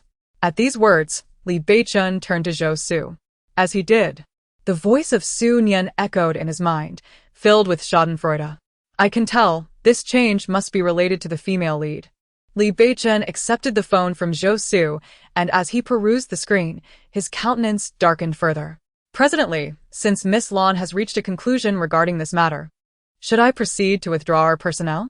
After all, if Miss Lan were to be displeased, it could pose a risk to her well-being. Indeed, Zhou Su perceived that Li Beichen's current actions were merely a form of defiance against Lan Ji.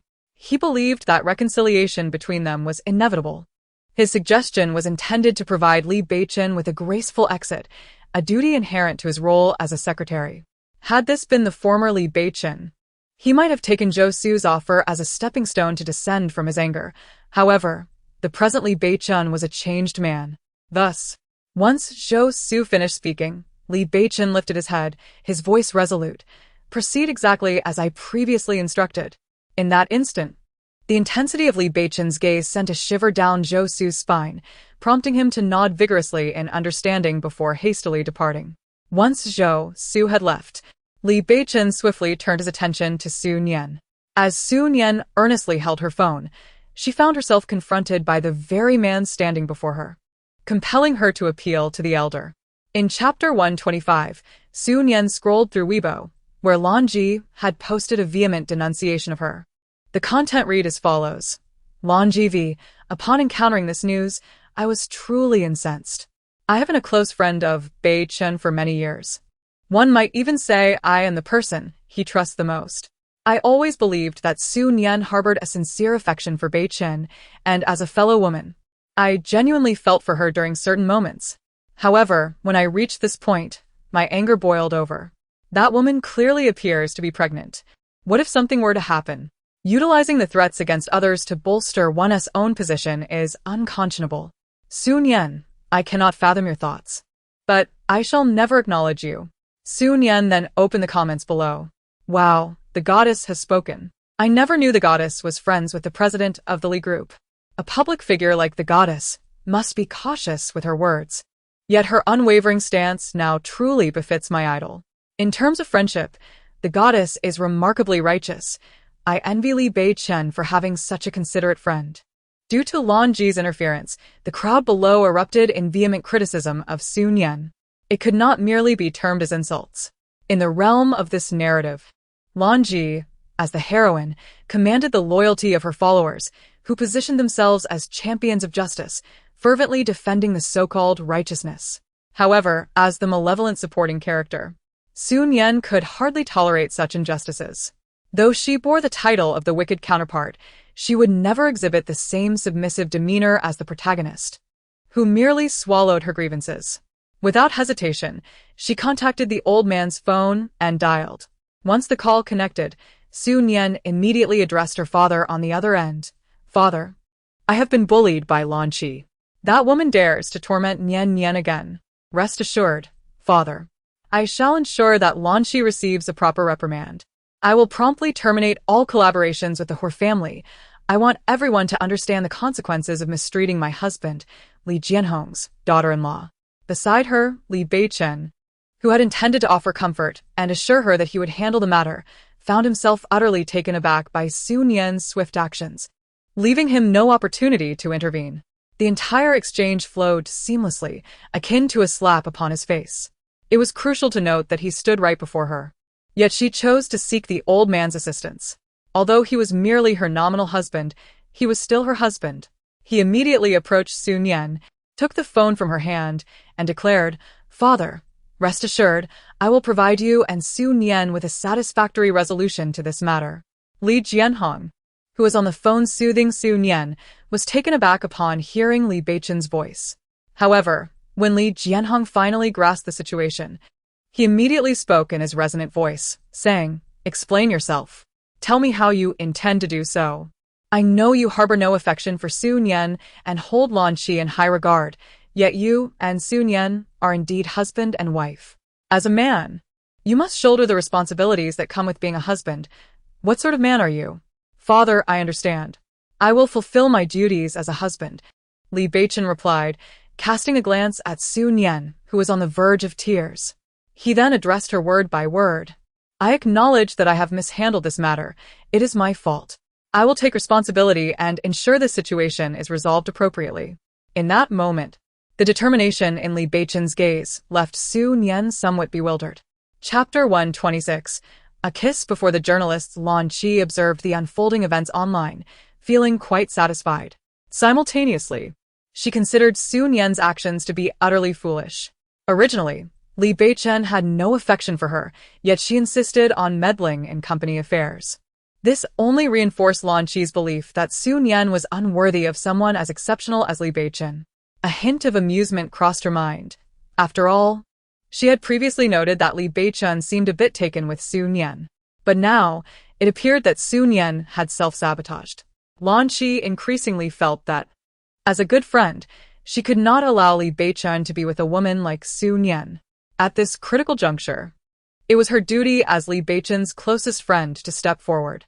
Lan Qi believed it was imperative that she call Li Beichen now. However, when Lan Qi's gaze returned to the screen, she noticed a system notification. "The blogger you follow, Li Group, has just posted a Weibo update. Feel free to take a look." She clicked on it, and her smile instantly froze on her face. The reason for this reaction was that the Li Group had officially released a video composed of various surveillance clips.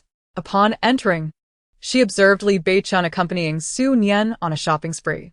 In the video, Li Beichen often glanced at Su Nian, resembling a blissfully happy couple. However, it didn't take long for Lan Qi to realize the implications. Li Beichen's father was quite fond of Su Nian as his daughter-in-law. And now that Su Nian found herself in such a predicament, it was evident that Li Beichen's father would not stand idly by. At that moment, Lan Qi felt the weight of her responsibilities intensify. Without hesitation, she began to post on Weibo, "Su Nian, why are you fabricating lies? Do you dare to act without acknowledgement? To me, Beichen is like a brother.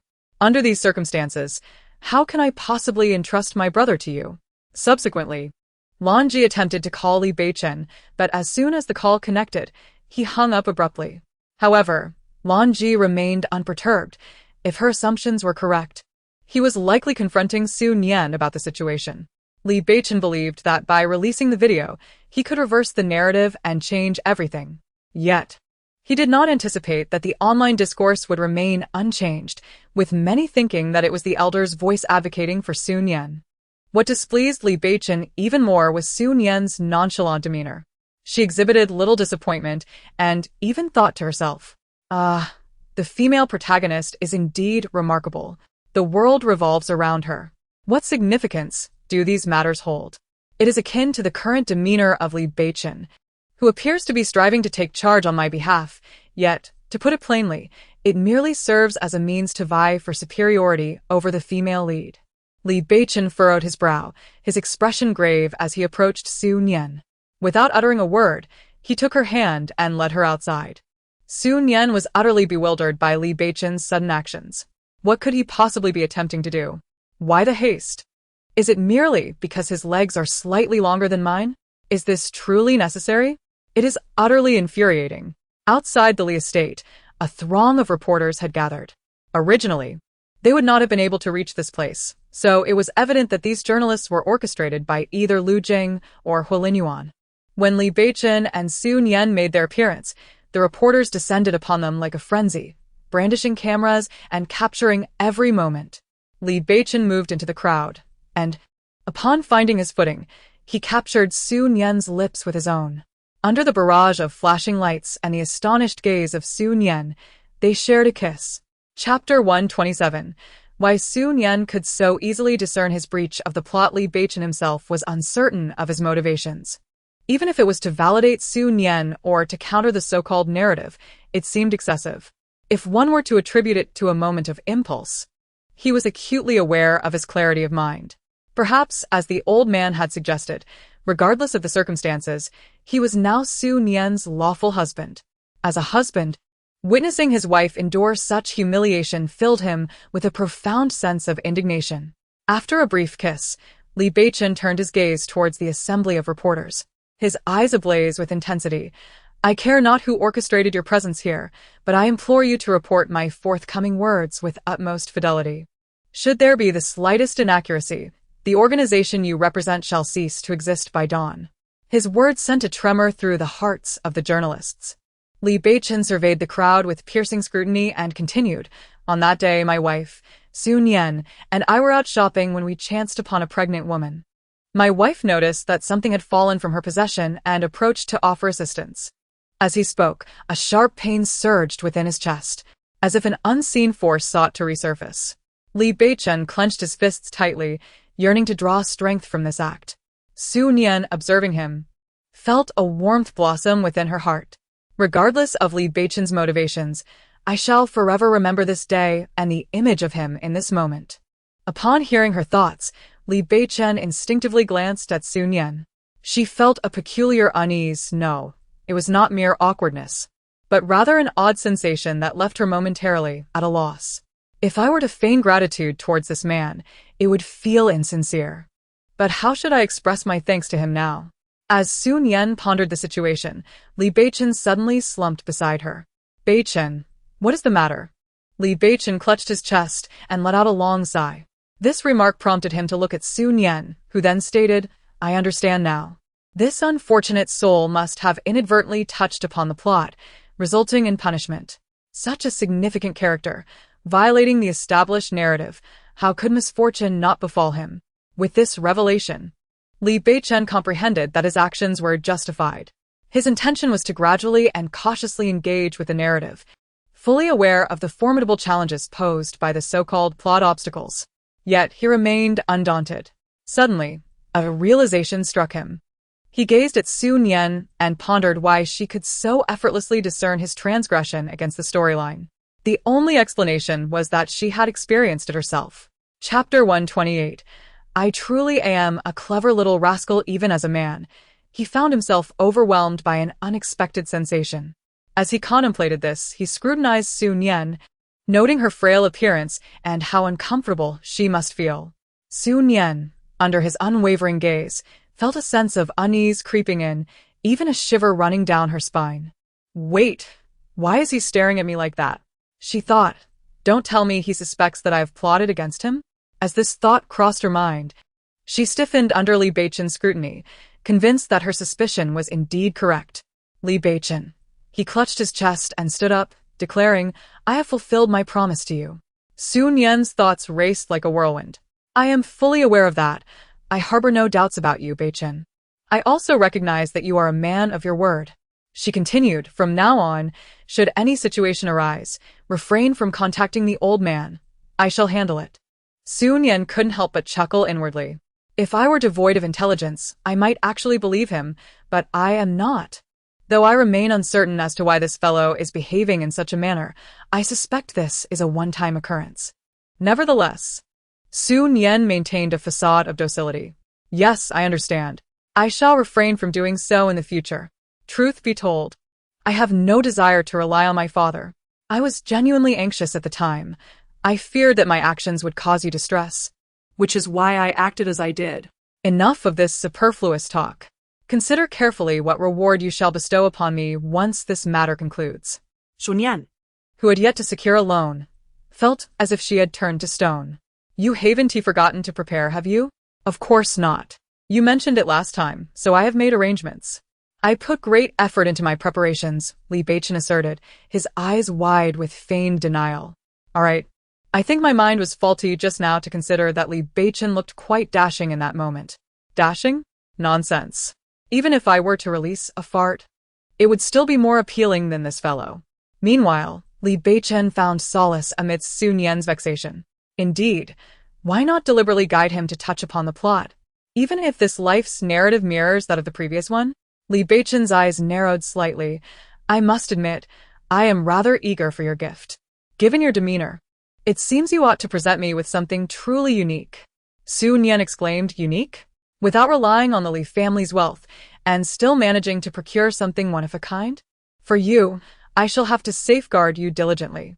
Rest assured, I will handle the various rumors online and ensure your reputation is restored. What else could Su Nian do at this moment?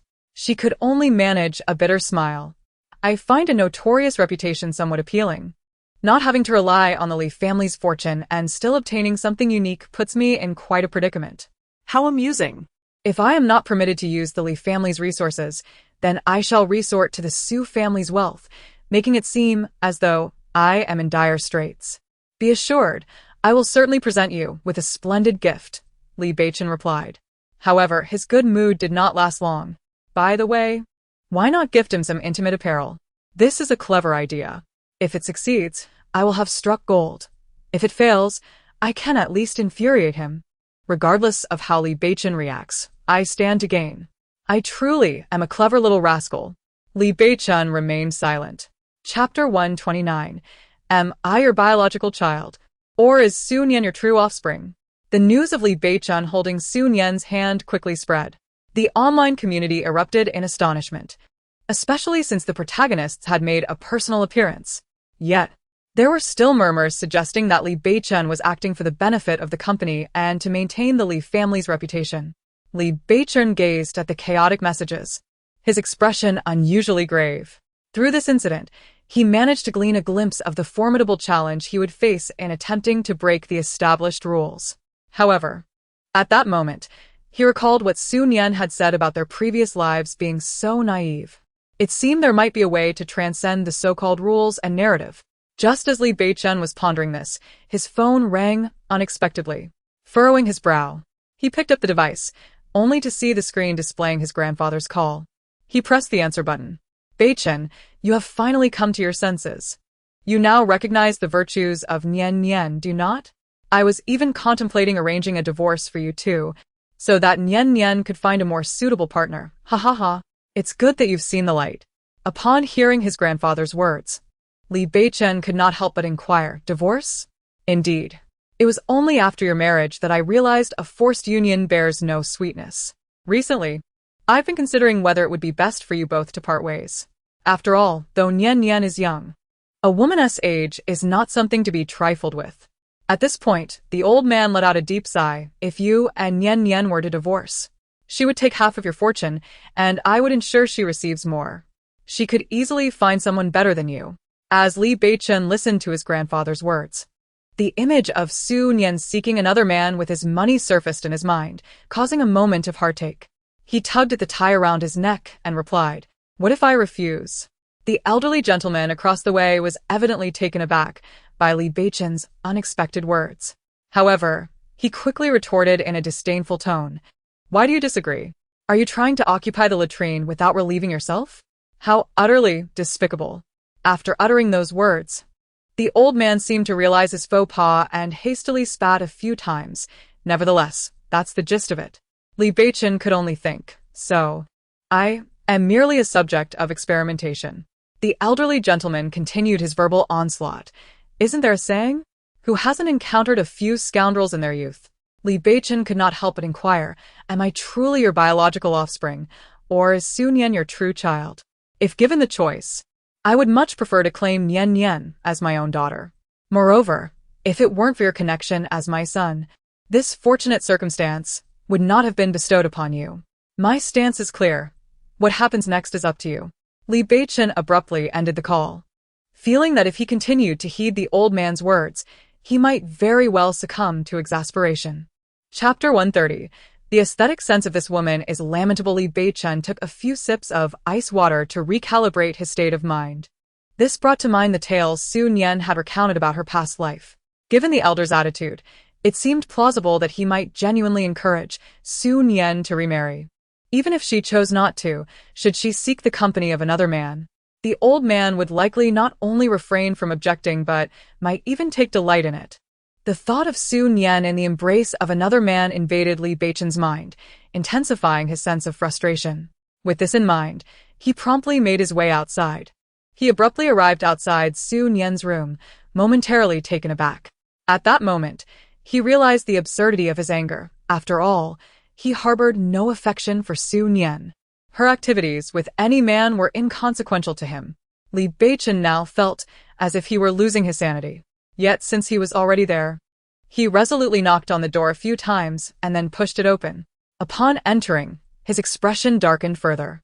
Su Nian was completely engrossed in a television drama, and her inner thoughts revealed, "Wow, the male lead is so handsome. Perhaps after Li Beichen is out of the picture, I could support a few male celebrities instead." Yes. That sounds like a splendid idea. Her eyes sparkled with excitement, indicating her genuine desire. Li Beichen, frowning, approached her and obstructed her view. Startled by his interruption, Su Nian protested. "What are you doing? Why are you blocking my view of the show? Do you have no sense of decency?" "No sense of decency?" He glared at her with his darkened expression. Under normal circumstances, seeing Li Beichen's brooding demeanor would not be a cause for concern. However, having just been captivated by the charming and passionate male lead of a romantic drama, Su Nian found the sudden comparison to Li Beichen's imposing presence rather disheartening. Her expression only fueled his irritation further. "No, I didn't say that. Beichen, you must have misheard me. A visage as imposing as that of a donkey, appearing so suddenly, truly startled me. I even fear that I might be haunted by nightmares tonight. Curse that insufferable sycophant. If I do indeed suffer from nightmares, I shall certainly draw a circle to cast a curse upon him. Is it not permissible to come here?" "Of course it is. I thought something untoward had transpired online." Regarding online matters, Su Nian adopted a sorrowful expression. "Of course, one cannot simply come here. What purpose would it serve? But to disturb me whilst I indulge in my television series? It is utterly vexing. Just as I reach a pivotal moment, a climax, I am thwarted here." Su Nian could not help but subtly shift her body, yearning to steal glances at the show. As Li Beichen turned off the television, he cast a fleeting glance at the screen, where the male protagonist, whom Su Nian wished to support, displayed an aura of advanced technology. Truly, this woman's taste is lamentable. Upon witnessing Li Beichen switch off the television, Su Nian gasped, "What does this sycophant think he is doing? Interfering with my show? Does he intend to prolong this interruption? Why must this sycophant not only intrude upon my viewing but also disturb my enjoyment of the drama?" One must understand, for a devoted viewer, to reach a critical juncture only to be compelled to pause is profoundly disheartening, akin to a tormenting itch. At this moment, Li Beichen, with a nonchalant tone, remarked, "What seems to be the matter? From your expression, it appears as though I have intruded upon you, yet you do not seem occupied with any pressing matters." Such words undoubtedly served to exacerbate the situation. How dare this insufferable sycophant look at me with such disdain and contempt? Do not hold me back. I am determined to confront this insufferable sycophant. Today, either he meets his demise, or I shall perish. No, you have misunderstood. Su Nian contemplated the endearing qualities of Mo Bao and decided to endure the situation. Li Beichen took a few steps closer to the woman on the verge of losing her composure, narrowing the gap between them. "Is that so? Perhaps I was merely overthinking it. Now, do you have any objections to what I just said?" "Objections? How could I possibly have any? Beichen, your actions are for my benefit. If I were to voice any dissent, wouldn't that make me ungrateful? Frankly, having spent day and night with you, I cannot help but think how unbearable it would be not to see you if you were to recover and return to the company. Now that I can remain by your side, I am overwhelmed with joy. How could I possibly have any objections?" In her eagerness to expedite Li Beichen's departure from this place, Su Nian spoke at a rapid pace. "It is commendable that you think this way." Li Beichen, however, leisurely settled onto the sofa in the room. Upon witnessing him sit, Su Nian felt an overwhelming urge to seize this man by his collar and hurl him out. "I was just attending to some matters, and suddenly felt rather fatigued. I wish to rest here for a while. Beichen, although I am aware that you have numerous pressing matters to attend to, each of significant importance, I sincerely hope you will take care of your health. It is imperative that you allow yourself some rest. If your health deteriorates, it would truly cause me distress.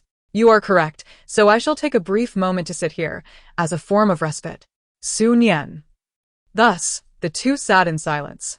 After all, given Su Nian's present state, what mood could she possibly have for conversation? During this brief interlude, she found herself glancing at Li Beichen multiple times.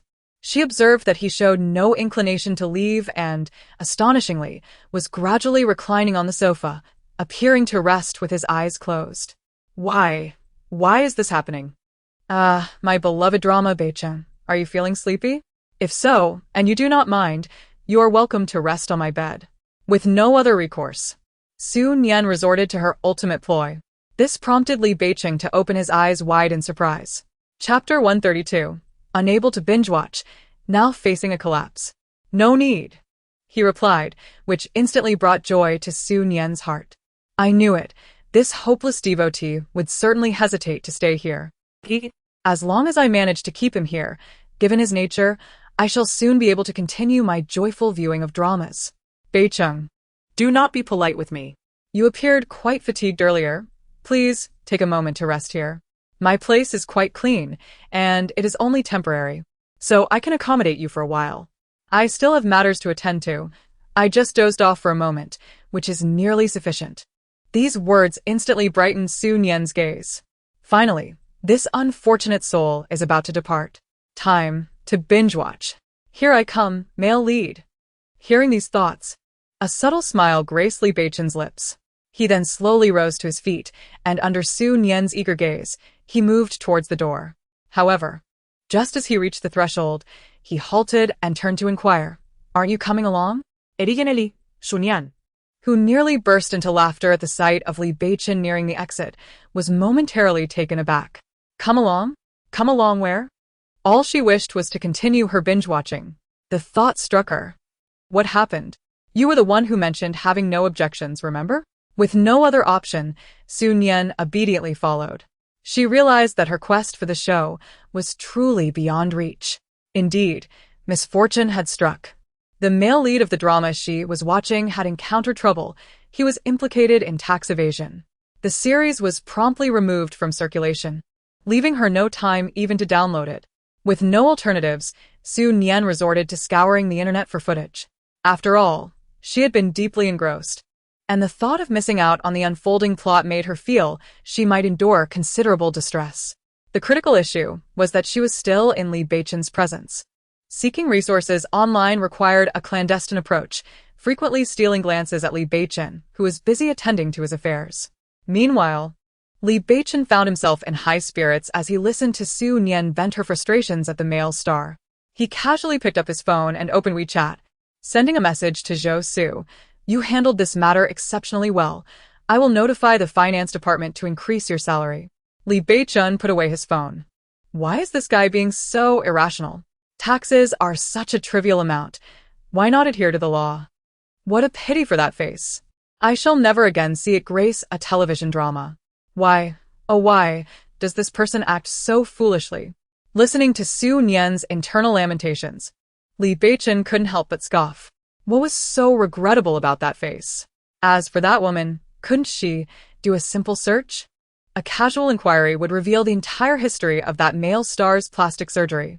As Li Beichen pondered this, he began to contemplate how he might inadvertently allow Su Nian to discover that male star's cosmetic surgery details. Chapter 133. The lounge. Su Nian exerted immense effort to locate the resources she sought. However, she was unable to view them just yet. After all, she was currently situated in the president's office of Li Corporation. The individuals who entered and exited this space could be classified as the C-Army de la C-Army. Su Nian was acutely aware of how she appeared when engrossed in a drama, enthusiastically shipping her favorite couple. It was essential for her to maintain composure, especially since she intended to take control of Li Corporation after Li Beichen's unfortunate demise. If the executives caught a glimpse of her foolishness, she would have no choice but to endure the embarrassment. Yet, the materials she had worked so hard to acquire could not be viewed immediately, which left her feeling quite vexed. Nevertheless, after a moment of solitary frustration, Su Nian shifted her gaze to Li Beichen. Why on earth did this man drag me here? Had I known I would be disturbed so obsessively in the hospital, I would have made a scene there. Sigh. Why is it that a person as benevolent as I am is relegated to the role of a malevolent supporting character? I am truly kind-hearted. Nevertheless, it is exceedingly dull here. I cannot binge-watch dramas, indulge in games, or even savor junk food. Li Beichen, listening intently to Su Nian's musings, ceased his actions. He turned to her and said, "If you find it boring here, you may retreat to the lounge for a while." Su Nian lifted her head upon hearing this. Is that permissible? Since everyone in the company is aware of your presence here today, remaining in this space is no different from being in the lounge. Besides, you appear somewhat uncomfortable. You would likely feel more at ease in the lounge. Uncomfortable? How could I possibly feel that way? Su Nian remarked with a casual air. However, in most novels, the protagonists often find themselves in the lounge engaging in intimate moments, while the female lead, delicate and soft, rests there. If I were to enter, would rumors of such a nature not arise? Yet, it seems Li Beichen is destined not to act upon anything with me. Reflecting on it now, I might be missing out, she mused, and at that moment, Li Beichen regretted his concern for her. If you are indeed uncomfortable, then you may remain here, he retorted. As Su Nian was about to rise, she thought to herself, am I merely offering a polite remark? Must he take it so seriously? This man truly lacks any sense of reason. I have come to the realization that this individual embodies the very essence of a stereotypical straight man, or perhaps even exceeds that characterization. I find it rather astute of the author to arrange for Li Beichen's early demise. After all, given his disposition, there is a chance that the female protagonist might grow to despise him one day. It seems more prudent for him to depart during the most beautiful moments. Su Nian found herself seated on the sofa for a while, only to succumb to drowsiness, unable to suppress a yawn. Just as she was about to yawn, a senior executive from the Li Group entered to report on work matters. With no alternative, Su Nian had no choice but to stifle her yawn. After all, she aspired to become the president of the Li Group and needed to maintain a polished image. Yet, this sensation was truly unbearable, a combination of discomfort and tedium. Su Nian felt compelled to find something to occupy her time. Meanwhile, Li Beichen took note of Su Nian's demeanor and subsequently stood up to step outside. As he closed the door, he caught a glimpse of Su Nian sprawled on the sofa and chuckled softly before shutting the door. After a brief respite on the sofa, Su Nian finally regained her composure. She glanced at Li Beichen's seat, convinced that if she felt discomfort, she must ensure he experienced the same. Chapter 134. Can the domineering CEO discern the flavor of instant coffee? He lingered outside a bit longer, intending to allow Su Nian to feel more at ease. Now, Li Beichen found himself regretting his earlier decision to deny her the opportunity to rest in the lounge, influenced by her chaotic thoughts. After all, he had no way of knowing that he could hear her innermost feelings. What was the point of a man quarreling with her over such matters? As he contemplated this, Li Beichen couldn't help but chuckle softly before striding towards his office. However, the moment he stepped through the door, the exuberant Su Nian approached him directly. Noting her enthusiastic demeanor, Li Beichen realized that this woman was concocting yet another ridiculous scheme. Beichen, have you finished your meeting? Are you tired or thirsty? If you're feeling parched, I've just brewed a cup of coffee for you to try, which might alleviate your fatigue. Curious about what trouble Su Nian intended to stir up this time, he settled into his office chair and accepted the coffee from her hands. Beichen, I find myself with little to do here, and in comparison to you, I feel utterly useless, so I thought I should occupy myself with something. As Li Beichen listened, he raised the cup to his lips. It was only while sipping the coffee that he noticed Su Nian's gaze fixed intently upon him. Surely, this coffee is not problematic, he mused. Yet, he quickly reconsidered. Su Nian was in a foul mood and would not resort to foul play. Still, something about this coffee felt amiss. At that moment, an exhilarated thought echoed in her mind. Haha, now I can ascertain what happens when a domineering CEO drinks 9 instant coffee. What's the difference with hand-ground coffee? They all taste bitter, don't they? Haha, I'm truly a clever little imp for making the domineering CEO drink 9 instant coffee. Even if this fellow has figured out, it matters not. I excel in weaving tales with my eyes wide open. Li Beichen. Upon hearing these words, Li Beichen harbored some doubts. Even if Su Nian were to devise a scheme against him, her intellect would scarcely allow her to conjure an effective plan. Under the subtly expectant gaze of Su Nian, he set down his coffee cup and inquired, "Pray tell, what have you discovered?"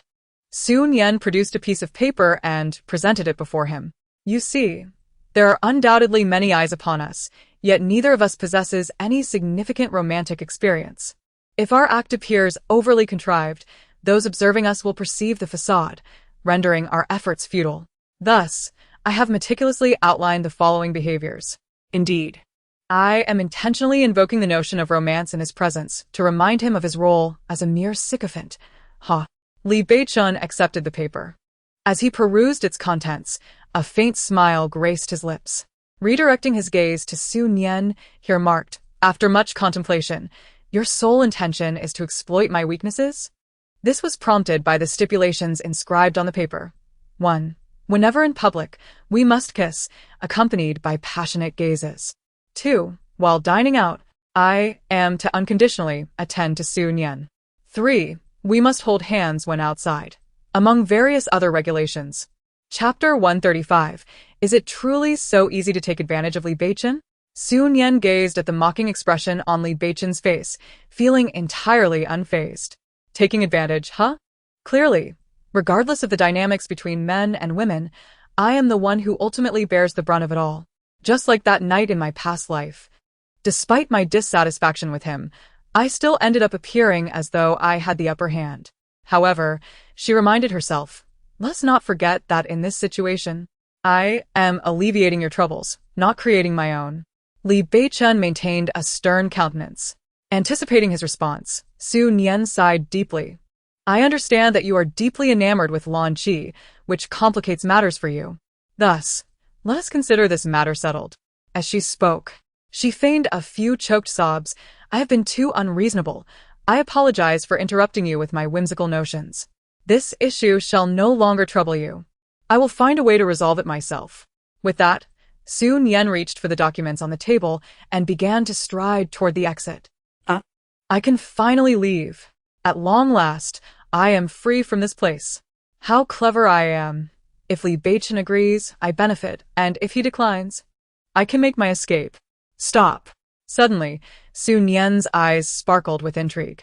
While it may be dull here, if this fellow truly consents, I would be able to take advantage of him at any given moment.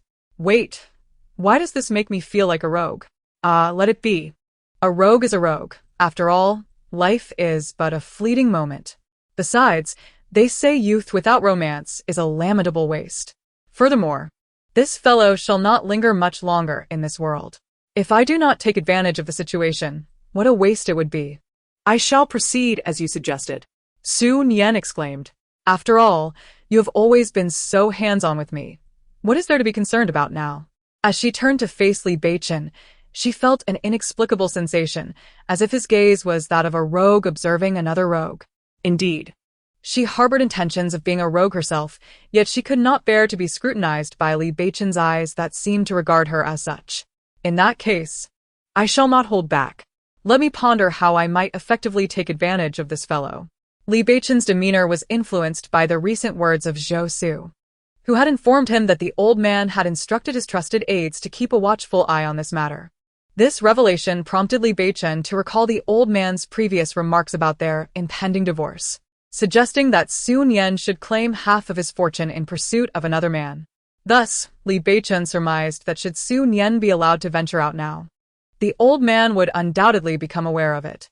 Contemplating this, Li Beichen's gaze fell once more upon Su Nian. He believed the old man's concerns were not unfounded. With Su Nian's intellect, should she truly engage with another man, the consequences could be dire. As this notion crossed his mind, he observed Su Nian, who was deep in thought. Taking advantage of him, was it truly so simple? Chapter 136. The Comfort of a Pillow in the Days That Followed. Li Beichen adhirto Su Nian's guidelines. Wherever they went, he would steal a kiss now and then, showcasing their affection. Surprisingly, he discovered that he derived a certain pleasure from these moments. After all, he had kissed this woman more than once, and it seemed inconsequential. When Su Nian accompanied Li Beichen to social gatherings, the onlookers would comment on their apparent harmony. Your bond is truly admirable. It won't be long before we hear delightful news, one remarked. You know, during my previous conversation with Director Li, he expressed his longing for a grandchild. Seeing you both like this, I am certain he will get his wish. Amidst the flattery, Su Nian shyly nestled closer to Li Beichen, prompting him to gently tap her cheek and say, "Please, no more compliments. My wife is rather bashful. If you'll excuse us, we shall take a stroll over there." This elicited laughter from those who had been teasing them. Yet, as he took a few steps away, he couldn't shake the image of Su Nian's sighs from his mind. After sharing a few kisses with this man, it feels utterly mundane, lacking the essence of romance, even less gratifying than cuddling a pillow. Li Beichen thought to himself, am I, in fact, digging my own grave? His expression darkened. This capricious woman. It had only been a short while. Wasn't she the one so confidently seeking to take advantage of him? How had things come to this? Su Nian, I have mentioned it before, but I never claimed that I only wished to take advantage of you. This remark undoubtedly poured oil on the flames. Instinctively, he tightened his grip on Su Nian's hand. Oh, the absence of comparison truly reveals the pain. That handsome fellow earlier was infinitely superior to this Li Beichen, who merely cast me a gentle smile. As for this man, he seems to relish this glum demeanor. What is it, Beichen? Su Nian inquired softly on the surface. Li Beichen leaned slightly closer to Su Nian, whispering in her ear, in such a posture, one might mistake them for a couple exchanging sweet nothings. However, they could never have anticipated that Li Beichen's words were, mind your eyes. The moment you see a man, your gaze seems ready to flee. Do affectionate couples behave like this? Su Nian. What does this insufferable sycophant mean? He has no idea how shameless I can be. He simply cannot articulate his thoughts. Li Beichen snickered coldly within. Beichen, what do you mean? Li Beichen grasped her chin with his long fingers, compelling Su Nian to meet his gaze. Though I am indifferent to you, I do not have a penchant for being cuckolded. Yet Su Nian was no pushover. She promptly rose on her toes and planted a kiss on his cheek. Beichen, I understand now. Are you perhaps feeling jealous? If that is the case, you should express it directly instead of bottling it up. I love you so deeply. How could I bear to see you feel jealous on my behalf? When Su Nian uttered these words, she deliberately raised her voice. How dare you call me promiscuous? Just wait and see how I disgust you. It is important to note that there were prominent figures surrounding them, including Lan Ji, who was present as well. Indeed, Su Nian spoke the truth.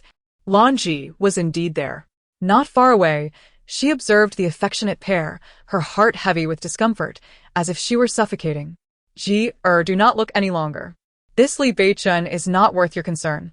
Although Su Nian is no paragon of virtue, you have already gone to such lengths for him, so if Li Beichen suffers, he has only himself to blame. A hint of sorrow appeared on Lan Ji's face as she spoke these words. Losing, witnessing Lan Ji could not help but inquire, if I were to find myself in such a situation, would you worry for me in the same way? I would, she replied. Upon hearing this, Lu Jing broke into a smile. Just hearing that from you is nearly sufficient for me. Rest assured, I would never betray you as Li Beichen has. However, Beichen is different, she remarked. That's all right. We can assist him. This exchange was loud enough for Su Nian to overhear, not that she wished to, but the volume of their conversation was simply too high. As long as Su Nian was not deaf, she would certainly catch wind of it. She glanced at Lan Ji and her companion, their expressions brimming with righteousness, before stealing a glance at the indifferent Li Beichen beside her. Why is it that this fellow shows no reaction at all? Surely, he must have heard?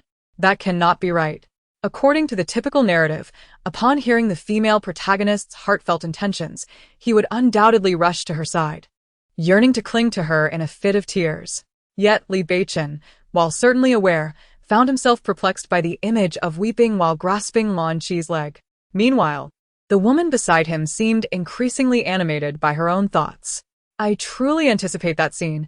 Ideally, Li Beichen would be impeccably dressed, weeping as he clings to the female lead's leg.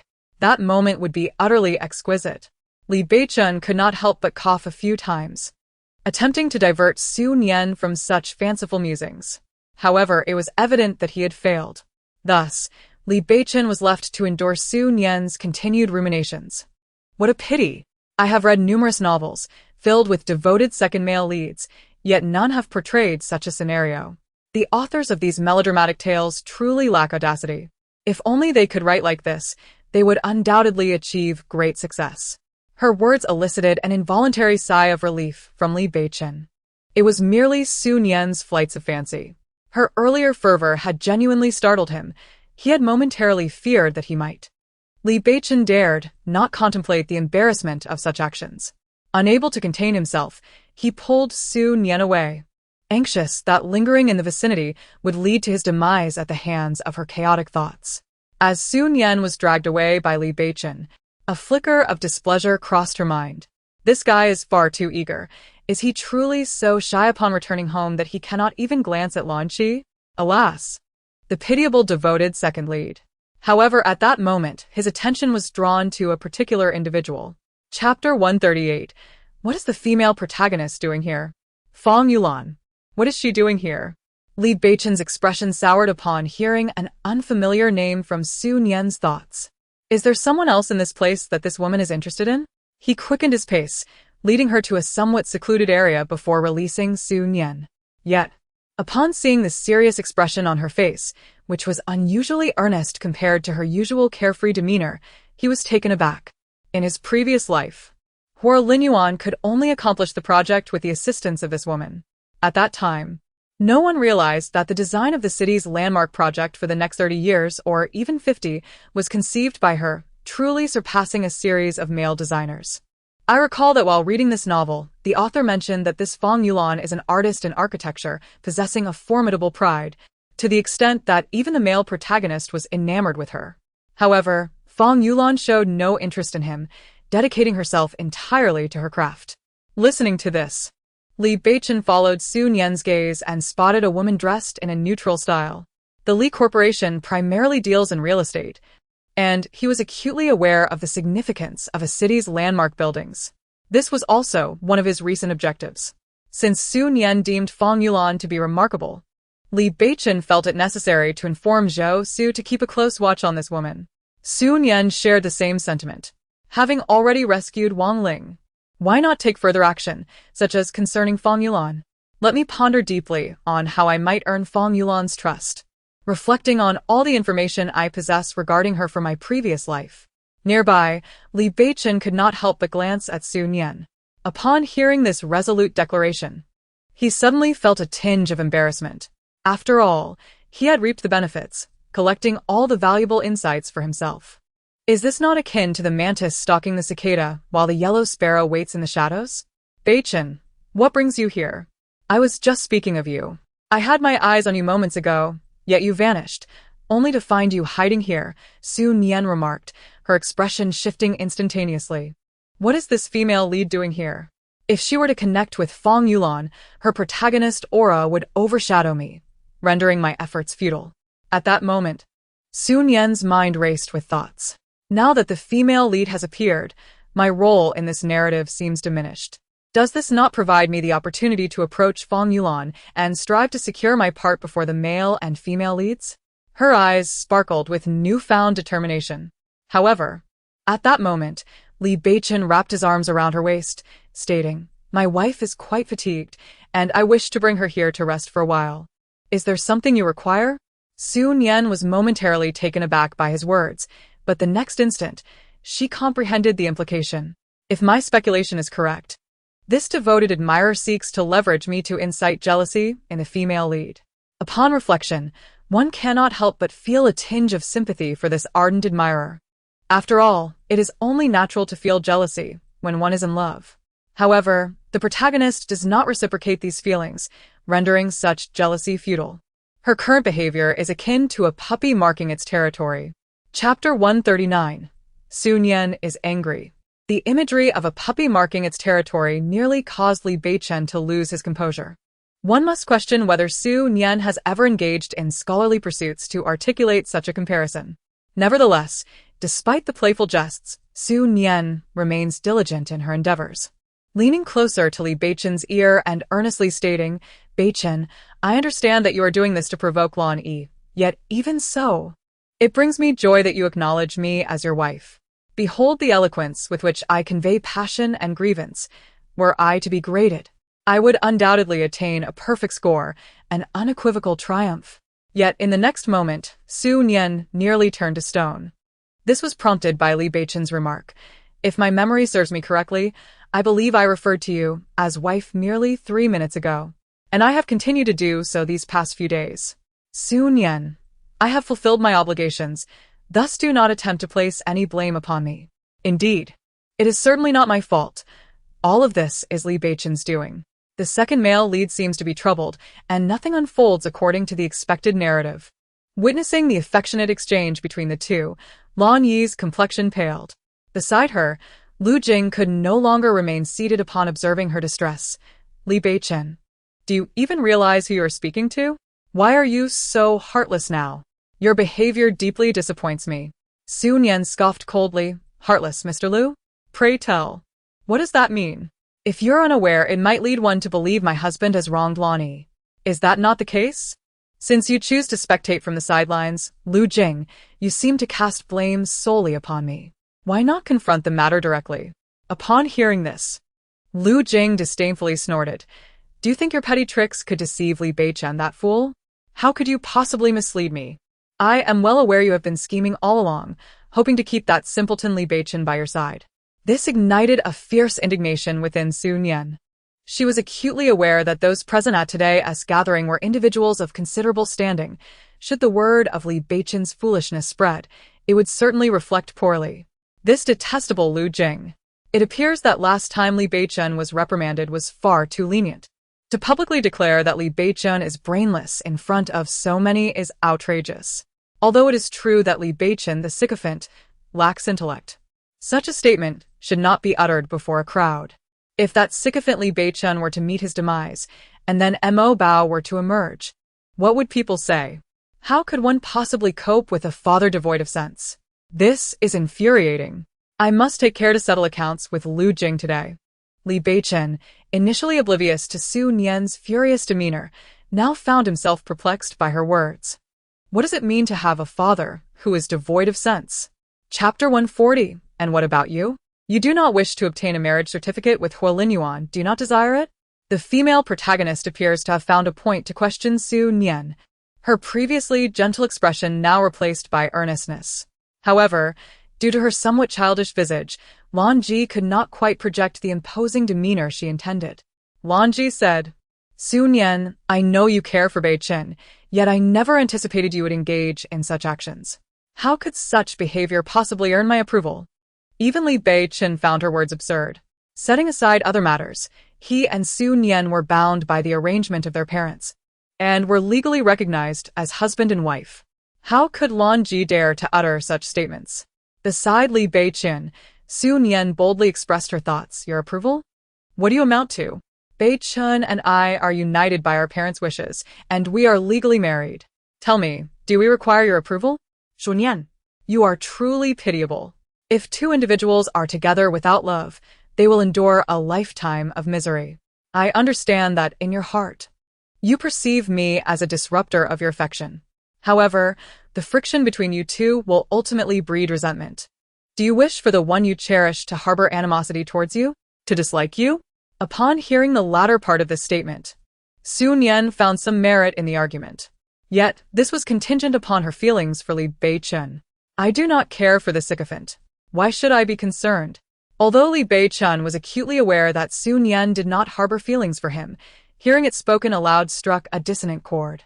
Meanwhile, Su Nian had prepared her most formidable retort. Then what about you? Don't you want to obtain a marriage certificate with Huolin Yuan? This question successfully darkened Lan Yi's expression. It is worth noting that the setting of this novel is quite antiquated. Although Huolin Yuan is in love with Lan Yi, he is already betrothed to a woman of equal social standing, which is precisely why Lan Yi has never been able to attain any significant status. The desire to marry Huolin Yuan is the heroine's unwavering obsession. Su Nian es Sharpand. If you wish to crown my esteemed work with an imbecilic father, then do not blame me for targeting your vulnerabilities. As a fellow devoted admirer, Lu Jing was naturally unwilling to tolerate this. Su Nian, you had best adjust your attitude. What is wrong with my demeanor? Did I utter anything incorrect? If obtaining a marriage certificate is of no consequence to Lan Yi, then does that imply that, in her eyes, the sanctity of marriage holds no value? At this point, Su Nian instinctively reached for her phone, only to realize, after several attempts, that she had not brought it with her, as she was adorned in a gown. She then noticed Li Beichen, standing nearby like a wooden post. Without hesitation, she seized his phone. I am plagued by a curiosity that, if left unanswered, may rob me of sleep tonight, thus I must seek clarity. Consequently, Su Nian, In front of everyone, dialed 110. Of course, Lu Jing could not simply stand by and watch Su Nian humiliate his beloved. He immediately stepped forward, intending to knock the phone from her hand. However, Li Beichen swiftly kicked him aside with remarkable efficiency, causing Su Nian to widen her eyes in astonishment. Li Beichen felt it was an opportune moment to test the limits of what could be done around Lan Ji, the so-called heroine. If feasible, he believed that employing a strategy akin to surrounding Wei to rescue Zhao and gradually advancing his plan was indeed a viable approach. Lan Ji, incredulous, exclaimed, Beichen, what are you doing? As soon as she uttered these words, Li Beichen sensed that force re-emerging. He promptly moved to Su Nian's side. Is it just my imagination? Or does Li Beichen seem more adept at confronting this individual than before? Cough, cough, enough with the distractions. Let us return to the matter at hand. He was, of course, fulfilling the duties expected of a husband. With that, Su Nian nestled into Li Beichen's embrace, lamenting, woo-woo. Beichen, I was truly terrified just now. Thank goodness you appeared. Otherwise, I could have been harmed. Su Nian, while I may not hold you in high regard, why must you disrupt the brotherly bond between Lu Jing and Beichen? Lan Ji thought, genuinely wishing to intervene and separate them. She understood that this was Li Beichen's way of compelling her, yet she still felt that Su Nian was at fault. Had it not been for Su Nian's incessant chatter while at Li Beichen's side, how could they have arrived at such a juncture? Was everything not fine before? Upon hearing Lan Ji mention the camaraderie between Lu Jing and Li Beichen, Su Nian, suddenly devoid of sleepiness, emerged from Li Beichen's embrace. Brotherhood. 3 years ago, they fought. One suffered a broken leg while the other endured a broken arm. 2 years prior, Beichen was pushed from a balcony, and a year ago, Lu Jing nearly excavated the ancestral home of the Li family. You dare to tell me this is brotherhood? She immediately approached Lan Yi and declared, if I strike you now, shall we then be sisters? With that, she reached out toward Lan Yi. Ah, if only I could truly land a blow. Alas, as a wicked supporting character, I lack the prowess to confront the heroine. Li Beichen promptly advanced toward Su Nian. indeed. Before Su Nian's hand could even graze Lan Yi, Lu Jing seized her. As long as I am here, you shall not lay a finger on Lan Yi. Without hesitation, Su Nian retaliated with a resounding slap across Lu Jing's face.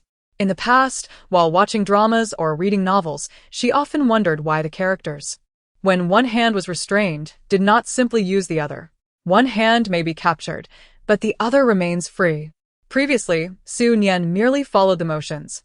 But this time, she exerted all her strength. Let me teach this fellow a lesson for daring to say my beloved's father is devoid of wit. Just wait until I knock your brains out. Lu Jing was momentarily taken aback by the blow. So you wish to fight? What of it? Am I to choose a propitious day for our duel? If that is the case, I sincerely apologize. I promise to select an auspicious date for our next encounter. As she spoke, Su Nian wore an expression of utmost sincerity, her demeanor as earnest as possible. Lu Jing found himself at a loss for words as he faced Su Nian's sincere expression. This woman was truly a master of theatrics. At that moment, his gaze shifted to Li Beichen, who was seated beside Su Nian. He initially intended to gauge Li Beichen's reaction but was taken aback to see him gently massaging Su Nian's hand, even blowing softly on it. What did this signify? Li Beichen, do you truly intend to forsake our bond? Lu Jing exclaimed in disbelief. Su Nian let out a slight sigh, responding, as for your bond, I am unaware. But I feel compelled to remind you that you were just knocked over by my husband, and it appears that Lan Qi did not come to your aid. This revelation left Lu Jing momentarily stunned, prompting him to glance at Lan Qi, who had been entirely oblivious, her attention fixated solely on Li Beichen. Hoping to discern a semblance of familiarity in him. Haha, this is hilarious. I am particularly curious about how the two devoted admirers of the female lead would react if they both abandoned her. It would surely drive her to desperation. Lu Jing, being the quintessential devoted admirer akin to Li Beichen, retorted, Su Nian, you malevolent woman, do not presume that I am unaware of your intentions. You are merely sowing discord between us. Su Nian's calm demeanor left Lu Jing utterly speechless. Li Beichen, observing Su Nian's adeptness in verbal sparring, was nearly mesmerized. Yet, at that instant, he felt an intensified urge to assert control. Just then, a voice broke through the tension. Is it quite the lively evening? Suddenly, Huo materialized before Su Nian's gaze. The male protagonist, with a demeanor that bore 3 parts mockery, 3 parts aloofness, and 3 parts indifference, made his entrance. Upon hearing this, Li Beichen turned his attention to Huo, exclaiming, Where does this air of mockery, aloofness, and indifference come from? There is clearly no expression to be found. Meanwhile, Su Nian, observing Lan Qi's reaction, discerned that Lan Qi had not anticipated Huo presence in this setting. This realization brought her a sense of relief. Before long, the domineering Huo strode to Lan Qi's side, unabashedly pulling her into his embrace with an air of possessiveness that seemed to declare to the world, Lan Qi is my woman. The scene unfolded like a dramatic romance novel, and Su Nian couldn't help but feel exhilarated by the display. Li Beichen, however, felt a pang of discomfort. Wasn't Su Nian's waist currently graced by his hand? Despite her excitement, Su Nian knew that business must come first. Mr. Hua, your timing is impeccable. Your woman, Lan Qi, believes that obtaining a marriage certificate is insignificant. Is that the reason you have refrained from marrying her? Hua Linyuan's brow furrowed at this notion. It was the first time he had encountered such an interpretation. He had always assumed that this situation indicated a lack of standing on the part of the other. Clearly, his perspective had been rather limited. Hua Linyuan could not abide witnessing his woman being belittled. Su Nian, your words are rather sharp, he remarked. To which Su Nian retorted, If my words are sharp, it is only in defense of my husband. Is there anything wrong with that? Did Mr. Hua imply that my husband should reconcile with your woman? I watched as they shared tender moments. One of the laws of fiction, when the male lead is present, if the female lead harbors any thoughts about another man, even a mere glance, the male lead will inevitably feel jealousy. Thus, even though the female lead feels unwell today, she must endure. I merely wish to prevent Beichen from straying onto a misguided path. What business is it of yours if he strays? Huo Linyuan bellowed as soon as Lan Ji finished her words. This outburst sent a shiver through Lan Ji, who was in his embrace, causing her complexion to pale noticeably. Su Nian glanced at Lu Jing, who had previously been the most vociferous. At that moment, Lu Jing gazed at the two like a hungry puppy awaiting its master's feeding, completely lacking the aggression he had displayed earlier. What on earth happened to that bravado? Such a blatant double standard. This despicable, double-standard male sycophant is even more repugnant than Li Beichen. Chapter 143, as a wicked female supporting character. When else would I revel in misfortune? Indeed, what concern is it of Lan Ji's whether Beichen goes astray? Please do enlighten us.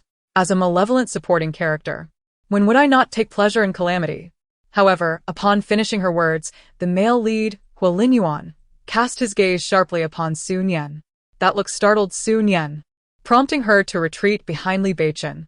At that moment, Huo Linyuan's voice resonated. The weather has turned cold. The Su family is on the brink of bankruptcy. Su Nian. Oh dear, I may have overdone it. Now, what should I do? Let me ponder. What will the Hua family encounter in the future? And how should we respond? Li Beichen understood that, given the circumstances, he, as a man, ought to step forward. He directly met Huo Linyuan's gaze on behalf of Su Nian. Huo Linyuan, you may certainly give it a try. Very well, let us see, replied Huo Linyuan, their eyes locking in a tense exchange. At that moment, Su Nian discreetly lifted her head from Li Beichen's embrace. The male protagonist truly lives up to his title, exuding such formidable presence, far surpassing my literature teacher, who is in his 50s. However, what do they mean by the Su family facing bankruptcy? Hasn't the Su family already been thoroughly tormented by Li Beichen? TSK, this male lead really lacks wit. He can't even manage a proper threat. At this juncture, Li Beichen recalled something. As this realization dawned upon him, a slight frown creased his forehead. Please, don't behave this way. Beichen Lin Yuan. I wish for neither of you to act on my behalf. Su Nian couldn't help but scoff at the so-called female lead's words. What do you mean for her sake? Clearly, this is all for me. This female lead is truly something, even coveting this. Li Beichen tightened his embrace around Su Nian, ensuring he maintained control over the situation. Upon hearing her words, he reiterated firmly, What do you mean for you? My actions are undeniably for my beloved wife. Lanjia, do not embellish your own worth. And Huolin Yuan, I strongly advise you to manage your woman properly. As he uttered these words, Li Beichen felt a sharp pang in his heart once more. Is it not possible to speak sternly to Lan Yi? Upon hearing this, Lan Yi looked at Li Beichen in disbelief, her expression one of hurt. Beichen, I previously offered you a choice to be with me, yet you did not choose me. I truly find myself at a loss. Therefore, even if I cannot possess you, I shall ensure your destruction. I will become the most significant man in your life, ensuring you remember me forever. Li Beichen promptly replied, and indeed, the pang of heartache dissipated. So, that was how it was. According to Su Nian's analysis, his character demanded that he love this woman, Lan Yi. However, love could manifest in myriad forms. Oh, so this secondary character has suddenly awakened, realizing he has altered his approach. I suspect this fellow will surely say next, I can still offer you another chance. If you choose me, I will make you the happiest woman in the world. Li Beichen raised an eyebrow slightly. Since Su Nian has provided the correct answer, then, he immediately declared, I can still offer you another chance. If you choose me, I will make you the happiest woman in the world. Author's note, plagiarism is disgraceful. I hold you in contempt. Li Beichen, do you have any evidence to prove my plagiarism? Chapter 144. The female lead is remarkable, so impressive. Initially, Su Nian had merely contemplated this casually, but upon hearing those words, she was suddenly filled with excitement. Ah, how exhilarating. This is a moment where the male protagonist faces a well-deserved humiliation. According to the typical storyline, the male lead should now teach Li Beichen, this audacious supporting character, a lesson. I can hardly contain my delight at witnessing Li Beichen, the notorious sycophant, receiving a beating. Li Beichen, what does that last remark mean? Are you truly so exhilarated by my misfortune? Unfortunately for you, I shall not allow such sentiments to prevail. As a man, Huolin Yuan could never tolerate another man speaking such words in his presence. He removed his suit jacket and declared, Li Beichen, you are courting death. Li Beichen released Su Nian, determined to show her who would truly be on the receiving end of the blows. Without hesitation, he charged forward. Su Nian's eyes sparkled with excitement. Two billionaires battling for love. This is delightful. Absolutely delightful. Those attending the social gathering halted to witness the spectacle unfolding before them. However, as Su Nian observed, she sensed something amiss. Lu Jing had also become embroiled in the fray, resulting in a chaotic three-way brawl. Yet it appeared that Li Beichen focused solely on attacking Lu Jing. At that moment, Li Beichen's expression was one of sheer frustration. Did he not wish to fight? Just as his fists were about to land on Huolin Yuan, an unexpected force intervened, thwarting his intentions. The more this force resisted, the more Li Beichen's determination surged. Spotting Lu Jing approaching, he seized him and hurled him with great force toward Huolin Yuan.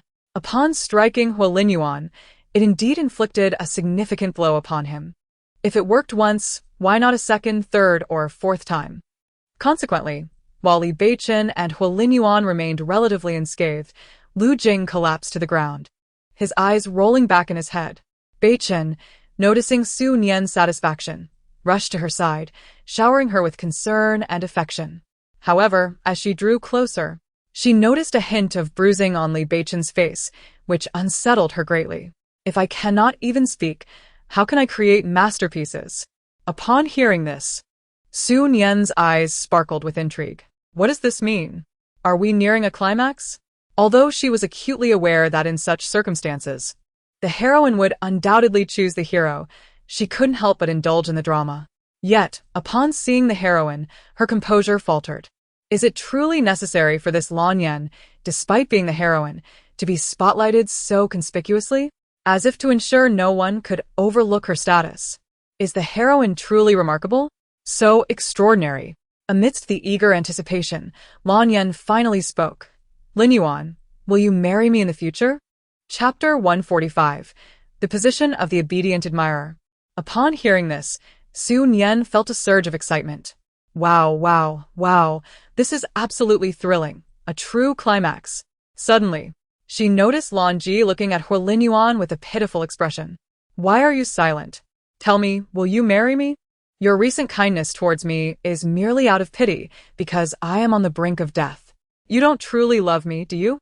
Su Nian, utterly engrossed in the dramatic scene, yearned for popcorn. Why is there no popcorn? This plot is so riveting. Caught up in her excitement, she unconsciously tugged at Li Beichen's sleeve. Meanwhile, the male lead, Lin Yuan, coldly responded, Lan Ji, stop being ridiculous. Those few words shattered Lan Ji's hopes completely. She then turned to Li Beichen and asked, Beichen, if I choose you, will you love me for life, treat me well, and never abandon me? Li Beichen was taken aback by Lan Ji's unexpected declaration. However, before he could respond, Lu Jing, who had been knocked to the ground by Li Beichen and had yet to rise, interjected, I am willing, Jier. I cannot speak for Li Beichen, but I am devoted to you. If you agree to marry me, I will love you for the rest of my life, treat you well, and never forsake you. Enthralled by the intense drama, Su Nian followed the voice and gasped upon seeing Lu Jing's appearance. Goodness, even in such a state, he still manages to flatter the heroine. Is he not more formidable than Li Beichen? In this novel, the title of the foremost sycophant should belong to Lu Jing, not Li Beichen. Presently, Li Beichen found himself in a rather precarious situation. After Lan Ji uttered those words, the force intensified once more, and he could sense that if he were to succumb to that power, he would find himself before Lan Ji, begging for mercy. He was resolute in ensuring that such a fate would not befall him. Lan Ji, of course, intended to provoke Lin Yuan, yet she was taken aback by Li Beichen's unwavering demeanor. She believed. At that moment, for reasons unknown, Lan Ji experienced an inexplicable feeling, as if some significant event were unfolding. She fixated intently on Li Beichen. At last he moved, but instead of addressing her, he grasped the hand of Su Nian beside him, and it was a deliberate action. This instinctively compelled Lan Ji to step towards Li Beichen. However, she had barely taken a few steps when someone seized her hand. I am your woman. Yet why is it that you cannot even marry me? Even if it is merely to deceive me here, a little coaxing would suffice, Lin Yuan. You harbor no feelings for me at all. As she spoke, Lan Ji began to struggle fiercely. In the next instant, Lin Yuan assertively swept her into his arms. This scene left Su Nian wide-eyed in astonishment. There truly is a hint of forced affection here. According to the usual narrative, the male lead ought to take the female lead to confront the adversaries and then effortlessly subdue her. Oh, how I wish to witness that. I genuinely feel so pitiful. In the past, when reading novels, such plotlines were often glossed over by the authors. Now, having found myself within the narrative, I cannot even observe this pivotal moment. Chapter 146. The audacity of this woman. Li Beichen felt a surge of annoyance as dark lines appeared on his forehead. This woman truly had the audacity to think so boldly. At that moment, the strength within him dissipated, allowing him to exhale in relief. But I really envy Lan Ji. One must understand that typically, a man either indulges in 13 encounters in a single night or just one. But for someone like me... Su Nian's thoughts trailed off as she glanced at Li Beichen, their eyes locking in an instant. What are you staring at? A pretty, but useless, embroidered pillow. Just moments ago, you were being dramatic, and now that the male lead has ensnared the female lead, I wonder what chance you have left to win her affections. This infatuated fool truly lacks any sense. He misses his opportunities when he should seize them and seizes them when he should not. Despite her inner critique, Su Nian maintained a facade of earnestness as she looked at Li Beichen and said, Beichen, do you know how genuinely worried I was just now? I was truly concerned that you would agree to Lan Qi, yet I also hoped you would, for witnessing the happiness of someone you cherish is a joy in itself. Su Nian, are you envious of Lan Qi? Li Beichen's sudden inquiry caught her off guard, rendering her momentarily speechless, before she simply nodded in confusion. Very well. I shall not disappoint you. With that, he pulled Su Nian into his embrace, reminiscent of Hua Lingyuan's actions. As she found herself enveloped in his arms, her heart raced like thunder. What is he planning? Is he going to carry me like a princess? Upon witnessing her romantic rival embracing her beloved, does one truly need to reciprocate with a similar gesture towards one's spouse? Is this reasoning truly sound? Yet the reality is that Su Nian is merely overthinking. For Li Beichen has effortlessly lifted her onto his shoulder. Su Nian is now seething with frustration, feeling an overwhelming urge to berate the insufferable Li Beichen, exclaiming that perhaps he ought to empty the water from his brain, as it is evidently unwise to let one's thoughts simmer in such a state. This would spare her from concocting absurd notions that only serve to aggravate him. Indeed, Su Nian is genuinely irate. This despicable sycophant. What on earth is he talking about? What does he mean by the water in my brain? Is my intellect any inferior to that of this insufferable flatterer? Has misfortune truly become my companion? Su Nian glanced around at the bystanders, feeling utterly unworthy of her presence in this world. Just as Li Beichen was about to carry her through the doorway, they were intercepted by none other than Lu Jing. Li Beichen regarda Lu Jing. Having come to realize through this ordeal that confronting the so-called protagonists was futile and could even jeopardize his own well-being, Lu Jing, in this instance, proved to be quite useful. Li Beichen, you will come to regret this. You failed to seize the moment, and you shall never win Xier's heart. Before Li Beichen could respond, Su Nian interjected. Enough. He doesn't even wish to lend you a hand. Why are you putting on such a show? Su Nian added. Do not attempt to sow discord between me and Xier. It is not my intention to incite discord, but I perceive that your feelings for Lan Ji are rather shallow. Currently, Su Nian is feeling quite unwell. Given her discomfort, it is imperative that someone accompanies her through this troubling time. Lu Jing certainly cannot allow anyone to question his affection for Lan Ji. What nonsense are you spouting?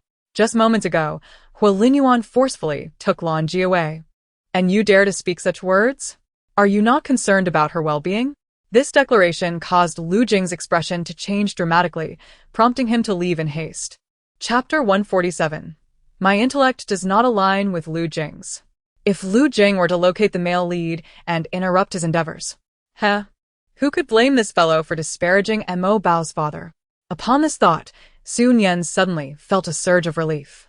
One must understand that interrupting a man mid-endeavor is quite detrimental, yet I sincerely hope Lu Jing finds him.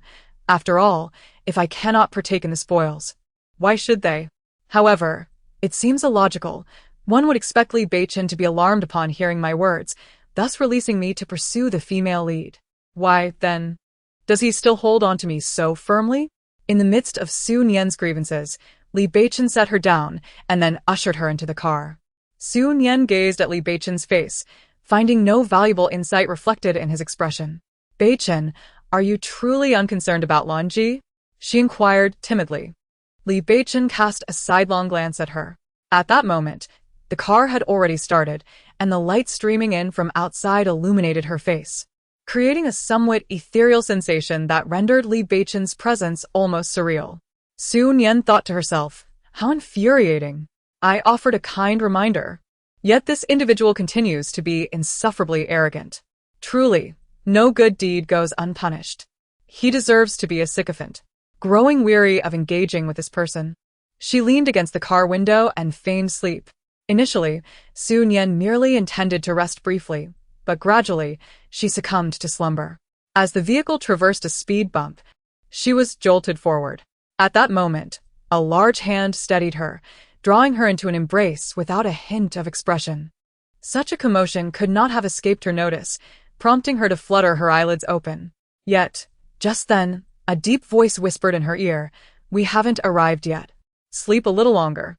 This voice possessed an inexplicable allure, effortlessly luring Su Nian back into the realm of dreams. Li Beichen glanced down at the peacefully sleeping Su Nian in his arms, smiled softly, and then closed his eyes as well. Mom, what is my father like? In the haze of her dream, it seemed Li Beichen heard the voice of a young boy.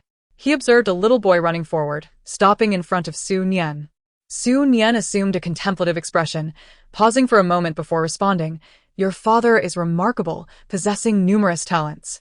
He is tall, as if he could support the sky itself. Whenever he speaks to me, he always wears a smile. When I see him, I feel that I can entrust everything to him. He loves me dearly. If I am ever unhappy, he finds ways to make me laugh. I, too, aspire to grow up swiftly, and in the future, I shall take charge of your affairs. Mother, surpassing even father in prowess. Li Beichen gazed into the bright eyes of the child, feeling an inexplicable sense of admiration. The scene shifted, revealing a man strikingly similar to him, who approached the somewhat aged Su Nian with a serious demeanor. He declared, Mother, you have deceived me for so many years.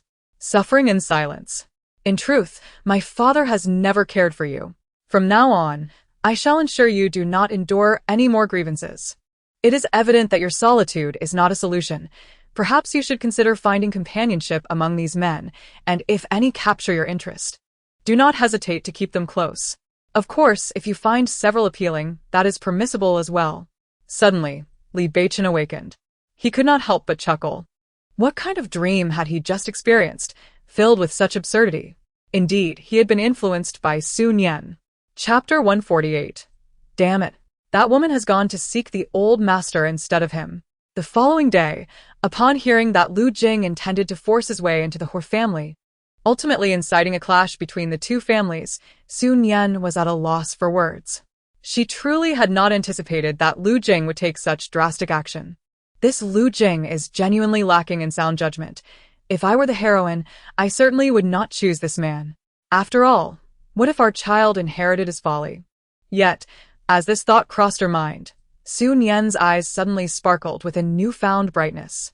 Indeed, under the normal course of events, when Lu Jing arrives, the male protagonist is in the midst of captivating the female lead. With Lu Jing's disruption, one wonders if the male protagonist would rise from the bed to issue commands. At this thought, Su Nian couldn't help but chuckle softly. Li Beichen, however, felt a twinge of regret for having shared this information with Su Nian. Did this woman's mind dwell solely on such trivial matters? After letting out a resigned sigh and attempting to refocus on his documents, Su Nian's inner musings caused him to pause. It seems this scenario never unfolded in my previous life, yet now something appears to be amiss. Perhaps I could leverage this situation to my advantage. If memory serves me right, 3 days hence, the sculpture at the entrance of the He Corporation will collapse. Li Beichen's eyes narrowed slightly. It is worth noting that the sculpture at the He Corporation's entrance is a prized creation of Li Yuan. Upon joining the company, he had commissioned this work, which had garnered much acclaim. In his past life, the intricate web of love and hate among the three of them at this juncture was quite riveting. Although the collapse did not incite significant turmoil, it could certainly be exploited this time, particularly given the importance of such a structure at the company's entrance. Li Yuan, does he not consider himself quite formidable? He wishes to see the Su family fall into ruin. If I do not create a bit of trouble for him, he may not grasp the gravity of the situation. Let me ponder how best to proceed. Should I arrange for someone to record the incident in advance? Would that appear too contrived? If it seems overly artificial, it may not yield the desired effect. As Su Nian grappled with her thoughts, Li Beichen's fingertips danced across the computer screen with deft precision. The desktop of his computer materialized on all the surveillance cameras focused on the sculpture at the He Group. He cast a glance at Su Nian, who appeared to be in a state of turmoil, and a hint of smug satisfaction crept onto his face. 3 days later, the sculpture at the He Group unexpectedly collapsed. Mere minutes after its downfall, the surveillance footage was swiftly uploaded onto the internet.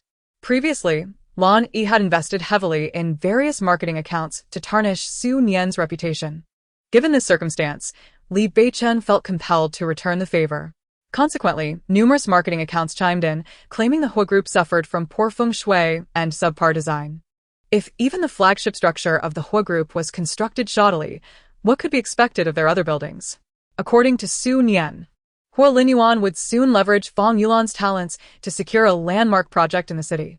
Yet, with the iconic sculpture at the entrance of his company now in ruins, Li Beichen was keen to see how Hua Linyuan would manage to acquire that project.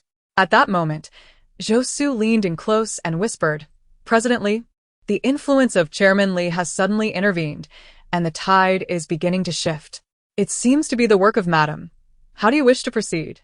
Zhou Su understood Su Nian's motivations well. She was merely seeking opportunities to undermine her rival. However, such actions could potentially incite Li Beichen's ire. After speaking, Zhou Su discreetly glanced at Li Beichen, only to find his expression exceedingly grim. Li Beichen's mind was consumed by a singular thought. Damn it. That woman has gone to seek the old man instead of coming to him. Chapter 149. The story spreads the fastest upon viewing the footage of the Hua group. Su Nian was momentarily taken aback. Her initial intention was to request the old man to arrange for someone to loiter outside the Hua premises. After all, having traversed into this fictional narrative, she possessed no extraordinary abilities, thus resorting to a more conventional approach.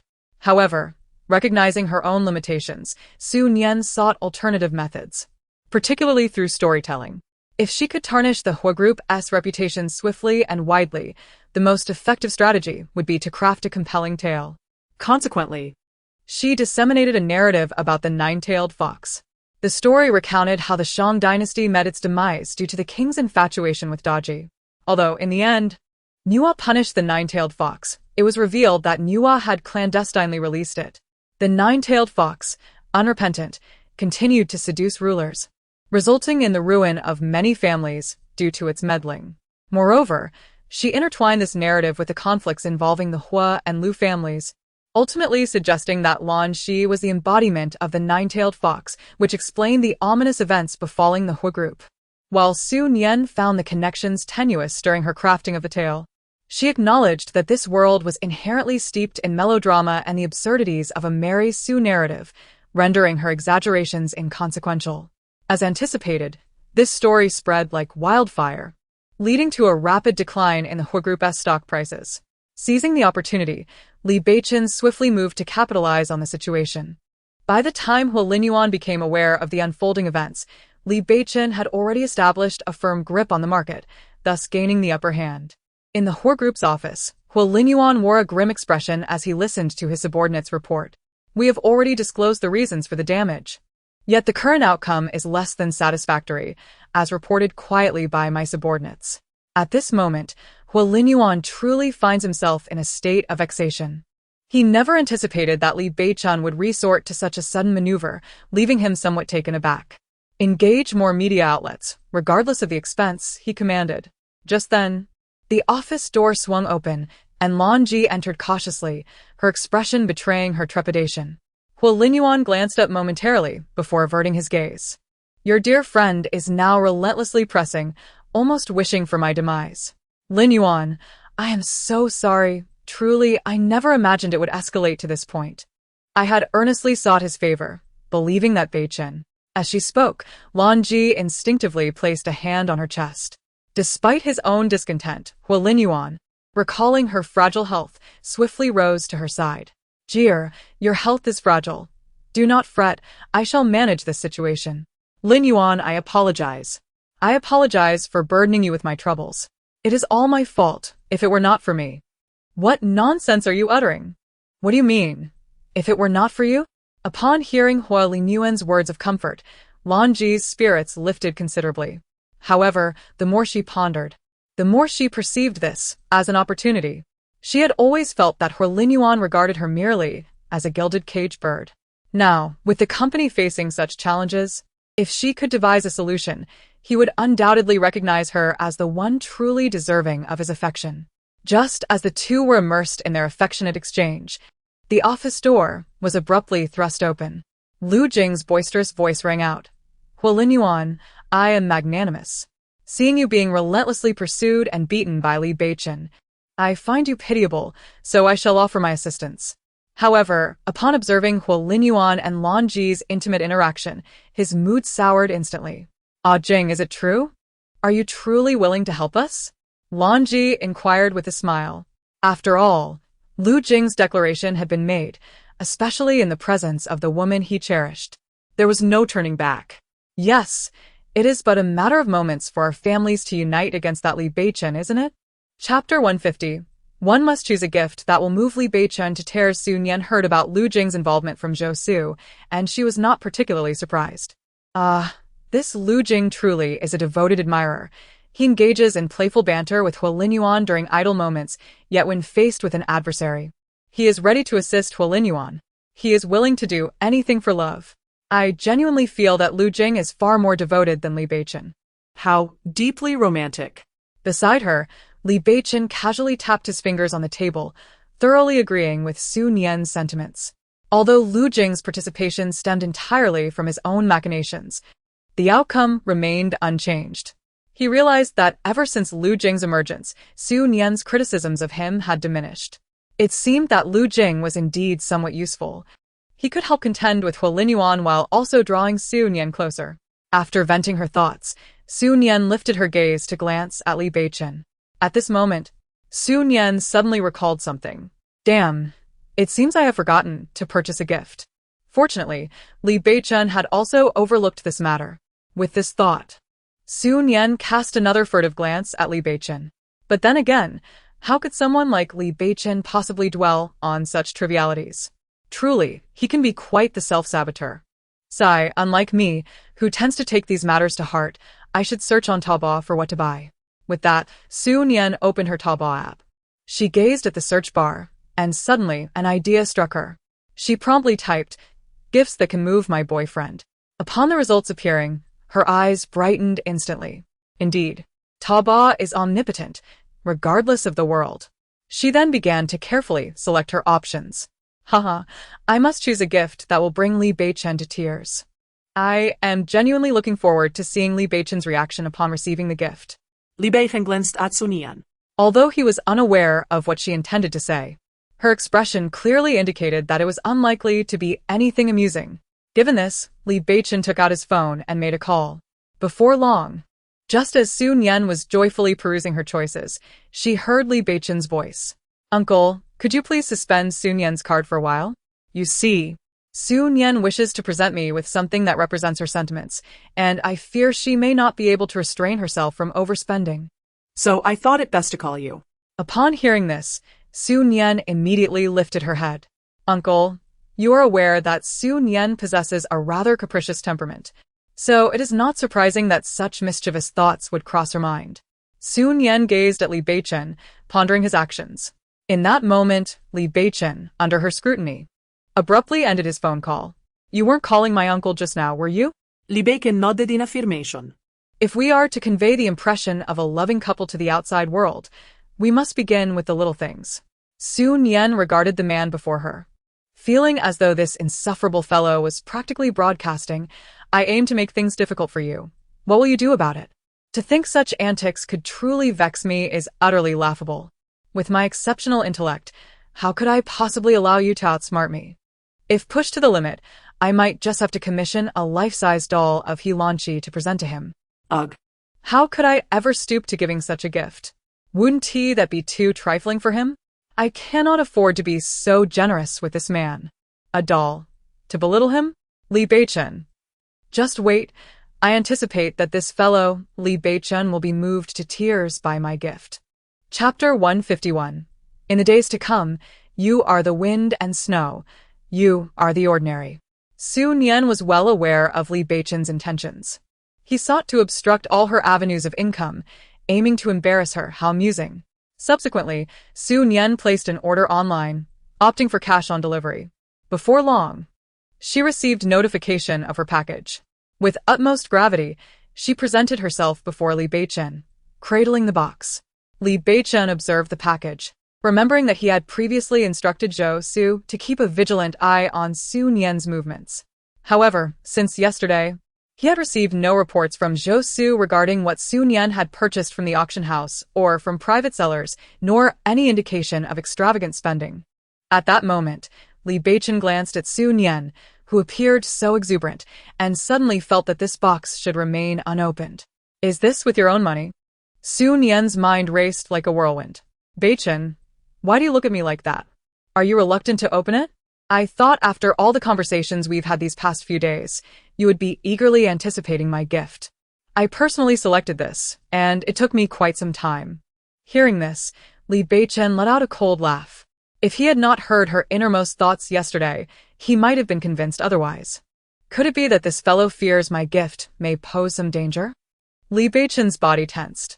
Ah, I have discovered yet another flaw in this hopeless admirer, how cowardly he is. Mo Bao is not cowardly at all. One must understand that Mo Bao possesses considerable courage. It seems this trait is inherited from me.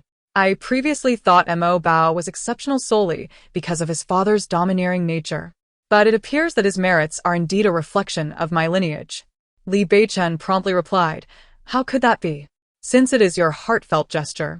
How could I possibly dislike it? He realized he had overreacted. What could Su Nian possibly buy? With that thought, Li Beichen began to unwrap the gift box. Sunlight illuminated his sculpted profile, as if gilding him in a radiant glow. With the dexterity of a pianist, he delicately opened the gift box.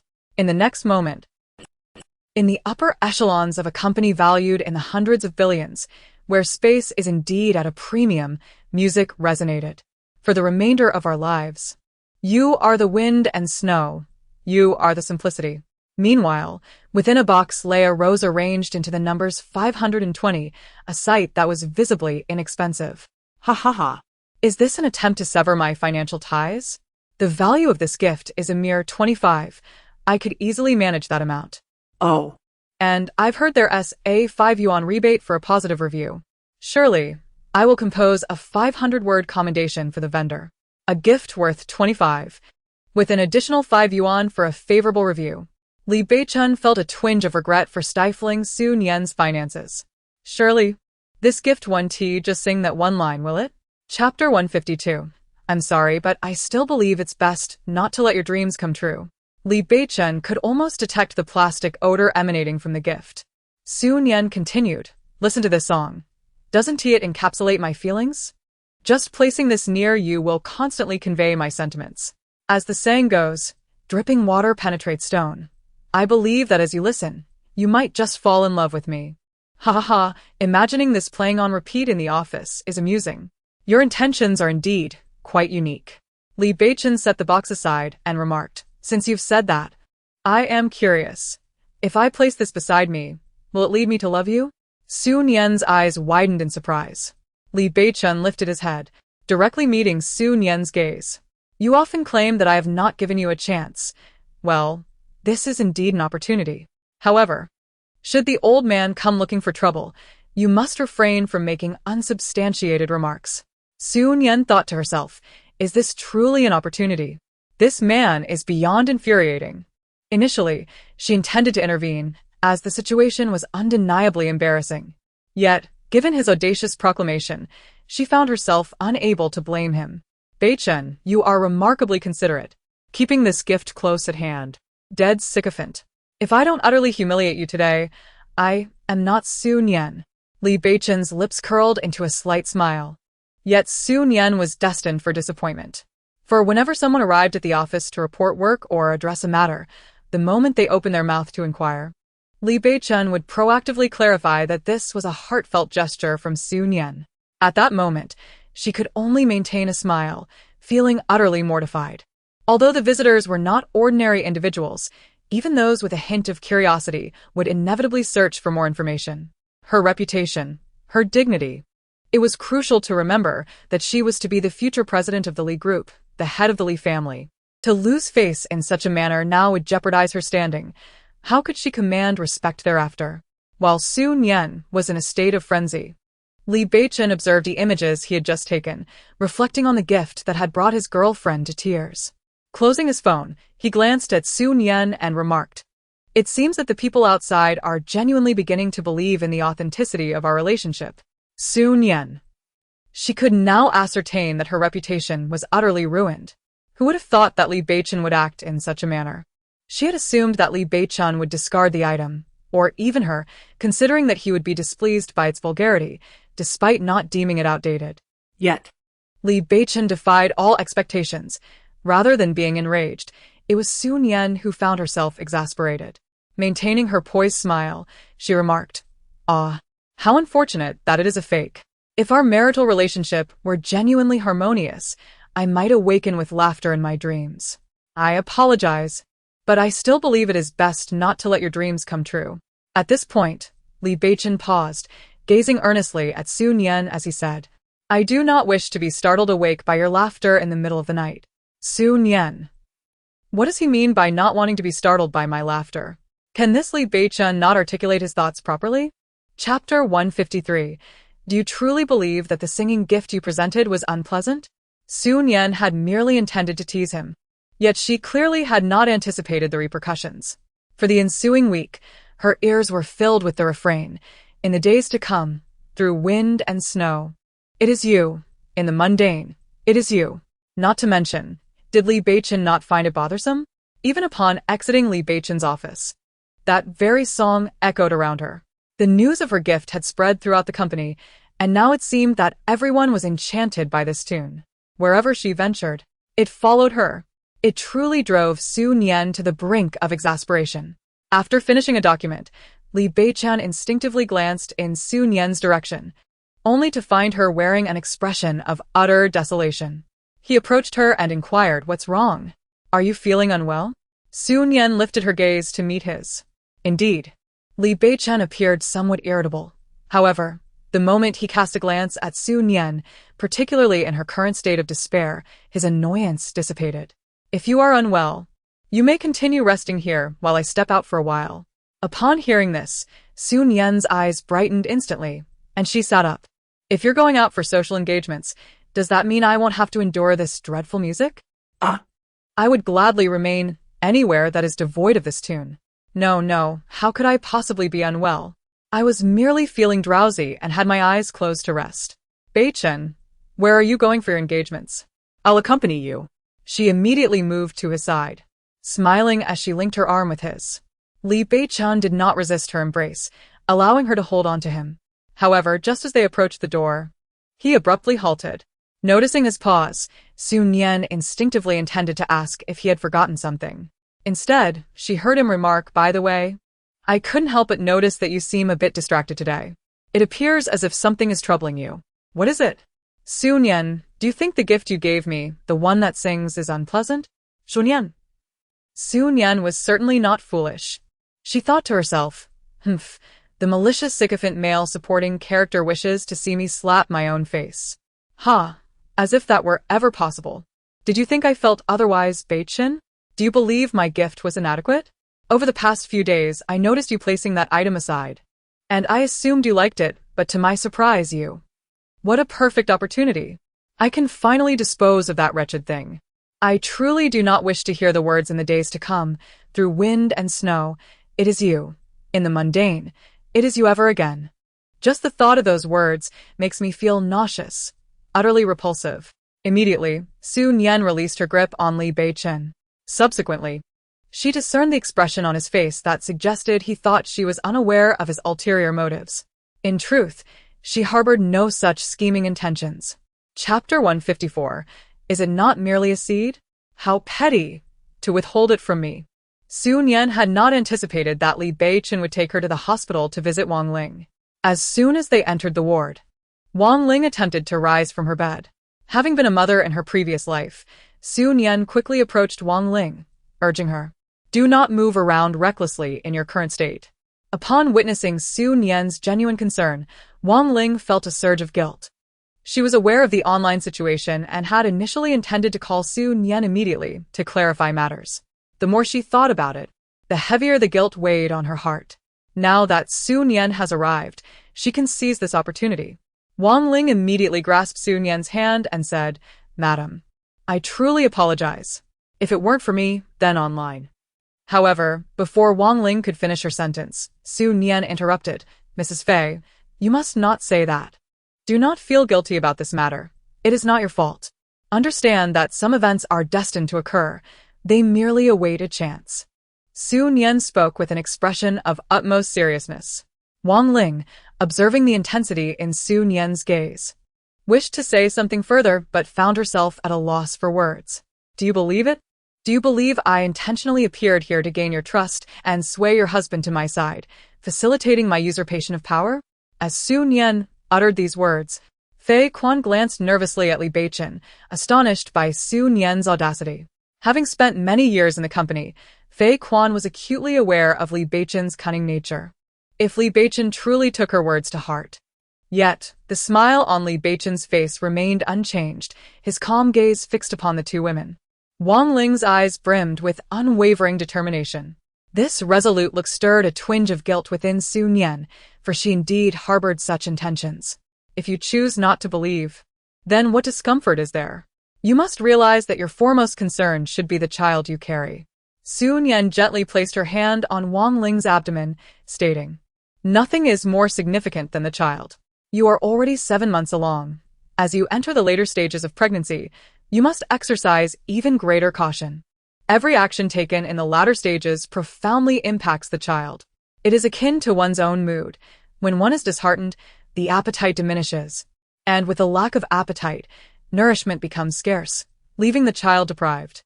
Li Beichen observed Su Nian as she passionately shared prenatal knowledge with Wang Ling, her eyes radiating a tenderness that eluded his ability to articulate. He never doubted Su Nian's capability as a devoted mother, for she constantly yearned to bring forth the child named Mo Bao. Madam, judging by your demeanor, you must adore children. If that is the case, why not seize the opportunity to have one? Upon uttering these words, Su Nian's expression shifted dramatically. Do I not desire one? It is merely that this inept suitor is uncooperative. It is but a seed, yet he is so stingy, refusing to grant me this. Li Beichen cleared his throat softly, which only served to further irritate Su Nian. Coughing, are we? That's all you do is cough. In chapter 155, Beichen, could you grant me a child? Wang Ling, upon finishing her statement, realized she had misspoken. As the wife of Fei Quan, she was aware of certain matters, which left her feeling a twinge of regret. Indeed, she felt the effects of pregnancy had rendered her a bit dull-witted, leading to such thoughtless remarks. Yet, just as Wang Ling was flustered, Su Nian spoke up. I wish for that too. I yearn for a delightful child, preferably a reflection of my beloved. Even if my cherished one is preoccupied with other pursuits and not present, gazing upon our child would evoke memories of him, making it seem as though he is by my side. Upon uttering these words, Su Nian let out a soft sigh, which only deepened Wang Ling's sympathy for her. Madam, you mustn't speak like that. The matter of children is truly about fate. At times, destiny may arrive unexpectedly. Very well, please refrain from calling me madam. After all, we are now bound by a friendship that transcends life and death. Such a title feels overly distant. Just call me by my name. Wang Ling froze momentarily at this suggestion. Is that permissible? She inquired, glancing towards her husband. Of course it is, I have said so. What could possibly be the issue? Seeing her husband nod in agreement, Wang Ling finally acquiesced. Subsequently, Su Nian reiterated numerous cautions before departing with Li Beichen. As they journeyed onward, Su Nian's spirits grew increasingly despondent. Mo Bao, dear Mo Bao, what means must I employ to bring you into this world? Heavenly Father, to what extent do you intend to torment me? Allowing me to be reborn is one thing, but to subject me to such trials without granting me Mo Bao is quite another.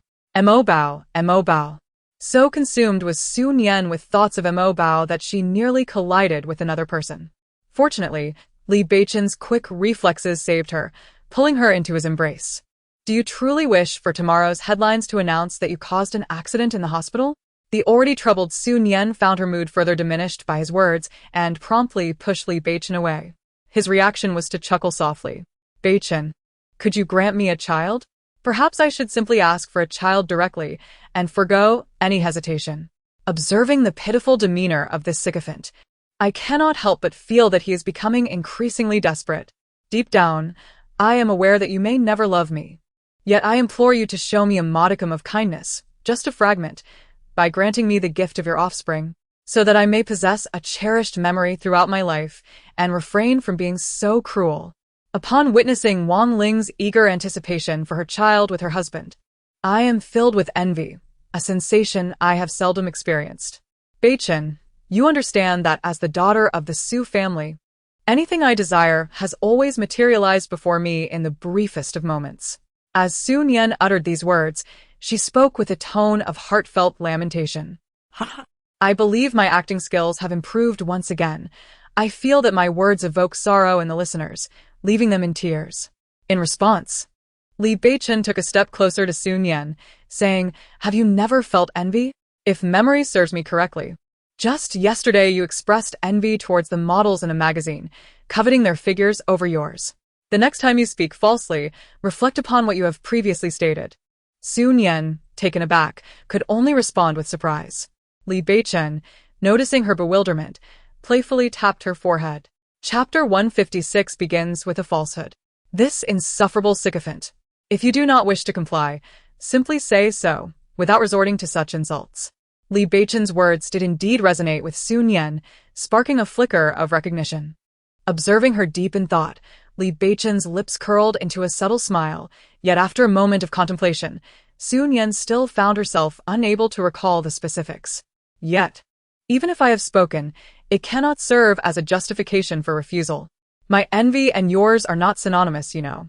Li Beichen cast a glance at her before continuing his stride towards the exit. However, Su Nian remained somewhat undeterred. All right, I may have forgotten, but my sincerity in other aspects is genuine. You began with a falsehood. How can I trust the veracity of your subsequent words? I believe you must demonstrate your sincerity in this matter. Su Nian was momentarily rendered speechless by his retort. How can this fellow be so argumentative? He truly excels at it. I genuinely wish to deliver a resounding slap to this insufferable man. A vivid image flashed in Su Nian's mind of seizing Li Beichen by his clothing and fervently striking him. You insufferable toady, once I obtain your essence, I shall ensure you are rendered unrecognizable even to your own mother. What more sincerity could I possibly offer? The process was undeniably more pleasurable for you. Yet I am expected to exhibit sincerity. What nonsense. Why the silence now? Li Beichen took a step closer to Su Nian. Moreover, you previously insisted that merely being by my side sufficed, yet now you claim that having a child is all that matters. If I were to acquiesce to your demands, what would you become? A mere vessel for procreation. I am but a vessel for procreation. It is you who are merely a seed-producing machine. Li Beichen had initially sought this opportunity to convey the sentiments he had long harbored towards Su Nian. He is not merely a breeding machine, which should allow this woman to think a little less. However, Li Beichen feels that she is becoming increasingly unhinged, questioning what it means to be a seed-producing machine. If it weren't for Mo Bao's need for your submissive seed, would I endure this indignity here? The more she pondered, the more suffocating Su Nian's heart felt. At that moment, a spark of realization illuminated her thoughts, for she noticed Lan Ji hastily approaching. Lan Ji is coming. Excellent. I am displeased, and I shall become venomous. Making Lan Ji even more irked, Li Beichen had initially thought Su Nian seemed rather bored in the office. Having heard that Fei Quan's wife was stabilizing, he decided to take her out for a stroll. He truly did not anticipate encountering Lan Ji here. Now Li Beichen was genuinely curious. If this world were indeed a novel, what would the narrative entail? Lan Ji's appearance here was undoubtedly intentional. She had been devising ways to meet Li Beichen for days. In her mind, there was a misunderstanding between them, surely stemming from Su Nian's fabrications in front of Li Beichen, which had led to the current predicament. She couldn't even gain access to the Li Corporation now. Chapter 157. A sudden sense of foreboding. What to do? Su Nian dared to lean close to his ear before Lan Ji reached Li Beichen's side. Beichen, Lan Ji is approaching. I know you wish for her to care about you. If that is the case, I can assist you. We shall pretend to be preparing for pregnancy, instilling a sense of crisis in Lan Ji. If Lan Ji truly harbors feelings for you, she would undoubtedly feel anxious. Ha ha ha, Li Beichen is sure to acquiesce. Once he agrees, I can not only vent my frustrations on Lan Ji, but also exploit this situation to my advantage in the future. I knew that heaven still favored me.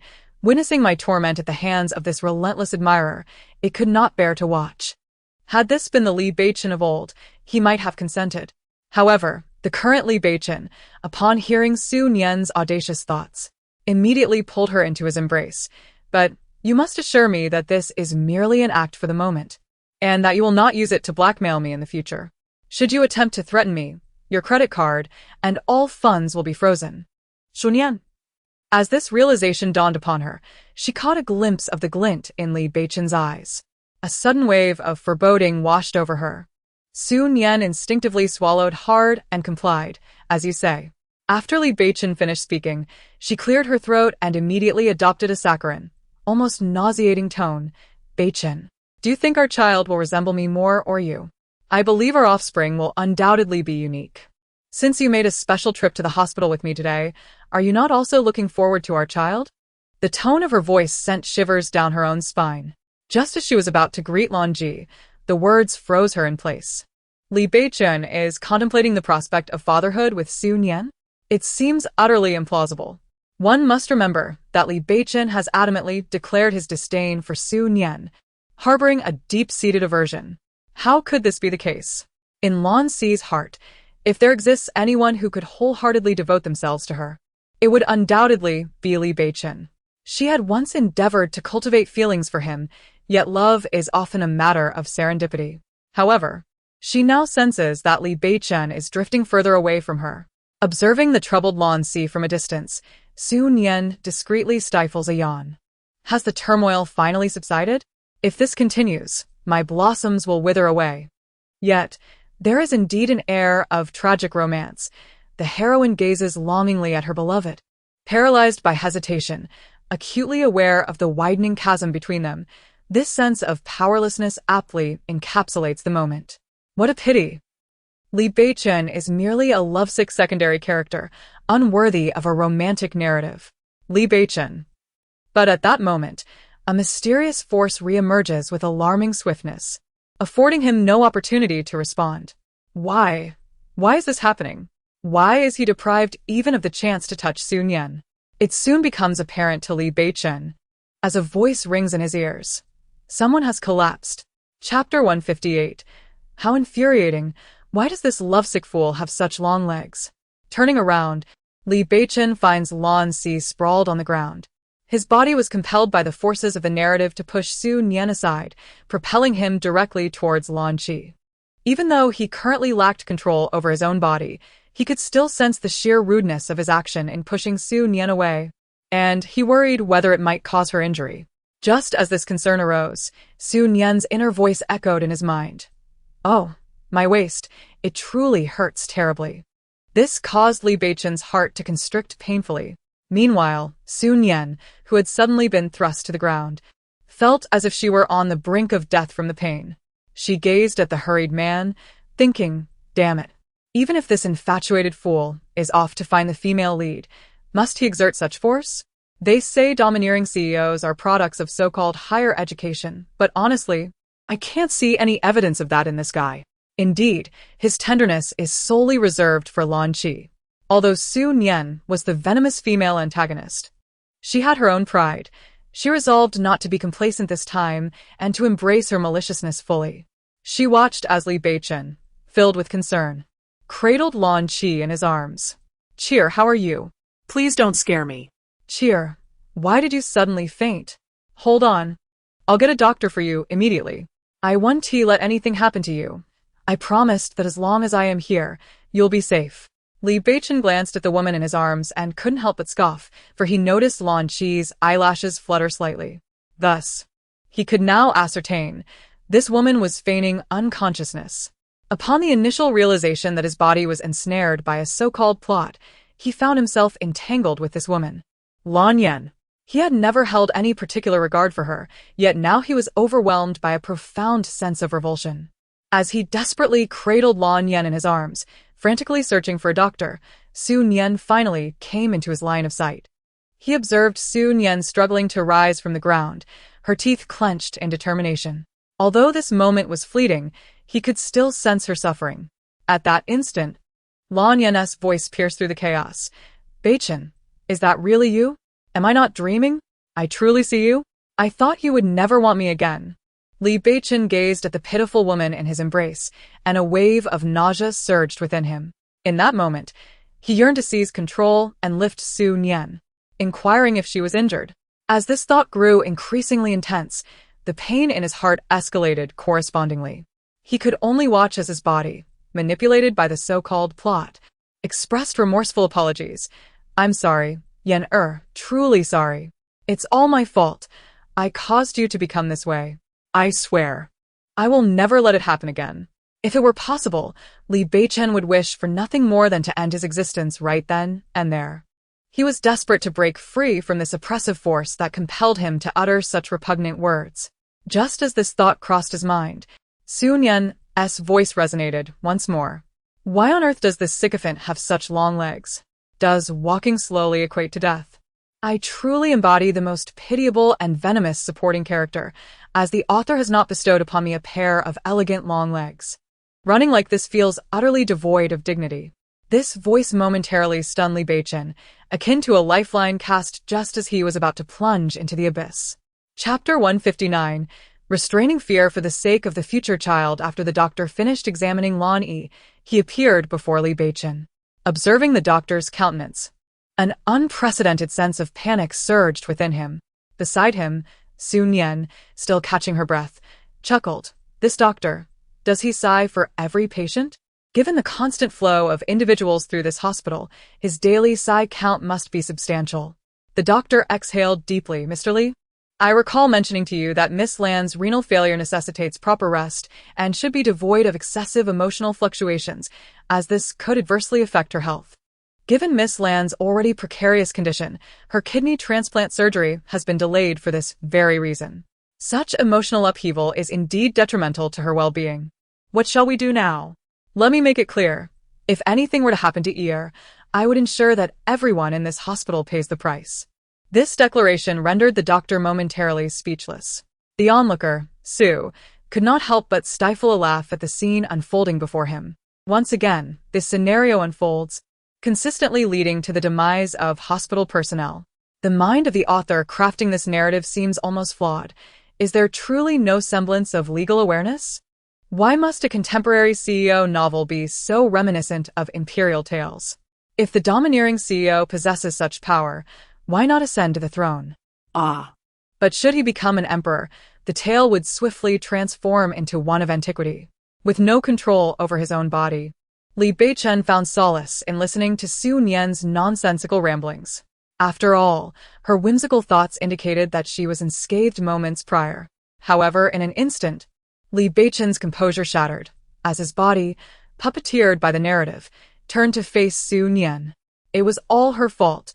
If not for her, Sienna would not be in this state. "You wicked woman." As he charged toward Su Nian, he screamed internally, "Run, Su Nian, run. You are usually so astute. Why don't you flee?" "What do you mean, Beichen?" Despite his frantic mental pleas, Su Nian remained unmoved. "Do you truly believe I would hesitate to act against you?" she retorted, unperturbed by the fury radiating from the man before her. "I certainly do not. My life hangs by a thread of your decision. Even with my father's protection, should you choose to act, nothing could impede you. Yet, I cannot fathom where I have erred." To assert that Su Nian was unafraid would be an untruth. Su Nian could clearly sense that the man before her genuinely wished for her demise. However, she was acutely aware that retreat was not an option. "Do not be afraid, do not be afraid. Adhere to the narrative, I shall remain unharmed. I absolutely cannot falter. I have worked too hard to remain by Li Beichen's side. If I allow fear to dictate my actions and flee now, I would forfeit my chance to be near him. No, if I am not by Li Beichen's side, how could I ever hope to bear Mo Bao?" Su Nian. "Think of Mo Bao. You must not waver, not even slightly." Li Beichen observed the woman before him, perceiving her fear through her slightly trembling form. Yet, she restrained her terror for the sake of the future child. Chapter 160. What kind of affliction must this author possess to concoct such a plot? You have provoked Lan Qi to this extent. What fault lies with you? The enormous roar made Su Nian's body tremble. This is merely an endeavor to make Lan Qi care for you, to recognize your significance in her life. Su Nian paused deliberately before continuing. "For the sake of remaining by your side, I willingly accept the role of your pawn, dedicating myself to the goal of winning Lan Qi's heart for you. Do you comprehend the pain that resides within me? Do you truly believe I am unaware? For my sake, you intentionally provoke Chi'er, fully cognizant of her fragile health. Now, as Li Beichen watched Su Nian draw closer, an increasing trepidation enveloped him. Fearing that he might be controlled by the narrative to harm Su Nian, a sense of dread enveloped him. Yet, everything I do is for you, Beichen. Could you not be a tad fairer to me? Why must you lay the blame for everything at my feet? Furthermore, Lan Qi's health was already precarious. Even if I consented to donate a kidney to her, what more do you desire? Do you believe that by donating, you're performing a virtuous act? That too serves merely to absolve you of your transgressions. Su Nian, Already deeply entrenched in the role of a vindictive supporting character, nearly faltered. What is this? Sin? What sort of narrative is this? What does this fellow mean? Li Beichen found himself equally at a loss for words. Having committed so many nefarious deeds, if you do not engage in some form of good, then fate shall not be kind to you, Su Nian. Have you not heard that the heavens watch over us? However, after reflecting on her circumstances, Su Nian quickly reached a conclusion. No, what is going on? This Mary Sue plot is advancing at an alarming rate. Am I unable to keep up? Could it be that in Li Beichen's eyes, my fervent admiration for him is perceived as malice? This is absurd. Can this Mary Sue narrative evolve in such a manner? Each iteration is indeed more formidable than the last. What kind of ailment must the author possess to conceive such a storyline? I have committed no malevolent acts, Beichen. Even though you are the one I cherish above all, if you do not provide clarity today, I shall not let this matter rest. I am genuinely curious about what this individual might articulate. I truly wonder if he can still refresh my perspective on life. Just as Su Nian was pondering, Lan Ji's feeble voice resonated. Beichen, please refrain from arguing. Do not let my presence incite discord between you. Following her words, Su Nian observed the man before her vanish in an instant, inexplicably leaving her relieved. Trapped within his own body, Li Beichen's spirits lifted considerably. Jer, Why have you come out? Your condition is already precarious. Why expose yourself further? Lan Ji, with a look of concern, responded, I heard you quarreling. So, I wanted to check on you. Beichen, I do not wish for you to continue fighting because of me. If you truly choose to live well with Su Nian, then please, do not argue. Beichen, I will support whatever decisions you make. After all, your happiness is of utmost importance to me. Jer, what are you saying? How could I ever choose this woman? Chapter 161. A growing understanding. Lan Ji's reasoning stemmed from the realization that she could not confront Li Beichen head-on. If she were to do so, he would either force her to choose him or distance himself further away. It is essential to recognize that in one's lifetime, encountering a sincere individual is a rare blessing. However, she had not anticipated that Li Beichen would utter such words. Beichen, did you not come here to discuss having children? I recently overheard your discussion regarding having children, which led me to believe that you two are completely together. My fainting spell was merely a manifestation of my joy for you, a reaction born from excitement. However, this notion was dispelled when Li Beichen fell silent for a moment before continuing. It was Su Nian who mentioned that if we were to discuss the matter of children in your presence, it would cause you to care for me more. This revelation illuminated Lan Qi's eyes. She had always suspected that Li Beichen, who once vehemently declared that he would never fall for a woman like Su Nian, could suddenly develop such affections. The intimacy he shared with Su Nian seemed to surpass that which he had with her. Yet, Lan Qi soon came to realize that Li Beichen had indeed fallen under Su Nian's spell. Reflecting on her worries from the past few days, she thought, this is manageable. Certainly manageable. Oh, this wretched sycophant, shifting all the blame onto me, devoid of any masculinity. Curse it, why must my beloved possess such a father? It truly is unfortunate. Meanwhile, Su Nian observed the leading lady, poised to unveil the true nature of the malicious supporting character, and found herself stifling a laugh. Yet, she was a seasoned participant in this narrative, equipped with a professional demeanor unless she could not resist. What do I have to hide? Li Beichen is my husband. My actions are solely driven by the desire to secure my husband's affection. What fault is there in that? Furthermore, for the one I cherish, I am willing to forsake my dignity, even if I am aware that all he does is to win your heart. I embrace it willingly. As Su Nian spoke, A hint of pride was unmistakably visible on Lan Yan's face. Look at that smug glint in this fellow's eyes. If Li Beichen possessed even a modicum of intelligence, he would certainly discern this woman's duplicity. Li Beichen pondered that if he ever found a way to completely extricate himself from the narrative, the first thing he would do is to clarify matters before Su Nian. These ludicrous actions were not his own design. They were merely the machinations of a so-called plot. He was not so foolish. Yet, at this moment, he found himself somewhat in agreement. The cost to be paid, regardless of what it may be, he would willingly bear it, for nothing could surpass Beichen in his heart. Chapter 162. Finally, a moment of rest upon hearing this. Su Nian revealed an expression laden with significance. She then took out her phone and activated the recording function. What about Huolinyuan? Don't you dare divert the topic. Let me make it clear. You deceive Beichen, and I shall never acknowledge you. Now, repeat for me once more that nothing could surpass Beichen in your eyes. Su Nian's voice suddenly escalated, and then I can record it on my phone and send it to Huolinyuan, allowing him to witness your professed affection for Beichen. Engaging in such malicious tasks is truly arduous. For the sake of this narrative, I must feign ignorance. After all, if faced with such a scenario, I could simply record it directly, without needing to preface it. Li Beichen gazed at Su Nian, suddenly realizing that she too embodied a certain bittersweetness. After all, how was she not ensnared by this so-called narrative? You're resorting to this tactic again. Indeed, if it proves effective, then why not? Su Nian chuckled softly at Lan Qi, who was glaring at her with an intensity that belied any frailty. To label Li Beichen as a foolish sycophant is rather misguided. Does Lan Qi truly appear on the verge of fainting? Yet perhaps Li Beichen could discern the truth. After all, Lan Qi was the object of his affection. Witnessing someone he cherished nearly collapse before him might be a self-deception, but in his eyes, this could very well signify love. Reflecting on it this way, it possesses a certain romanticism, albeit tinged with folly. Both Huolinyuan and Li Beichen hold significant places in my life, while you, with your sordid thoughts, remain entrenched in your own filth. Indeed, Li Beichen could attest to the unsavory musings occupying Su Nian's mind at this moment. I believe my reasoning is sound. Given Li Beichen's level of devotion, he might indeed consent to a trio arrangement.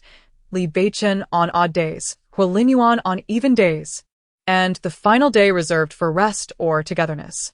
Just contemplating this scenario brings a hint of joy. Sordid as it may be, let us not forget that you still require my unseemly assistance for your salvation. Should you truly detest me, then do not seek my aid. Li Beichen, Su Nian. All right. I shall conclude my words for today. I desire a child, and if you, Beichen, refuse to grant me this wish, then I shall perish, and you shall never obtain my kidney. As a malicious female antagonist, with such a splendid opportunity to issue a threat, Su Nian could not let it pass. Li Beichen, do you truly believe you can intimidate me, Su Nian? Indeed, Beichen, you possess the capability, but do not forget, my father has declared that I am the only daughter-in-law he acknowledges. My father has been a long-time friend of yours. If I were to die, do you truly think my father would allow you to benefit? Su Nian spoke expressionlessly. Even if we were to consider the most extreme scenario, I could simply set myself ablaze and turn to ash. You are a lunatic.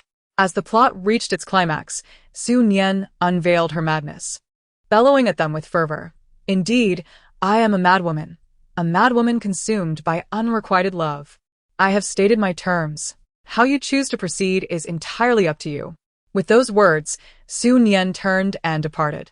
At last, I can take a break and have some fun. Chapter 163. Mr. Li, it seems Madam has gone to the White Horse Club. Upon hearing Su Nian's jubilant exclamation, Li Beichen could not help but smile, even feeling a twinge of envy for her. After all, he remained ensnared by this unfolding drama. Lan Qi was genuinely frightened, clutching tightly to Li Beichen's hand. Cheer, do not be afraid. I will surely devise a plan. I will rescue you, and I will not allow any harm to befall you, I swear. At this moment, Li Beichen felt a wave of nausea. The plot seemed to exert control over his body, compelling him to kiss Lan Yi's forehead. Fortunately, at the critical moment, Lan Yi managed to evade him. allowing Li Beichen to breathe a sigh of relief. However, he couldn't shake the feeling that this woman, Lan Yi, was indeed problematic. She relied on him for salvation. Yet there was no intimate connection between them. Nevertheless, Lan Yi was not comforted by Li Beichen's words. She was acutely aware of how much his father dotes on Su Nian. If Su Nian were to perish, she would likely be nothing more than ashes, offering no assistance to her. At her tender age, she truly did not wish to meet her demise. Wasn't Beichen merely a child? To say he was a child was an understatement. She would gladly sacrifice her life for him. Li Beichen believed that if Su Nian were to hear this, she would be overjoyed, having cherished such thoughts for a long time. No, this could not be done. If he proceeded down this path, he would be forever shackled to Su Nian. He could not bear to witness Lan Yi's unhappiness because of him. The mere thought of Su Nian's delighted expression ignited a fury within Lan Yi. Why, oh why, was Su Nian so fickle? She had already given her word. So why resort to threats? Why must the heavens treat her thus? She would rather perish than allow him to endure such grievances on her behalf. If it were possible. At that moment, Li Beichen truly wished to utter the words, "You might as well die."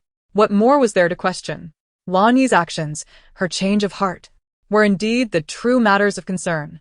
There must be a way. I shall ensure your safety. Half an hour later, Li Beichen found himself in a discussion with Lan Ji, his body seemingly under the sway of the narrative, plotting to usurp Su Nian's existence. The more he listened, the more his anxiety deepened. At that moment, his phone rang abruptly, a cacophony of notifications echoing relentlessly. Upon retrieving the device, he was greeted by a multitude of transaction alerts. Why are there so many notifications?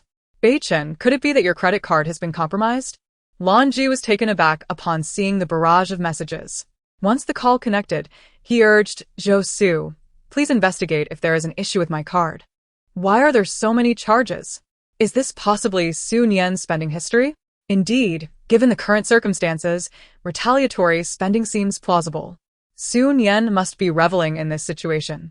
As this thought crossed his mind, Li Beichen felt an even deeper envy towards Su Nian. At that moment, Lan Ji's shrill voice pierced through his thoughts. "Beichen, I told you Su Nian was not a good person. See, I was right." Just then, Zhou Su's voice became hesitant. "Li, it seems the madam has gone to the White Horse Club?" Li Beichen inquired. "What sort of place is the White Horse Club?" Zhou Su fell silent. Lan Ji's feeble voice chimed in. "If I recall correctly, that club is frequented by many wealthy young men." Li Beichen was taken aback. Is that how she chooses to enjoy herself? Chapter 164, A Sore Throat.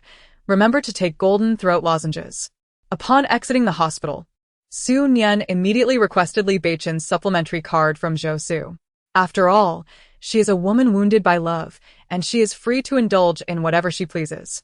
She embarked on a shopping spree, for she is not the heroine of a story, nor is she bound to uphold any lofty principles. With Li Beichen's card in hand, she made her way to the White Horse Club.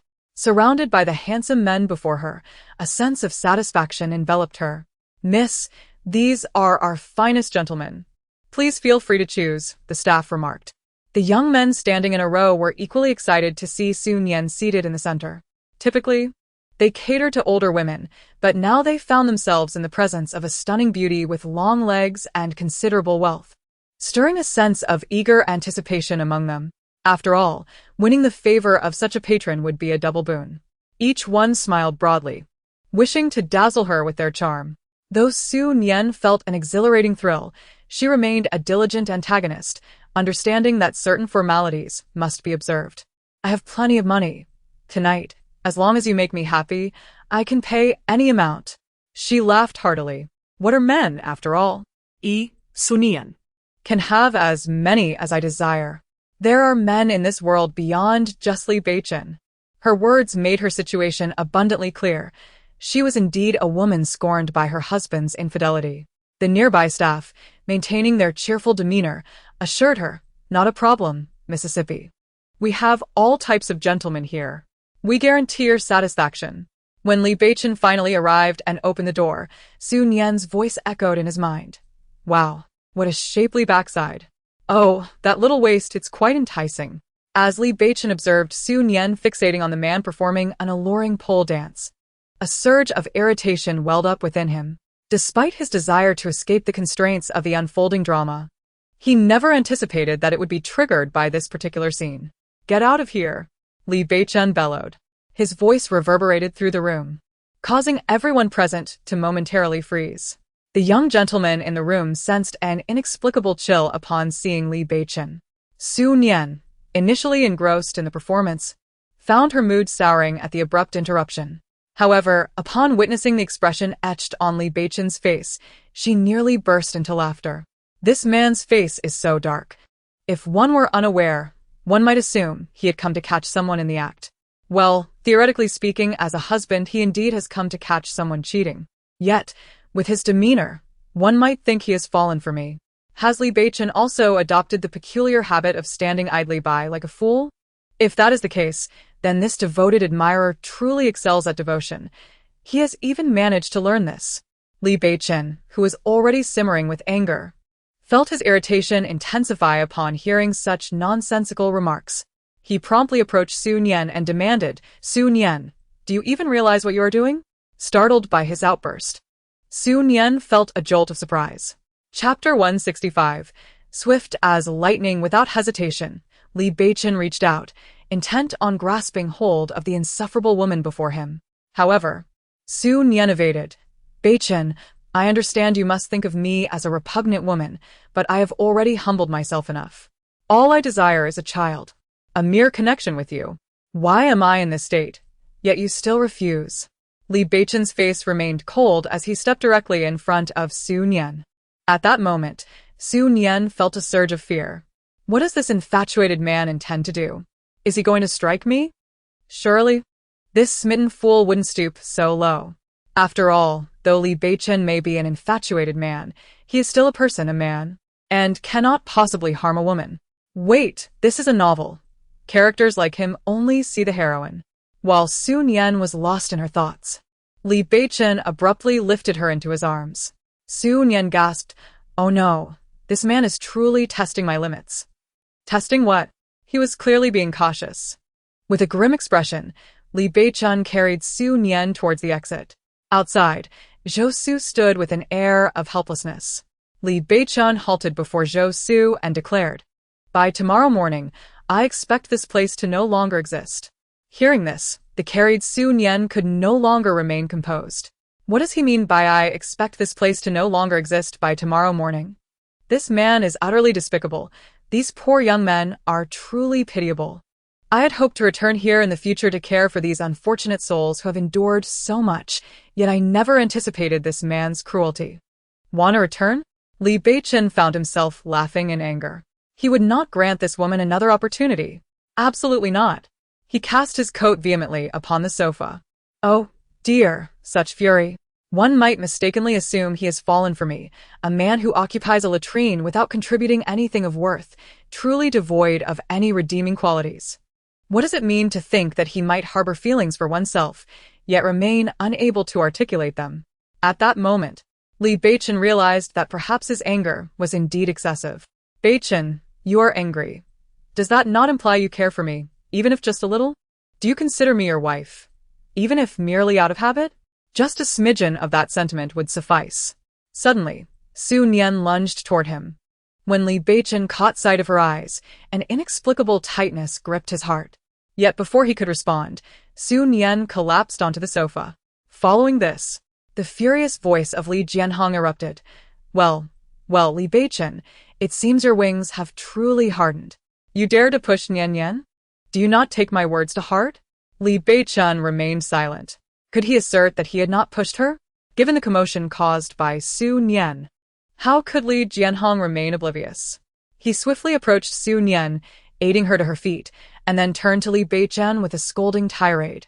"Li Beichen, I know you hold no affection for Nian Nian, but you cannot treat her in such a manner. Do not forget, you are a man. As a man to lay hands on a woman, even if it were to spread, would invite ridicule upon you." Li Beichen gazed at the elder with an impassive expression. "Haha, I just saw the old man walk in, and I immediately pretended to stumble. My reflexes are just that swift." Chapter 166. The old man is angry after scolding Li Beichen. Li Jianhong turned to comfort Su Nian. Nian, rest assured, Dad will certainly stand up for you. I will not allow this fellow to have it easy. Li Jianhong believed that if he did not properly discipline Li Beichen, he would truly have no way to face his old friends in the afterlife. Li Beichen could not help but retort, do you even know what she has done? What could she possibly have done? If you treated Nian well, would she even consider going to that place? Nian is human too. What's wrong with seeking a little joy to alleviate her distress? Even Su Nian felt touched upon hearing this. This father-in-law is truly wonderful. No, he is not just a father-in-law, he must be my real father. Li Jianhong continued, Nian has been sincere to you, and how have you repaid her? Now. All Nian wants is to find a way to cope with her sadness. What is wrong with that? Moreover, I have told you if you really... Enough. Dad, please do not interfere in my affairs with Su Nian. Li Beichen directly interrupted Li Jianhong's intended words. However, Su Nian saw this as an opportunity. Now I can take advantage of Dad to gain his approval for Li Beichen and me to have a child together. Haha, my chance has arrived. She immediately climbed out of Li Jianhong's embrace. Beichen, my demands of you are quite simple. All I ask for is a child. Why are you so heartless towards me? Even if you do not wish to touch me, there are other ways. I only desire a child. If you grant me this, I would be willing to do anything. Upon hearing these words, Li Beichen's lips twitched involuntarily. This thought reminded him of Su Nian's comparison of herself to a seed machine. Just as Su Nian reveled in her own audacity, Li Jianhong released her grip and said, No, Su Nian, you must abandon this thought at once. This statement left Su Nian momentarily stunned, especially when she beheld the fury etched across Li Jianhong's face. Su Nian, I know you have feelings for Beichen, but you must not demean yourself in such a manner. Even if Beichen is my son, I cannot allow you to sink so low.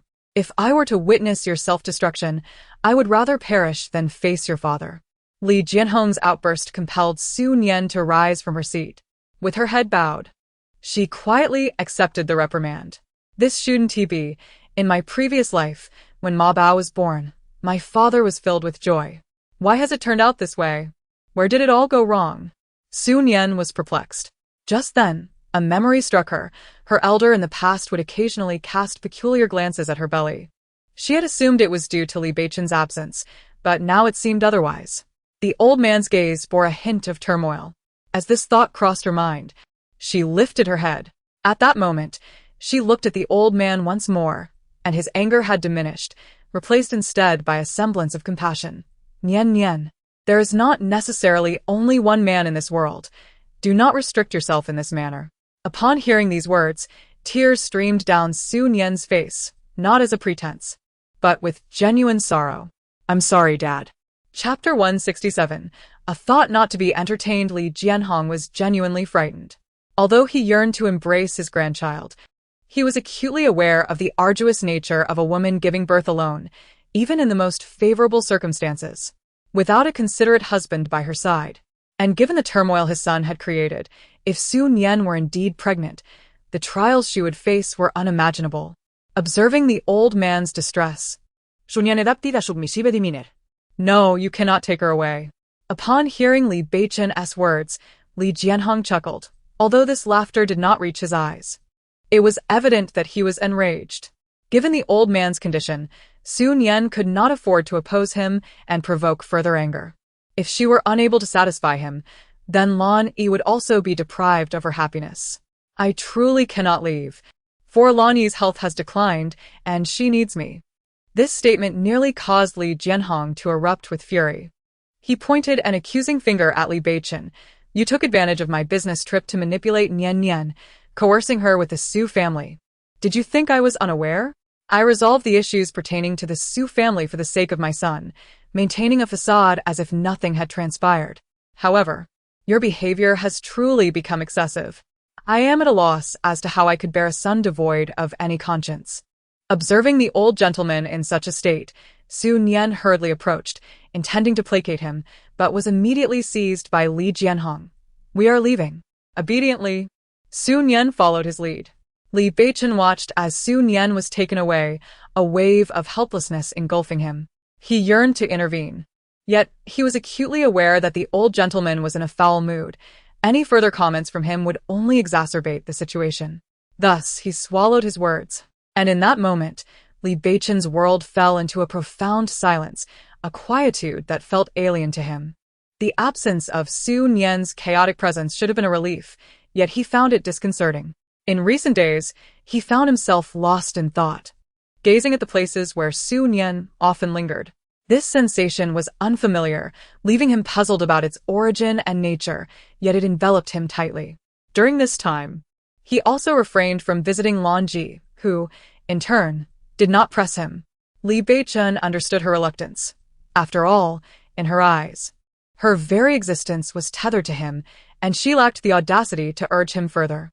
Nonetheless, this only heightened his concern over one matter. In the past life, did Su Nian truly donate a kidney to Lan Ji?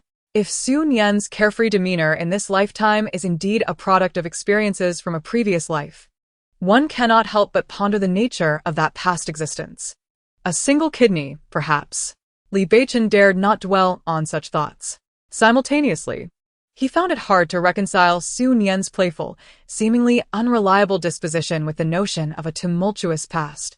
Surely, had such events transpired, she would not present herself in this manner. Though he sought to comfort himself with these thoughts, an unsettling feeling lingered in his heart. Yet, Li Beichen also found his concerns somewhat absurd. Why should he fret over the intangible specter of a previous life? Shouldn't his priority be to extricate himself from this narrative, ensuring that Su Nian is spared from such experiences? Thus, for several days, Li Beichen lingered outside the old residence, harboring no intention of entering. Chapter 168. Was the child switched? Inside the ancestral home, Su Nian enjoyed ample food, restful sleep, and an overall sense of joy. Typically, in a Mary Sue novel, the female protagonist, lacking in wealth yet brimming with ambition, strives to achieve everything through her own efforts without relying on the male lead's fortune. For instance, Lan Yan in this narrative is determined not to depend on the male lead's resources, yet she possesses a penchant for lavishly spending Li Beichen's money. However, one evening, the elder summoned her to the rooftop.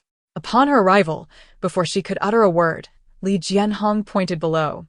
"Look, that troublesome brat is down there." Upon hearing this, Su Nian instinctively glanced down, and indeed, she spotted a Maybach parked not far off. In the distance, she could faintly discern a red glow, likely the owner of the car, consumed by irritation, seeking solace in a cigarette. However, Su Nian could empathize with Li Beichen's feelings at this moment, for Lan Qi was in dire need of her as a lifeline. After all, she was the only individual with the JV blood type found so far, and her kidneys were a match for Lan Qi. Indeed, the JV blood type seemed like a whimsical creation of a mindless author randomly tapping on a keyboard. The novel described it as a variant of type B blood. It is a common observation that authors of Mary Sue novels often lack substantial literary knowledge. Nian Nian. When it comes to men, you mustn't be overly eager. You need to keep them on their toes, Su Nian heard the old man say. She glanced at him, noticing Li Jianhong's demeanor, which exuded the wisdom of one who had lived through similar experiences. When your mother was around, she would often give me the cold shoulder, and if I dared to utter an inappropriate word, she would become furious. Although others perceived her as having a fiery temper, I never felt that way. For as a man, one must endure such unrestrained behaviors from the woman he cherishes. In the context of the novel, Li Beichen was portrayed as a fortunate individual. His parents shared an extraordinary bond, and even after his mother's passing, the old man did not subject Li Beichen to the torment often depicted in other stories. Li Beichen's affection for Lan Qi stemmed from the unique warmth she provided. What constituted this distinct warmth? Su Nian was curious, yet the author failed to elaborate. And she surmised that an author capable of crafting such a nonsensical narrative would likely struggle to offer a meaningful explanation. For instance, if you do not bestow him with a pleasant demeanor, he will undoubtedly become curious as to why the one who always smiles has suddenly ceased to do so. You need not regard him. To you, he is merely inconsequential. You ought to adopt the same attitude you would display at a social venue. In this vast world filled with numerous men, why should I choose you? Su Nian, with a face full of embarrassment yet maintaining a polite smile, gazed at the elderly gentleman before her. The father-in-law instructs the wicked daughter-in-law on how to manage his son. This situation feels somewhat awkward. After conversing for a considerable time, Li Jianhong finally recognized Su Nian's discomfort. What is it? Do you believe I am mistaken? Upon hearing this, Su Nian hastily shook her head. I do not. How could I ever think that? Father, your words are indeed correct. Now I comprehend the reasons for my failures, and I shall diligently adhere to your guidance. This response pleased Li Jianhong. However, he still cast a disdainful glance at the individuals downstairs. Honestly, I do not understand what you see in him. If it is wealth you seek, simply inform me, and I shall promptly bequeath all my possessions to you. It is neither here nor there. As for his looks, I concede he has inherited a modicum from me, but it is hardly significant. You may find it hard to believe, but during his childhood, I genuinely questioned whether he was the right child. Chapter 169. Though not a single word speaks of love, every word is imbued with it. If I had not embraced the wrong child, how could I have possibly given birth to such a blind son? Even a woman of modest intelligence like Lan Shi can discern that she is not a virtuous person. Why is it that he remains oblivious? You may wonder why I refrained from taking action against that woman earlier. It was because I believed that such an act would render the Li family appear rather foolish. Although Li Jianhong uttered those words to console Su Nian, he had already begun to contemplate how to deal with Lan Yi. After all, he could not fathom that. Once that woman was gone, his son, Li Beichen, would not hold him accountable. Naturally, Su Nian remained oblivious to these matters. She gazed at the old man with a smile, yet the image of his sorrowful countenance from her previous life surfaced in her mind. While Mo Bao held immense significance for her, the elderly man before her also treated her with great kindness, as if she were his own flesh and blood. It is worth noting that despite being pregnant with Mo Bao in her past life, the Li family was not a mundane household. During her time in power, she faced a myriad of doubts, yet the old man remained steadfast in his support, disregarding any dissent. At this moment, Su Nian was reminded of how, on every anniversary of Li Beichen's passing, the old man would linger by his grave for a considerable time, often falling ill. For anyone, the pain of a parent bidding farewell to their child is indescribable. Should she attempt to prevent Li Beichen's demise, much like Wang Ling, the wife of Fei Quan? Yet, What of Mo Bao? If Li Beichen were to live, he would undoubtedly hinder her from giving birth to Mo Bao, and even if she succeeded, he would never allow the child to remain with her. As these thoughts flooded her mind, Su Nian's hand instinctively clenched into a fist. After incessantly speaking for quite some time, Li Jianhong noticed that Su Nian had drifted off, and his expression fell. Nian Nian, do you think this old man is rambling, and you can no longer bear to listen? Upon hearing this, Su Nian hastily shook her head. No. How could I possibly not listen? I simply believe that while your experience is valuable, I cannot merely replicate it. I must contemplate Bei Chen's character, so that I can respond appropriately. This remark brought a smile back to Li Jianhong's face. Indeed, you are wise, Nian Nian. It is essential to address the matter at hand. You must handle that young man carefully. If any issues arise, come to Dad, and I will certainly assist you. After all, what is that little Li Beichen compared to you? Su Nian nodded fervently. Back in my day, your mother had me completely under her thumb. I truly believed she would have me wrapped around her finger for a lifetime. Others would ask me why I subjected myself to such constraints, yet I felt no sense of grievance at all. Slowly, the smile on Li Jianhong's face faded. After all, having someone who understands you so deeply is indeed a form of happiness. As he spoke, the old man lifted his gaze to the sky. His eyes filled with a sense of regret. However, heaven is not a generous entity. The span of my life differs from hers. Fortunately, it is I who bears the regret, and not her, for otherwise, she would suffer immensely. Su Nian gazed at the person before her. Though no word of love was uttered, every word resonated with affection. Chapter 170. Not mocking the old master, Li Beichen sauntered in after 3 days of contemplation.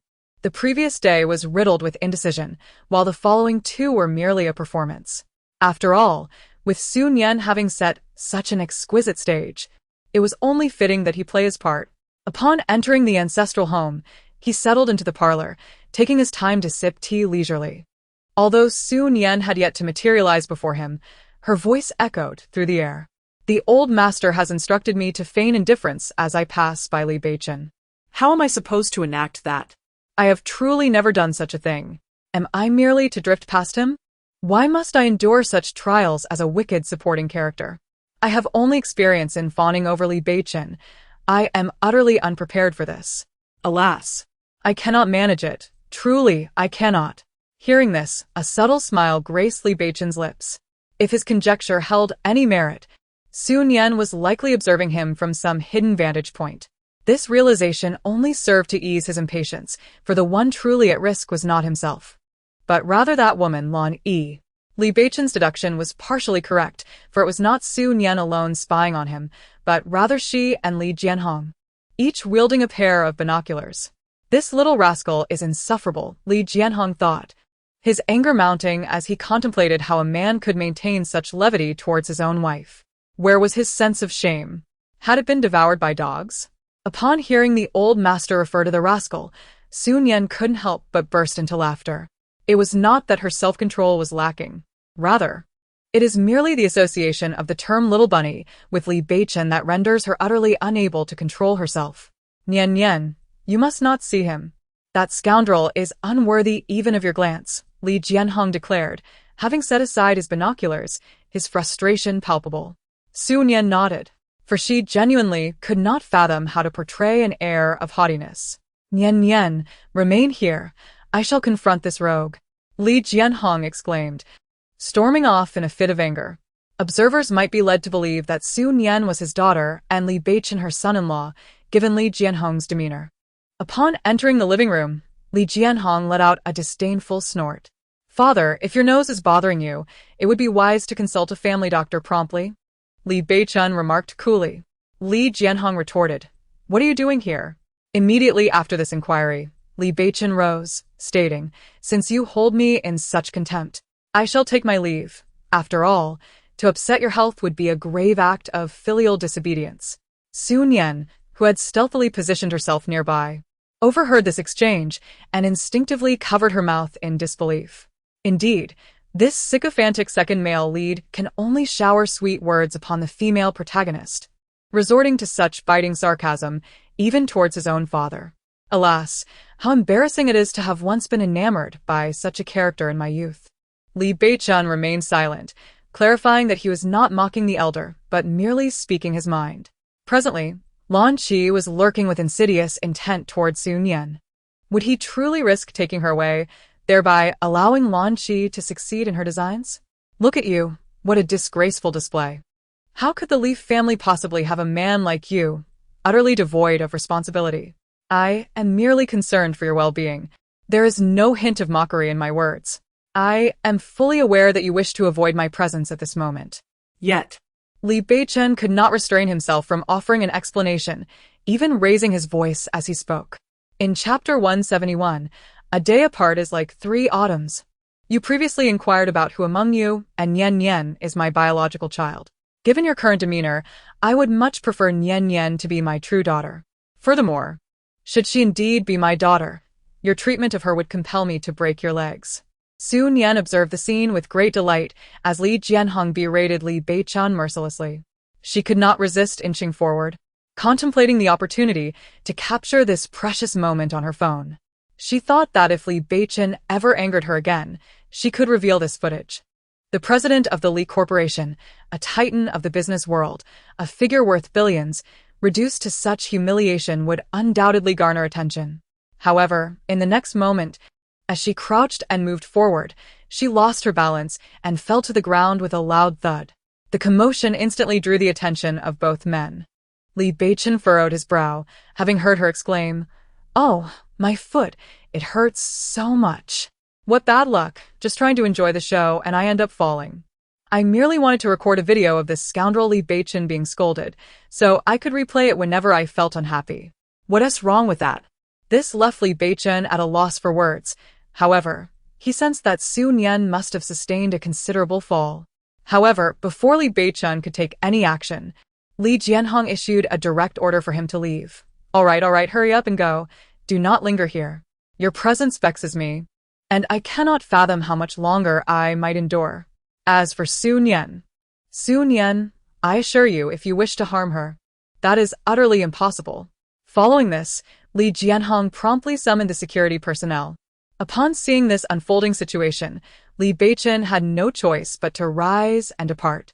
Yet, before he left, he could not resist casting one last glance in the direction of Su Nian. Once Li Beichen had exited, Li Jianhong hurried to check on Su Nian. Upon witnessing the agony etched across her face, he instantly became unsettled. Nian, what ails you? Did you bump into something? Or perhaps injure yourself? He quickly beckoned 2 servants to assist her. The family doctor arrived shortly thereafter. Upon observing Su Nian's swollen ankle, Li Jianhong could not help but exclaim, I have always said, young ladies ought to be a tad more reserved. Oh, Nian, your kindness is truly excessive. I merely chastised that fellow Beichen a bit, and yet you are so compassionate. How can you expect not to be thoroughly ensnared by him? Su Nian, who had intended to capture Li Beichen's awkwardness, felt a twinge of guilt. Nevertheless, it mattered little. Throughout her life, Su Nian had possessed no remarkable talents, save for her remarkable resilience. Thus, the feelings of guilt only briefly lingered in Su Nian's heart before dissipating, quickly replaced by an expression of sorrow. I cannot fathom why, but I find myself irresistibly drawn to Beichen. Perhaps it is simply because I have not seen him for so long. Just a few days have passed, yet it feels like an eternity. As the ancients say, a day apart feels like 3 seasons apart. Father, considering my absence from Beichen's presence, do the calculations. How many autumns have I endured without him? Li Jianhong, observing Su Nian's demeanor, felt compelled to offer counsel. You must endure, Nian. You are a wise young lady, and you should discern what is more valuable, momentary desires or a lifetime of fulfillment. With the old man expressing such concern, Su Nian found it difficult to maintain her facade. Do you not understand that haste makes waste? Look at your foot. It has healed, and you must now rest well. Therefore, for the next few days, remain in your room and recuperate properly, or I may truly become upset. Su Nian obediently acquiesced. Chapter 172. Do not scream. It's me. That night, while Su Nian was blissfully asleep, she suddenly felt something brushing against her leg, jolting her awake. As she opened her eyes, a dark figure loomed into her view, prompting an instinctive urge to scream. However, before she could utter a sound, a hand covered her mouth. Do not scream. It is me. As Su Nian's eyes gradually adjusted to the darkness, the figure of Li Beichen became clearer, stirring a sense of discontent within her. Ah! This insufferable sycophant appears in the dead of night, truly a frightful presence. I nearly lost my wits in terror.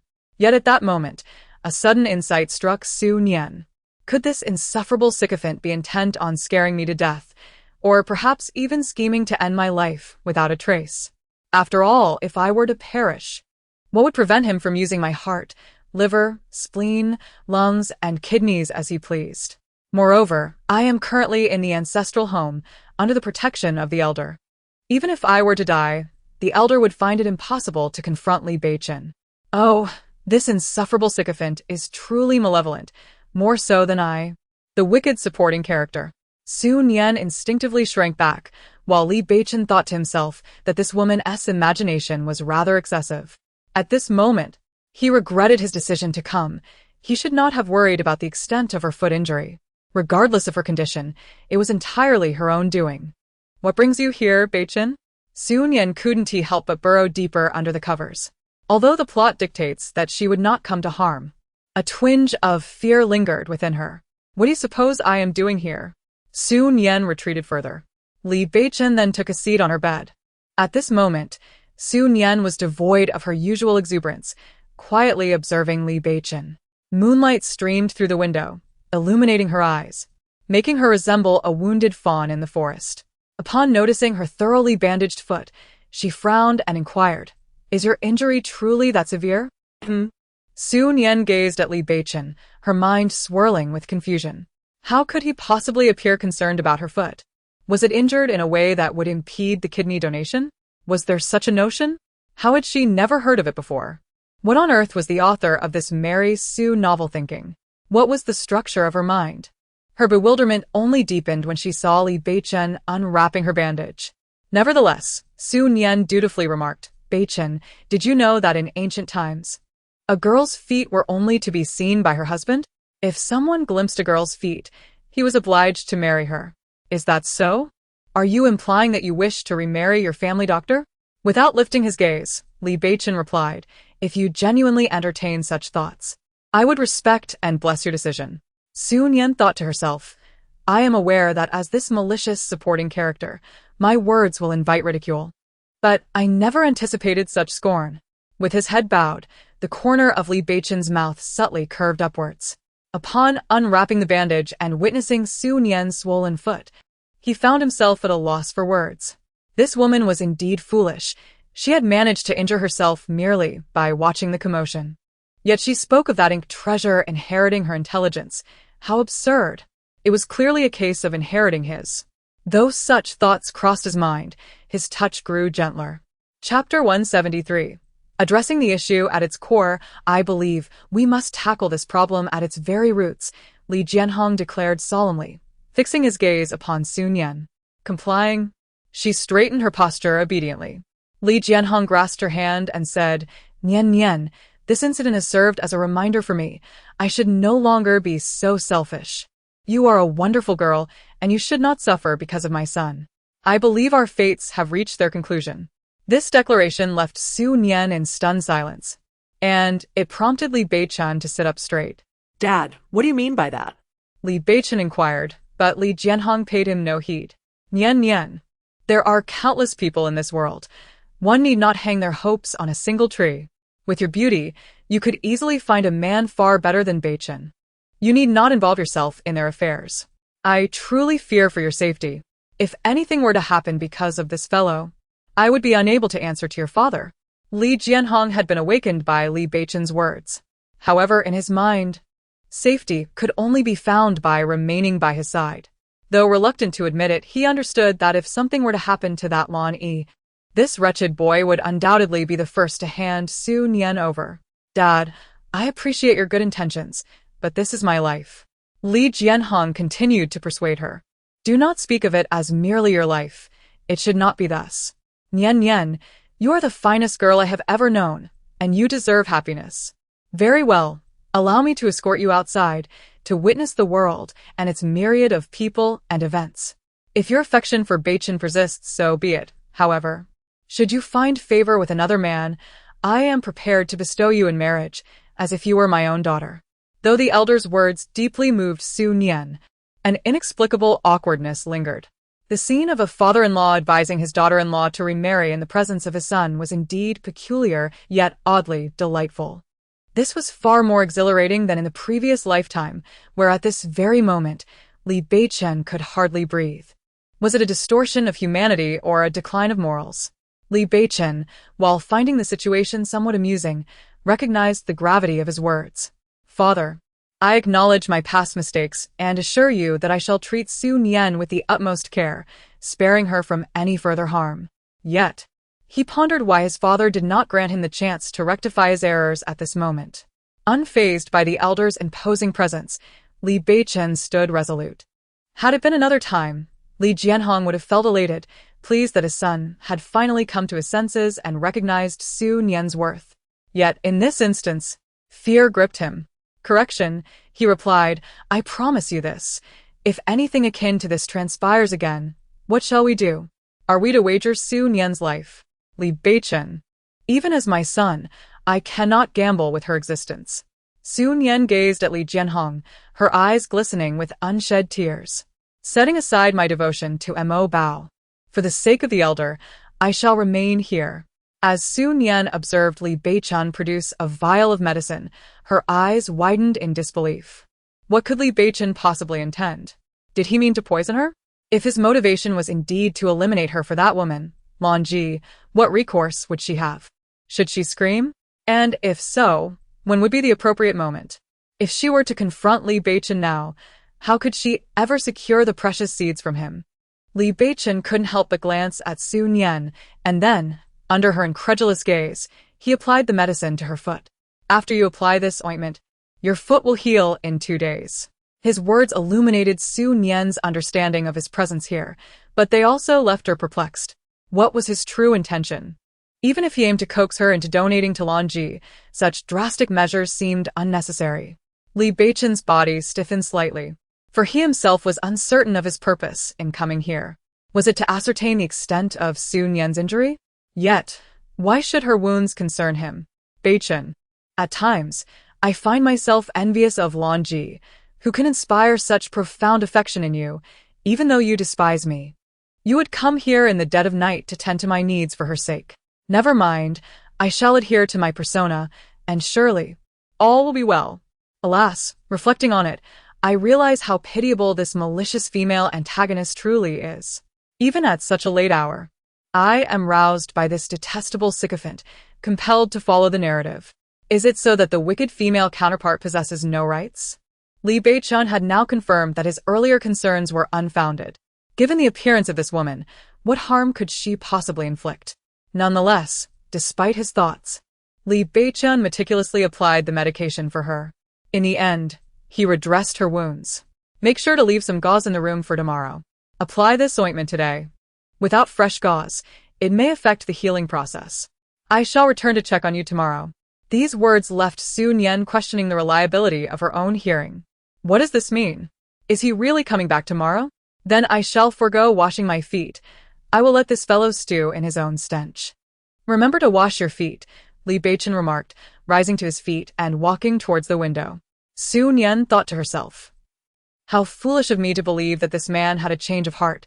Such a notion was but a fleeting thought. Thank goodness it was only a fleeting one. Or I would appear utterly foolish. At that moment, a thought struck Su Nian. How had he arrived here? As this question surfaced in her mind, she observed Li Beichen reaching the window, and at that moment, his posture suggested he was preparing to climb out. Could it be that he sneaked in through the window? Then, Su Nian watched in astonishment as Li Beichen deftly leaped outside. This prompted her instinctively to throw off the covers and get out of bed. Yet, before she could make a move, Li Beichen's voice resonated once more. Don't move about. Do you not wish to recover swiftly? Do you desire to endure this pain longer? His words halted her in her tracks. After casting a glance at Su Nian, Li Beichen leaped down. Such an action truly left Su Nian dumbfounded. Li Beichen unexpectedly climbed through the window to tend to her wounds. The scene was truly surreal. Su Nian raised her hand to her forehead. If she were to indulge in a bit of self-love and were unaware of Li Beichen's true nature, she might genuinely believe that he had feelings for her. This thought brought a smile to her face. Chapter 174. What attitude do you want from me in truth? Li Beichen genuinely believed that it was better for Su Nian to stay with the old master. Just like at this moment, Lu Jing barged in and had been chattering incessantly. Li Beichen calculated silently. He had been in there for nearly half an hour. And this fellow showed no signs of stopping. Were it not for Lu Jing's slight usefulness, he would have truly wanted to throw him out. Li Beichen's apparent indifference only served to irritate Lu Jing further. Li Beichen, what is this attitude?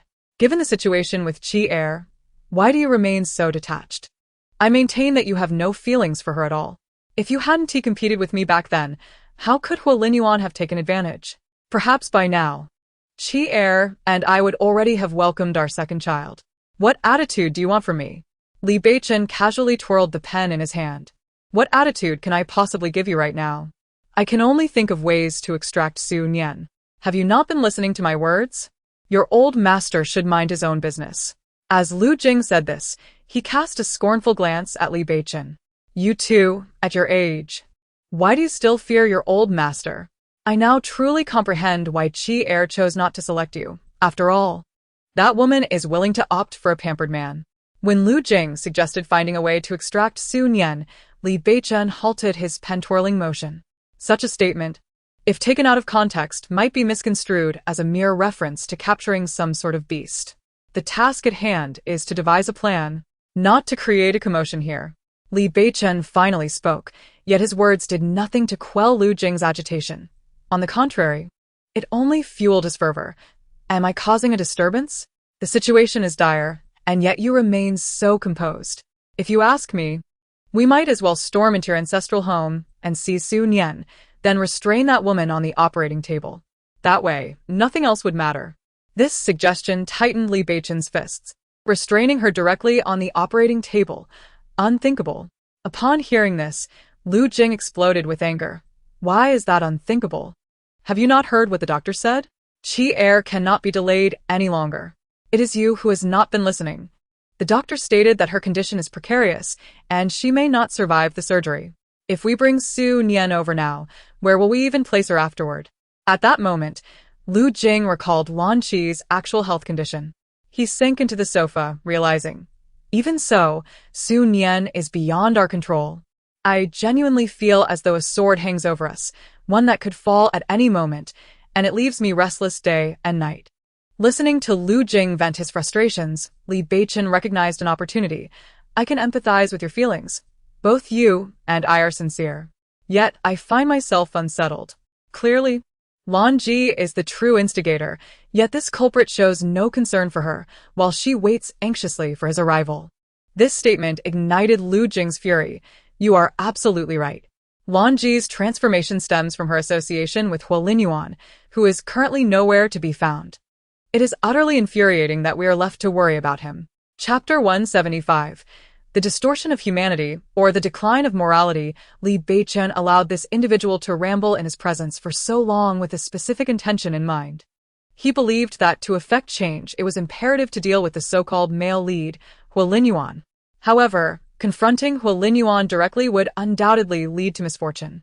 Thus he sought to utilize Lu Jing, who was even more sycophantic than he had anticipated. His calm demeanor was a strategic choice to help Lan Ji perceive the true nature of that man, allowing him to wait for the perfect moment to act. This way, he could strike decisively, shattering Lan Ji's illusions about him. Once she relinquished her feelings for that man, Li Beichen was convinced that everything would improve. Heaven knows how repulsive Li Beichen felt when uttering Lan Ji's name. Yet, from Lu Jing's expression, he discerned that his revulsion was justified, especially so. Lu Jing gazed at Li Beichen, pondering why this version of him seemed so quiet, almost transformed, as if he no longer cared for Lan Ji. It became clear that his scheming ran deep. Regrettably, Li Beichen could not restrain his tongue and revealed his intentions. Li Beichen, given the current situation with Jier, are you not concerned for her well-being? You have truly gone too far. You are utterly unworthy of her. After Lu Jing expressed his indignation, he stormed out. Once Lu Jing had departed, Li Beichen felt a sense of tranquility wash over him, which inevitably led his thoughts to that woman prone to overthinking. Compared to Lu Jing, she seemed far less bothersome. As time passed, Li Beichen frequently checked the clock and gazed out the floor-to-ceiling windows. When evening arrived, he found himself once again at the old residence. This time, Su Nian was awake, obediently seated on the bed. Does it still hurt today? He inquired. Su Nian shook her head, realizing that his casual remarks were not mere words. He had indeed come. Have you washed your feet? Li Beichen asked as he settled beside her on the bed, his inquiries seemingly natural. Su Nian felt a swarm of crows fly overhead. Goodness! What has this man consumed to have such a foul mouth? He took out the medicine and, much like yesterday, began to unwrap the bandage. Was it truly unreasonable? What choice did Su Nian have but to smile and reply, Beichen, what are you saying? Of course, I have washed them. Is this a reflection of a moral deficit or a decline in humanity that I must even confirm whether I have washed my feet? Is that so? Li Beichen continued to provoke. What does this sycophant mean? Should I swear to the heavens that I have indeed washed my feet? No. Perhaps he would genuinely demand such a thing. This fellow would have been better off not coming here. Having already twisted her ankle, I felt distressed. And this insufferable sycophant only exacerbated my discomfort. Su Nian was reluctant to engage in a debate about whether to wash her feet with this individual, fearing that her anger might lead her to lose her composure. To further irritate him, she deliberately made her feet unpleasant. Beichen, have you thought of me these past few days while I was away? Su Nian swiftly shifted the topic. Upon hearing her words, Li Beichen turned his gaze toward the woman. He understood that Su Nian said this merely to avoid his teasing. Yet, at that moment, he found himself unable to look away. Observing her feigned injured expression, he remarked, No, it should be. Are you accustomed to it? I know I am inviting humiliation upon myself, yet I still wish to inquire.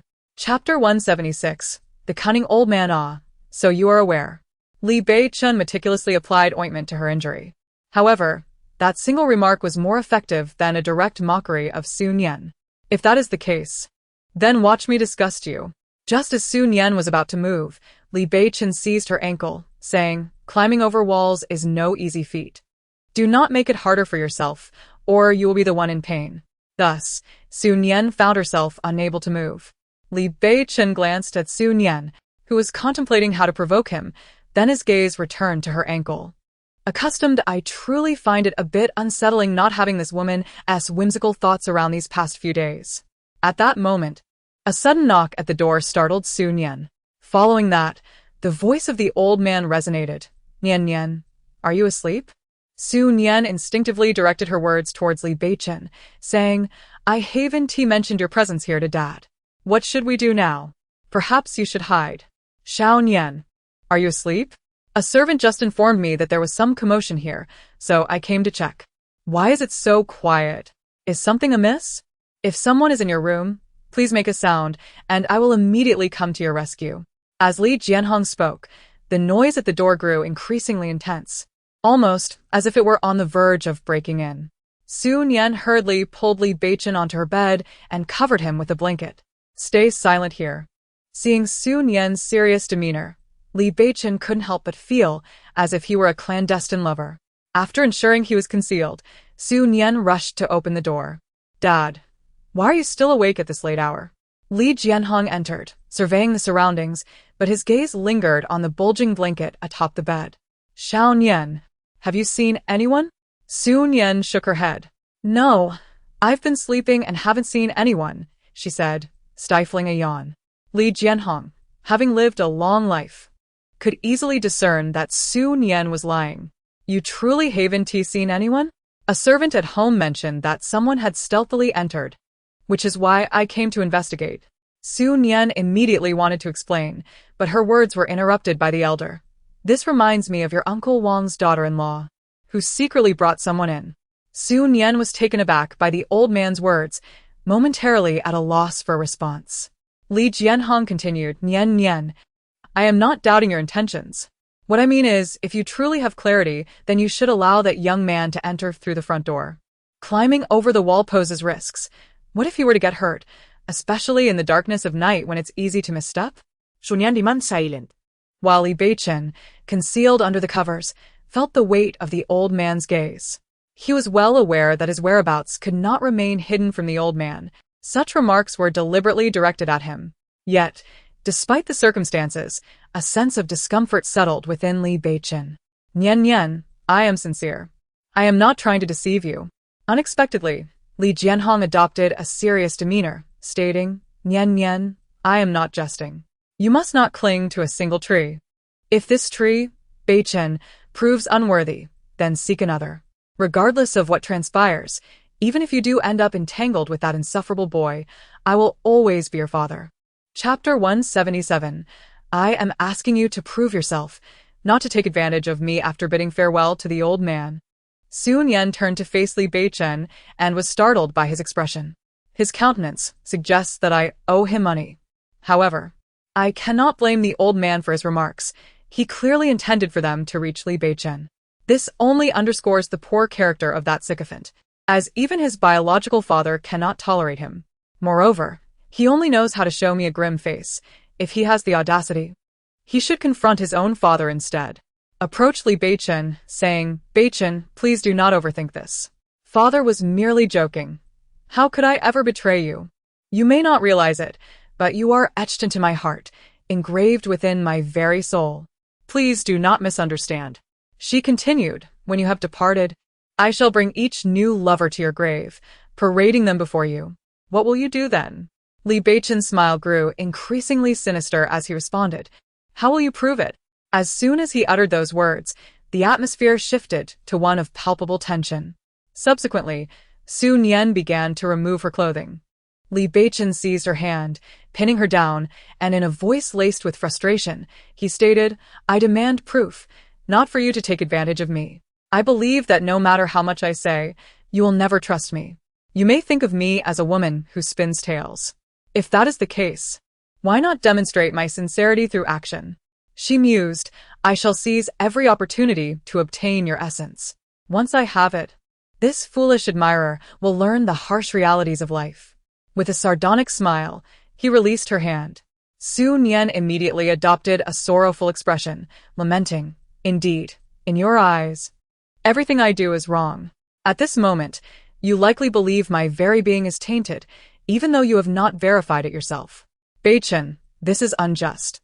Why are you perpetually so unfair to me? Are you trying to provoke me? Then you cling to me. Do you think I am unaware of your intentions? Su Nian. Su Nian gazed at this man. How could he act this way? Why does it feel as though I am coercing a virtuous woman? What kind of nonsense is this? It truly infuriates me. Beichen, I have no inclination for infidelity, as long as you are my wife, even if only by name. You shall never have the opportunity for such betrayal. The elder's attitude increasingly convinces Li Beichen that this woman truly remarried in a past life, and this notion becomes ever more tangible, deepening his sense of despair.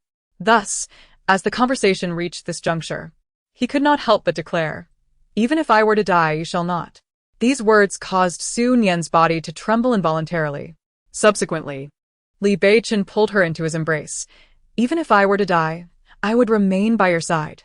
I shall cling to you and ensure you do not betray me, for you willingly chose to become my wife, leaving you no opportunity for regret. Su Nian. What do you mean, even if I were to die, I would remain by your side? What kind of nonsense is this? Has this turned from a romance novel into a paranormal tale? Why was I not informed? This thought made Su Nian shudder at the image of Li Beichen haunting her as a ghost. Yet, witnessing her reaction lightened Li Beichen's mood considerably. Chapter 178, The Elder. Men are inherently foolish beings. The next day, Su Nian noticed workers installing something beneath her window. This reminded Su Nian of yesterday's events. Could it be? Just as the thought crossed her mind, Li Jianhong's exasperated voice echoed, Nian Nian, I've told you before. What you need to do now is to maintain your composure. Why do you not take my words to heart? Do not be deceived by those petty tricks of Beichen. Su Nian. Subsequently, she discerned an expression of exasperation on Li Jianhong's face, as if lamenting her lack of understanding. At that moment, Su Nian felt a profound struggle within her.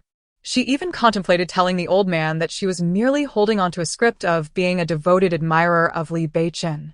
Now, Su Nian genuinely felt the weight of the arduous script she had inherited in this rebirth. Though her heart brimmed with helplessness, she pondered what else she could do. Nevertheless, she cast a glance at the busy workers and couldn't help but inquire, Dad, what if Beichen doesn't come? To her surprise, upon hearing her question, Li Jianhong responded with unwavering certainty, Nian Nian, this is where your misunderstanding lies. You must understand that men are inherently rebellious creatures. The more you forbid them from doing something, the more they yearn to pursue it. It's akin to disliking that Lan Shi, yet Beichen, like a bewitched little rabbit, strives relentlessly to approach that woman. Although Su Nian comprehended the logic behind his words, it felt rather peculiar to hear them from the old man's lips. There was an inexplicable strangeness that she couldn't quite articulate, yet it felt distinctly odd. Just then, the old man's secretary hurriedly arrived. Upon seeing the visitor's countenance, Li Jianhong's mood soured. After all, he had long ceased to concern himself with the affairs of the company. The disquieting expression on his secretary's face could only indicate that the insufferable brat had once again wreaked havoc. What had transpired? today, The Liu family abruptly severed their collaboration with the Hu family, while allegations surfaced regarding the Hu family significantly undercutting prices in their dealings. Intending to leverage this to sue them, the secretary spoke with utmost respect, and this revelation instantly piqued Su Nian's interest. how could this be? Given Li Beichen and Lu Jing's sycophantic tendencies, especially with Lan Si in such peril, should they not be exhausting every effort to rescue her? Why, then, were they targeting Hu Linyuan? It was essential to remember that Hu Linyuan was indeed Lan Si's beloved. Upon hearing Li Jianhong's remarks, the secretary hastily exited. Li Jianhong was acutely aware that this matter bore Li Beichen's fingerprints, and he felt inclined to fan the flames. At that moment, Su Nian interjected, "Father, you could send someone to check on Lan Si's condition. You may consult the butler. Simply issue your commands. Here, those you wish to mobilize will do as you desire," he replied before hastily departing. Su Nian's mind sifted through the narrative of her past life and realized that she could find no semblance of such a plot. It was crucial to note that Lu Jing's character was crafted to do anything for Lan Si. The sudden betrayal of Hua Linyuan by Lu Jing, especially at a time when Lan Si's health was in jeopardy, contradicted the conventions of melodramatic storytelling, wherein the female protagonist requires the male protagonist's care during such crises. It was utterly implausible for Lu Jing's character to create turmoil at this juncture. Chapter 179. The perfect chess piece in the hospital room. Lan Yi frantically dialed the phone, desperately trying to reach Hua Linyuan, Li Beichen, and Lu Jing. Yet, none of these three men answer her calls. As she gazed at the news report on the television, a wave of panic washed over her. Why had Lu Jing suddenly betrayed Linyuan? What if Linyuan suspected her of colluding with Lu Jing and doubted her loyalty? Just then, a nurse entered the room to check on her. Lan Yi seized the nurse's arm. "Where are Beichen and Lu Jing? Can you summon them?" "Miss Lan, your condition is quite fragile. You must not act recklessly," the nurse reassured her upon noticing her distress. However, Lan Yi was in no mood to heed her words. "I must see them. Bring them to me, quickly. I need to see them." The more she insisted, the paler her complexion became. Seeing her in such a state, the nurse could no longer bear it and hurriedly called for a doctor. Soon, the ward was bustling with activity. This chaotic scene was captured entirely on surveillance, witnessed by both Li Beichen and Lu Jing. Watching Lan Yi's anguish, Lu Jing felt a deep unease. Torn between the desire to speak and the calculated plan, he had to let them fight among themselves for his own benefit. Li Beichen, observing Lu Jing's expression, deliberately remarked, "Just endure a little longer, Lan Yi. Once Hua Linyuan is out of the picture, you will belong solely to me. No one can contest that." Indeed, those words rendered Lu Jing, who had been restless moments before, suddenly silent. Moreover, he directly mocked, "Li Beichen, you truly possess a talent for deception. If you genuinely cared for Lan'er, then witnessing her indifference should have stirred something within you. It seems to me that you harbor no feelings for her at all. Do you have any idea of the torment I feel? I feel as though I am being gnawed upon by countless insects. You are not privy to my innermost anguish. No one suffers more than I do." Li Beichen, having been ensnared by this so-called narrative for so long, finally grasped the underlying tone. "However, if I do not act this way, Lan'er will remain oblivious to who truly cares for her. After all, I laid my heart bare before her, and she rejected it." At this moment, Li Beichen was resolute in his belief. After orchestrating Lu Jing's maneuver against Hua Linyuan, he had successfully infiltrated those around him, thus gleaning that Lu Jing exhibited no signs of distress following his confrontation with Hua Linyuan. Perhaps it was due to his lack of awakening, rendering him the perfect pawn, an ideal instrument to dismantle both Hua Linyuan and Lan'er. Indeed, as soon as those words left his lips, a look of disdain crossed Lu Jing's face. "You are truly ruthless. If someone like you can win Lan'er's affection, then she must be the one with the problem. Unlike you, I prioritize her above all else." With those words, Lu Jing stormed out in a fit of anger. Li Beichen redirected his gaze to the surveillance footage. They were both in a frenzy despite not appearing on screen. He had specifically arranged for someone to keep him informed about Hua Linyuan's current situation.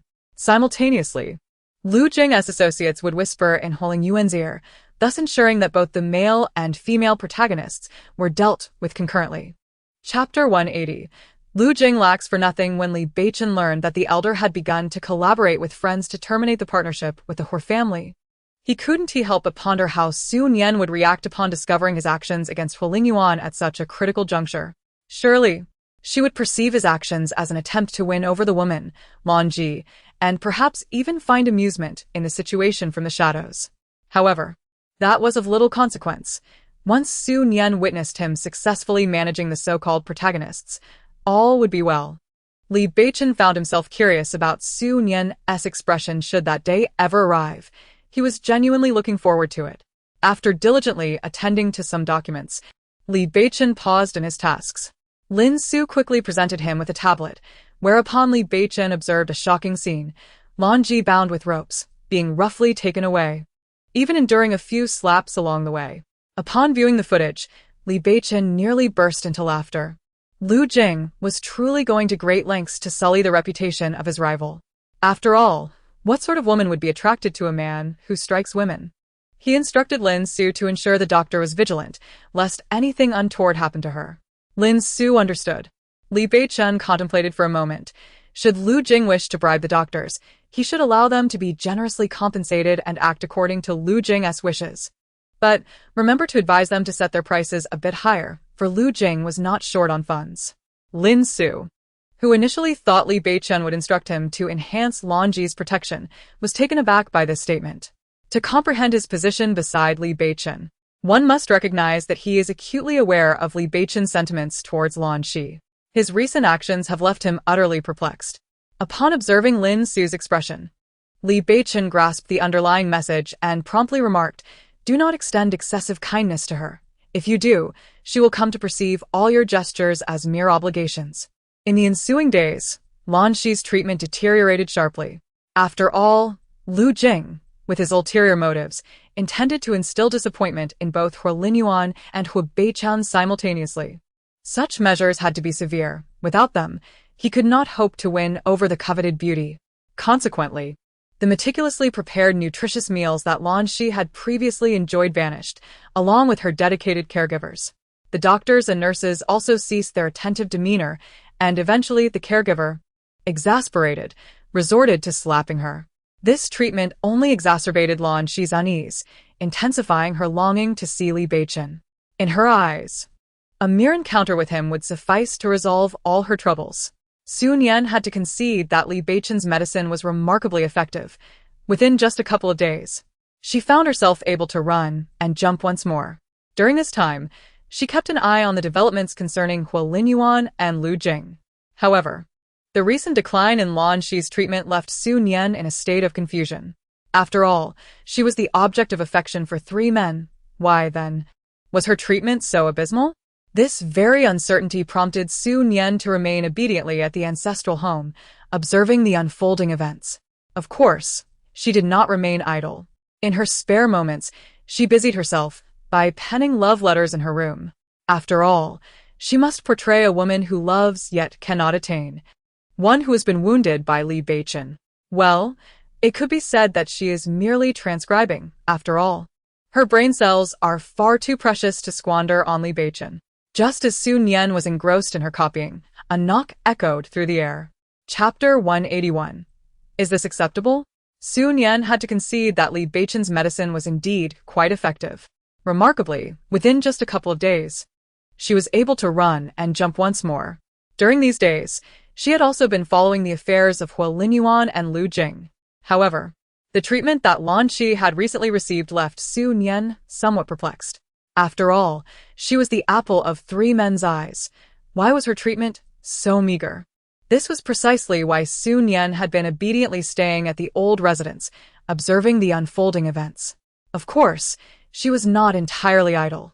In her spare time, she busied herself with writing love letters. After all, she had to convincingly embody a woman who loves yet cannot attain, one who has been wounded by Li Beichen. Well, it could be said that she was merely copying from the internet. Just as Su Nian was immersed in her transcription, a knock resounded once more. She set down her pen and went to answer the door. Upon opening it, she found a servant standing at the threshold.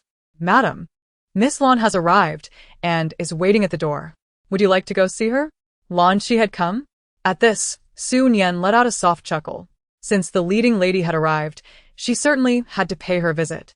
As Su Nian approached the entrance, she almost failed to recognize Lan Ji, who appeared utterly disheveled.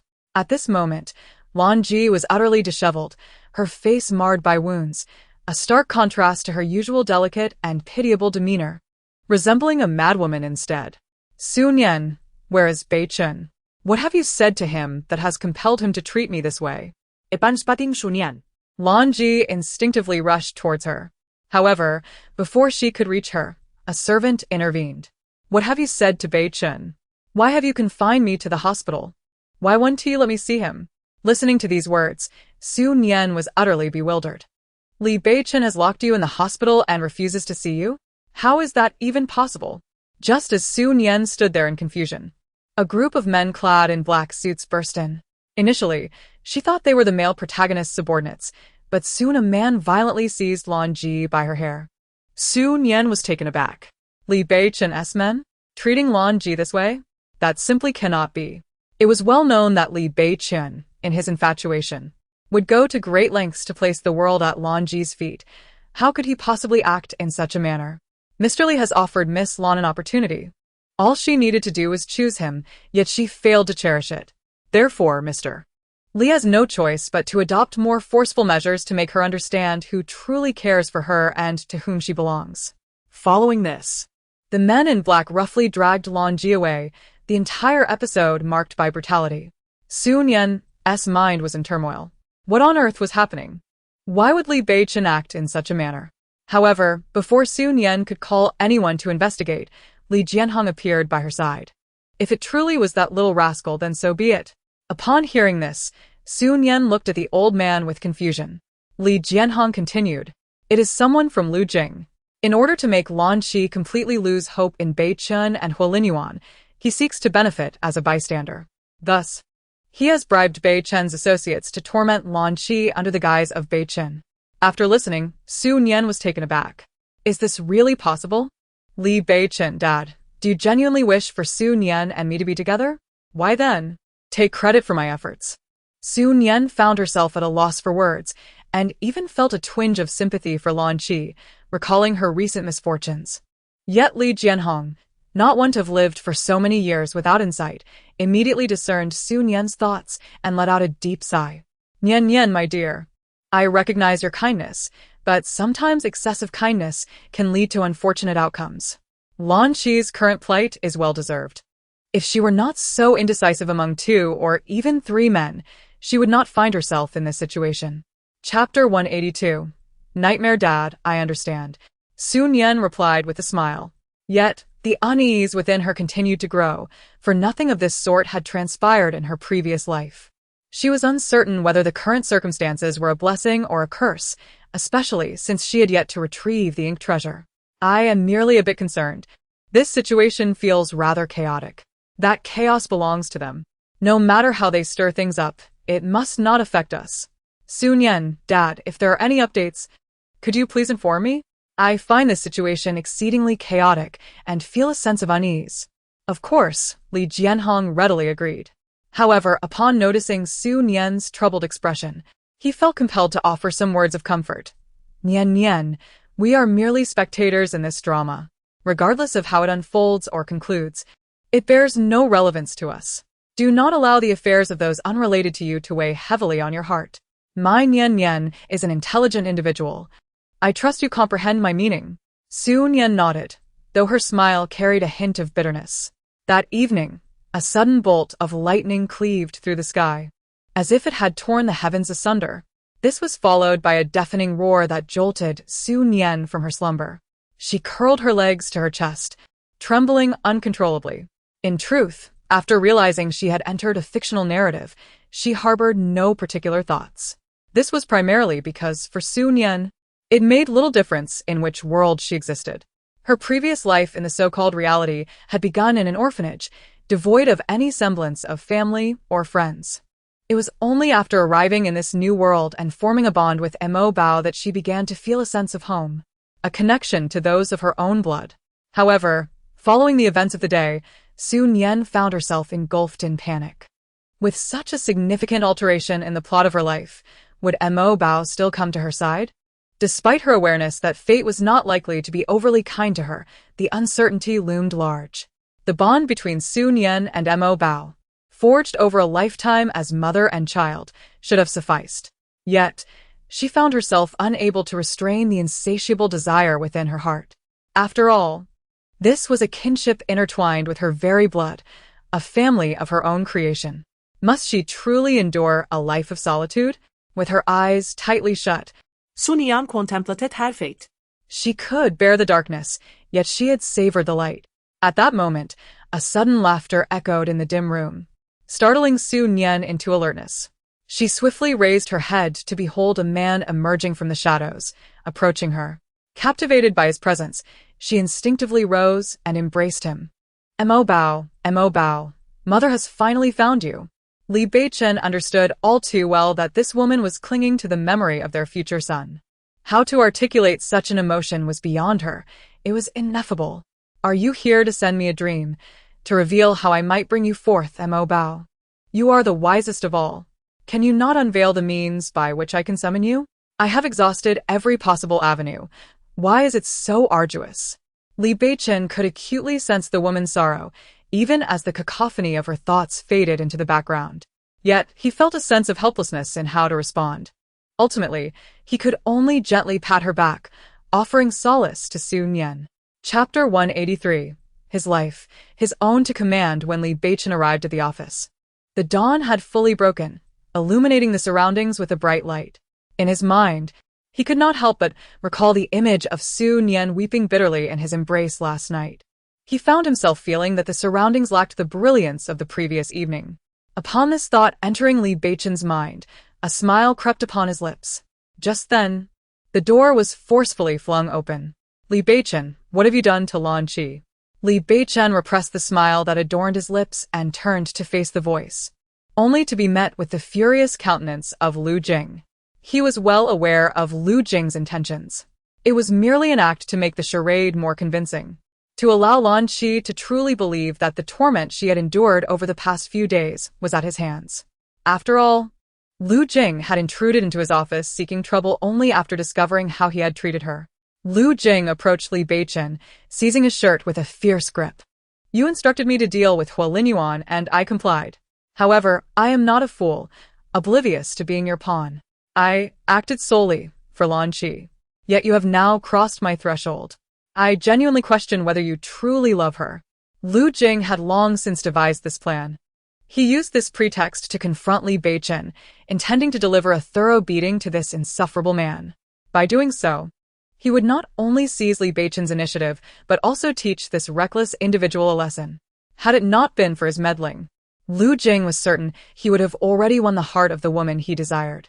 I have never erred in my actions. With that, a tremendous uproar erupted in the office of the president of the Li Corporation. 3 minutes later, Lu Jing lay sprawled on the floor, his face contorted in pain, while Li Beichen remained impeccably composed, his attire unruffled. I am curious. It is not the first or second time that I have struck you. Yet you always seem oblivious to the fact that you cannot defeat me. Li Beichen's voice resonated with a faint hint of perplexity, laced with a full measure of derision. Lu Jing. Nonsense, I am a man. I cannot retreat. Li Beichen, just wait, for there shall come a day when I will surpass you, and I shall leave you searching for your teeth. In that moment, Lu Jing silently vowed to himself that he must strive harder. Li Beichen regarda Lu Jing. And at that moment, he felt a sense of relief, thankful that his so-called persona was not as foolish as Lu Jing's. If he were truly that foolish, he believed there would be no reason for him to exist in this world. Never mind, it would be best to refrain from such futile discussions. Let us focus on the matter at hand. Have you forgotten about Lan Ji's health? In truth, her condition is still tied to Huolin Yuan. If we can resolve the issue with Huolin Yuan, then Lan Ji shall not suffer.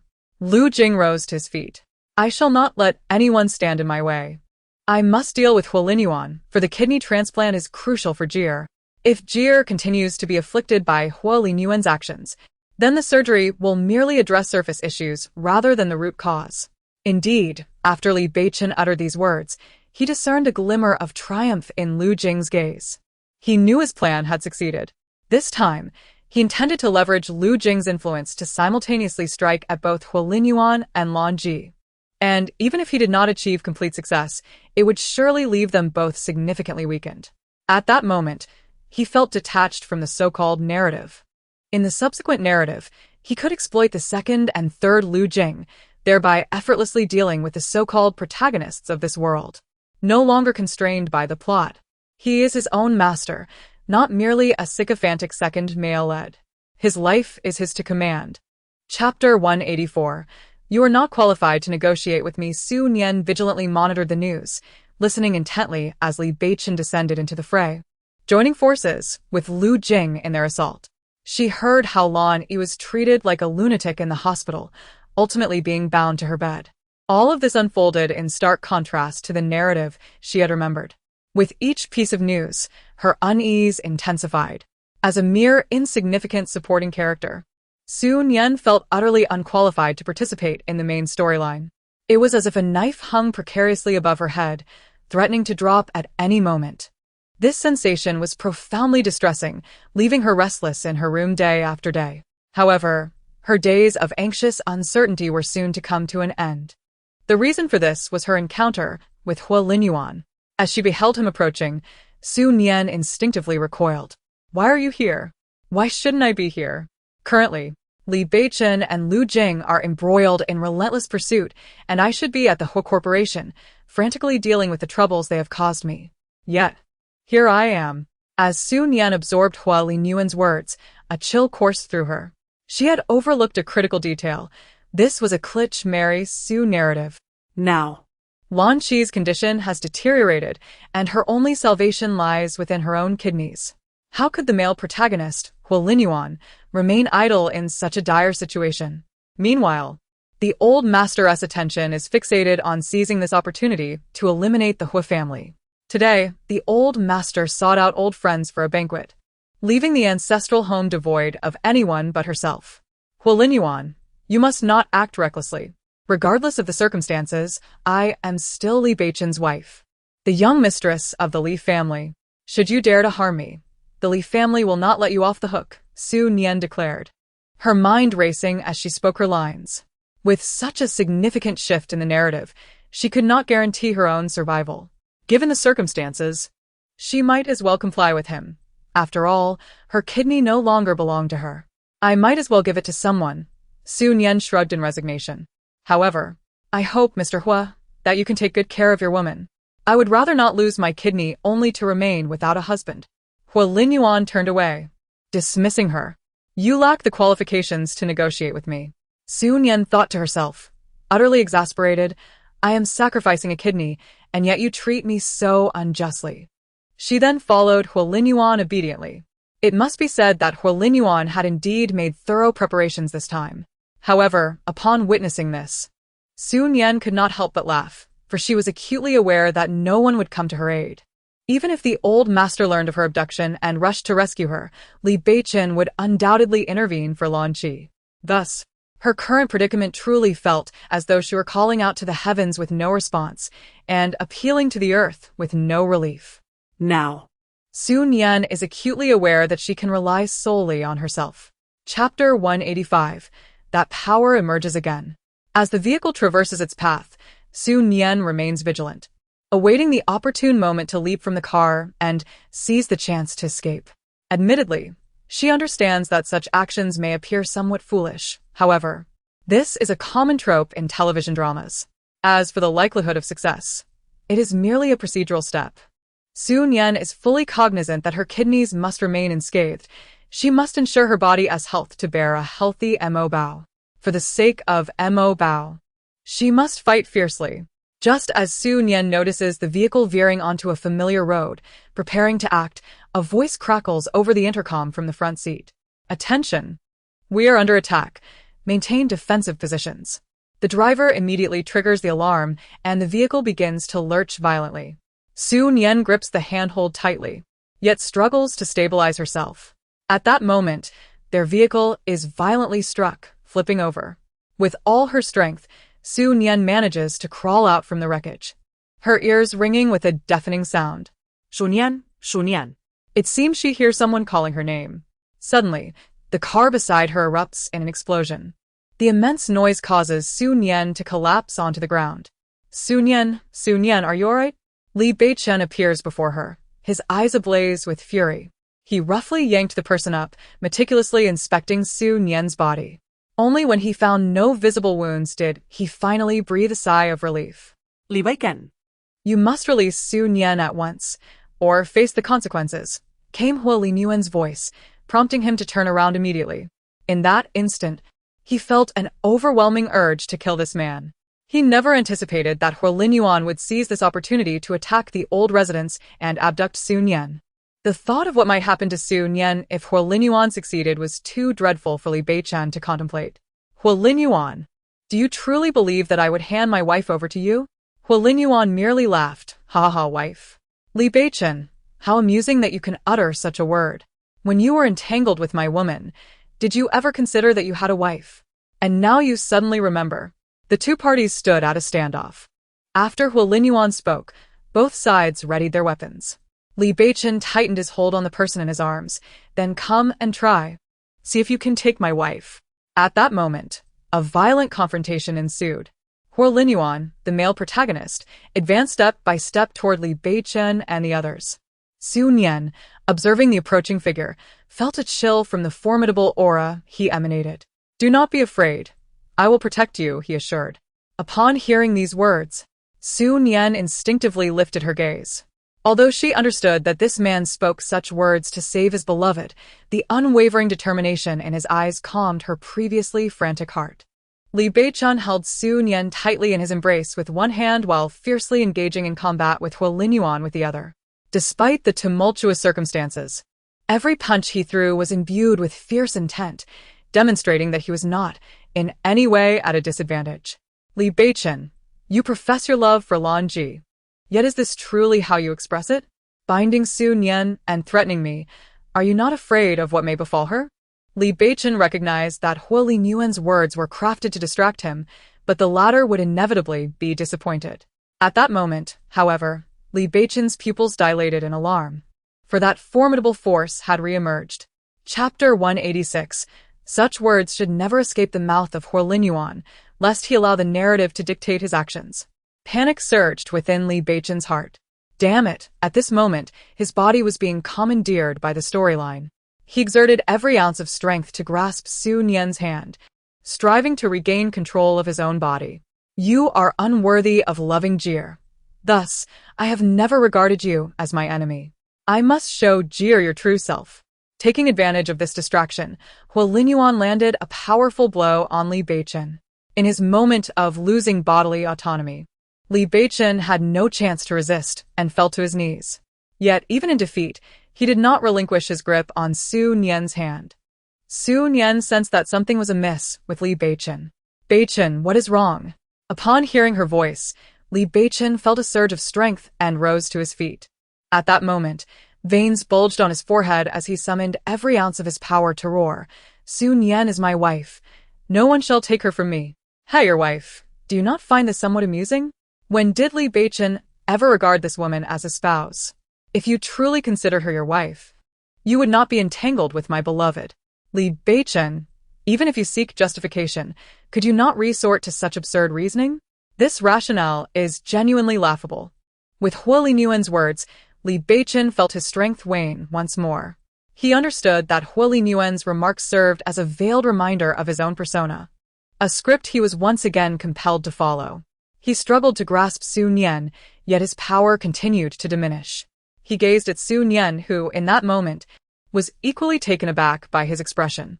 She believed she must be losing her mind to entertain such thoughts, yet, inexplicably, she found herself clasping Li Beichen's hand. Their fingers intertwined, while Lin Yuan's assault showed no sign of abating. He fought valiantly against it. Li Beichen was now on the defensive, seeking an opportunity, a chance to silence Lin Yuan. A decisive blow was necessary. Only then would Lin Yuan cease to utter words that dictated the course of the narrative. At last, Li Beichen discovered his opportunity. However, holding Su Nian's hand diminished the strength of his fist, rendering him incapable of delivering a fatal strike. The only solution lay in releasing her hand. But if he let go, success and failure often hinge upon a single thought. He released her. Then he charged fervently towards Lin Yuan. In that instant, Li Beichen's strength evaporated. Lin Yuan's fist connected squarely with his abdomen. Yet this time, he felt no pain. Why? Be careful. In that instant, Su Nian positioned herself protectively in front of him. No one shall lay a finger on the father of my child. Su Nian resolutely intercepted Lin Yuan's punch meant for Li Beichen. Li Beichen, do you truly wish to witness Lan Qi's demise? I understand your desire to win her heart with this tactic, but given the current circumstances, you should be concerned for Lan Qi's life, which hangs in the balance. Do you wish to obtain her lifeless body instead? Then, Li Beichen saw Huolinyuan see Su Nian and begin to drag her away. No, this cannot be.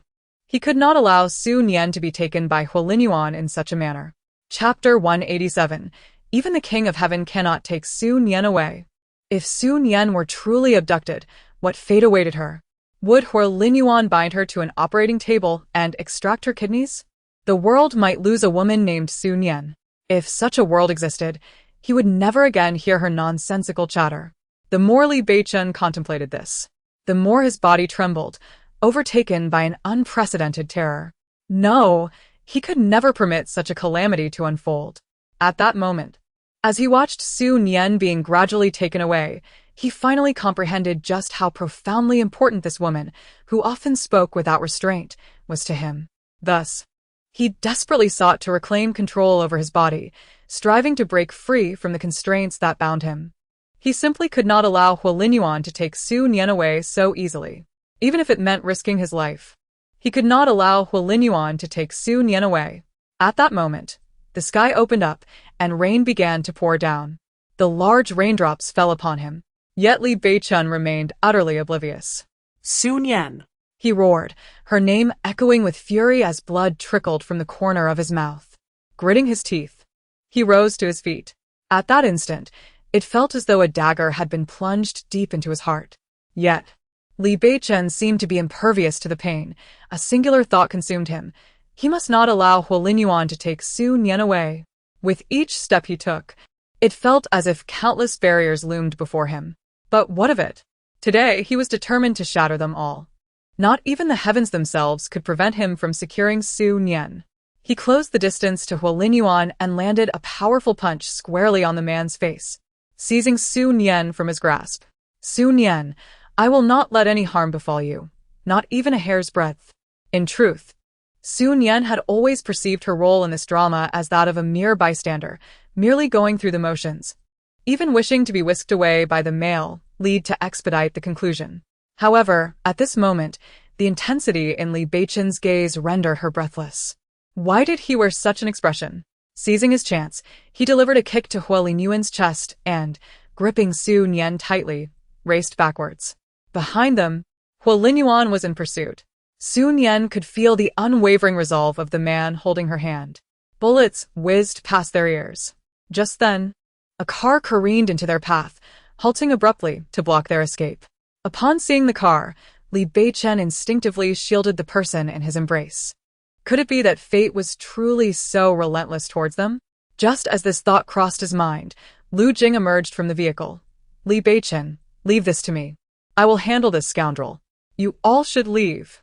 The moment Li Beichen laid eyes on Lu Jing, a flicker of hope reignited within him. At that moment, he wasted no time in shoving Su Nian into the car and taking the driver's seat, accelerating away, without hesitation. As he departed, he caught sight of Lu Jing charging towards the antagonist. Author's note: alas, it is indeed our Lu Xiao who bears the brunt of it all. Chapter 188. Asleep. And all will be well. He laid her gently on the bed. It's all right now. It's all right. I shall not allow such occurrences to happen again. Never again. At that moment, Li Beichen observed Su Nian's vacant expression. He strained to listen, hoping to hear the jumbled musings that usually filled her thoughts. Yet he heard nothing. Just as he was about to call for the doctor urgently, Li Jianhong hurried in. He immediately confronted Li Beichen, shouting, "What on earth do you intend to do, Li Beichen? How could you possibly use Su Nian as bait? How could you be so heartless?" As he spoke, he attempted to pull her up, but this time, he could not budge her. Just then the family doctor arrived. Upon witnessing the scene before him, he trembled slightly. Just as he contemplated that perhaps his arrival was ill-timed and was about to make his exit, Li Jianhong bellowed, "What do you intend to do? You actually came here?" So hastened to show Nian Nian, delaying her condition is unacceptable. You will pay for this. The family doctor swiftly arrived. Although Li Jianhong was visibly furious, he recognized that this was not the moment for an outburst and released Li Beichen. During the examination, Li Beichen's mind was plagued by the haunting image of the explosion that had just transpired near Su Nian. At that moment, he was consumed by fear. What if something happened to Su Nian?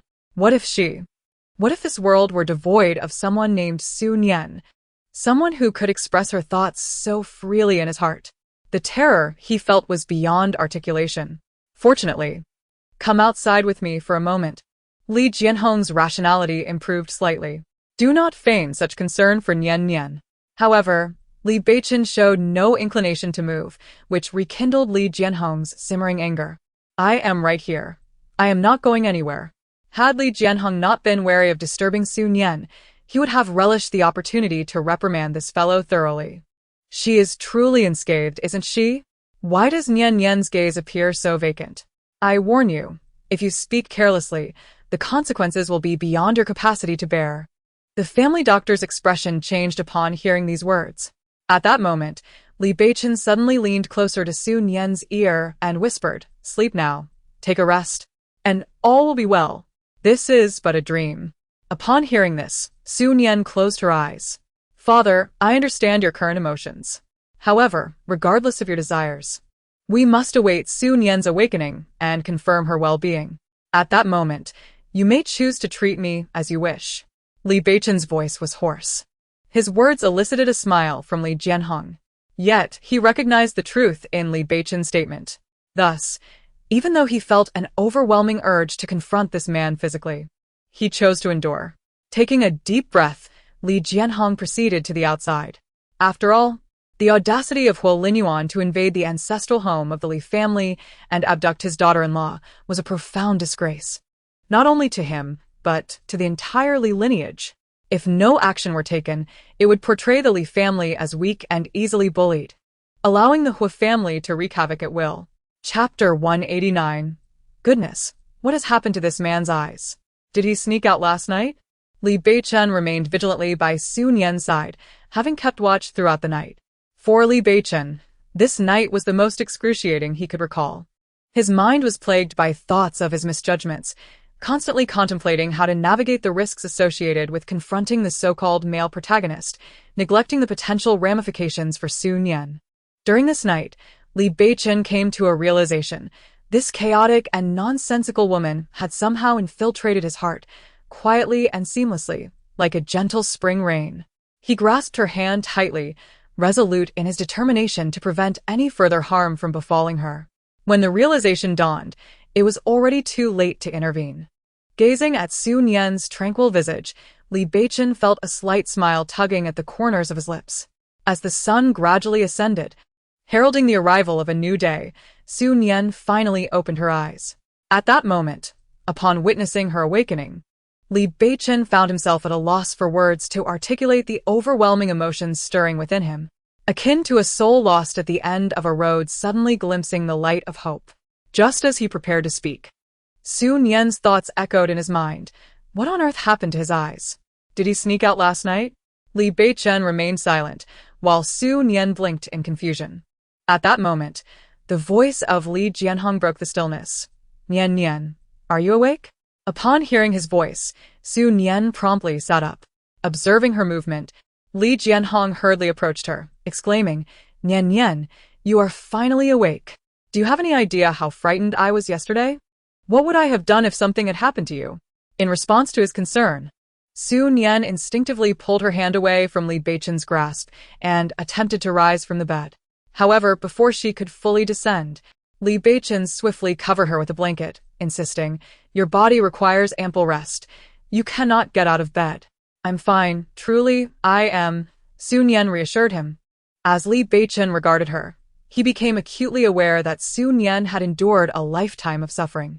After all, he had traversed an arduous path to confront the so-called male lead, only to arrive at this outcome, revealing the profound hardships Su Nian had faced in her previous life.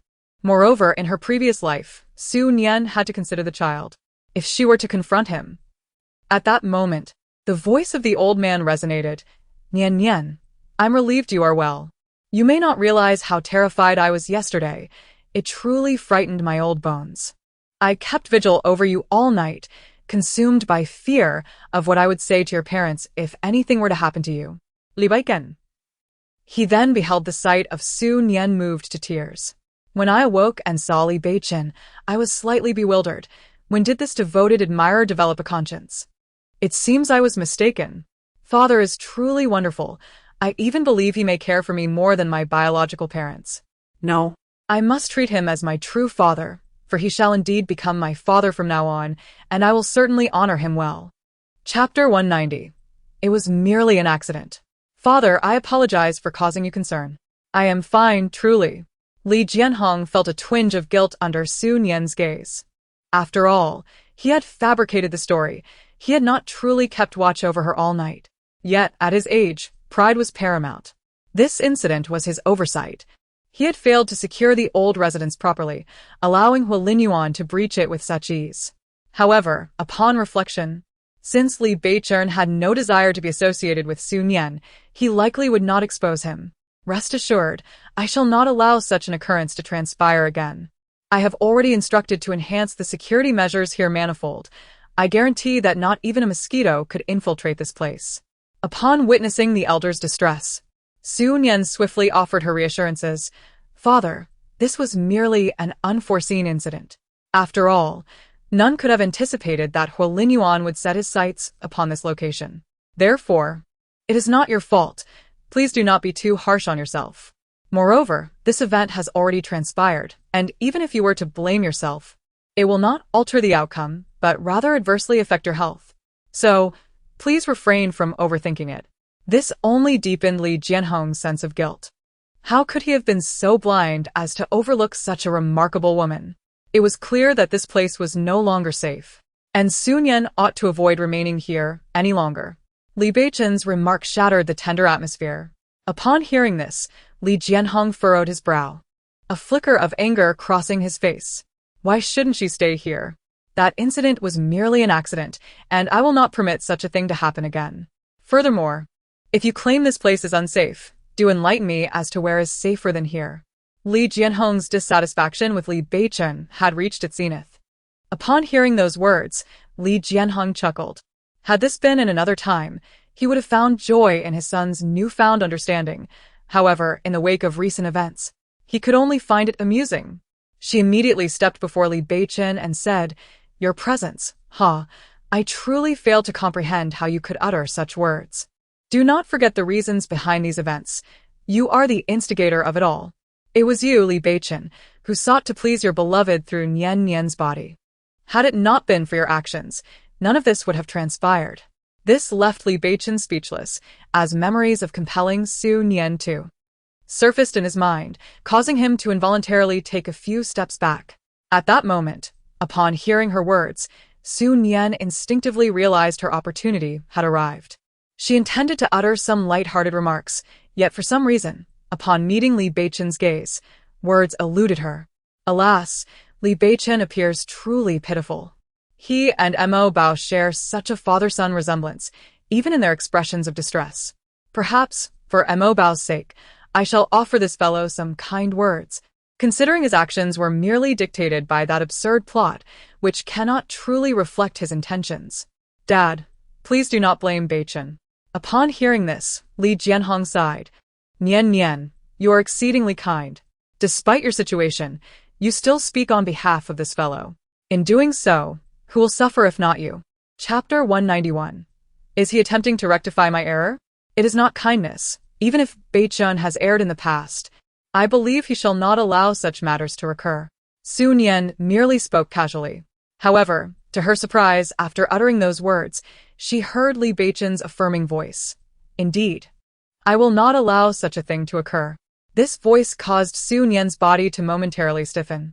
Subsequently, she turned to face Li Beichen, where she observed the resolute expression etched upon his face. For reasons unknown, as she gazed at his unwavering demeanor, she found herself devoid of any doubt. Yet, Li Jianhong interjected. Is it enough for you to simply say that? Beichen, regardless of your thoughts, my bottom line is that Nian must not suffer in the slightest. Therefore, after what has transpired, if you still wish to take Nian from me, I must tell you, dream on. Li Beichen, however, said nothing further and directly lifted Su Nian into his arms. What are you doing, Li Beichen? You insolent boy, What do you intend to do? I warn you. If you act recklessly, do not blame me for being impolite. Li Jianhong's face was a mask of fury. Li Beichen then wrapped Su Nian in a nearby suit jacket. Father, can you guarantee that Su Nian will always remain by your side? This question rendered Li Jianhong speechless. In truth, the safest place was beside one another.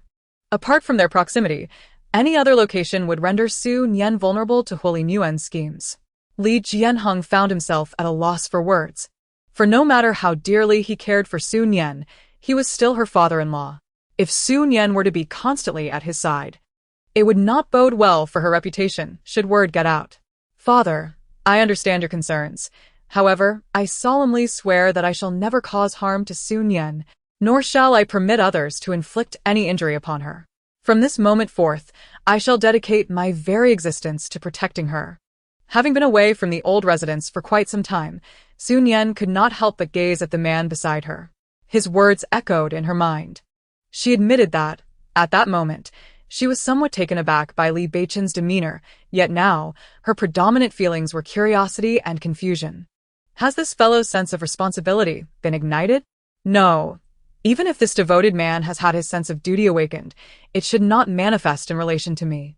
Could it be that he has drawn me close solely to facilitate threats against Hu Yuan and Lan Yi? Furthermore, if Lan Yi encounters any health issues, he could swiftly utilize me. Do you also presume that my intentions are to ensure that, in the event of Lan Yi's misfortune, I could promptly summon you for surgery? Upon hearing Li Beichen articulate his innermost thoughts, she widened her eyes in disbelief and immediately waved her hands, saying, Beichen, how could I possibly think that? If I am willing to be with you, it is because I trust you. Listening to her chaotic musings, Li Beichen reached out and drew her into his embrace. I know you may not trust me at this moment, but I shall demonstrate to you that I am no longer the same person. In the past, I indeed made some mistakes. Yet I will rectify each and every one of them moving forward. His words left Su Nian in a state of perplexity, observing the expression of uncertainty on her face. Li Beichen smiled. He was aware that speaking these words now would surely not convince Su Nian. However, it mattered little, for they had ample time ahead.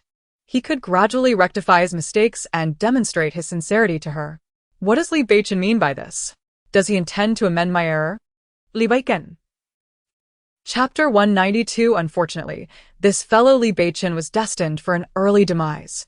Upon arriving at their destination, Li Beichen promptly lifted Su Nian from the car. Throughout the entire process, he ensured that her feet never touched the ground. He began to orchestrate security measures, intensifying the manpower, seemingly determined to transform the place into an impenetrable fortress. Even so, Li Beichen remained slightly dissatisfied and summoned Zhou Su. Go arrange for a few high-security vehicles for our convenience. Upon hearing this, Zhou Su immediately departed to fulfill the task, after which he attended to some additional matters. Once finished, Li Beichen settled onto the sofa, contemplating his next course of action. Having resolved to win Su Nian's heart, he recognized the necessity of altering her perception of him, compelling her to regard him as her husband. The thought elicited a faint chuckle from Li Beichen, as he recalled Su Nian's demeanor towards him. It appeared that this transformation would indeed prove challenging. In this moment of reflection, he could not help but press his fingers to his brow. Meanwhile, in the bedroom, Su Nian was similarly engrossed in contemplation. Clutching the blanket, she felt a sense of inadequacy wash over her, realizing that she was somewhat moved by Li Beichen's words. With a heavy sigh, Su Nian could not suppress her emotions. Clutching the quilt and murmuring to herself, she lamented, what a pity that this fellow, Li Beichen, is destined for an early demise. Yet his exterior is indeed striking. Contemplating the possibility of altering Li Beichen's life trajectory, Su Nian tightened her grip on the quilt. Must she truly forsake Mo Bao, relinquishing her only connection by blood, for the sake of a mere infatuation? It hardly seems worthwhile. As this thought crossed her mind, a soft chuckle escaped her lips. Even if I were to save Li Beichen and transform his life, he would never become me. After all, his persona is that of a sycophant. Ah, Su Nian, what are you truly pondering? What is there to be so entangled about? A sense of amusement washed over her. She mused that should she dare to risk altering Li Beichen's fate, Even if she were to bear his child, his nature would undoubtedly prevent him from letting her go. Even if the old master were to protect her, given Li Beichen's disposition, it was plausible he might indeed bind her to the operating table. As this notion took hold, her wavering heart gradually settled. She closed her eyes, curling into a ball. Yet at that moment, the sound of a door creaking open interrupted her solitude. Before she could fully comprehend the situation, she felt a sudden weight behind her. "Are you frightened?" These simple words caused Su Nian's body to stiffen slightly. She then distinctly sensed the man carefully enveloping her in his embrace. However, she remained silent, eyes shut, as only the sound of their breathing lingered in the darkness. Just when Li Beichen thought Su Nian had fallen asleep, her voice resonated once more. "Why hasn't this fellow left yet? My feet are cramping." At this point, what more does he want? Li Beichen remained silent. What else could he do but release Su Nian? She perked up her ears, listening intently for any sound from him. Upon confirming his silence, she let out a sigh of relief. After all, she had been desperate to use the restroom for quite some time. Being a malicious supporting character is no easy task. Even the simplest needs cannot be addressed freely. However, as Su Nian sat up, she was taken aback to find Li Beichen sitting right beside her. Their eyes met, and before he could utter a word, she hastily dashed towards the bathroom. "Oh no, I forgot that the cake I bought last time must have expired. My stomach." Su Nian exclaimed. "I want someone," she declared. "I want a heart," Li Beichen replied. This exchange may seem somewhat abrupt in terms of emotions, but fear not. I shall provide an explanation later. I will craft it meticulously, not merely with whimsy, but with utmost care to ensure perfection. I extend my heartfelt gratitude to all the esteemed readers for your subscriptions. Your support signifies your affection for my work, and I promise to strive for more updates. Chapter 193. The Old Man. Nian Nian, one need not necessarily hang oneself on a single tree. I believe we must address this issue from its roots. Li Jianhong gazed at Su Nian with a solemn expression, while she obediently sat up straight. Li Jianhong grasped her hand firmly, saying, "Nian Nian, this incident has served as a wake-up call for me. I can no longer afford to be so selfish. You are a wonderful girl, and you should not be tarnished by my son's actions. Thus, I believe our fates have reached a natural conclusion." These words left Su Nian in a state of shock, while they prompted Li Beichen to sit up straight. "Dad, what do you mean by that?" he inquired. But Li Jianhong chose to disregard his son's question. "Nian Nian, there are countless individuals in this world. It is unnecessary to hang one's hopes on a single tree. With your beauty, you could easily find a man far superior to Beichen. You need not involve yourself in their affairs. Truly, I am frightened that you may encounter danger. If anything were to transpire because of this fellow, I would be unable to face your father." Li Jianhong was roused by Li Beichen's words. Yet, in his mind, the only safe haven for her was by his side. Although he was reluctant to admit it, he understood that if that Lan Qi were to cause any trouble, this insufferable brat would undoubtedly be the first to abandon Su Nian. "Dad, I appreciate your good intentions, but this is my life," Li Beichen replied. Li Jianhong continued to persuade her. "Do not speak of it as merely your life. It should not be so. Nian Nian, you are the finest girl I have ever known, and you deserve to find happiness. Let me escort you away, to venture into the world beyond, where you may encounter different people and experiences. If your affection for Beichen remains steadfast, then so be it. However, should you find favor with another man, I would consider bestowing you, as if a daughter, into matrimony." While the old gentleman's words profoundly moved Su Nian, she could not shake off an unsettling feeling. The sight of a father-in-law advising his son's wife to remarry was, indeed, a curious tableau. This was far more exhilarating than in her past life, where Li Beichen was barely able to breathe at such a juncture. Was it a distortion of human nature or a degradation of morality? Li Beichen found a semblance of humor in the situation, yet he understood the gravity of his words. "Father, I acknowledge my previous missteps. I assure you that I shall treat Su Nian with the utmost care, ensuring she suffers no further harm. If that is the case, why not allow me the opportunity to rectify my errors?" Li Beichen stood unflinching before his father's formidable presence. Under different circumstances, Li Jianhong would have been elated, pleased that his son had finally grasped the essence of Su Nian's value. Yet, in this moment, he was genuinely afraid. Rectification, he replied. I promise you now. But what if a similar situation arises? Would that not put Su Nian's life at stake? Li Beichen, even as my son, I cannot gamble with her life. Su Nian gazed at Li Jianhong, her eyes glistening with unshed tears. Let us set aside the matter of Mo Bao, even for the old gentleman's sake. I shall remain here. Chapter 194. The terrifying nature of habit. At this moment, Li Beichen felt an overwhelming sense of helplessness. He was acutely aware of the reason behind the old man's demeanor. The actions he had previously taken against Su Nian, though seemingly bound by the constraints of a predetermined narrative, were indeed the consequences of his own making. The idea of Su Nian distancing herself from him was perhaps a wise choice, yet he found himself reluctant to accept it. Why must his life be shackled by a so-called storyline, dictated to love a designated individual and prescribed when to meet his end? He refused to accept such fate. Under the old man's watchful gaze, Li Beichen knelt and confessed, Father, I was wrong before, truly wrong. I shall not allow such events to unfold again. As he uttered these words, a sharp pain surged through his chest, as if the narrative itself sought to control him. Yet, he was determined not to be governed by that script. His destiny was one he intended to seize for himself. You speak now. But how credible do you believe your words to be? Li Jianhong's anger was palpable. Throughout your life, you have relished in opposing me. I could overlook many things. But why must you contradict me in this matter? Li Beichen, do you seek to drive me to my grave, finding satisfaction in my despair? Listening to his father's words, the veins on Li Beichen's forehead throbbed with tension. He bowed his head to the ground. Father, I do not seek to oppose you. Nearby, Su Nian observed the scene, at a loss for words. She gazed at Li Beichen, hoping to discern a hint of insincerity on his face, seeking any sign of vulnerability. Yet, why did Li Beichen behave this way? What could he possibly desire? At that moment, although his heart ached terribly, upon hearing her words, he felt as though the pain had momentarily dissipated. He lifted his gaze, and their eyes met once more. Upon encountering the depths of his eyes, Su Nian instinctively took a few steps back, bewildered by her own reaction, as an overwhelming urge to escape surged within her.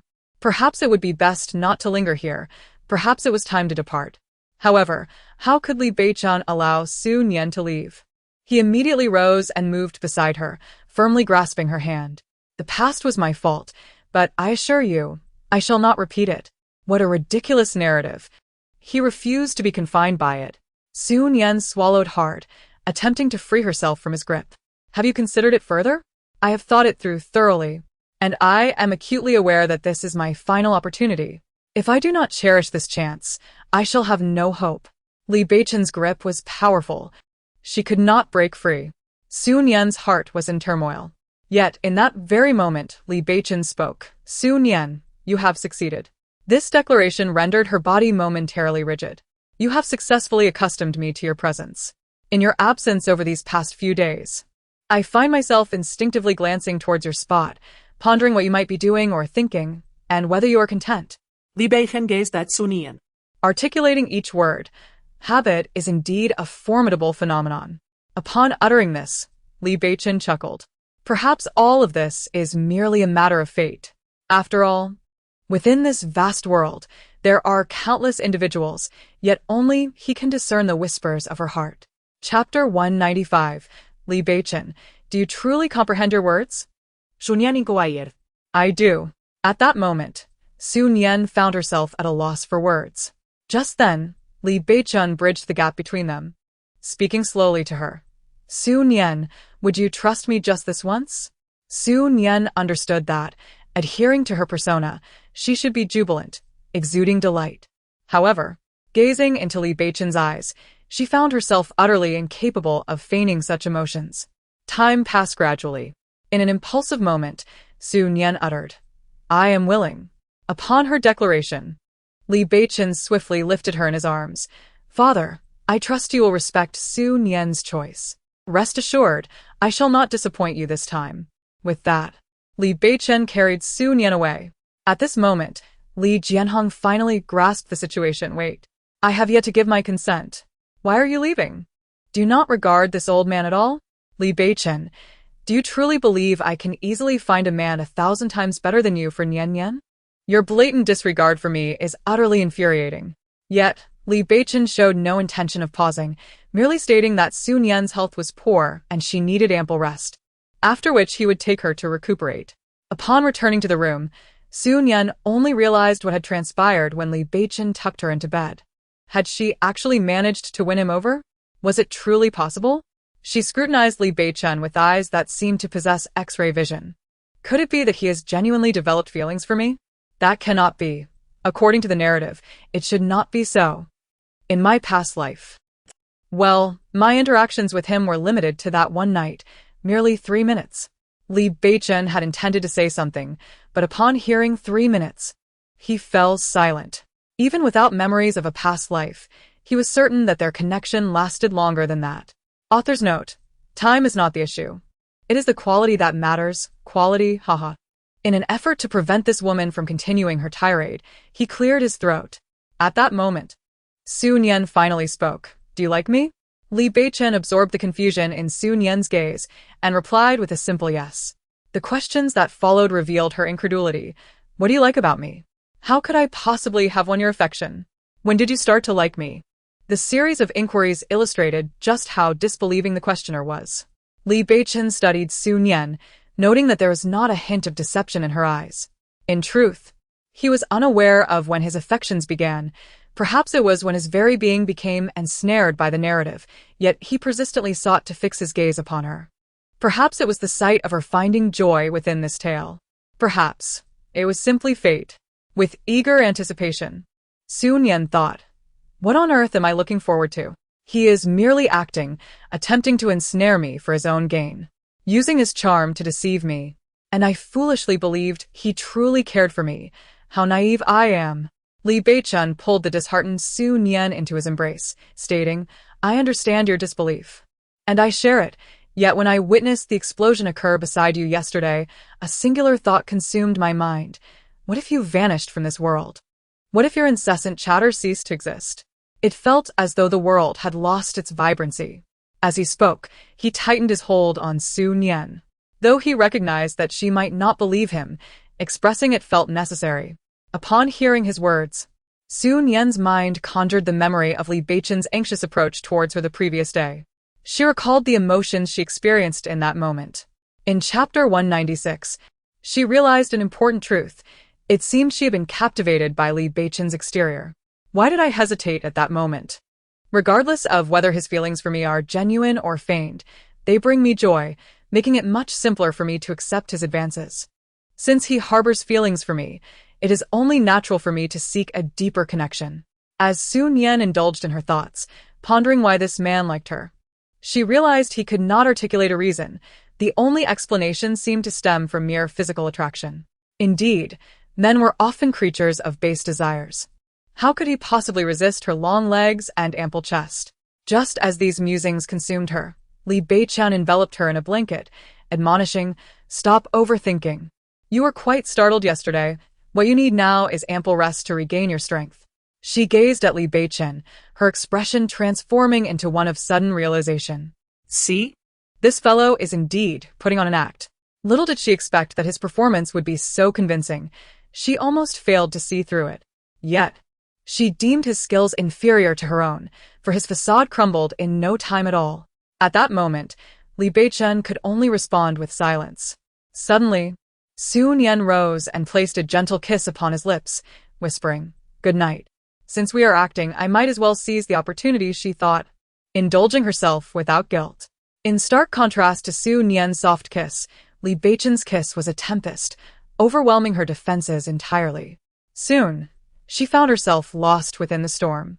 Once it subsided, he leaned close, murmuring in her ear, I have longed to tell you that your previous kisses were misguided. This is what a true kiss should be. As the conversation unfolded, the man let out a deep chuckle, remarking, You have indeed misunderstood many things, yet I find myself inexplicably drawn to you. In a state of bewilderment, Su Nian felt Li Beichen envelop her once more. All right, now you may rest, he said.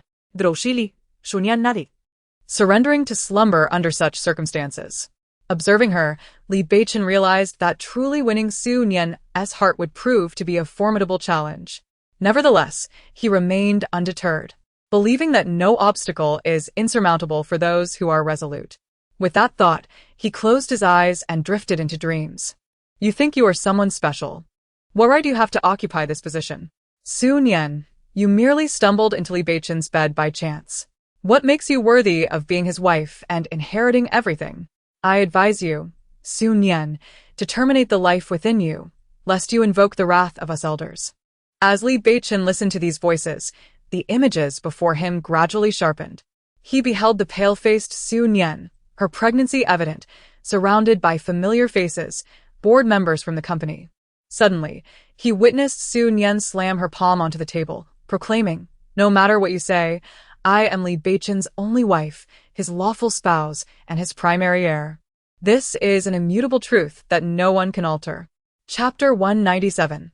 Su Nian, can you guarantee that the child within you is Li Beichen's? Li Beichen irant todroklosar to Su Nian. However, when he approached Su Nian, he unexpectedly grasped at nothing. Su Nian. Don't you find it amusing when you utter such words? Beichen does not love you. He never regarded you as his wife. You now presume yourself to be his heir. Are you not afraid that Beichen might rise from the grave? At that moment, a board member spoke scornfully. Su Nian. However, retorted directly, then let Li Beichen crawl out of the ground. If that happens, I, Su Nian, will certainly return all the rights to Li Beichen. Su Nian. Another board member interjected, can you guarantee that the child in your womb is indeed Li Beichen's? Upon hearing this, laughter erupted among them. Li Beichen watched this scene with a heart torn asunder. He shouted with all his might, declaring that she was his wife, the only one he recognized as his spouse. Yet, despite his immense effort, he could not make them hear him. He looked at the crowd and said, "Unless we conduct an amniocentesis." Precisely, only by performing an amniocentesis can we trust you. Su Nian remained unfazed, asserting, "What of it? All of the old man's and Beichen's assets are now in my possession. I am the major shareholder of the Li Corporation. No matter how you twist your words, this fact cannot be altered." This statement caused Li Beichen to breathe a sigh of relief. Indeed, as long as Su Nian held all the shares, there was nothing to fear. Your implication is to acknowledge that the child within you is an illegitimate offspring. How amusing it is that Beichen and the old man, wise throughout their lives, have fallen into the hands of such a young girl, ultimately allowing an illegitimate child to inherit everything. Tomorrow, I shall visit Beichen's grave and speak earnestly to him. I am quite curious to know what Beichen would feel about this. This thought caused Li Beichen's heart to race anew. Indeed, he then heard Su Nian's resolute voice. "It seems that I must undergo the amniocentesis, for the weight of the term illegitimate child is far too burdensome for my baby to bear." The scene then shifted, revealing Su Nian lying on the operating table. He observed her hand tightly clenched, feeling the tremors coursing through her entire being. "No, it cannot be done, it cannot be done." Li Beichen awoke from his nightmare, clutching his head. How many times had he endured such a dreadful dream? At that moment, a terrifying notion took root in his mind. Is this truly a dream, or has Su Nian genuinely endured such experiences? As this realization dawned upon him, a chill of cold sweat trickled down his back. It is impossible, utterly implausible that Su Nian has faced such tribulations. If she had indeed experienced these horrors, how could she constantly express her desire to bring Mo Bao into the world? Su Nian is no fool, knowing the potential consequences. Would she still choose to bear a child? Moreover, the old man dotes on Su Nian so dearly, and now he is vociferously urging her to divorce him and find a suitable man. How could he allow her to confront such adversity? With these thoughts swirling in his mind, Li Beichen's previously tumultuous heart began to find some semblance of calm. Nevertheless, Li Beichen still felt that the dream was strikingly vivid, almost as if he had experienced it himself. However, upon reflection, Su Nian had mentioned that in his previous life, he had long since passed away. If that were the case, how could he have genuinely experienced such events? Despite this line of reasoning, Li Beichen could not help but lie down and embrace the sleeping Su Nian beside him, seeking solace in her presence.